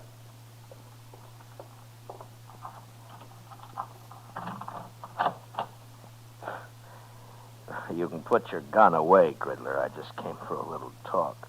And make your talk, Marshal. No, I ain't polite, Gridler. Let him in.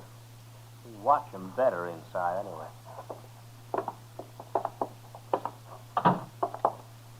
Hello, Teeters. What's on your mind, Marshal? I'm just trying to think. Last time I saw you men was in, let me see, was it Tascosa? Never mind all that, Marshal. Why are you here? No, I heard you were in town. I thought I'd drop by and say hello. News must travel pretty fast in Dodge. We ain't been here 15 minutes all told. Well, maybe he was expecting us, Gridler. I happened to be at the depot. I noticed you get off, so I followed you here. All right. But we're not wanted, Marshal. Matter of fact, a judge up in Abilene just turned us loose. Wasn't no witness to that killing. Wild Bill tried to frame us, but didn't work. Well, that just goes to show the law's fair to everybody, doesn't it? Why'd you come here, Marshal? Just to let you know that I'm still the law in Dodge and that I don't want any trouble here. With men of your sort, I always like to mention that. We're not looking for trouble. Good, good. Then you're welcome to stay here as long as you like. That's a funny thing to tell us. It's an open town, Teeters. Yeah, sure, Marshal. Sure it is, yeah. And I'll treat you two just like anybody else. If you stay out of trouble, the town's yours. Anybody who starts trouble won't be us. Well, I'm glad to hear that. I'll be going now, gentlemen. Oh, there are some pretty sharp gamblers here. Don't let them take all of your money. Well, don't you worry about us, Marshal. So long.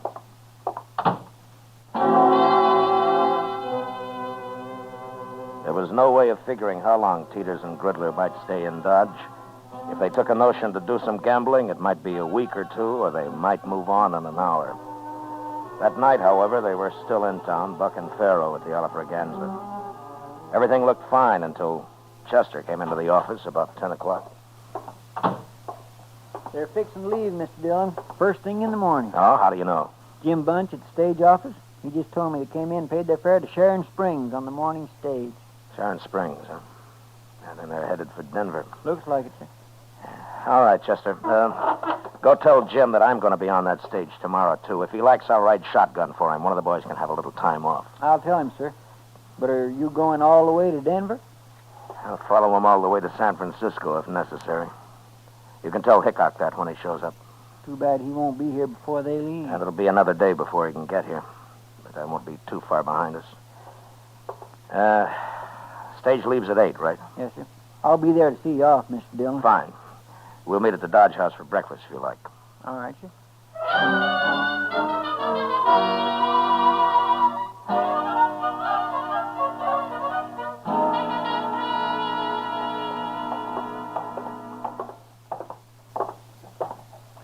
The stage looks like it's all ready to go, Mr. Dillon. Yeah. I don't see Teeters and Gridler, though. They're not inside, are they? I don't think so. No, they're not here yet. Just about 8 o'clock. They should be here. Well, it doesn't matter, Chester. If they've changed their minds, it's all to the good anyway. Want me to go ask Jim Bunch if he's heard from them, Mr. Dillon?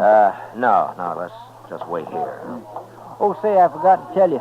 Jim said the regular shotgun messenger has to go up to Sharon Springs anyway, but to thank you just the same. No, good. Chester. Yes, sir? Look, up at the other end of the plaza there. Coming this way. Well, I declare. It's Sam. Yeah. Now what are they up to, I wonder? Well, they can't be taking the stage if they're horseback. No. Looks to me like they're fixed for a long ride, too. Sure does, Mr. Dillon.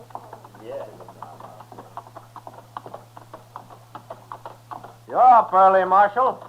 Yeah. So are you, Teeters. Cooler in the morning. For traveling, it is. So long, Marshal. What's the matter? Did you lose all your money last night? Yeah. Next time we'll follow your advice. So long. Will we go after him?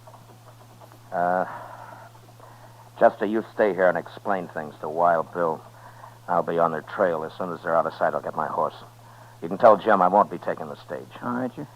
I'll leave as clear a trail for Hickok as I can. Yes, sir, I'll tell him.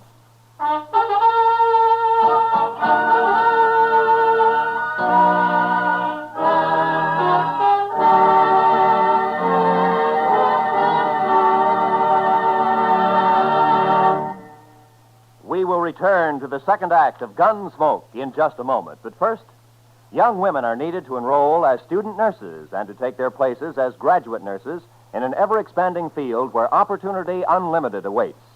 Older women should seek careers as practical nurses where fine living and fine working conditions are in prospect.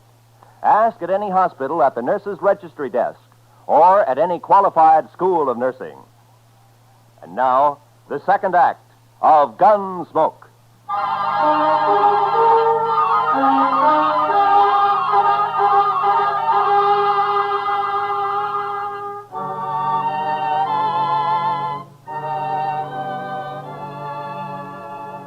I did my best to stay out of Teeters and Gridler's sight. But if they had suspicions of being followed and were watching their back trail, they'd have known I was there, all right. The land was flat, and we frequently crossed great patches of powder-dried dirt that smoked the air with dust under the horses' feet. After an hour, they began to swing slowly north. And by noon, it was clear that for some reason they were riding in a great half-circle. They'd left Dodge, headed west, and sure enough, just after sundown, they rode back into town from the east. I waited until dark, then came in. Put my horse up. The office was empty, so I walked up to Delmonico's, where I found Doc having supper. Oh, Matt. Oh, sit down. Oh, thank you, Doc. Oh, you look hungry enough to even eat this food. Yeah, it's been a long time since breakfast, Doc. Yeah, the man ought to eat 3 meals regular, Matt. You'll get run down if you don't. Yeah, sure, Doc. Only sometimes you have to eat when you can. Oh, I told you have a hard day, Matt? Yeah, I've been riding, Doc. Riding around in circles. Oh, is that what the government pays you for? Oh, I'd like to have your job, man. I wouldn't be too sure of that, Doc. It isn't always this easy. Yeah, I know, Matt. Chester told me. What happened? You lose them? No, I didn't lose them. Matter of fact, they're coming in here right now. Huh? What do you mean they're coming? Those two? Yeah, They're pretty hard-looking fellas. they are. Evening, Marshal. Oh, hello, Teeters. Riddler. Marshal. This is Dr. Adams, gentlemen. How are you? Hi, Doc. How are you? Well, what's on your mind? You are, Marshal. What? That was you trailing us all day, wasn't it? Yes, it was. Why? I didn't want you to get lost. That's a lie. Then let's say that I didn't want you to get into any trouble. You going to tell us what it's all about, Marshal? Well, you're not exactly the most reputable citizens in Kansas, and I just wanted to have an eye on you, that's all. You sure do. Because like I told you, you keep out of trouble, and you're welcome to stay here. Just remember one thing, Marshal. There's two of us. And next time you follow us, you might not come back. Well, taking chances like that's part of my job, Mr. Teeters. It's a poor job, then. Yeah, sometimes I think so, too. Come on, Teeters, let's get out of here. Here. They're not very polite, are they? No, but they're smart. Smart enough to figure something's wrong, anyway. Well, you think they might bolt, Matt? It depends on how smart they really are, Doc. Right now, they're so curious, they might stay around just to see what it's all about. Oh, Mr. Dillon? Oh, hello, Chester. Oh, Pull up hi, a chair. Doc. Pull up a chair, Chester. I won't have time. We better get right over to the depot. Why? What's happened? Well, sir, I saw 'em ride back into town. The first thing they did was go to the depot and ask about a train. Oh, were you there? No, sir, the agent came and told me like he'd promised. Train goes at 7:30, doesn't it? Yes, sir. And it's just about that now. I've been looking everywhere for you. Doc, if that waiter ever does come around, tell him to hold a steak for me, will you? I might just be back for it. Sure, Matt. Yes, sir. And good luck. Yeah, thanks, Doc. Come on, Chester.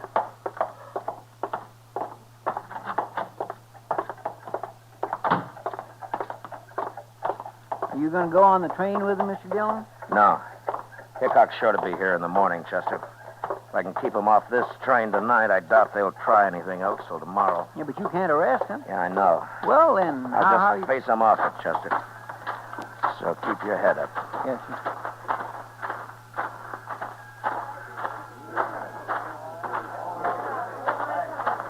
Now, there they are. Come on. You come just to say goodbye, Marshal? Not exactly, Teeters. Oh? You can take the train tomorrow if you like, but not this one. Why tomorrow? Well, I've got orders to keep you in sight till then. Orders from who? It doesn't matter. But you have your choice. You can have the run of Dodge tonight, or you can spend it in jail. You know, you talk pretty loose for just one man, Marshal. Your friend there doesn't look like a gunman. Well, now, you can't always tell by looks, mister. I can't. You said you didn't want trouble, Marshal, but you sure starting it. There won't be any trouble. You do what I tell you. And if we don't? I'll kill the first one of you that moves for that train. You can die that way, Marshal. Maybe. But you won't both get on that train. Gridler. You know me. You know I'll do it. We can still make it, Gridler. No. It's not worth it. We can go tomorrow. All right. Marshal, tomorrow it'll be different. Yeah, sure. Tomorrow it'll be different.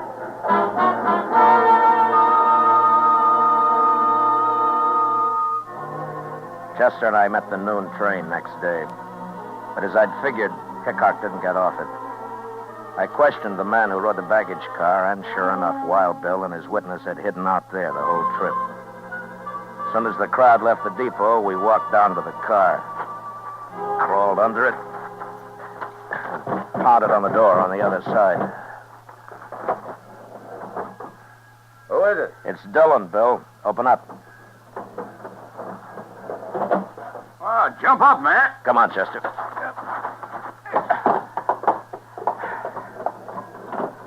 Oh, Matt, how are you? Oh, fine, Bill, fine. Oh, this is Chester Proudfoot. How do you do, Mr. Hickok? Chester. Sam, come over here. This is my witness, Sam Trimble. Howdy. Mr. Trimble. Are you still here, Matt? Yeah, but we better move fast. Matt, that judge up at Abilene's crazy, but he's still the judge. And he says Trimble here has to identify Teeters and Gridler before I arrest him this time. But, Bill, they can't be tried twice for the same crime. I know that, Matt, but I'm after them for a second murder they did. I'd suggest we just go kill them, but I've been waiting a long time to see these two hung, and by glory, I'm going to do it. Well, you will if you're lucky. Tell me, Mr. Trimble, do these men know you on sight? Well, I'll tell you how it was, Marshal. I was in this stable where I worked, over in Abilene, that is, and a fella come in for his horse, and I went to get it for him. I heard some shooting, and then two men ran right past me. I got a good look at them, all right. They just killed that fella, too. You mean you don't know Teeters and Gridler? I never heard of them, Matt. There's no pictures of them I know of, but he can identify them when he sees them. Yeah, sure, but what about them? Will they recognize you, Mr. Trimble? Gosh, I don't know, Marshal. I hope not. They'd kill me on sight, wouldn't they? I hadn't thought of that. Well, you just do what we tell you to, and you'll come to no harm, Trimble. Dillon and I are a fair match for those two. If they start any trouble, we'll be on them so fast they'll die on their feet. Taking a terrible chance. I hadn't thought of that. Easy, Trimble, easy. An hour from now, we'll have them in jail with their teeth pulled. I sure hope so, but how are you going to do it? Just go find them, that's all. As soon as we get them locked up, I'll buy you the biggest steak you ever ate, Trimble. Come on, let's go.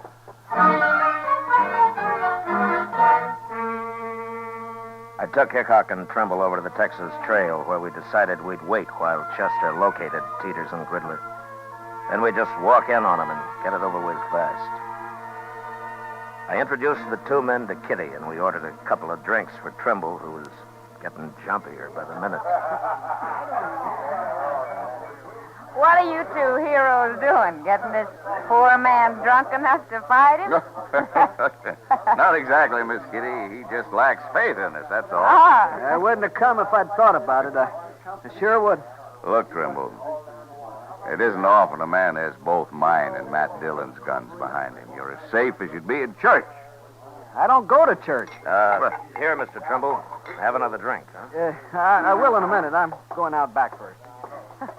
Whatever you're up to, it's making him mighty nervous. Yeah. Well, I'll admit he usually leads a quieter life. He'll brag big, though, once he's back in Abilene. Yeah. Tell me, Bill, do you plan to stay in Abilene long? Oh, I don't know, Matt. Charlie Utter keeps talking to me about Deadwood. Oh, it's as dusty up in Deadwood as it is in Kansas. Yeah, I know, Miss Kitty, but Charlie thinks some of that dust is made of gold. What's that? I don't know, but I'm going to find out. I'll go with you, Matt. All right, stay in here, everybody.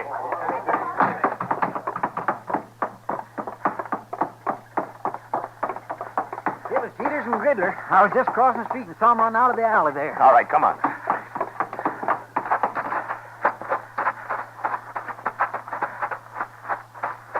There he is. Yeah, it's Trimble. What happened, Trimble? They shot me. I was going to run away. And he got scared and ran right into him. Yeah, we shouldn't have let him alone at all. They said they saw me with you, Mr. Hickok. They said that's all they needed to know. And they shot me. Chester, go get the doctor. Hurry. Yes, sir. Tell me, Trimble. They were the men who killed that fellow in Abilene. You recognized them all right? No. No, I never saw these two before. It wasn't them. What? I knew I shouldn't have come. I got killed for nothing. Trimble. Trimble. That's no use, Bill. Yeah. He got killed for nothing, all right. They must have figured he was a witness to some murder they did commit. Well, anyway, they'll hang for Trimble now. Let's find him before they get out of town, Matt. We'll find him even if they do. Hickok and I walked out of the alley and into the plaza. There were a couple of citizens who'd heard the shooting and had seen Teeters and Gridler run out of the alley. Told us that they'd gone into the Dodge house, and we followed. From the look on the clerk's face as we went past him and up the stairs, I knew that they were in their room. When we reached it, Bill stood on one side of the door, and I on the other. Think they'll fight, man? Well, let's ask them.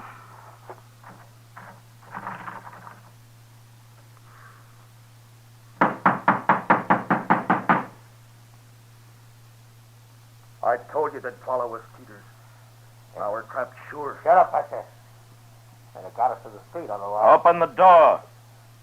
Throw your guns out. There's no use trying to fight. There's no use in hanging neither, Marshal. You can just take us the best way you can. No. Our chance hanging. We got off once. Maybe you get away from that door. I've listened to you enough. I ain't facing Dillon and Hickok both now. Hold your hand clear of that door. Peters, you shouldn't have...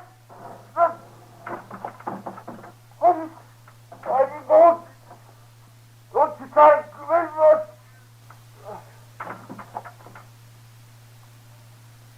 Wait, Matt. Could be a trick. No, I don't think so, Bill. Look. On the floor there. Yeah, he's been hit all right.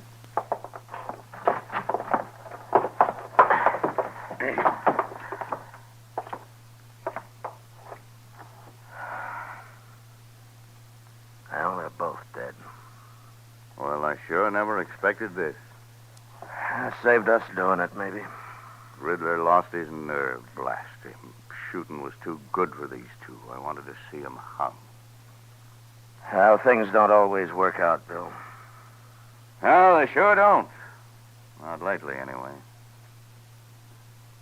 Matt, I think I'll go up to Deadwood with Charlie Otter right soon after all.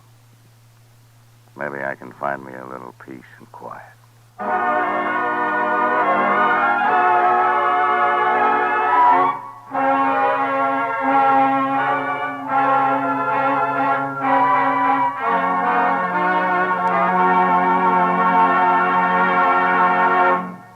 Gunsmoke, transcribed under the direction of Norman MacDonald, stars William Conrad as Matt Dillon, U.S. Marshal. Tonight's story was specially written for Gunsmoke by John Meston, with music composed and conducted by Rex Corey.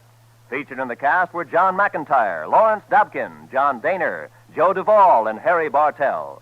Parley Bear is Chester, Georgia Ellis is Kitty, and Howard McNear is Doc.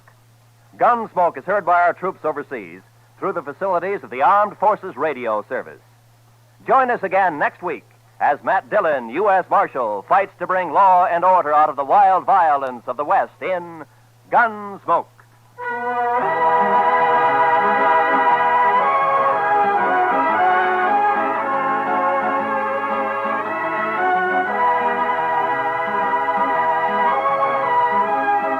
Many of the war orphans of Korea have never known peace or plenty.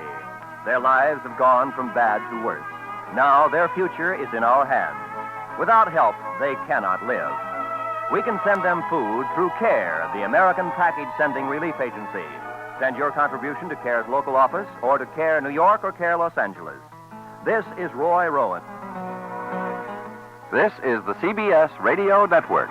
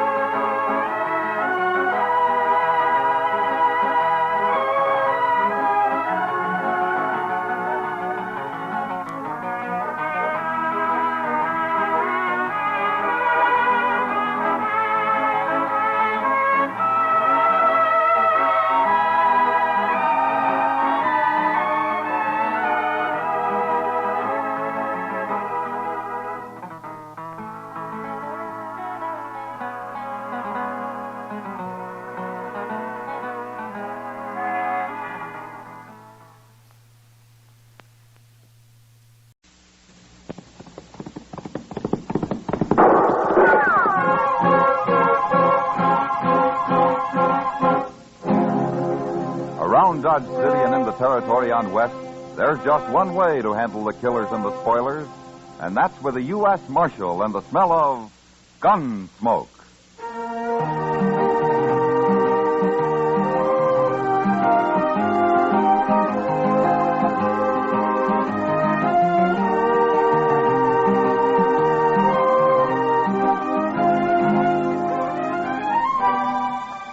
Gunsmoke, starring William Conrad. The story of the violence that moved west with young America.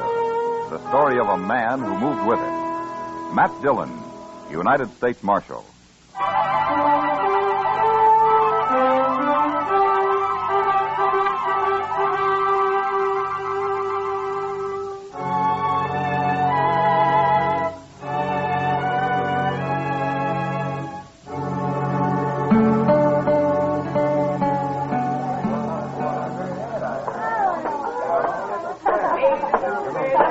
Good evening, Mr. Syberts. Oh, hello. Hello, Henry. Have a drink? No, thank you, sir. Well, what do you come into a saloon for if you ain't going to drink? No offense, Mr. Syberts. I just don't feel like a drink. Well, man's free to do what he feels like, Henry. Up to a point he is, sir. You're all alike, you Southerners. We keep our word. To men and to women. Now, is that what you're here for, to see I don't run off? No man's going to shame my sister, sir. Oh, what are you talking about? I'm going to marry her in 2 days. Yes, sir. You are. Now, look, Henry. We postponed the wedding last month because I had to go to Abilene on business. I run a big ranch. It takes a lot of hard work and time. And the ranch comes first. Can you get that through your head? I understand. I just hope for your sake you don't have to go anywhere this time. Polly wasn't proud having to call off the wedding last month. Well, suppose you leave that to me and Polly and keep your puppy nose out of this. I don't care for that remark, Mr. Syberts. Oh, no? Well, then let's see what a young Confederate gentleman does about something he don't care for. Go ahead. You're wearing a gun? You can't bluff me, sir. All right, hold it, you two. Oh. Get this little whippersnap off of my back, Marshal, before I shoot. That's enough, Syberts. I don't want any fighting here. Especially between prospective brothers-in-law. You two ought to be ashamed of yourselves. Now, Henry, you go on. Get out of here, huh? Go drink someplace else tonight. I'm not drinking, Marshal. Now, you're still ahead. Get out anyway, huh? All right, sir. But don't you forget what I said, Mr. Syberts. Oh, those hot-headed Virginians. I don't know if I ought to marry into a family like that or not. Well, marrying's your problem, Syberts. Just don't kill any of them, that's all. Have a drink, Marshal. I got one at the table over there, thanks. Well, later, maybe. Maybe.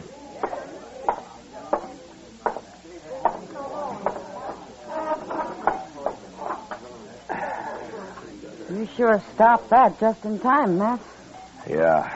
That kid wouldn't have had a chance against Nat Syberts. No, but he'd have tried it anyway. They're going to make a real happy family. Now, they'll get along. Syberts and Polly, anyhow. They will if Henry and his father give them a chance. It's too bad Mrs. Troyman isn't still alive. She'd handle it better. They're nervous about the wedding, that's all, Kitty. And about Syberts' money. They need it bad. They used to be rich, Kitty. Back in Virginia. Sure, before the war. What about now? Why do you think they're so happy to be able to marry Polly off to a big rancher like Syberts? You know it as well as I do, Matt. Yeah, except for Polly. I think she's real fond of Syberts. Sure. And he's fond of her, too. After all, she's a woman, isn't she? Yeah, I know. But maybe you'll settle down now and quit running around so much. I hope so, for her sake. When's the wedding, Matt? Day after tomorrow? Yeah, that's what they say. You're going, aren't you? Yeah, I suppose I'll go. I love weddings. Oh, great heavens, Kitty. I nearly forgot. What? I saw Polly on the street the other day, and she asked me to tell you that you'd be welcome at the wedding if you want to come. She did? Well, I've only met her at the store and around. It seems she likes you. Anyway, that's what she said. Well, gee, Matt.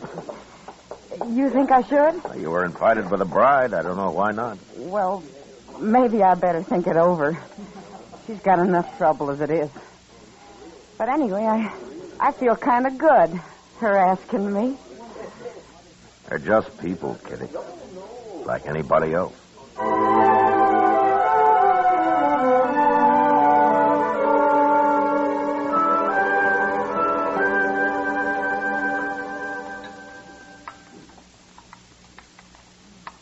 Oh, if there's anything I hate, it's a liar, Matt.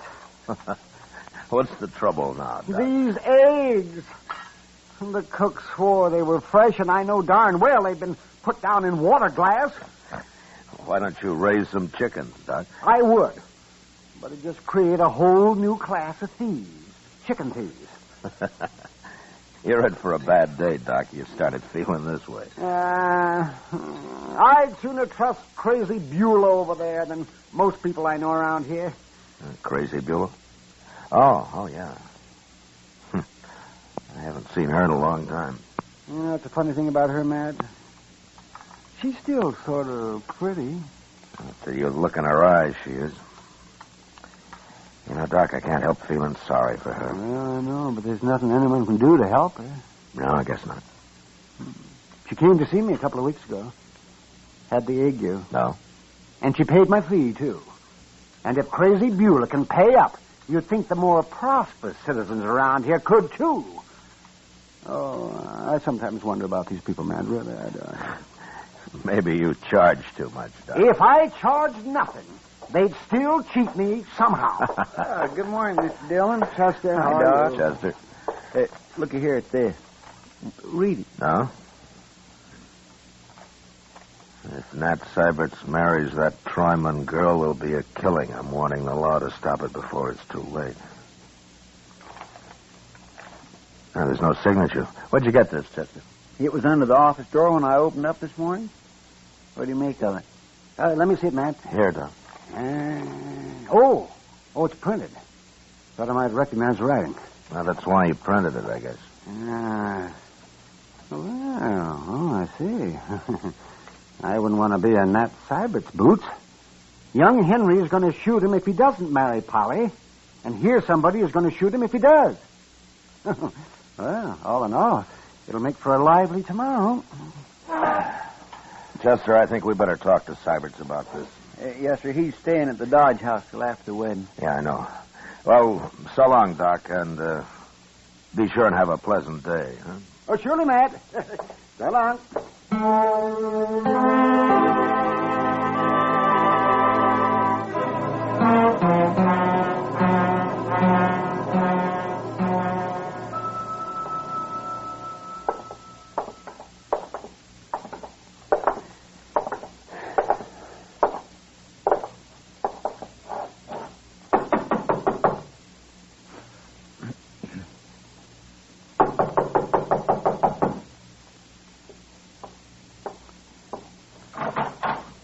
Well, Marshal, Chester.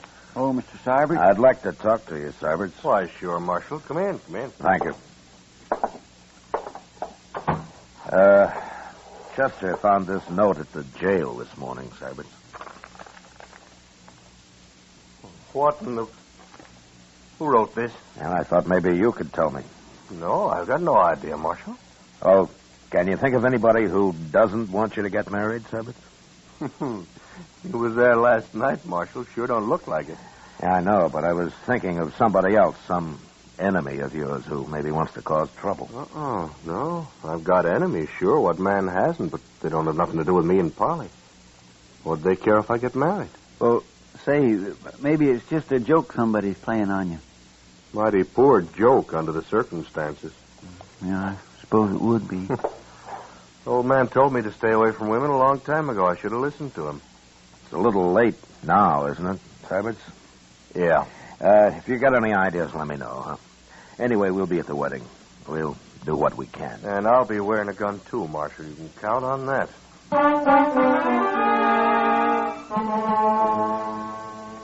Nat Syberts was a little wild, maybe, and he had a reputation with the women, but at the same time, he'd worked hard, and everybody felt that once he settled down, he'd probably be as steady as the next man. In any case, I didn't like the idea of a groom having to wear a 6-gun at his wedding, and even less the fact that a shooting might take place in the church. So I went out to see the Troymans. Polly came to the door and ushered me into the front room where her father and Henry were sitting. Can we fetch you something, Marshal? Glass of bourbon? No, thank you, Mr. Troyman. It wouldn't be very good bourbon, I'm afraid. Prices up, money's down. Things haven't been easy lately.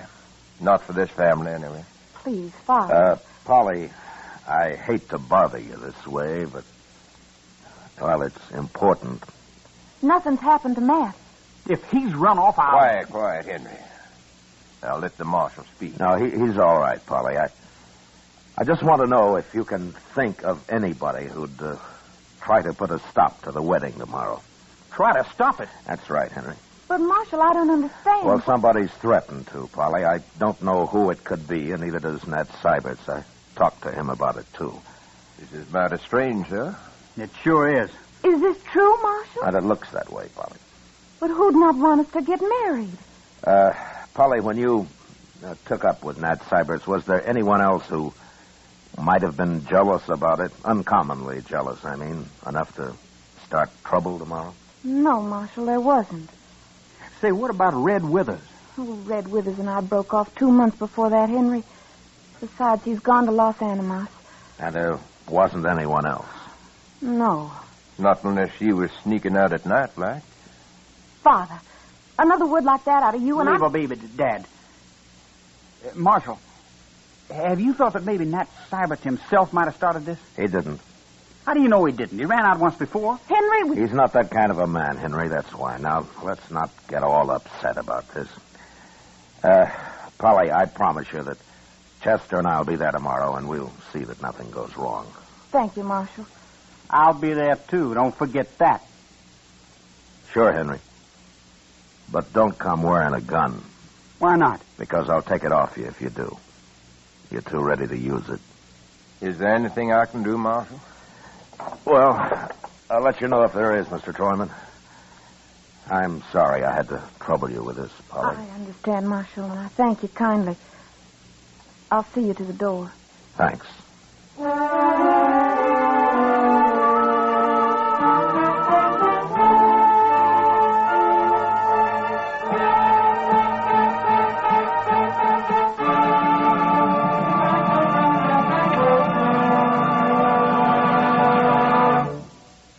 We will return for the second act of Gunsmoke in just a moment. But first, with the arrival of warm weather, people tend to forget their troubles and other people's troubles, too.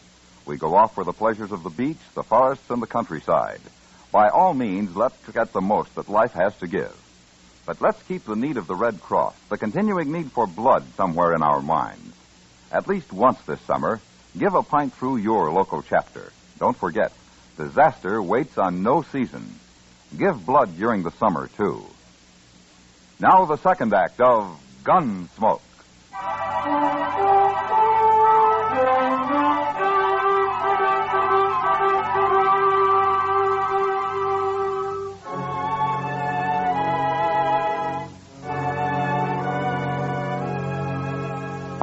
The next day was the wedding day, and Chester and I waited outside the church till Polly and Nat Syberts had arrived.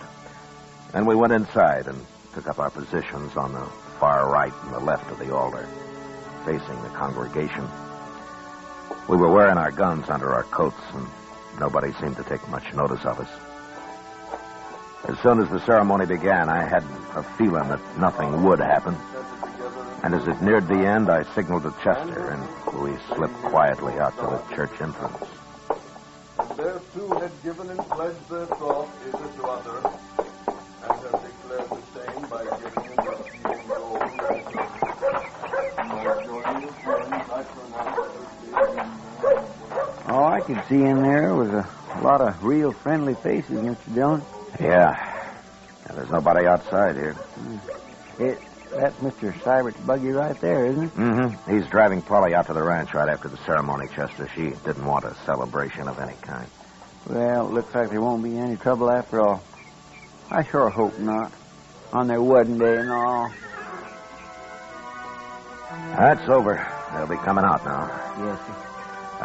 We'll stay close to them till they drive off. It could happen right out here, you know. Yes, sir. I'll watch whichever way you're not watching. How will you know which way I'm watching unless you spend your time watching me, Chester? What? Oh. Well, no, I didn't exactly mean to. Oh, looky, here they come. Oh, my, don't they look proud?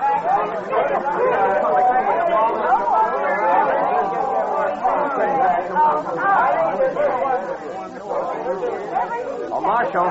Congratulations, Cybert. Oh, thank you, Marshal. Let's get over here for a minute, huh? Sure.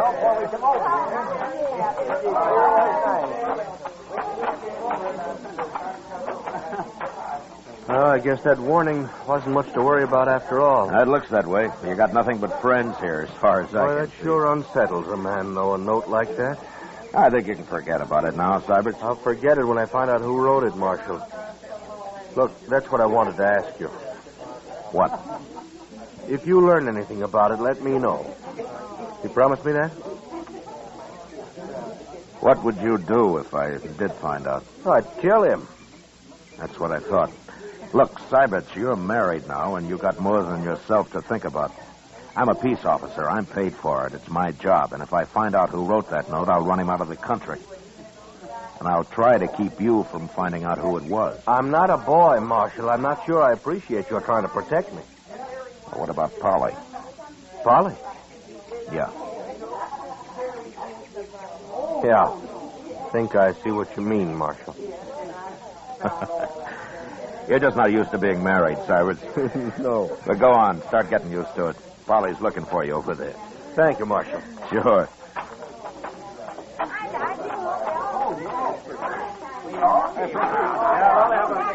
Well, are we all set to go? Anything wrong, Mr. Dillon? Not a thing, Chester.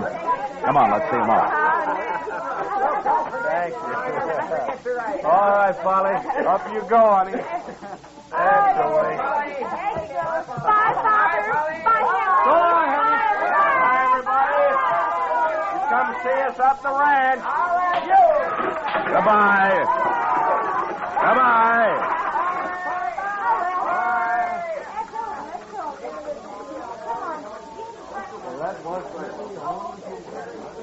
Oh, my goodness, Mr. Dillon. What, Chester? Oh, I'm just like an old woman at a wedding. You know, they ought to have more weddings here. Well, if you like him that much, Chester, why don't you do something about it? Well, what could I do? Get married. Huh? Me? Get married? Well, why not? Oh, now, Mr. Dillon, you know I can't do that. Why, I don't make enough money to keep body and soul together just for me, let alone a wife and a lot of kids and in-laws and all that. My goodness. Well, you could start with just a wife. Did you hear that? Yeah. It's down the road Cybert's took. Come on, grab a horse. Anybody's horse, Chester. Pardon me. Come on. Come on.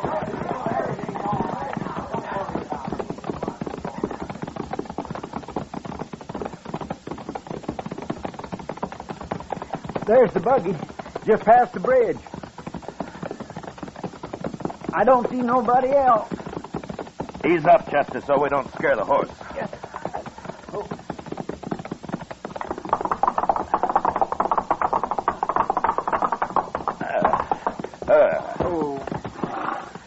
All right, take a look under the bridge, Chester. All right, sir.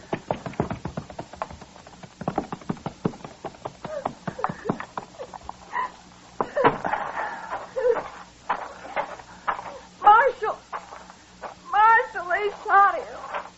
Is he dead, Polly? He's breathing. But I couldn't drive the horse back and hold him, too. Oh, Marshal, why did they do it? Who did it, Polly? How many were there? I don't know. I didn't see anybody. We were just driving across the bridge and they shot him. Nobody around, Mr. Dillon.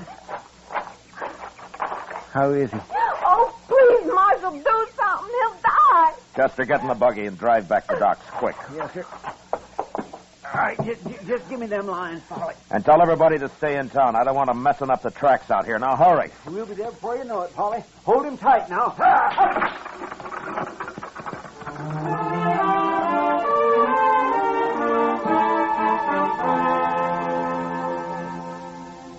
As soon as the buggy had gone and the dust had settled, I looked around. Everywhere, but could see no one. Then I walked back and followed Chester's horse tracks down off the wagon road. His were the only marks on that side of the bridge, so I crossed over to the other side. And there I found the footprints of what must have been either a child or a woman. They led off in the direction of a small cabin about 300 yards away. And I followed them, gun in hand, at a slow trot. When it was clear that whoever it was had gone straight to the cabin, I left his trail and approached the door from a right angle.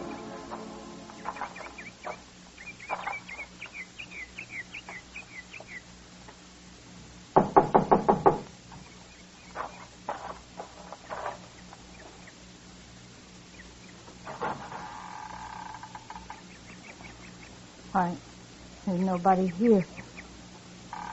Hold it. Oh, you, Marshal. Beulah, come on outside, Beulah, quick.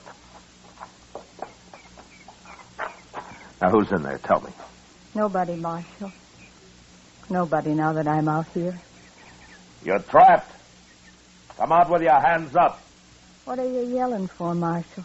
There, I got my hands up. See? Get out of the way, Beulah. Get out of the way. Everybody that tells crazy Beulah to get out of the way. That's what Nat said. Get out of the way, crazy Beulah. Nat? But he won't say it no more. I fixed him. Beulah, what are you talking about? He wouldn't even look at me on the street after. Then he up and married that Troyman girl. You mean you shot him? I warned you, Marshal. I told you to stop it. I told you what would happen. I told you. Why did you stop it? Why did you stop it? Beulah, take it easy now. You believe me, Marshal?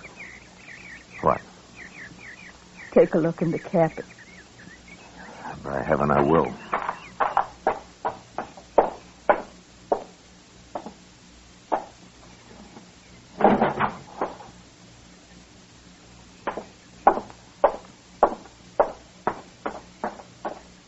What's this all about, Beulah? There's nobody in there. Now my rifle. Well, where is it? Right there by the door.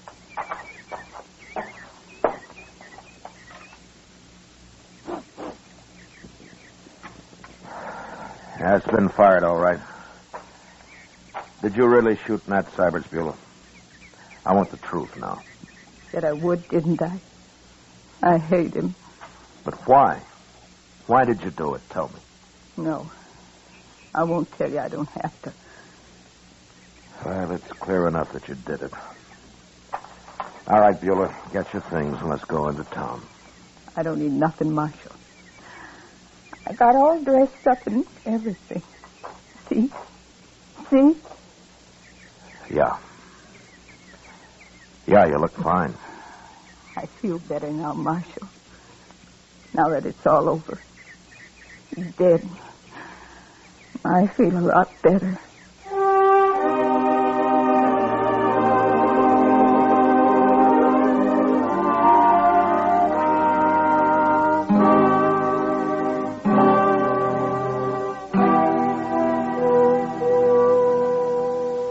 Give her anything she wants, Chester. See that she's comfortable. Yes, sir, I will.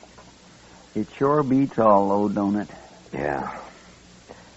Well, I'm going up to Doc's. Maybe Syberts can talk now. Well, you better hurry. Polly will be back there in a minute. All right.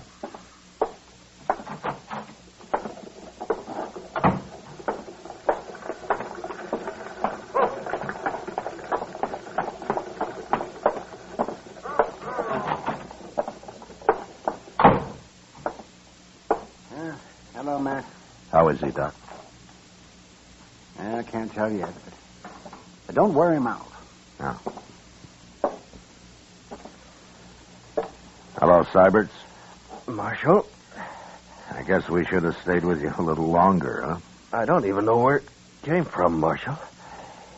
He was under the bridge there, I guess. Got me right in the back. It wasn't a he, Syberts. It was a she. A woman? Crazy Beulah. I just locked her up. What? How do you know it was her, Marshal?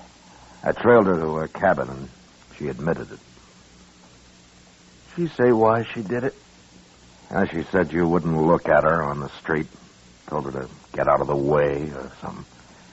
Doesn't matter much. Unless you want to tell me.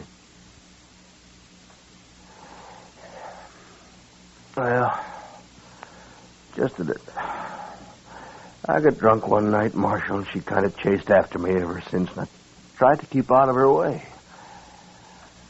I see. Well, what are you going to tell Polly? If I live. If you live. I don't know, Marshal. Might even tell her the truth.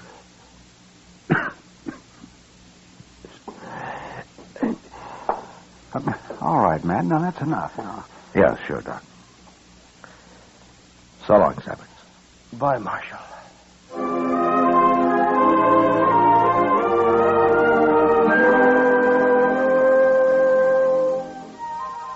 2 days later, Doc announced that Nat Syberts would live. And the next day, they moved him up to the Troyman house where Polly could nurse him. I never did know if he told Polly what it was all about. Maybe he didn't have to. Crazy Beulah never asked about him, never mentioned his name again. For her, it was all over and done with. And then finally, somebody remembered that she had people in St. Louis. And once I located them, I put her on a train and sent her off. She seemed quite happy about the trip. And more normal than I'd ever seen her.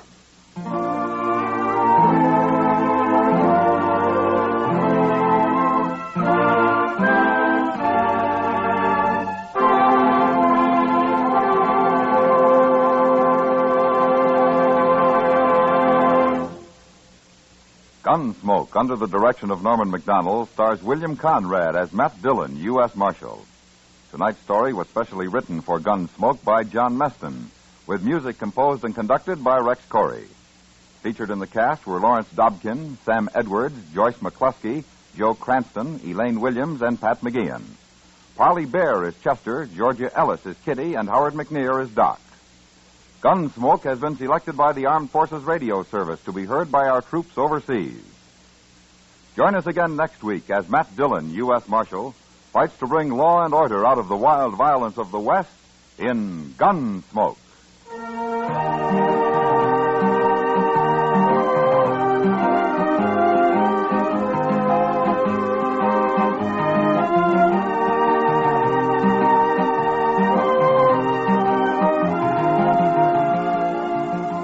Beginning next week, Gunsmoke will be heard a half hour earlier over most of these same stations. Remember, Gunsmoke, a half hour earlier beginning next week. Every Sunday evening, listen for a new drama of escape at the Star's Address. This is George Wall speaking. Sunday nights, Dick Powell is rough, tough Richard Diamond, private detective on the CBS Radio Network.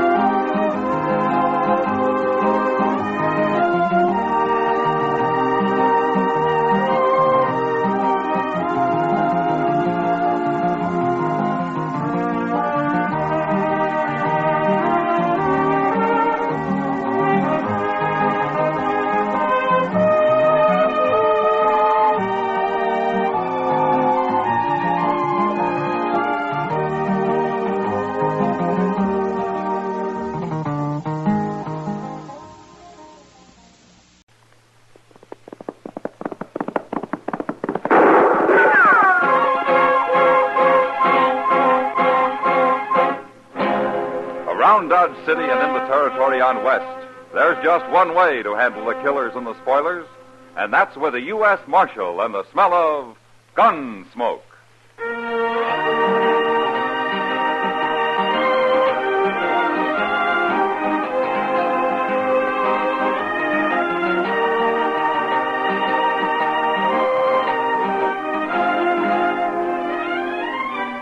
Gunsmoke, starring William Conrad. The story of the violence that moved west with young America. The story of a man who moved with it. Matt Dillon, United States Marshal.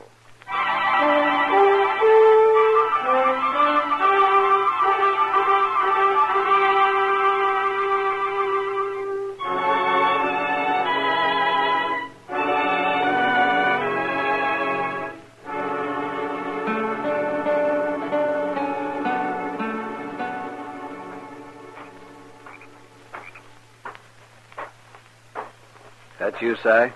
Over here, Jim. Not so loud. Major's got guards walking all the way around the fort these nights. What do you care? You ain't a soldier. You ain't done nothing. Look, Si, I don't want nobody at all to get suspicious of me. Not for a week anyway. What do you mean, not for a week? That's what I want to tell you. I'm going to be hauling rifles into Dodge starting day after tomorrow. Rifles? That's right, about 4 wagon loads. That'll be a heap of rifles, Jim. Sure it will. And what about Jonas? Will he give you time off to do it? Jonas? Jonas can't stop me. He's just a fool storekeeper. Yeah, I suppose so. I figure it'll take me before 5 days, Si. And afterwards I'll just quit and disappear before anybody catches on. When they do, we'll be a long ways from here. The Army will get their rifles back, Jim. Next time they go Indian hunting. Shh. Guard's about due. Come on, over here.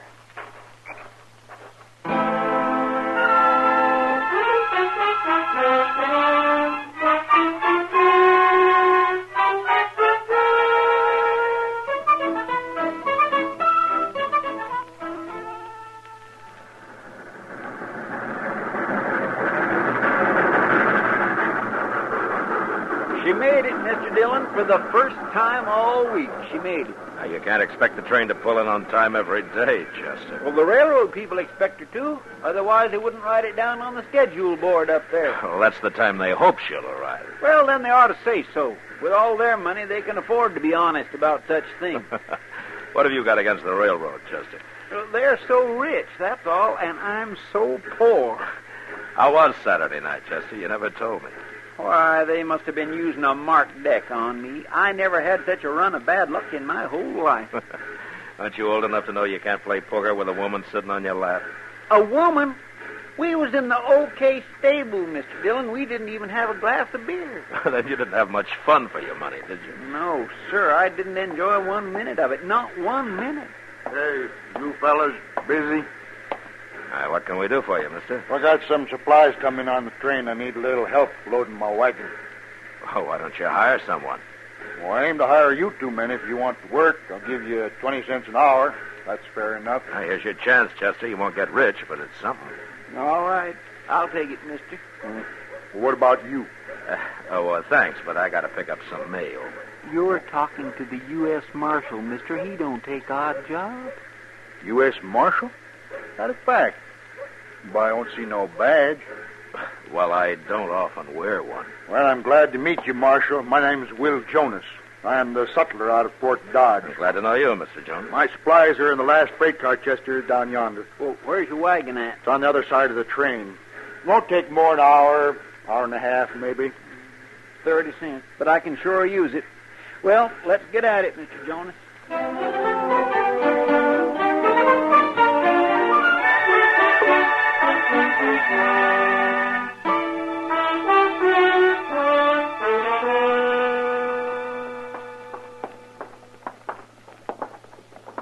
Funny thing, Mr. Jonas, I never knew what a sutler did before. If you was in the Army, you'd know, Chester. Sutler is to the Army what a general storekeeper is to civilians.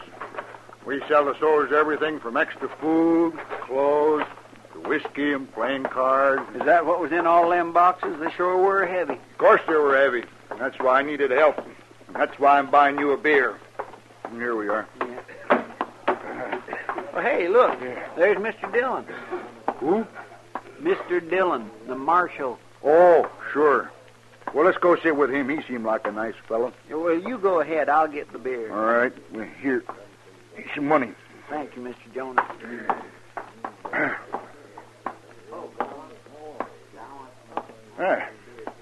Join you, Marshal? Sure. Sit down, Mr. Jones. Yeah, I ought to have met you before, Marshal, but I usually drive straight to the depot and straight back to the fort. Oh? Have you been at the fort long? 3-4 months. I've been a sutler for 10 years, ever since I got married, in fact. Is your wife at the fort? She is. She helps keep the store there. Oh. There we are. Beer looks mighty good to a working man. Don't take on airs, Chester. It wasn't much over an hour. Here's to you. Yes, sir. Don't you have some sort of rank in the Army, Mr. Jonas? No, it don't mean much, Marshal. I'm sort of warrant officer. I ain't really in the Army, though. In fact, the major's about to fire me any day as things stand. Why is he going to fire you? Oh, my assistant, a fella named Vale, I hired a few weeks ago. The major likes him. He wants to make him the chief sutler. Oh. See, this Vale is willing to do extra work for the Army, so the major's always calling on him for this and for that. And it's the work the soldiers ought to do, and I just won't do it myself. Not without extra pay, I won't. What sort of work, Mr. Jonas? Oh, all kinds of things. Hauling stuff, mostly. Vale's got a wagon of his own. He's no good. I don't like him, nor do I trust him. Oh, why don't you fire Vale, then? Too late now, Marshal. It'd look like sour grapes. And the major, he'd just hire him back as soon as he got rid of me anyway. That major sounds like a real hard-nosed to me. I suppose. But he don't even know Vale's not the man's real name. A lot of men don't use their real names, Mr. Jonas. Well, what is his real name? Linza. Jim Linza. Saw it once on a letter he got here in Dodge. Jim Linza? Yes, sir, that's it. But I can't sit here telling you my troubles all day. Been a pleasure, gentlemen. And so long. Goodbye, Mr. Goodbye. Dillon. Oh, he's a good man, Mr. Dillon. I like him. Yeah, he is. But it's this Jim Linza I'm curious about. You know him? No, but I know enough about him to ride out and have a talk with the major. We'll go in the morning, Chester.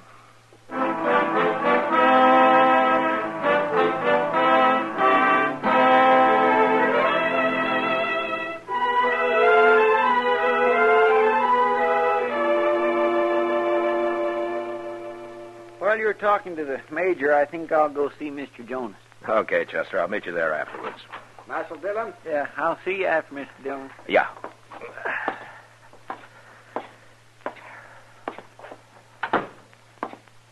Oh, good morning, Marshal.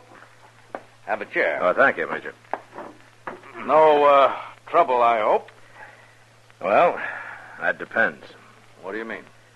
Major, you got a man out here called Vale, the sutler's assistant. Vale? Oh, yes. Very willing fellow. Hard worker. What about him? He's got another name. Jim Linza. So? If he's the Linza I've heard about, he's not a very good man to have around an army post. Now, state your case, Marshal. Well, there is a Jim Linza who's a renegade. He's spied for and fought with the Indians. Sold them supplies. All of that. You think this is the man, Marshal? Well, he has the same name. And you'd condemn a man for that? No, but I'd sure keep an eye on him and find out what he's up to. I see. I think Vale's all right, Marshal. I don't think he's a renegade. Yeah, but, Major, if he is, he could sure cause a lot of trouble. One man against a regiment of cavalry? Well, I didn't say he might take on your troops single-handed. Oh, of course not. Marshal, who told you Vale's real name is Linza? Man whose word I think I can believe. Will Jonas, wasn't it? Oh, you don't have to answer. I've been watching Jonas. He's only interested in his store. I know what he's trying to do. Jonas seems like a good man to me. Perhaps, but you're not in command of Fort Dodge. No, I'm not. Command has its problems, Marshal. I wouldn't expect a civilian to understand them. All right. But What about Lindsay? Well, thank you for trying to help, Marshal. I'll handle the matter. By firing Jonas and making Lindsay your sutler, is that right? I've been thinking about it, but I'll still call him Vale. All right, Major. I warned you. Good day. Good day, Marshal.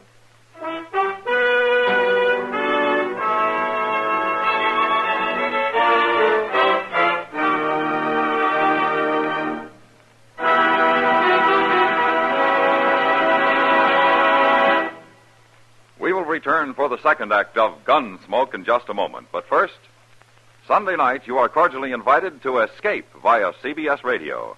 Yes, every weekend for drama that will take you right out of this world, listen for Escape at the Star's address. Hear Escape tomorrow evening on the network that brings you Dick Powell as Richard Diamond, private detective. Now the second act of Gunsmoke.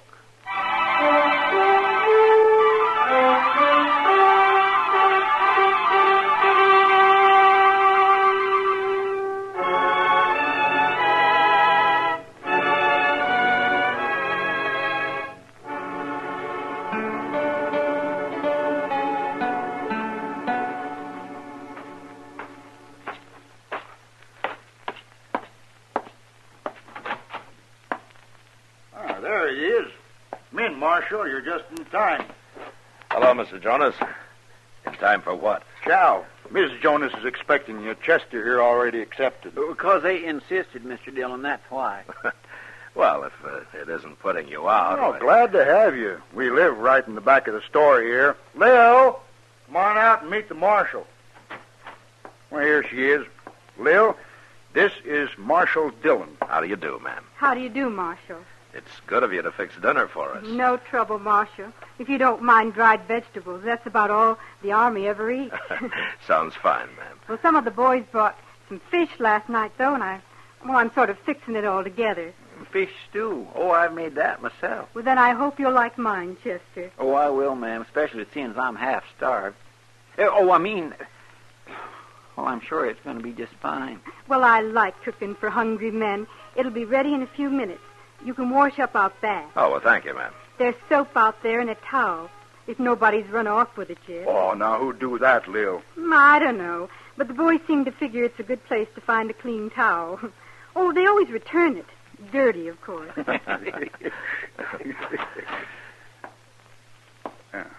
Hello, Vale. I'll be taking my wagon into Dodge this afternoon, Jonas. Again?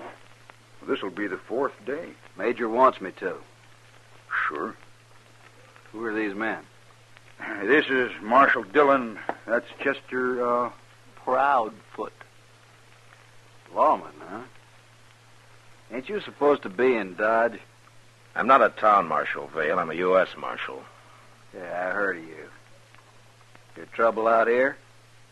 We came out to have dinner with the Jonases. I didn't know you knew them. You didn't? What time you leaving, Vale? I don't know. Whenever the major says. The major ought to be paying your wages. Yeah, he should, shouldn't he? I'll see you later. So long, Marshal. Goodbye. See what I mean, Marshal? Yeah. Well, you all go wash up and we'll sit right down. Hurry up, though.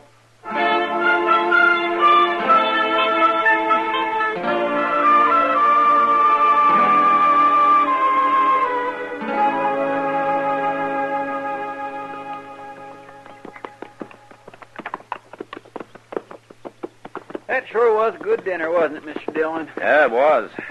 Yeah, I'm afraid we stayed too long, though. It must be nearly 3 o'clock. Well, it's only 5 miles to Dodge. We can get there way before dark. Hey, look yonder. That wagon up ahead. Something's wrong with it. Yeah. Looks like he lost a wheel. Ah, poor fellow. Maybe we can help him. Sure.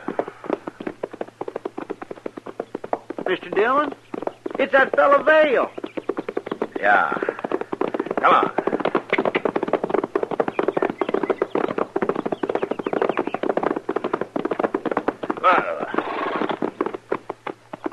Hello, Vale. Well, it's the marshal again. You want some help with the wheel? Can't put it back on by myself.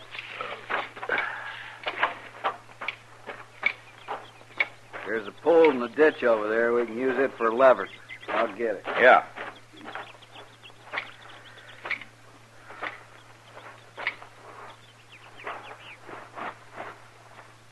Chester. Look here. In the wagon box there. My goodness. He's got a load of rifles. Yeah. Put the canvas back. Here he comes. You think he stole them? I don't know. That pole's no good. It's rotten. What do we do now? Well, we could ride back to Fort Dodge and send some help out to you. Oh, no, I don't want that. No? Why not, Vale? I just don't, that's all. Well, it'll take at least 4 men to lift this wagon. Unless you want to unload it first. No, and I ain't going to unload it. Wait. Here come some soldiers. That's the major. Yeah, so it is.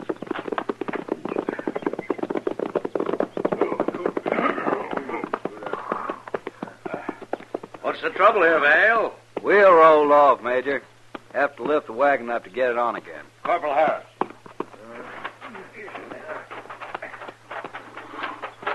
All right, now, if you men will just get under it now. Get it up good now. Here we go, on. Oh, Marshal, step over here, will you? Sure.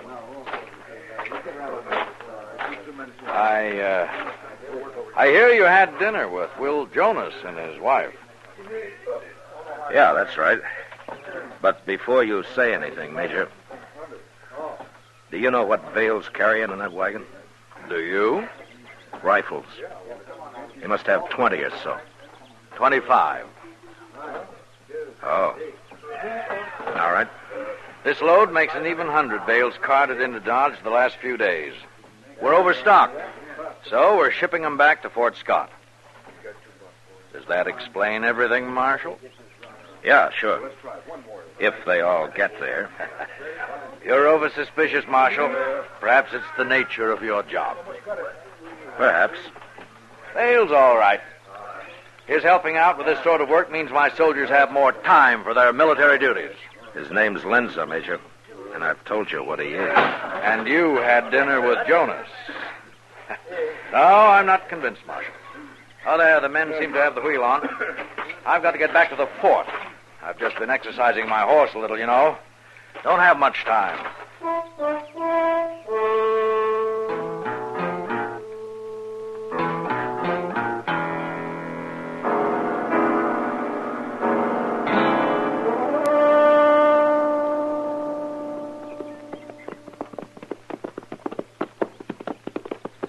We'll get behind this bluff, Chester. He can't see us. He's not out of that cottonwood grove yet.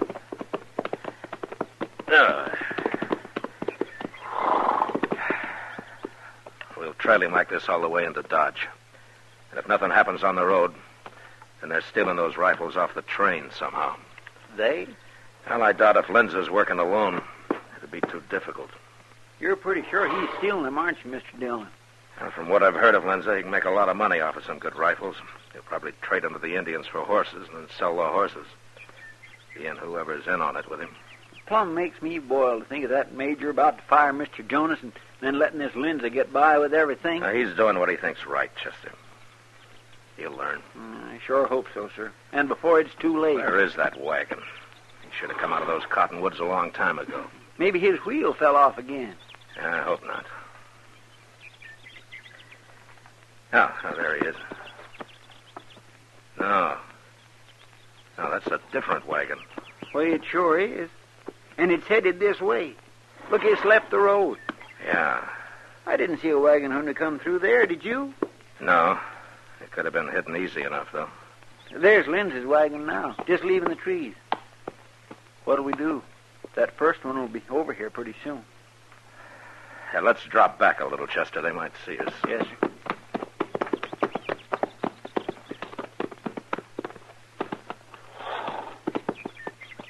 All right, Chester. Now, you make a big swing around this bluff and stay out of sight as long as you can. Come onto the road behind Lenza and follow him into Dodge. Right to the depot if he goes there. Well, what are you going to do? I'm going to wait right here for that other wagon. I'm curious about it. All right, get going. I'll see you in Dodge. Yes, sir.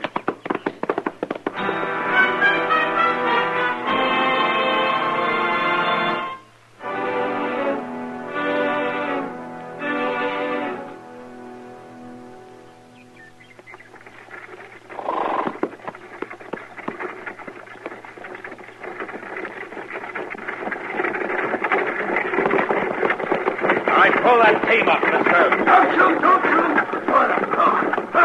Easy. All right, now wrap your hands around those lines. Now 2 or 3 times. Fill them up. All right, now jump down. Arms high. You got that drop on me. I won't try nothing.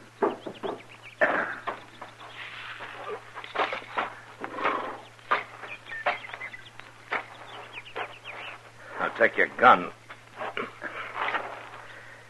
All right, you can put your hands down. What is this, a holdup? I'm a U.S. Marshal. This is no holdup. What do you want me for? Your team will stand, drop the lines, and get around to the back of the wagon. What's this all about, Marshal? I ain't done nothing. And I don't want you, and I'll apologize to you. But first, I want to see what you're carrying. I can tell you that. It's just a bunch of shovels, and I'm late home, Marshal. Well, let's see them. Check that canvas off. Go on. Okay, Marshal. So they ain't shovels. No. No, they're sure not. Well, what's wrong with a man having a few rifles? Nothing. About 15, I make it. That right? 15. Now, can I go? What's your name, mister? Cy Wills. All right, I'll find out your real name later. Get back on the wagon. I bought them rifles. Gonna trade them off around the country to cowboys and hunters and the like. Yeah. Go on, get up on the box. Can I go now? Sure, you can go. Right ahead of me, straight into Dodge. Now get moving, Wills.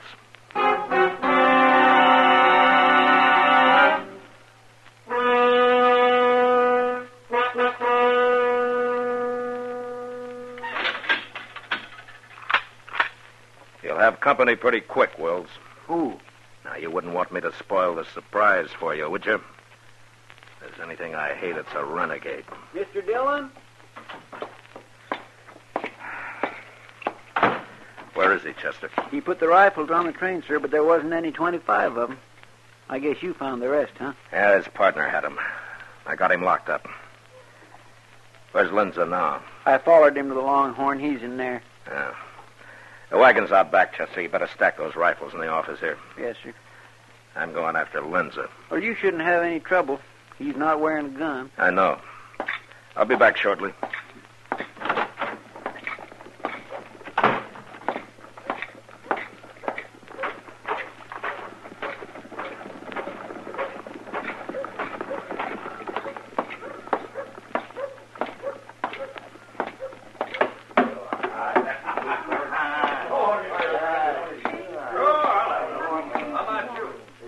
Lindsay. Give a man the jumps coming up behind him that way, Marshal. What are you doing anyway? Why'd you call me that? It ain't my name. You're under arrest, Lindsay. My name ain't Lindsay. You got nothing to arrest me for. Your partner's waiting for you, Lindsay. I just locked him up. I got no partner. What are you talking about? Where are the rest of the rifles? What did you do with them? I don't know nothing about it. All right. I just thought it might go easier with you if you and Wills recovered all the rifles. It's up to you. Okay, Marshal. We stole a few rifles. That ain't so bad. If I tell you where they are, will you let us go? Or at least let me go? You'd cut anybody's throat, wouldn't you, Lindsay? We'll find the rifles. Come on. All right, Marshal. I won't give you no trouble. He just broke his arm. Pick up the knife, Sam. Are you coming quietly now, Lindsay, or do you want me to break your neck? I'm through, Marshal. Got a dock for my arm. You're bleeding, Marshal. Did he stick you? I didn't get in. It went across my ribs. Hey, you're quite a man, Linzer. You don't even know how to use a knife. Now get going.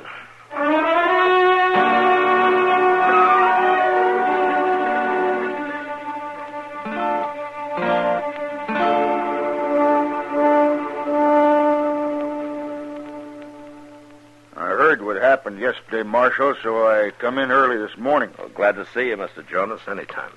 He didn't hurt you bad, did he, Marshal? Oh, it was my fault. I got careless. Doc took 5 stitches in him, Mr. Jonas. I watched the whole thing. Me, I don't like blood. My old man was a butcher, too. Well, maybe that's the reason, Mr. Jonas. I don't follow you, Marshal. Good morning, Marshal. Gentlemen. Major. Oh, Major. Oh, that's quite a stack of rifles you've got here, Marshal. Yes, isn't it? I heard the whole story, Marshal. I hope you weren't hurt. No, I'm all right. I looked up the bills of lading. They had obviously been altered. Out of 100, I figured they shipped 40 rifles and stole 60. Yeah. You still got that Pawnee Scout, Big A? Yes, I have. Well, Chester will ride out and show him the wagon tracks. Big A will find the rest of your rifles for you. Good idea. Oh, Mr. Jonas, I'd like to apologize to you, sir. Oh, no, that ain't necessary, Major. For me, it is. Oh, all right. I think I understand, Major. Thank you. Marshal, I find myself in an extremely embarrassing position, professionally, with the Army, you understand. And I wanted to ask you... Major, I'd like to ask something of you first. Why, yes, certainly. Those 2 men I got locked up, I was wondering if you'd take them back to Fort Dodge. It's sort of a military matter anyway. You could try them out there. Well, that's very decent of you, Marshal. Well, I figure once is enough in any one day for a man to admit he was wrong. Thank you, Marshal. I'll send a guard in for the prisoners. Mr. Jonas, would you care to ride back to Fort Dodge with me? I came in alone. Oh, be happy to, Major.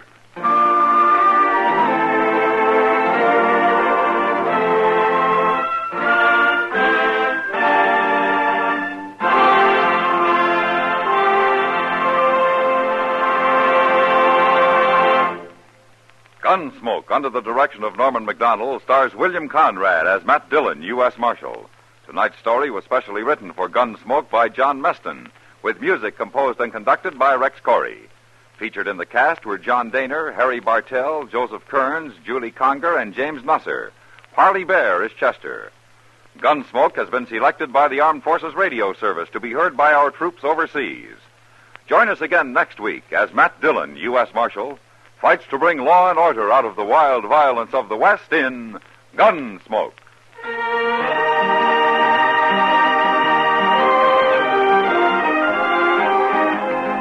Mystery with a twinkle in the eye. CBS Radio's Mr. and Mrs. North. Mystery with dynamite action. CBS Radio's Yours Truly, Johnny Dollar, starring John Lund. Catch up with the Norths and Johnny Dollar every Tuesday on most of these same CBS radio stations. George Walsh speaking. And remember, there's action as a policeman really finds it in 21st Precinct, Tuesdays on the CBS Radio Network.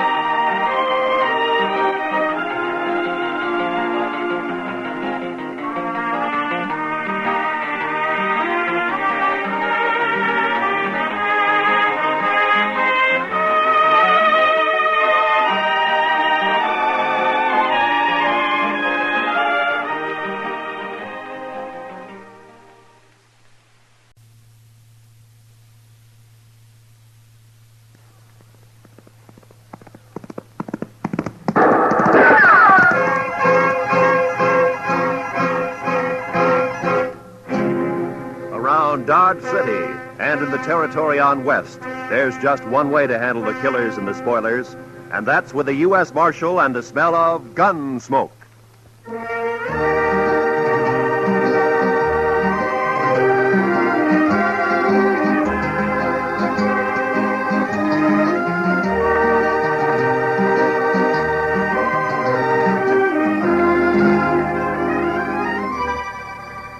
Gunsmoke, starring William Conrad.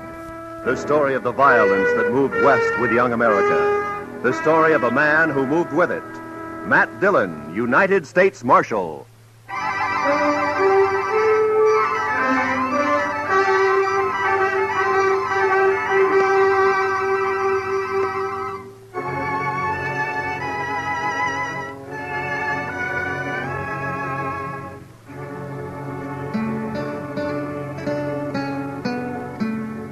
Chester and I had left Dodge about 9 that morning.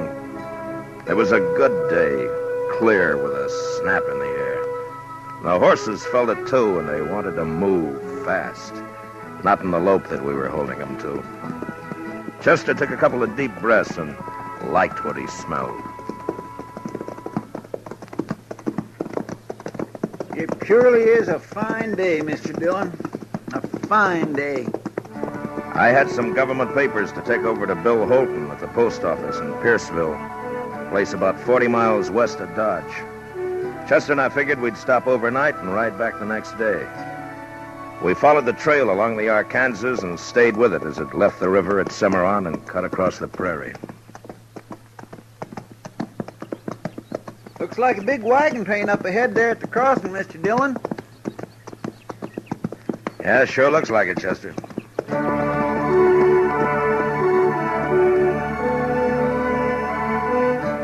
Chester was right. The dust cloud we'd seen became 30 and more wagons taking the Cimarron crossing. It was a shortcut of the Santa Fe Trail leading on southwest toward Raton Pass. We passed them, and our trail swung back to the Arkansas again. We rested, watered the horses a couple of times, and by afternoon we could see the warehouse, the store, and the post office, and a few of the other buildings of the town. It wasn't a big place, Pierceville. Maybe 50 people regular living there. Funny. Oh? I don't know. It looks peculiar. Yeah? I just don't rightly know, sir. Just funny. It's peculiar.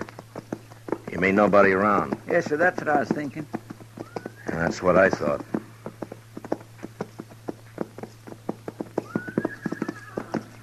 Mr. Dillon, what do you figure them horses are doing down there? It ain't right they should wander around like that without it. Mr. Dillon, they got their saddles on, too.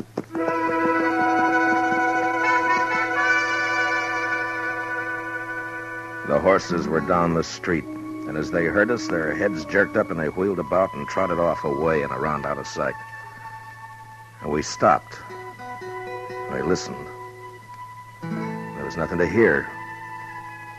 An empty place, nothing to see. But there was a feeling in the town. You couldn't figure what. We walked the horses over to Bill Holton's post office.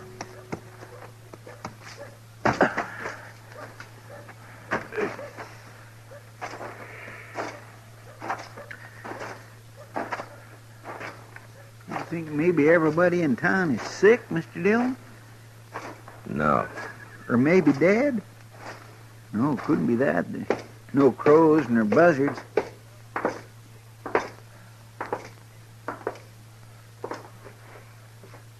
Bill.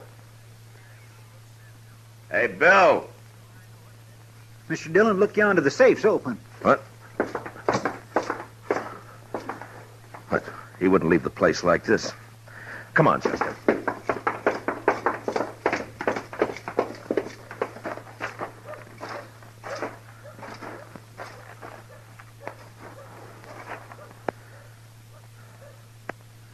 Sure is a funny thing, Mr. Dillon.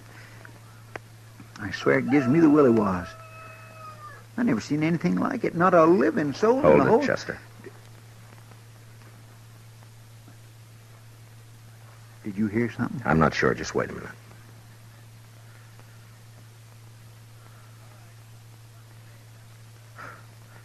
Thought I heard a kid crying. I didn't. Hey! Is there anybody around? Maybe we ought to try the store, Mr. Dillon, huh? Hey, all right, keep your eyes open, Chester. Yes, sir. We'll take a look in the saloon first.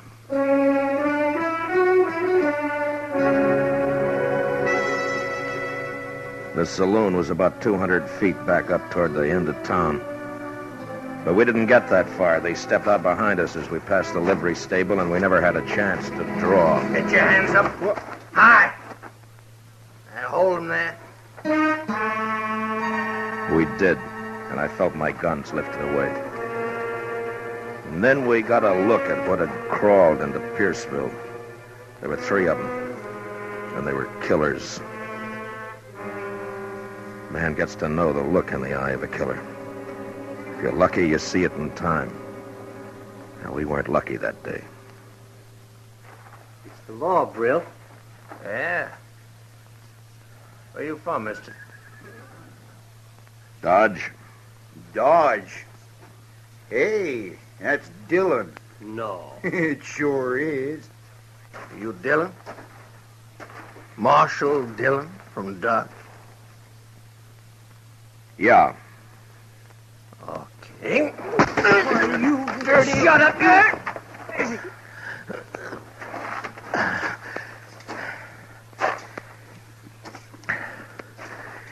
You want to try that again?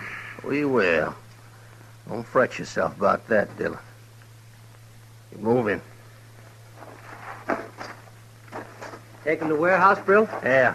Be a sight better to get rid of him, if you ask me. I don't think so. Not right now. We might be able to help. I've always wanted a U.S. Marshal to help me. Listen, Will. You take away his gun, you watch him. He'll be on his belly begging to help.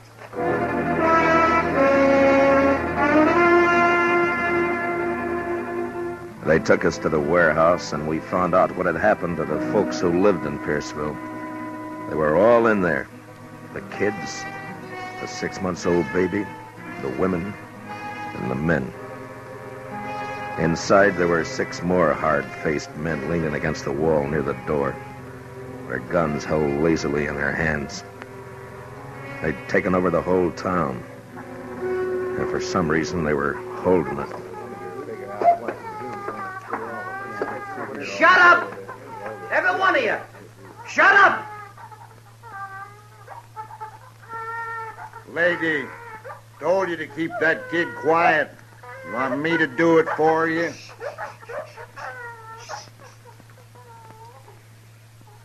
Mr. Dillon, Be you quiet, know what Chester. Yes, sir. Now, asking you again. Which one of you shot my kid brother? You hear what I'm saying? Which one? All right. Maybe you know this fellow just walked in here with his pal. He's a U.S. Marshal out of Dodge. His name is Dillon. I'm going to make him accountable for what you make up to do. When a man does a killing, he's accountable. Ain't that so, Marshal? That's so? Okay. One of these folks killed my kid brother. And unless he talks up, there's going to be a lot of killing around here. You get that? Now, you talk to him, Dillon. You explain the law. I'm a fair man. I'm going to give you a couple of minutes. Don't nobody try nothing, because we'll be right outside. Don't try nothing.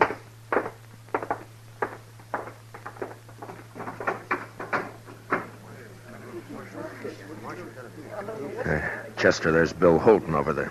Come on. Help us, Marshal. Marshal, please. Hi, Matt. How are you, Bill? Could be worse, I guess. Mr. Holton, your face. What'd they do to you? Oh, I was the first one they worked on. Will you tell us what's happened, Bill? Well, they rode in early this morning. Whole outfit. I figured them for trouble when I saw them. Straight off, I knew. A couple of them held me, knocked me around. The others grabbed 3 women, kind of for hostage, I guess. Brill, he's the leader. He cleaned out the safe. What about the killing? 3 or 4 of our boys came up, saw what was happening, started in shooting. Then these snakes hauled the women folk over to the post office door and kept them in front for shields. Your boys stopped shooting then? Yeah, sure. Dropped the guns where they stood. Brill's kid brother was already dead then. Brill kind of went crazy. Swore he'd kill the women, burn the town. Then the outfit rounded up a couple more women. After that, everybody else. None of us wanted to see the women hurt. I guess we gave up too easy.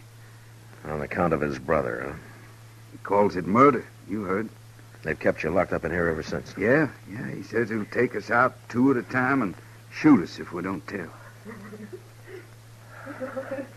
Do you know who it was? No.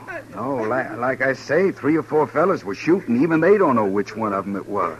Listen, Marshal. I'm Dave Maxon. I got a place outside of town. Listen, we got to do something quick. Yeah, sure. Take it easy, will you? My wife, that's her over there. She's got the baby. We coming this morning to get something at the store. You got to do something. All right, Mr. Maxim. Now just take it easy, will you? Look, there's 30 of us. The men, we could rush them. Some of us would get killed. Now listen to me. We got to get to the marshal. I'm thinking all of us will get killed. And that's not the way. We got to do something. Yeah, I know.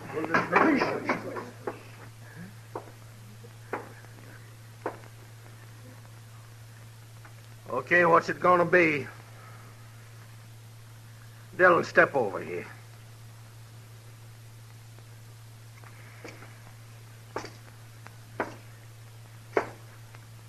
Well, what do you say? I don't know. Seems to me you came here and broke the law. It's the chance your brother took when he got killed. That was murder. He was shot in the back. Maybe he got turned around looking for somebody to kill himself. It was murder. I ain't gonna stand here arguing with you, mister. Who did it? You think I'm bluffing? I tell you I ain't bluffing. If I have to wipe out this whole stinking town, I'm gonna do it. That doesn't get your brother back. You in the habit of killing women and kids? You shut up. Okay. Sanders, Carger, start with 2 of them. Take them outside. That fella. You. And him. No. Oh, no, not Dave. Oh, no, you can't. No, not Dave. No. Brill, you're crazy. You do this and they won't even hang you. You'll be torn to pieces. You won't be around to see it. All right, go on, get him outside. Well, anybody got anything to say? Anybody gonna say who killed my brother? I'll tell you something, you yellow, gutless coyote! Yellow,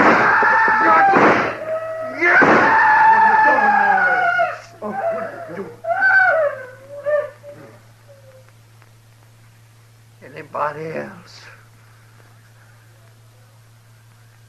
Okay. He don't count. We still need 2. You. Get away with him. Go on. They both of them outside. They took the 2 men out, and we stood there. Some of us looking at the body of Maxim, with his wife sobbing over him. Others staring at the closed door.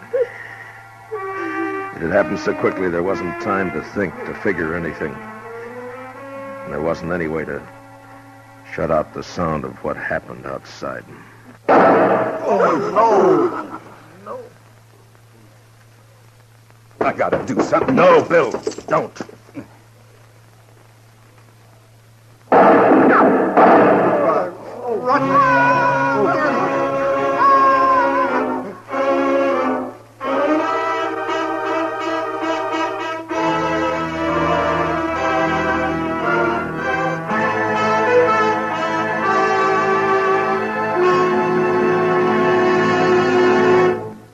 We will return for the second act of Gunsmoke in just a moment. But first, a skid can be tragic if the road is wet or icy. A faulty windshield wiper that's a nuisance in a shower can be your nemesis in a snowstorm. The sum and substance of our message being, take extra care when you're driving under winter conditions. Make sure your car is prepared for winter, and then drive it with twice your usual caution. Now, for the second act of Gunsmoke.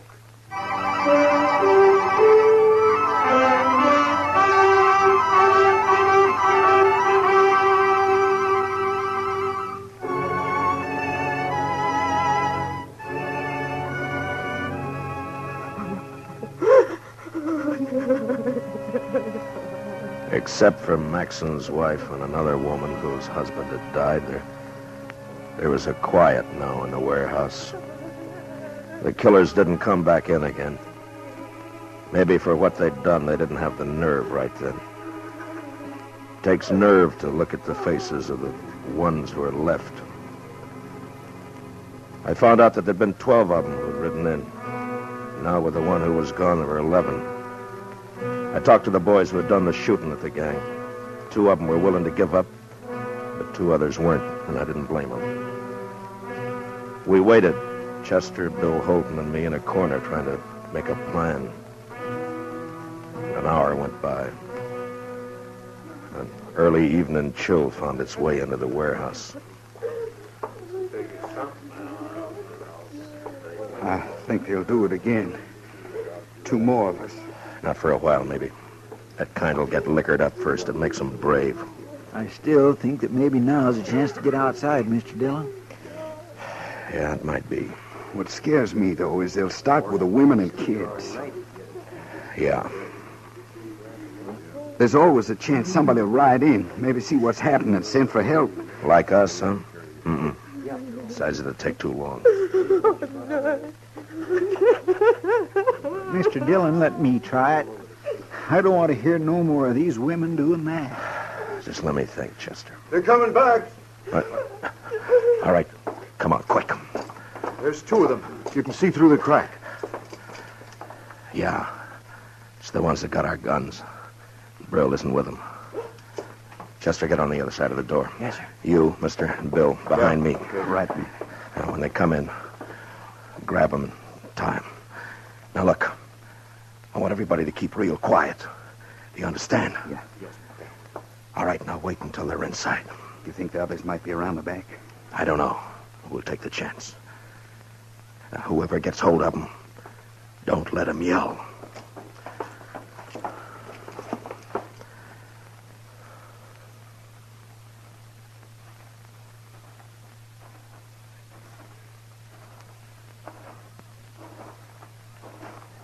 Hey, let me have a drink, will you?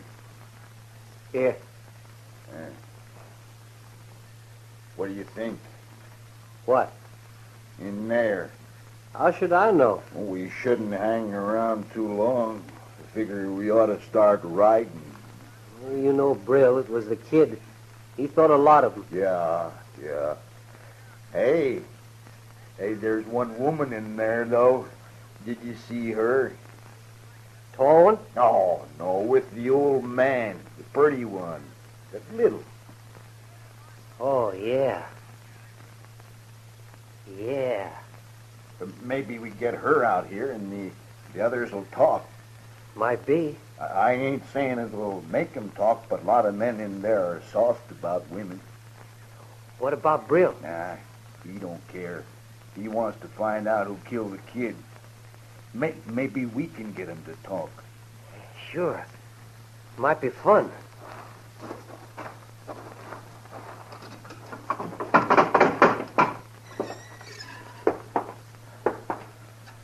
Hey, miss.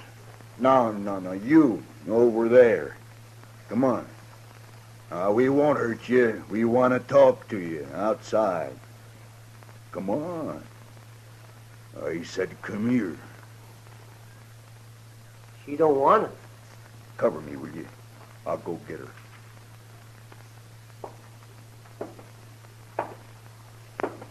All right, now.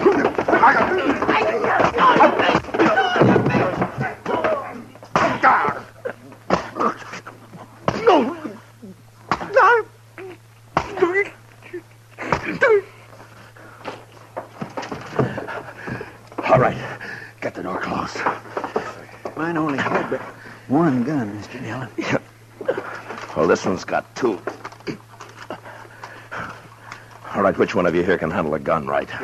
Frank's the best here. Donnelly? Yes, sir? Here. We'll split up the cartridges. Chester, get over by the crack there and keep a lookout. Yes, sir. One of the kids found an axe behind those empty crates, mate. Good. See if you can find anything else. Yeah, mate. Well, it's 3 of us now. 9 of them with guns. Yeah, except that we know that and they don't. Donnelly, you're going to have to stay here. Chester and I'll try to get some more guns. Now, you got a good chance to knock out a couple more of them if they come in. Shoot to kill them, you understand? I understand. Wait a minute, Matt. I'm coming with you. No. Listen, I used to throw an axe pretty good. I get close enough to one of them boys, I can split him. I'm coming with you. It's our only chance. You start shooting and the whole bunch will be on your neck. This is quieter.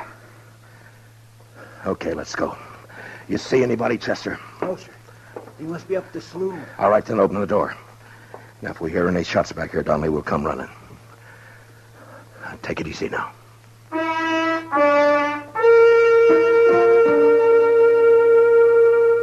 We got outside and made a run over to some dugouts. Up the street, we could hear the killers still drinking their courage back. If it had just been the 3 of us against them, we might have taken a chance, but with the women and kids in the warehouse, we couldn't do that. We'd have to pick them off if we could, one by one. And the first shot we fired, there was going to be trouble. Out to the left of the warehouse in the evening shade, I saw the bodies of the 2 men they'd shot down. A dog was moving around, whimpering. A couple of minutes went by, and then we started around the back and made our way up behind the saloon.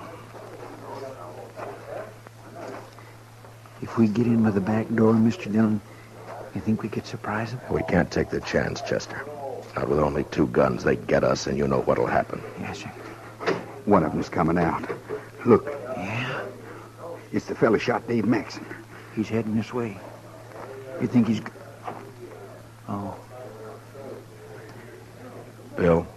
Yeah? Think you can get him from here? A little closer, maybe. Not from here. He's got 2 guns on him. We need them. Stay in line with the post. We'll cover you. Okay. I saw Holton's big fist tighten around the axe handle. He moved out and down the alley in line with the post. The killer never looked up. He just stood there, head down, swaying a bit. Then Holton stopped. His arm raised up and back. And the axe caught a gleam of light and must have thrown it into the killer's eye. He had just time to look up and see the thing before it caught him square.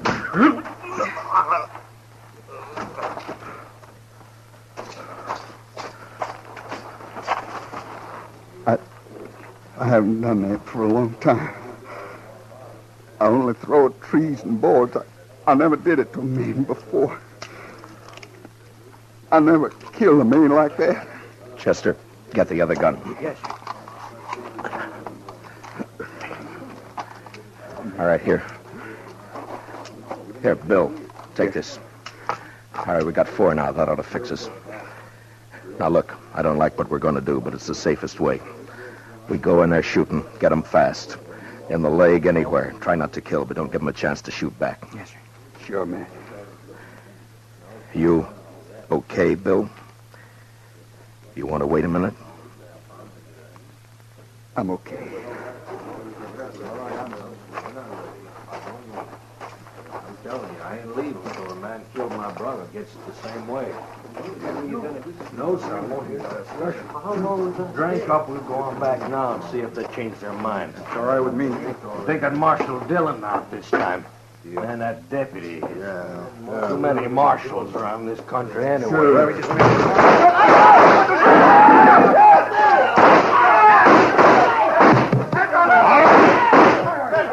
All right, that's enough. That's enough. Keep your hands where they are, Brill. No. All right, Chester, take their guns. Yes, sir. I'm arresting you for murder, Brill. The rest of them with you. Killed my brother. Got him in the back. My brother, they murdered him. You know something? If I wasn't the marshal, I'd do the same thing to you right now. It's too bad I can't. I hope it hurts when they hang you, Brill.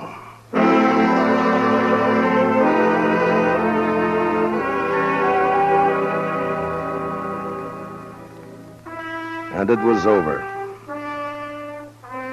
And I got the feeling like it had never happened, that there hadn't been time for it to happen. But the dead men's women knew that it wasn't a dream.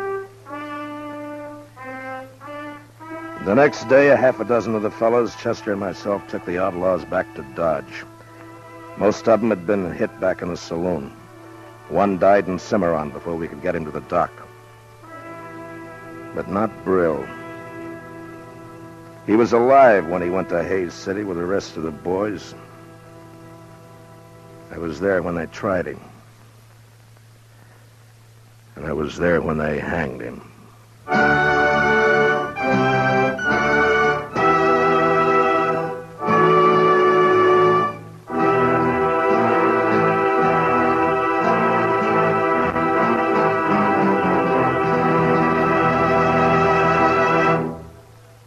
Gunsmoke, under the direction of Norman MacDonald, stars William Conrad as Matt Dillon, U.S. Marshal. Tonight's story was specially written for Gunsmoke by Anthony Ellis, with music composed and conducted by Rex Corey. Featured in the cast were Lawrence Dobkin, Vic Perrin, Bob Sweeney, John Daner, Lou Krugman, Michael Ann Barrett, and Ted Bliss. Parley Bear is Chester. Gunsmoke is heard by our troops overseas through the facilities of the Armed Forces Radio Service. Join us again next week as Matt Dillon, U.S. Marshal, fights to bring law and order out of the wild violence of the West in Gunsmoke.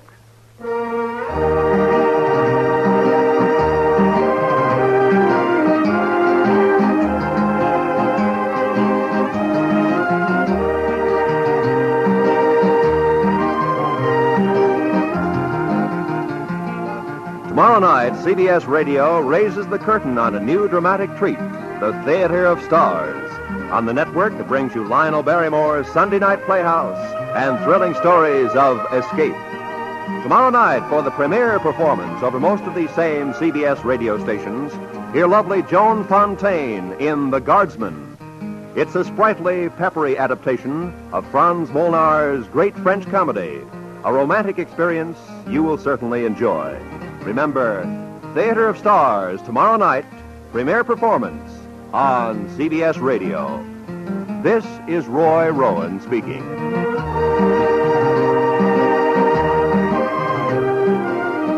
America now listens to 105 million radio sets and listens most to the CBS Radio Network.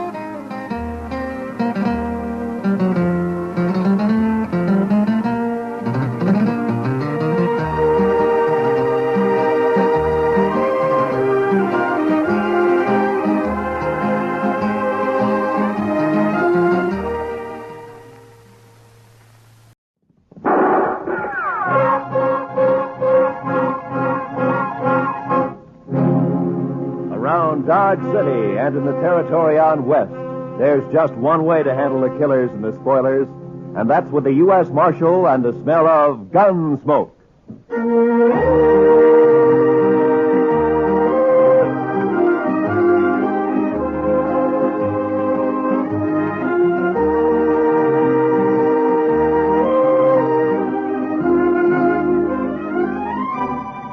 Gunsmoke, starring William Conrad, the transcribed story of the violence that moved west with young America, the story of a man who moved with it, Matt Dillon, United States Marshal.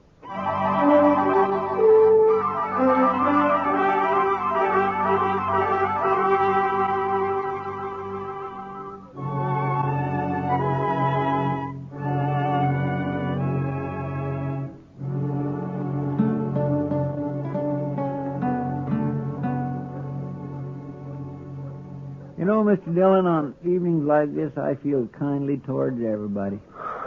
Is that so, Chester? Yes, sir. It's a peaceful. There's no cowboys hoorahing up and down Front Street, no shooting, no fights, almost no nothing. Well, that doesn't upset you, does it? Oh, my, no, Mr. Dillon. I like it this way. Puts me some in mind of Texas. Texas? Well, now, Mr. Dillon, I don't mean there isn't some dust raising done down there from time to time. Why, sometimes Waco don't cool off from sunset to sunup. Is that so? Yes. Well, I'm going to walk down to the Texas Trail, Chester, and have a beer with Kitty. Well, sir, I'll just sit here and think some. All right. But I'll come get you if anything happens. Yeah, you do that, Chester.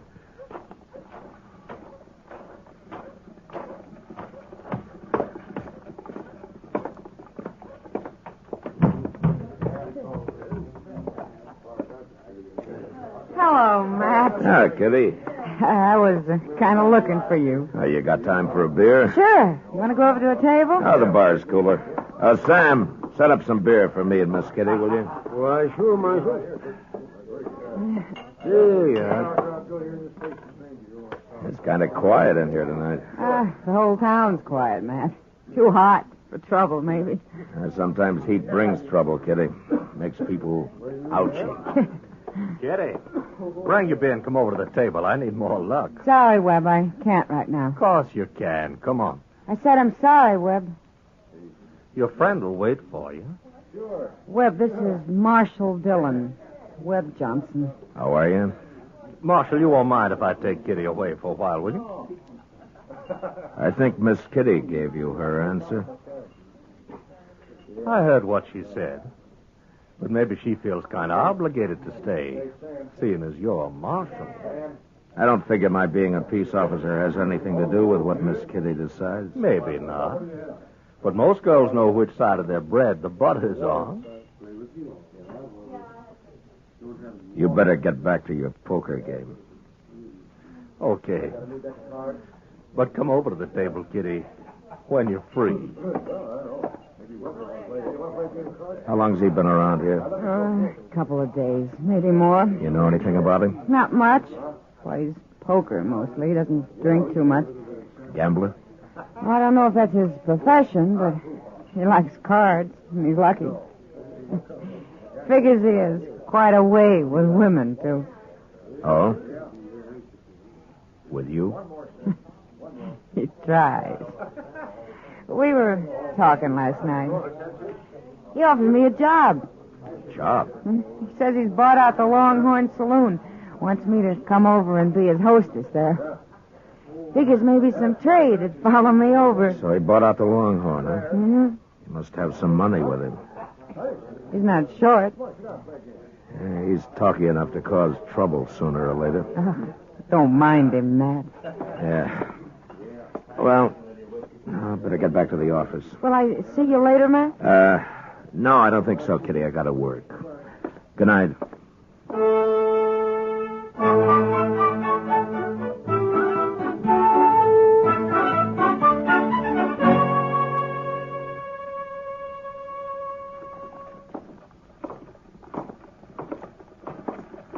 You sure you don't want to eat, Chester? No, sir, thank you kind of, Mr. Dillon, but I already ate. Oh. I think I'll just walk on down to Depot, maybe.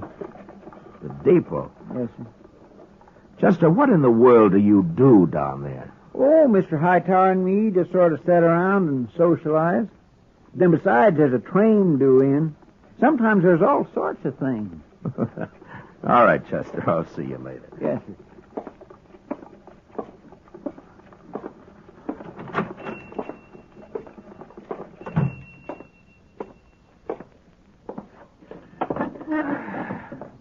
Now, Jimmy, cook me up some potatoes, will you? 3 or 4 eggs and some of that side meat. Yes, sir, Marshal. It's the marshal, ain't it? Well, good morning, Mr. Webb. Unless you're expecting company, you could ask me to sit with you. Well, I don't mind. Well, thank you. How'd you make out last night? In the poker game or with Kitty? At cards. Seemed like everything I say sets you on edge, Marshal. Maybe. Well, I'll tell you, Kitty and I didn't quite hit it off, but I done fine at stud. Those boys, Ashton and Trasker, they play cards like boys. Afraid to push their luck. Sometimes that's good. Not at poker, it ain't. Leastwise, I walked home last night with their money in my pocket. Over 500. That's good winnings. It wasn't hard. Miss Kitty tells me that you bought the Longhorn. News traveled, don't it? You a gambling man? I don't make my living playing cards, if that's what you mean. You going to keep on the same boys that are at the Longhorn now? No, Marshal, I'm not. I've got my own way of doing things. Those boys might not understand. So I've got 2 dealers coming in this morning from St. Louis. We worked together before. Here's your breakfast, Marshal.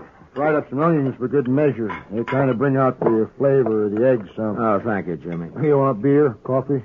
Coffee, I think. Bring the pot over. I'll have some, too. Yes, sir. You don't like me much, do you, Marshal? No. Why not? Why don't you like me?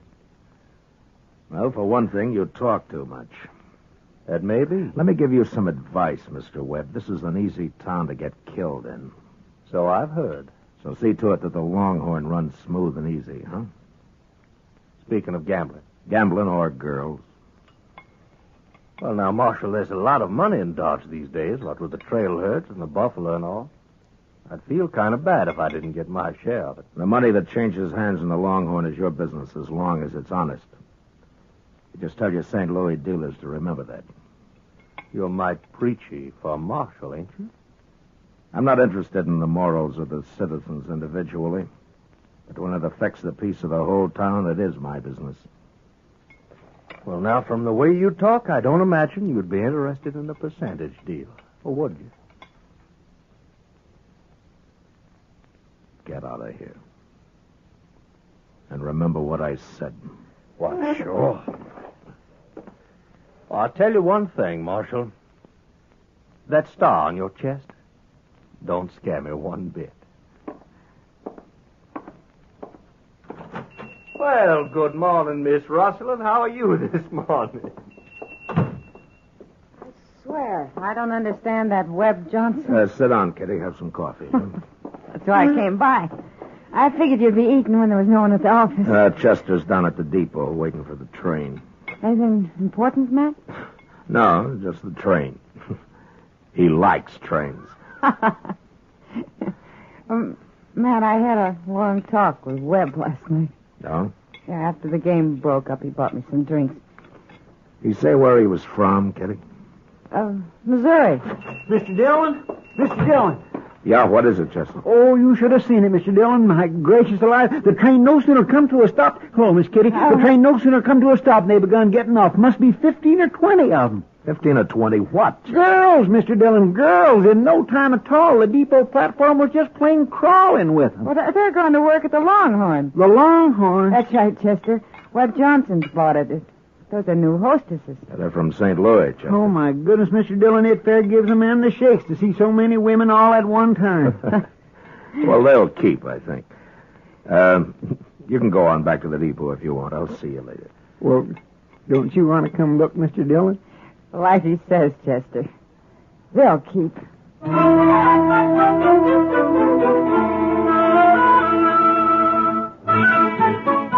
it was just 2 nights later that the Longhorn opened, with drinks on the house, first come, first served. It was about the biggest night Dodge had seen since the Opera House was built. Webb Johnson stood with his back to a bar that was loaded with hard-boiled eggs, fried onions, dried beef, pickles, while 6 bartenders tried to keep the thirst of Dodge in check. Chester and I sat back where I could watch the dice table and the new dealers. But it wasn't a night for trouble. Well, Marshal Dillon. See you come to pay us a visit on opening night. Hello, Webb. Not drinking, Marshal. It's on the house, you know. Not tonight, thank you. Too bad. I've always made it a practice never to turn down anything free. Well, how about your friend here? Well, yes, sir. I could use a little whiskey with some sugar in it. I'll send one over to you. Oh, Marshal. Just by the way, you won't have to worry too much about my cheating the good citizens of Dodge out of their money. From what I've seen of them, it won't be too hard to take. I'll get one of the boys to bring you back that tray. Thank you, Mr. Johnson. Mr. Dillon, I know you don't like him, but in some ways he's not too bad, is he? Chester, don't ever judge a man by the drinks that he buys you. I'll see you in the morning.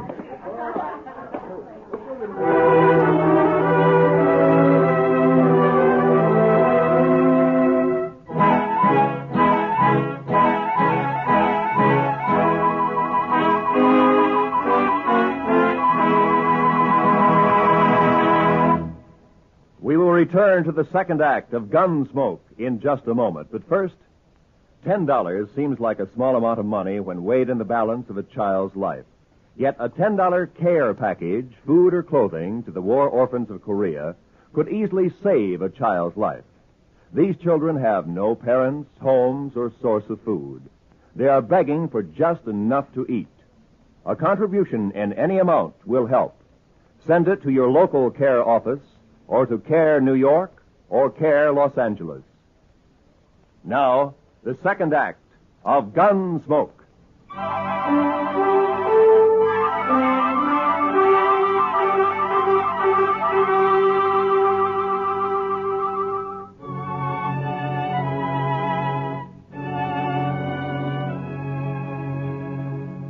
More than 2 weeks passed in Dodge, and there wasn't any trouble to amount to anything.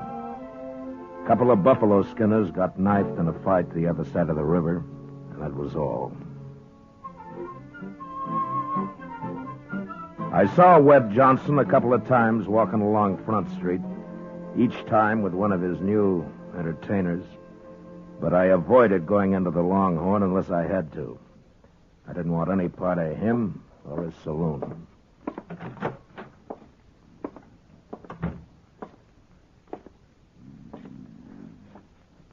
Chester.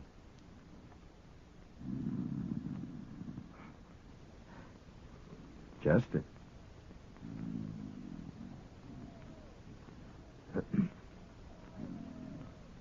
Hey! Oh! Yeah. Good evening, Mr. Dillon.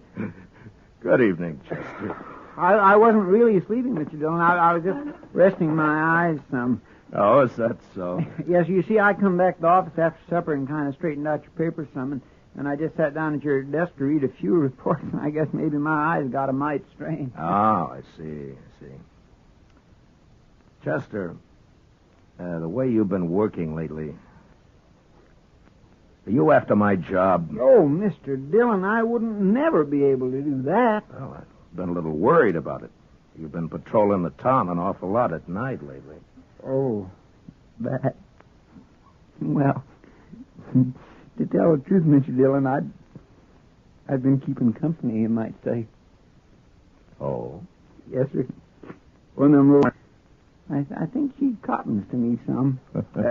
Olive Haste, her name is. Olive Hasty, huh? She one of the girls from St. Louis? Yes, sir, but she isn't like the others. Oh, she's just as nice and polite. Why, she told me the other night that all she wants to do is find some nice place and settle down. Oh.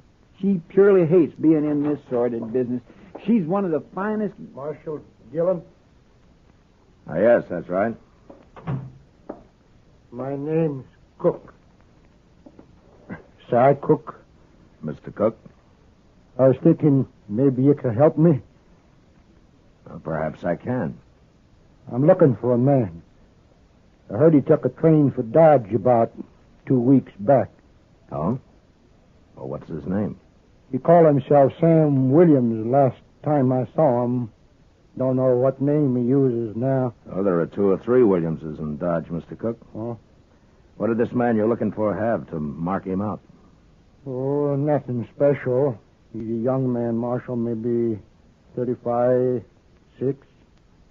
Big, too, with dark hair and black eyes. Well, that wouldn't fit any of the Williams men I know. His name wouldn't have to be Williams. Yeah. Just why are you looking for this man? I'm going to kill him. That's a funny thing to tell a U.S. Marshal, isn't it, Mr. Cook? I guess it is, Marshal, but I got my reasons. Well, do you mind telling me? No. I've seen a lot of gunfights in my time, and most always there's someone gets killed that had nothing to do with the argument. I figure it's best to stay away from people if there's got to be shots fired. So? So when I came into Dodge, I figured I'd find out from you if this man was here, and you could tell him to get out of town. I could kill him then out on the prairie somewhere. I see. Well, are you sure you'll kill him? It could work both ways, you know. Oh, I know that, but I'm an old man, so I don't have as much to lose. Why is it you want this Williams so bad? What did he do? It's not too long a story, Marshal. He was a Missouri raider after the war. He and some other fella come down to my farm one night. He took most everything we had, my wife and I. He was all pretty drunk, I guess. My daughter, she was about 17 then.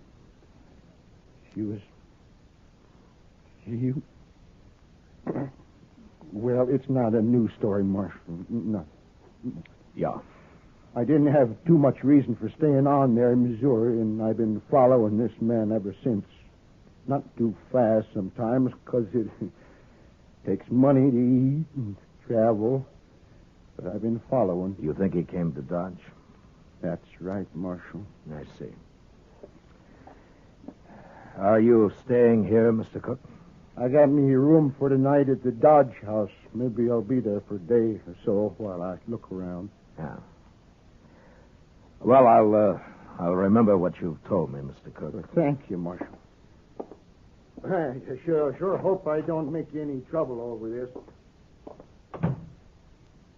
Mr. Dillon? Yeah, I know, Chester. I think it's Webb Johnson, too. Well, what are you going to do? I'll try to get Webb to leave town for a few days until I can get Cook there headed out somewhere else on a false trail.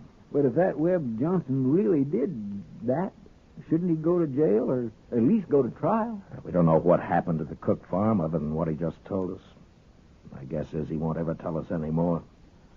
He figures it's his business to take care of in his own way. What are you going to do? Well, I'm going to go down to the Longhorn. Have a talk with Webb.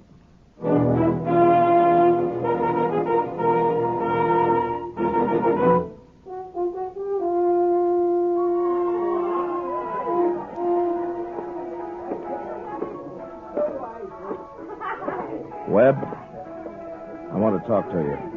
Well, sure, Marshal. What's on your mind? Now, let's step down to the end of the bar, huh? Now you sound like a peace officer talking.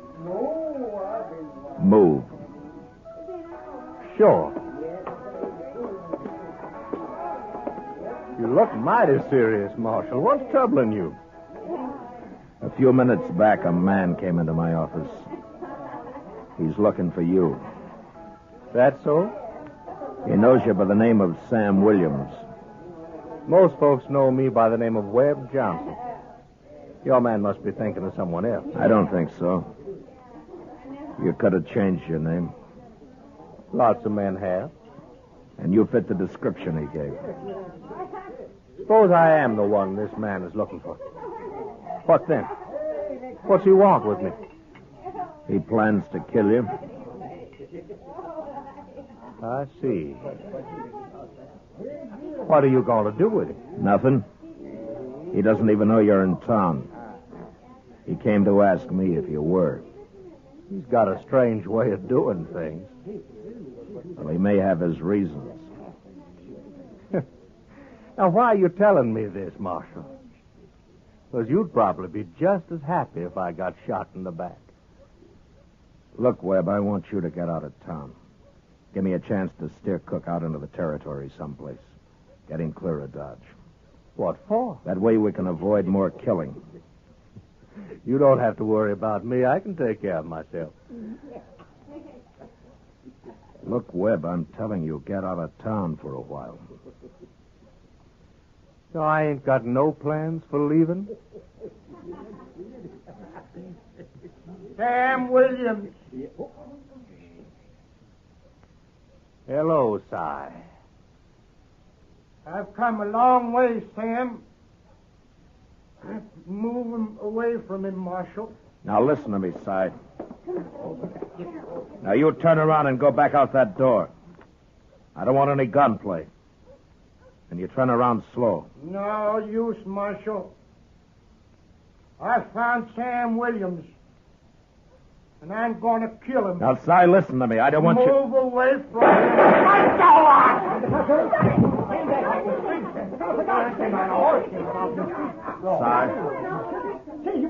Si. He's dead, isn't he? Yeah, he's dead.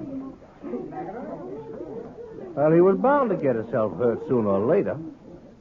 He was crazy as a hooty owl. Who did this, Webb? Well, why do you ask me that, Marshal? Because Cook told me why he held a grudge against you. Why he was looking for you. You mean that story about the farm and his daughter-in-law? Well, now, what about it, Marshal? You couldn't prove nothing now, even if it was true.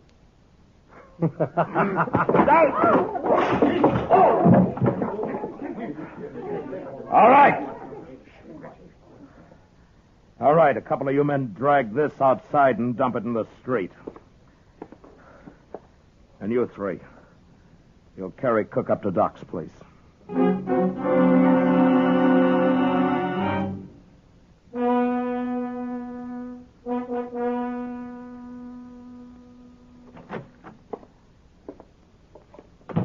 You talk with Webb Johnson, Mr. Dillon? Chester, Cy Cook was shot just 5 minutes ago. He hurt bad? He's dead. Oh, my goodness. Webb Johnson? No, I was standing beside Johnson. It was somebody outside. Well, can't we go after him? There's no use at night. He could take 20 directions out of town. Tomorrow's time enough. Marshal Dillon. Why, Miss Olive, what in the world? Come here. You'll come after me. I've got to talk to you. Well, what is it, miss? I climbed out a back window and came right over. I know who Webb paid to kill that man. What's that? I was in Webb's room with him when he got the kid drunk and paid him the money. What kid? They called him Slim, that's all I know. It was maybe 16. I thought it was just a joke. I didn't know Webb really was going to have a man killed. When was this? Early this evening. One of the dealers came and told Webb he'd seen Cook in town. That's when it started. You remember what Webb said to the kid? Yes. Is it worth a horse and $100 to you to shoot a man? The kid was drunk and he laughed and said, what color was the horse? You'd swear to this in a court. Marshal, I'm scared. If I thought about it, I wouldn't have come. Maybe Webb will have someone shoot me. All right, take it easy now, miss. Now, look, you'll be safe here. You're not going to leave me here. Chester, get me that shotgun. Yes, sir. And take one for yourself. Am I going with you? Yeah, come on. Oh, Marshal Dunn, please. You stay here now.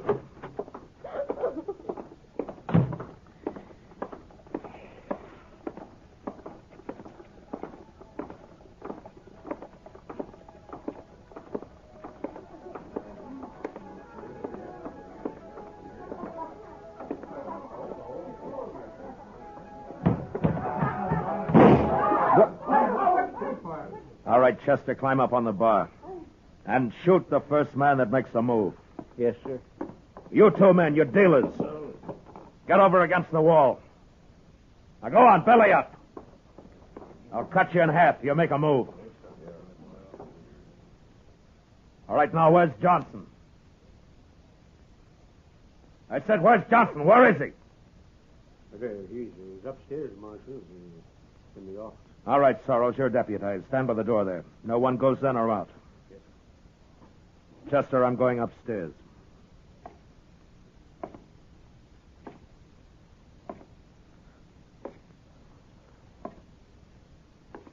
I've been expecting you, Marshal.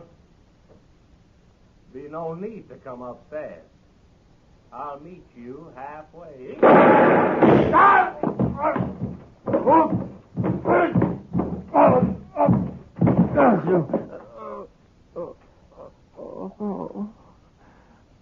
I'm gonna die. Marshal, I'm gonna die. You had your choice, Webb, like any other man. I'm young, Marshal. I haven't had time enough. I didn't want to kill you. Marshal,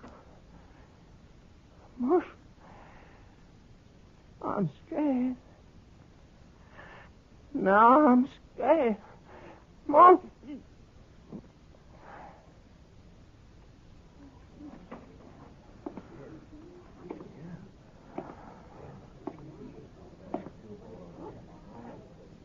All right. Gentlemen, cut loose and ride for home. Until further notice, the Longhorn Saloon's closed.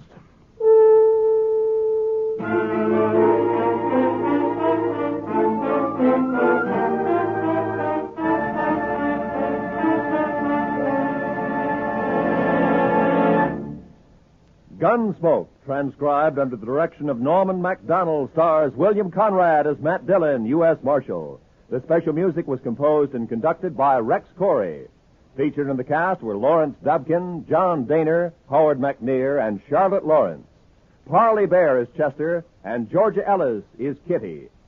Gunsmoke has been selected by the Armed Forces Radio Service to be heard by our troops overseas. Join us again next week as Matt Dillon, U.S. Marshal, fights to bring law and order out of the wild violence of the West in Gunsmoke.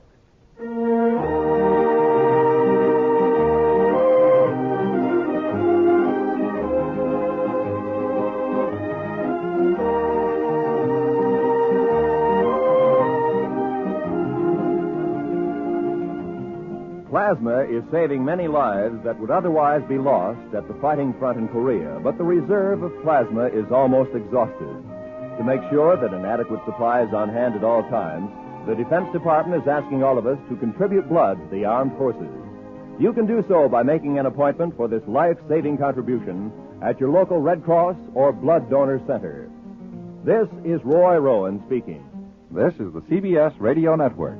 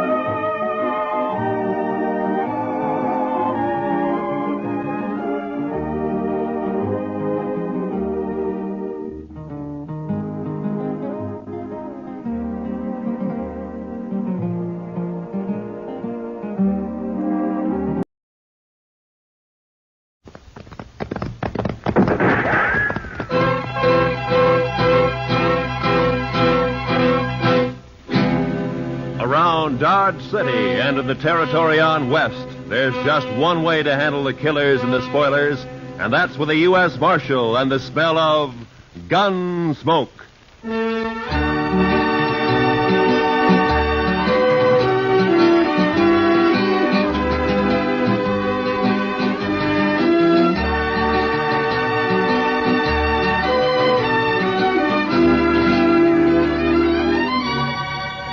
Gunsmoke, starring William Conrad.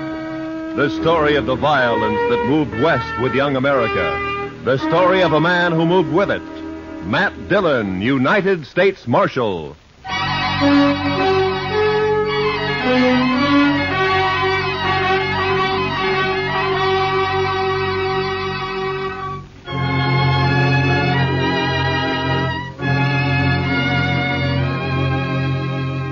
It was over 100 miles back to Dodge, but I figured I could make it easy in a day and a half. I'd been in Hays City as a government witness in a murder trial, and I was anxious to get back. So I rode out of Hays one morning a couple of hours before light. The ground was clear of snow, but it was midwinter, and it was sharp cold. When the day came, there was no sun, only dark gray sky drilled by a high, cold, searching wind. The air was as thin as I could ever remember it being. And behind me in the north lay a great slab of blackness. When I saw that, I should have turned back, for the wind stood out of the north, too, and sooner or later it would drive that black slab right down on top of me. This was blizzard weather, the kind of weather that kills the land and everything on it. I don't know why I went on, maybe because of the wind. You know, a high wind will distemper a man, make him drunk like. Anyway, I didn't turn back. And about noon, the sky began to turn white with snow, and I could smell a touch of moisture in the air. And finally it came, the sleet, shrilling in on the wind like small buckshot as the blizzard howled down the prairie. I couldn't look right or left without being stung blind, but as long as I kept the wind on my back, I knew I was headed south. 2 hours of this, and I could feel my horse slowing down and weakening under me. My own body stiffened with the cold. Men died when they got caught in a thing like this. They died easy. Another hour passed, and my horse was carrying his head close to the ground. I figured he'd stumble soon, so I kicked my feet out of the stirrups and braced myself against the horn. By now, the wind had really gotten into me. And when I saw the blur of a ranch house up ahead, I thought maybe it was a trick. But a few minutes later, we rounded a corner of the place and stood at last in the lee of the storm. I slid down and got up to the door and pounded on it. And I waited. Then I pounded again. Then the door came open, and the figure stood in the light. Who are you? Bring him in, Alvy. Any man out in that weather's been made harmless. Get inside. Out of the way, Alvy, you fool. All right, stranger. Hands in the air.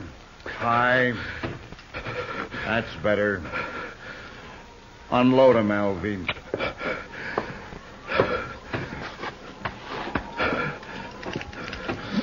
Nice gun, Hank. Real nice gun. Shut up. Take him down, stranger. You can come up to the stove now, but don't try nothing. I'll cut you in half with buckshot. He was a burly man with flushed cheeks and a wild red beard and a great shock of red hair. Even his hands and fingers bristled with it. He sat on a stool by the stove, a shotgun across his knees. And his eyes never left me. The other one, Alvy, had a body of an underfed boy, but he was completely bald, and his skin was tight and dry. He looked like a naked skull. And his eyes, well, something had touched